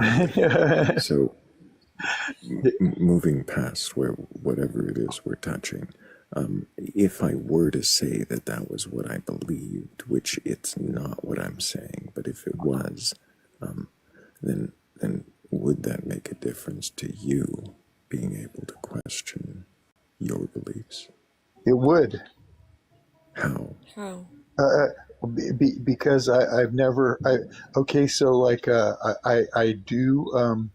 I mean, I get that there probably is a Big Bang theory, and there might have been several Big Bangs, and I also believe in the ancient Sophia, and I believe that, and I can't say I believe because I don't know. I'm fishing. There's a lot of beliefs you seem to be fishing for. I'm not quite sure how this is helping you question. Why do you believe all these things without question? See. So that's why I'm here, because I'm trying to ask the right questions, but so like I'm trying to. Okay, Billy. What do you think the right question is about your beliefs? By my motives. My motives are pure. About your beliefs. Motives. What is the best question you think about your beliefs? Is that I have the most flexible beliefs that you can imagine. Oh, I have a good question. Oh, great. I love it. What is your best critique of your beliefs? Oh, gosh. Okay, so that's a long story. Critique. It's what is the greatest criticism you have about your own beliefs? It's not a story. The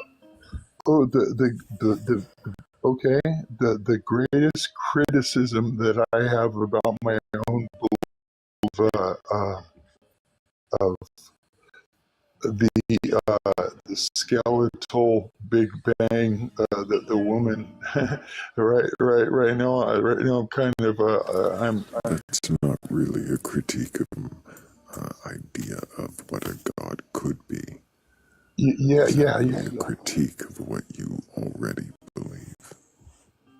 Oh, okay. So what you're asking me is what is the downfall of my dogmatic thoughts and ideas like Border critique. Keep going. Oh, okay. All right. You guys are very intellectual, and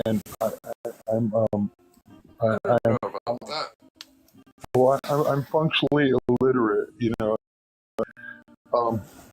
Okay. So I think the biggest problem that I have right now is that I don't trust. I don't believe in any temple. I don't believe in any church, any synagogue. I think that they're gathering money in the name of false gods, or maybe or demons and devils that are creating as gods. I don't know, but so Billy. Yeah. What I'm hearing is less of a belief in supernatural entities, and more of a desire, ability, like to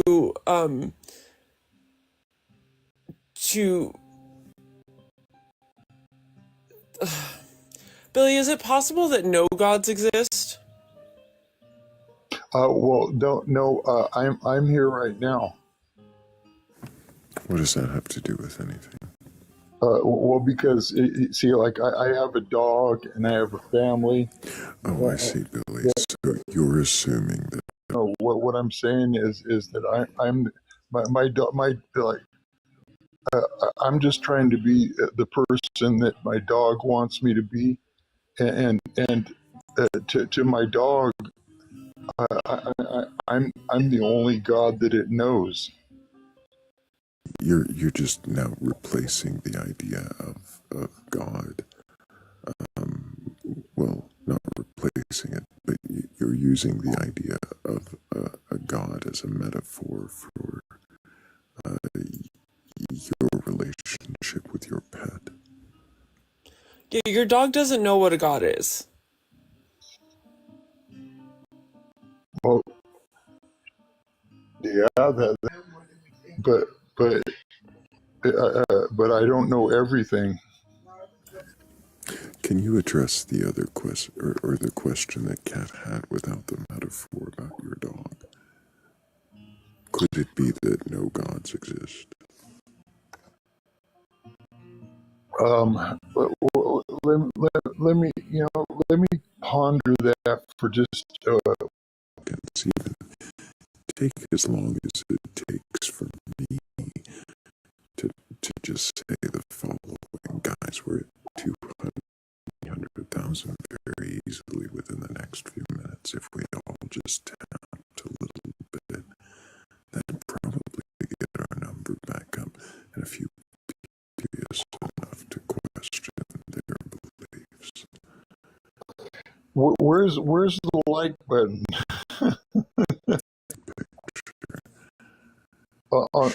Should Over and over again. Did I get it? Okay. Oh yeah. Okay. There's all that kinds seems to work. So, Billy, yeah, tapping, but everybody else can tap. And, for now, Billy, was the question that we were asking? Is there a chance that there is no such thing as any God? There's no grand designer. Is that any possibility? It's possible. Yes. Are you attempting to talk me into this? No. No. I mean, we don't want to talk you into anything. We want you to think critically. Yeah, well, and that's great. Yeah, I'm a critical thinker. So, Billy, if there were no gods, just in that hypothetical, would it change the way that you act, the way you treat people? Huh? He's not a robot. No, he's a real person. So no. That sorry. I apologize. No, he seems to me like sackcloth, or I mean, what do you call it? Sackless, or like one, what's the guy, the river Styx? He takes you across the river. Yes, that's okay. So, anyways, okay. So, and I think that there's probably about uh, uh, gods that you can really easily look up, right? A god to be what I'm trying to describe, it has to be unnameable, okay? Because it so it would have to be ineffable because there would be no way to understand. It couldn't have a beginning of an end, you know. The qualities of it that we could describe, you know. So Billy, you're expressing that there's some like we wouldn't be able to really understand what a god is if a god exists. Was it if no gods existed at all? If there were none whatsoever, would it change the way that you behave, the way you treat people? I have a built-in compass. Built-in compass. I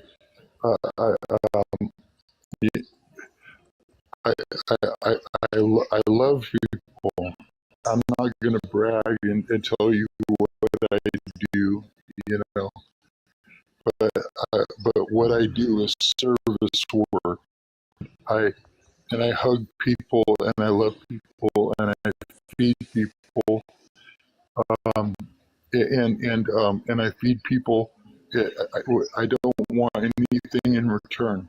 Okay, that's got nothing to do with any type of a deity that's in the sky, or it's got to do with the deity that's inside of me. And it's not necessarily maybe a deity, but it is my spirit, my soul, and which are two different. Spirit. That's a good question. Could you know? What about soul? No idea. That would be my next question. Hold on, soul. You feel good then.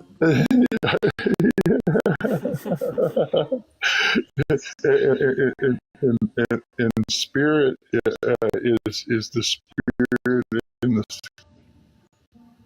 Apparently, we're going back to the 60s.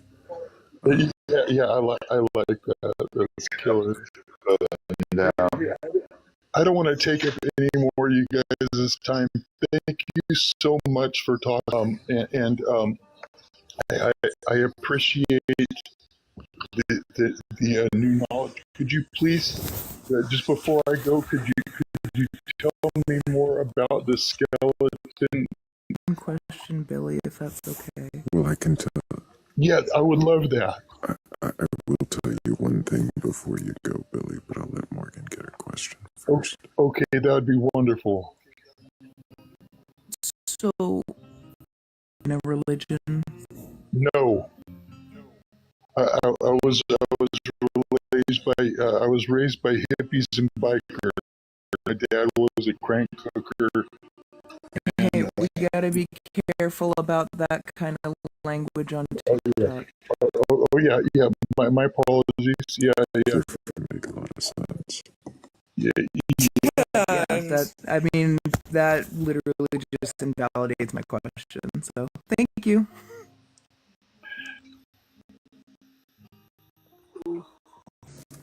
So, Billy, the last thing I'll leave you on about this celestial skeletal back about what if I told you that I did believe this. I don't believe the celestials require or desire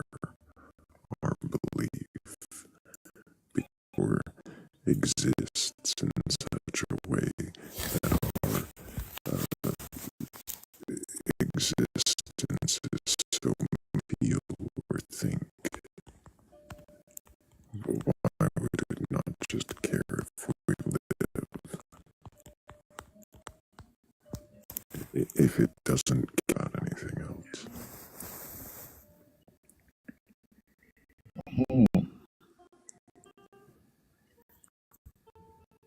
Okay. Maybe another time you'll come back with more answers, and we'll definitely have questions for those too. Well, I appreciate you guys. Thank you so much. All right.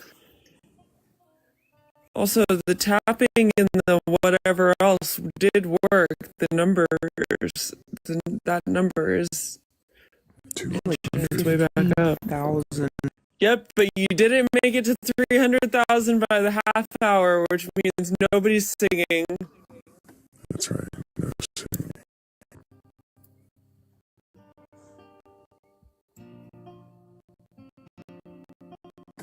We do have a guest joining us. Ahmed, can I get your age for TikTok? God's higher power or anything like that? Yes, sir, my brother.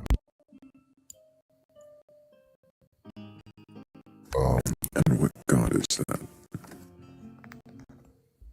The God of the Bible. And why not? Because I went to, but I always had faith in that God, right? So when I would do things wrong, I basically always knew that as long as I repent, I'm always good with that God, right? So it got to a point where that God encountered me on water for a week, and it was like around Father's Day, about 5 years ago. I'm a little confused. I asked why you hadn't read the Bible all the way through. You knows the Bible like I go to church, and basically they say that they know it. Because I know basically it's simple. It's basically have faith in Jesus, encounter God, and still be not if you read perfect. The Bible, if you read the Bible and found that there was more to it than just have faith in Jesus, was God or? Oh, I know it's definitely God, because it comes from it that you can't express as a little puny little human mind. That is unexpressible. You said it's something in my experience that's unexpressible. Yeah, I'm asking, is that what you're saying?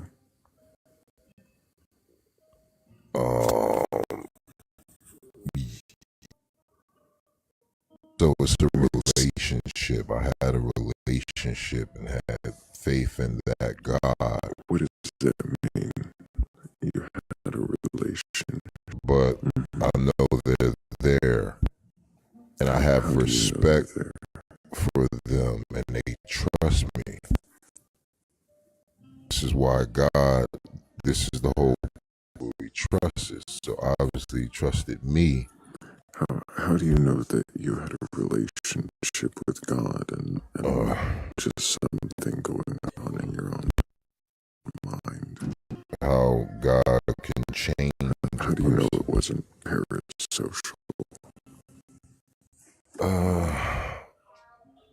That would be just physical. I'm not a physical and mental higher power, higher placed in here. So I would be considered a stupid human to just walk around all my life. That's how I see it, and that's why God revealed to me. Yeah, I know. Of course, you have ears speaking gibberishly past me, and when you do that, then we can't get clarification. So you're saying if you don't believe, is that what you're saying? Yeah, crap in a bucket, going to hell easy for no reason. You sent yourself, and Jesus Christ came here and unalived for your sins, basically your stupidity. So Ahmed, so just to make sure I understand correctly, you have faced Troll. So no, I came here to give you the truth, and you're running. I'm not running. You're being an asshole, and it says be respectful. So fuck off.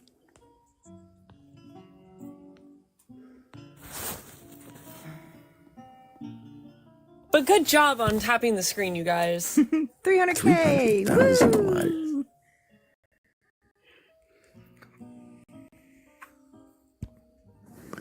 $300,000 likes. And,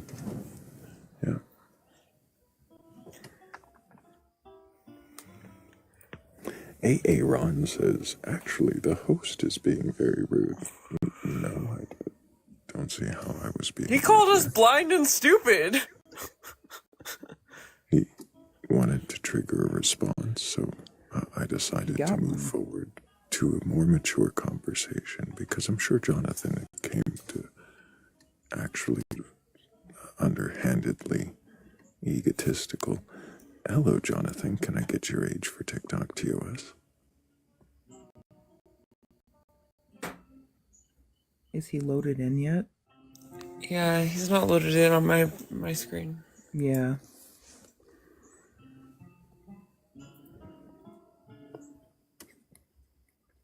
Well, he'll have to request backup.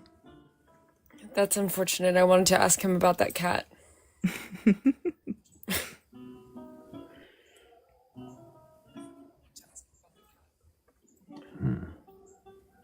Oh, the cat didn't even load in for me.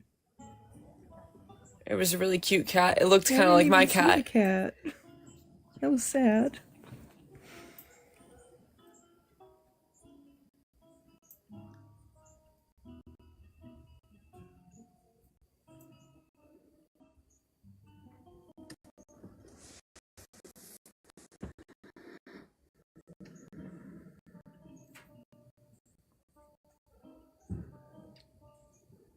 It was like hurting atheists. I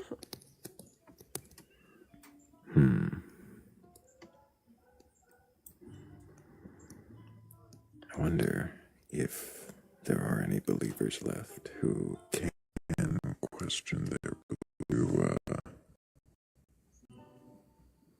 Someone in the comments said it was us being rude because he was calling himself blind and stupid. I don't think you were listening to the same conversation. Ron says the question is why should you question your beliefs?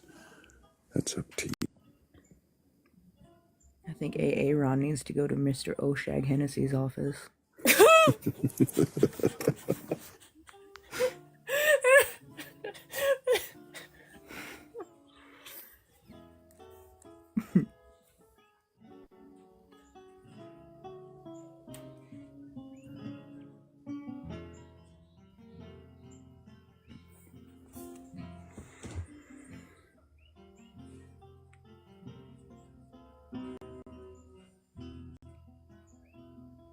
That's actually a really interesting thought exercise. Do you think a knight could question their beliefs?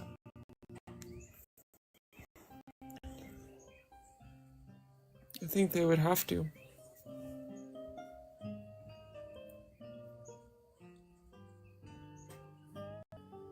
Perhaps not.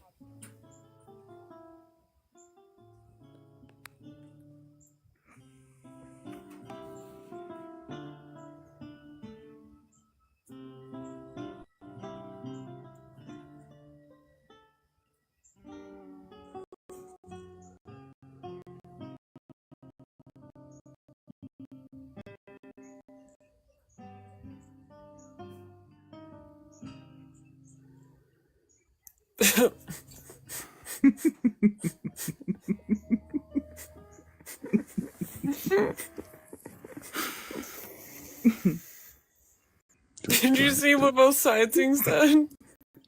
Do I have the WTF the comments? Maybe. You might.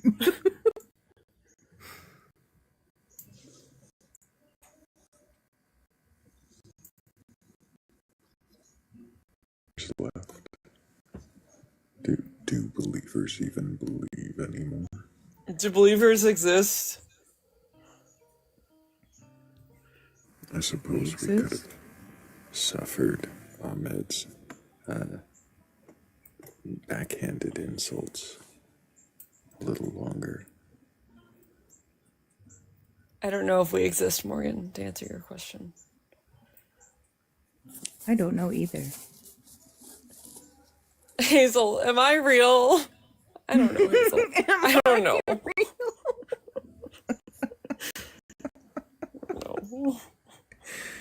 No.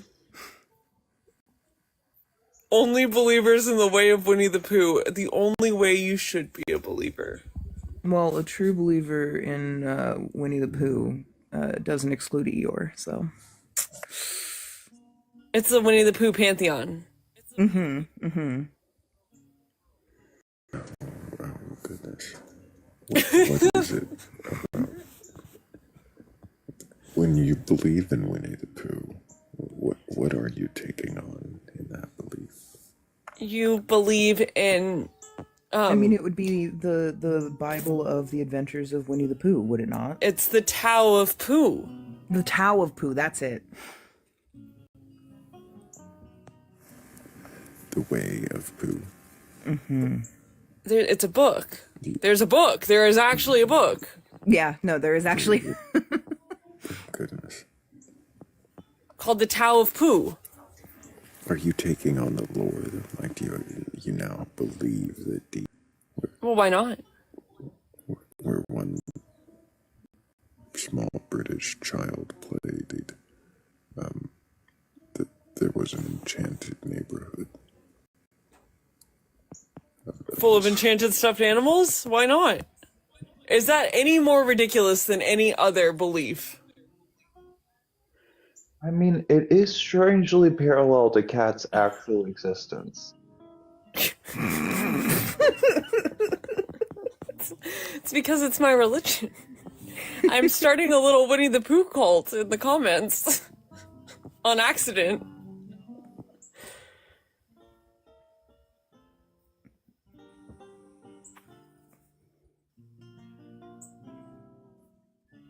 But I think that a belief in Winnie the Pooh wouldn't do.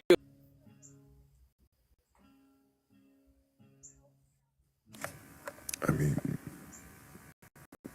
did you see Tale of Blood and Honey? No, that is blasphemy. Blasphemous? That is a blasphemous movie.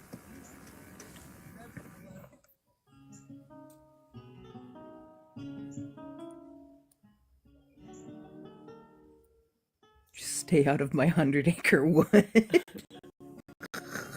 Dare you bring up that blasphemous movie?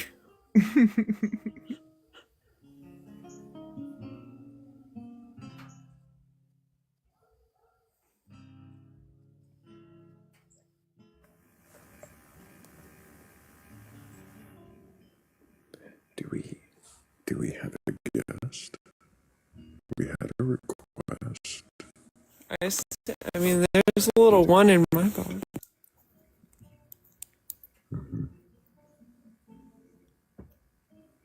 Uh-oh. Someone down here is claiming Eeyore It's a pantheon. Leader of the pantheon. There's no leaders of the pantheon. They're all evil. I mean, Winnie the Pooh would probably be the unfortunate and unwitting leader of the pantheon. Yeah, but he doesn't want to be the leader of the pantheon. It's like the Peanuts with Charlie Brown. Like, you wouldn't want him to be the leader. Reason some ridiculous reason. Well, because nobody wants the rabbit to be the leader. Rabbit's too neurotic. No, and Owl only thinks it knows things. Leader.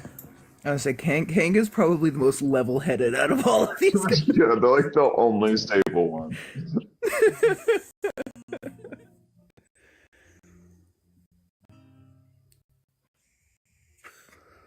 I mean, Malia makes a point.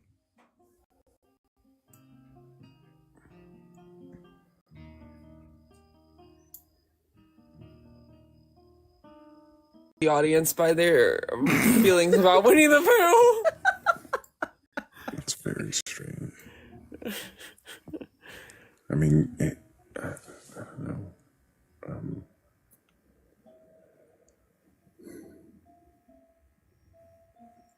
I don't know if Christopher Robin would be the leader. That doesn't really. No, makes sense. Christopher It's not Robin always is there. the scribe, the acolyte. He's the one that experiences the Tao. Yeah, he's the passive observer. Mm-hmm. Like a prophet, Them of the passive messenger, observer. almost. I would say like a prophet, or potentially. This is going too far. Okay. Somebody needs to protest. No. This is a peaceful religion. Someone needs to tell you that you're wrong. Well, it can't be you, not here. No. I can't do it. I can only suggest that someone needs to do it. Should somebody tell you you're wrong? No. Should this be stopped before it goes too far? No. Can you see no detriment? No, this is a dogmatic belief. This is the clear answer to world peace. This is the dogmatic Tao of Pooh. Why does truth make you uncomfortable, Thrayle? Yeah. And if you don't believe in it, you're blind and stupid, so... Yes, clearly. At two, like. At two.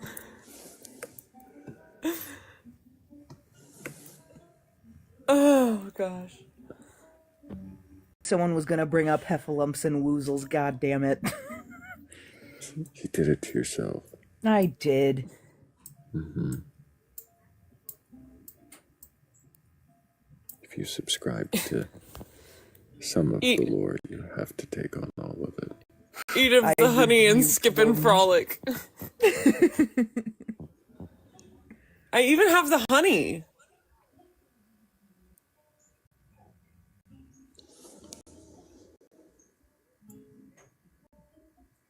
Now you're just bragging. There goes the neighborhood.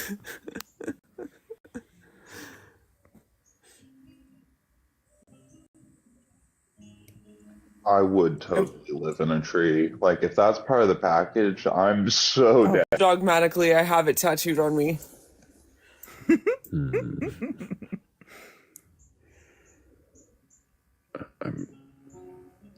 Some things deserve questioning more than others. Well, we aren't questioning this. Why not?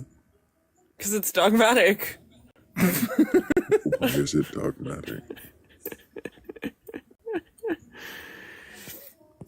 Why can you not question this belief?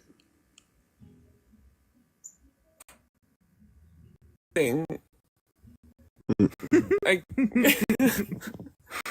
I can't think of a good reason to not question anything, even Pooh Bear. Because there is no good reason not to question anything. So if you have a belief that you can question, request up. out of Winnie the Pooh. I just had to wait for the right moment. Is deep.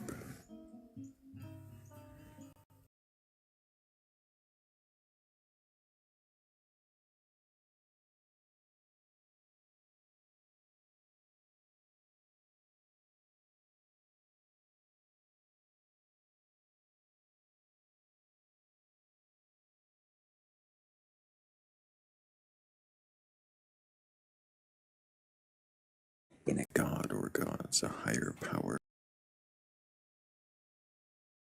or anything like that, and I want to know if you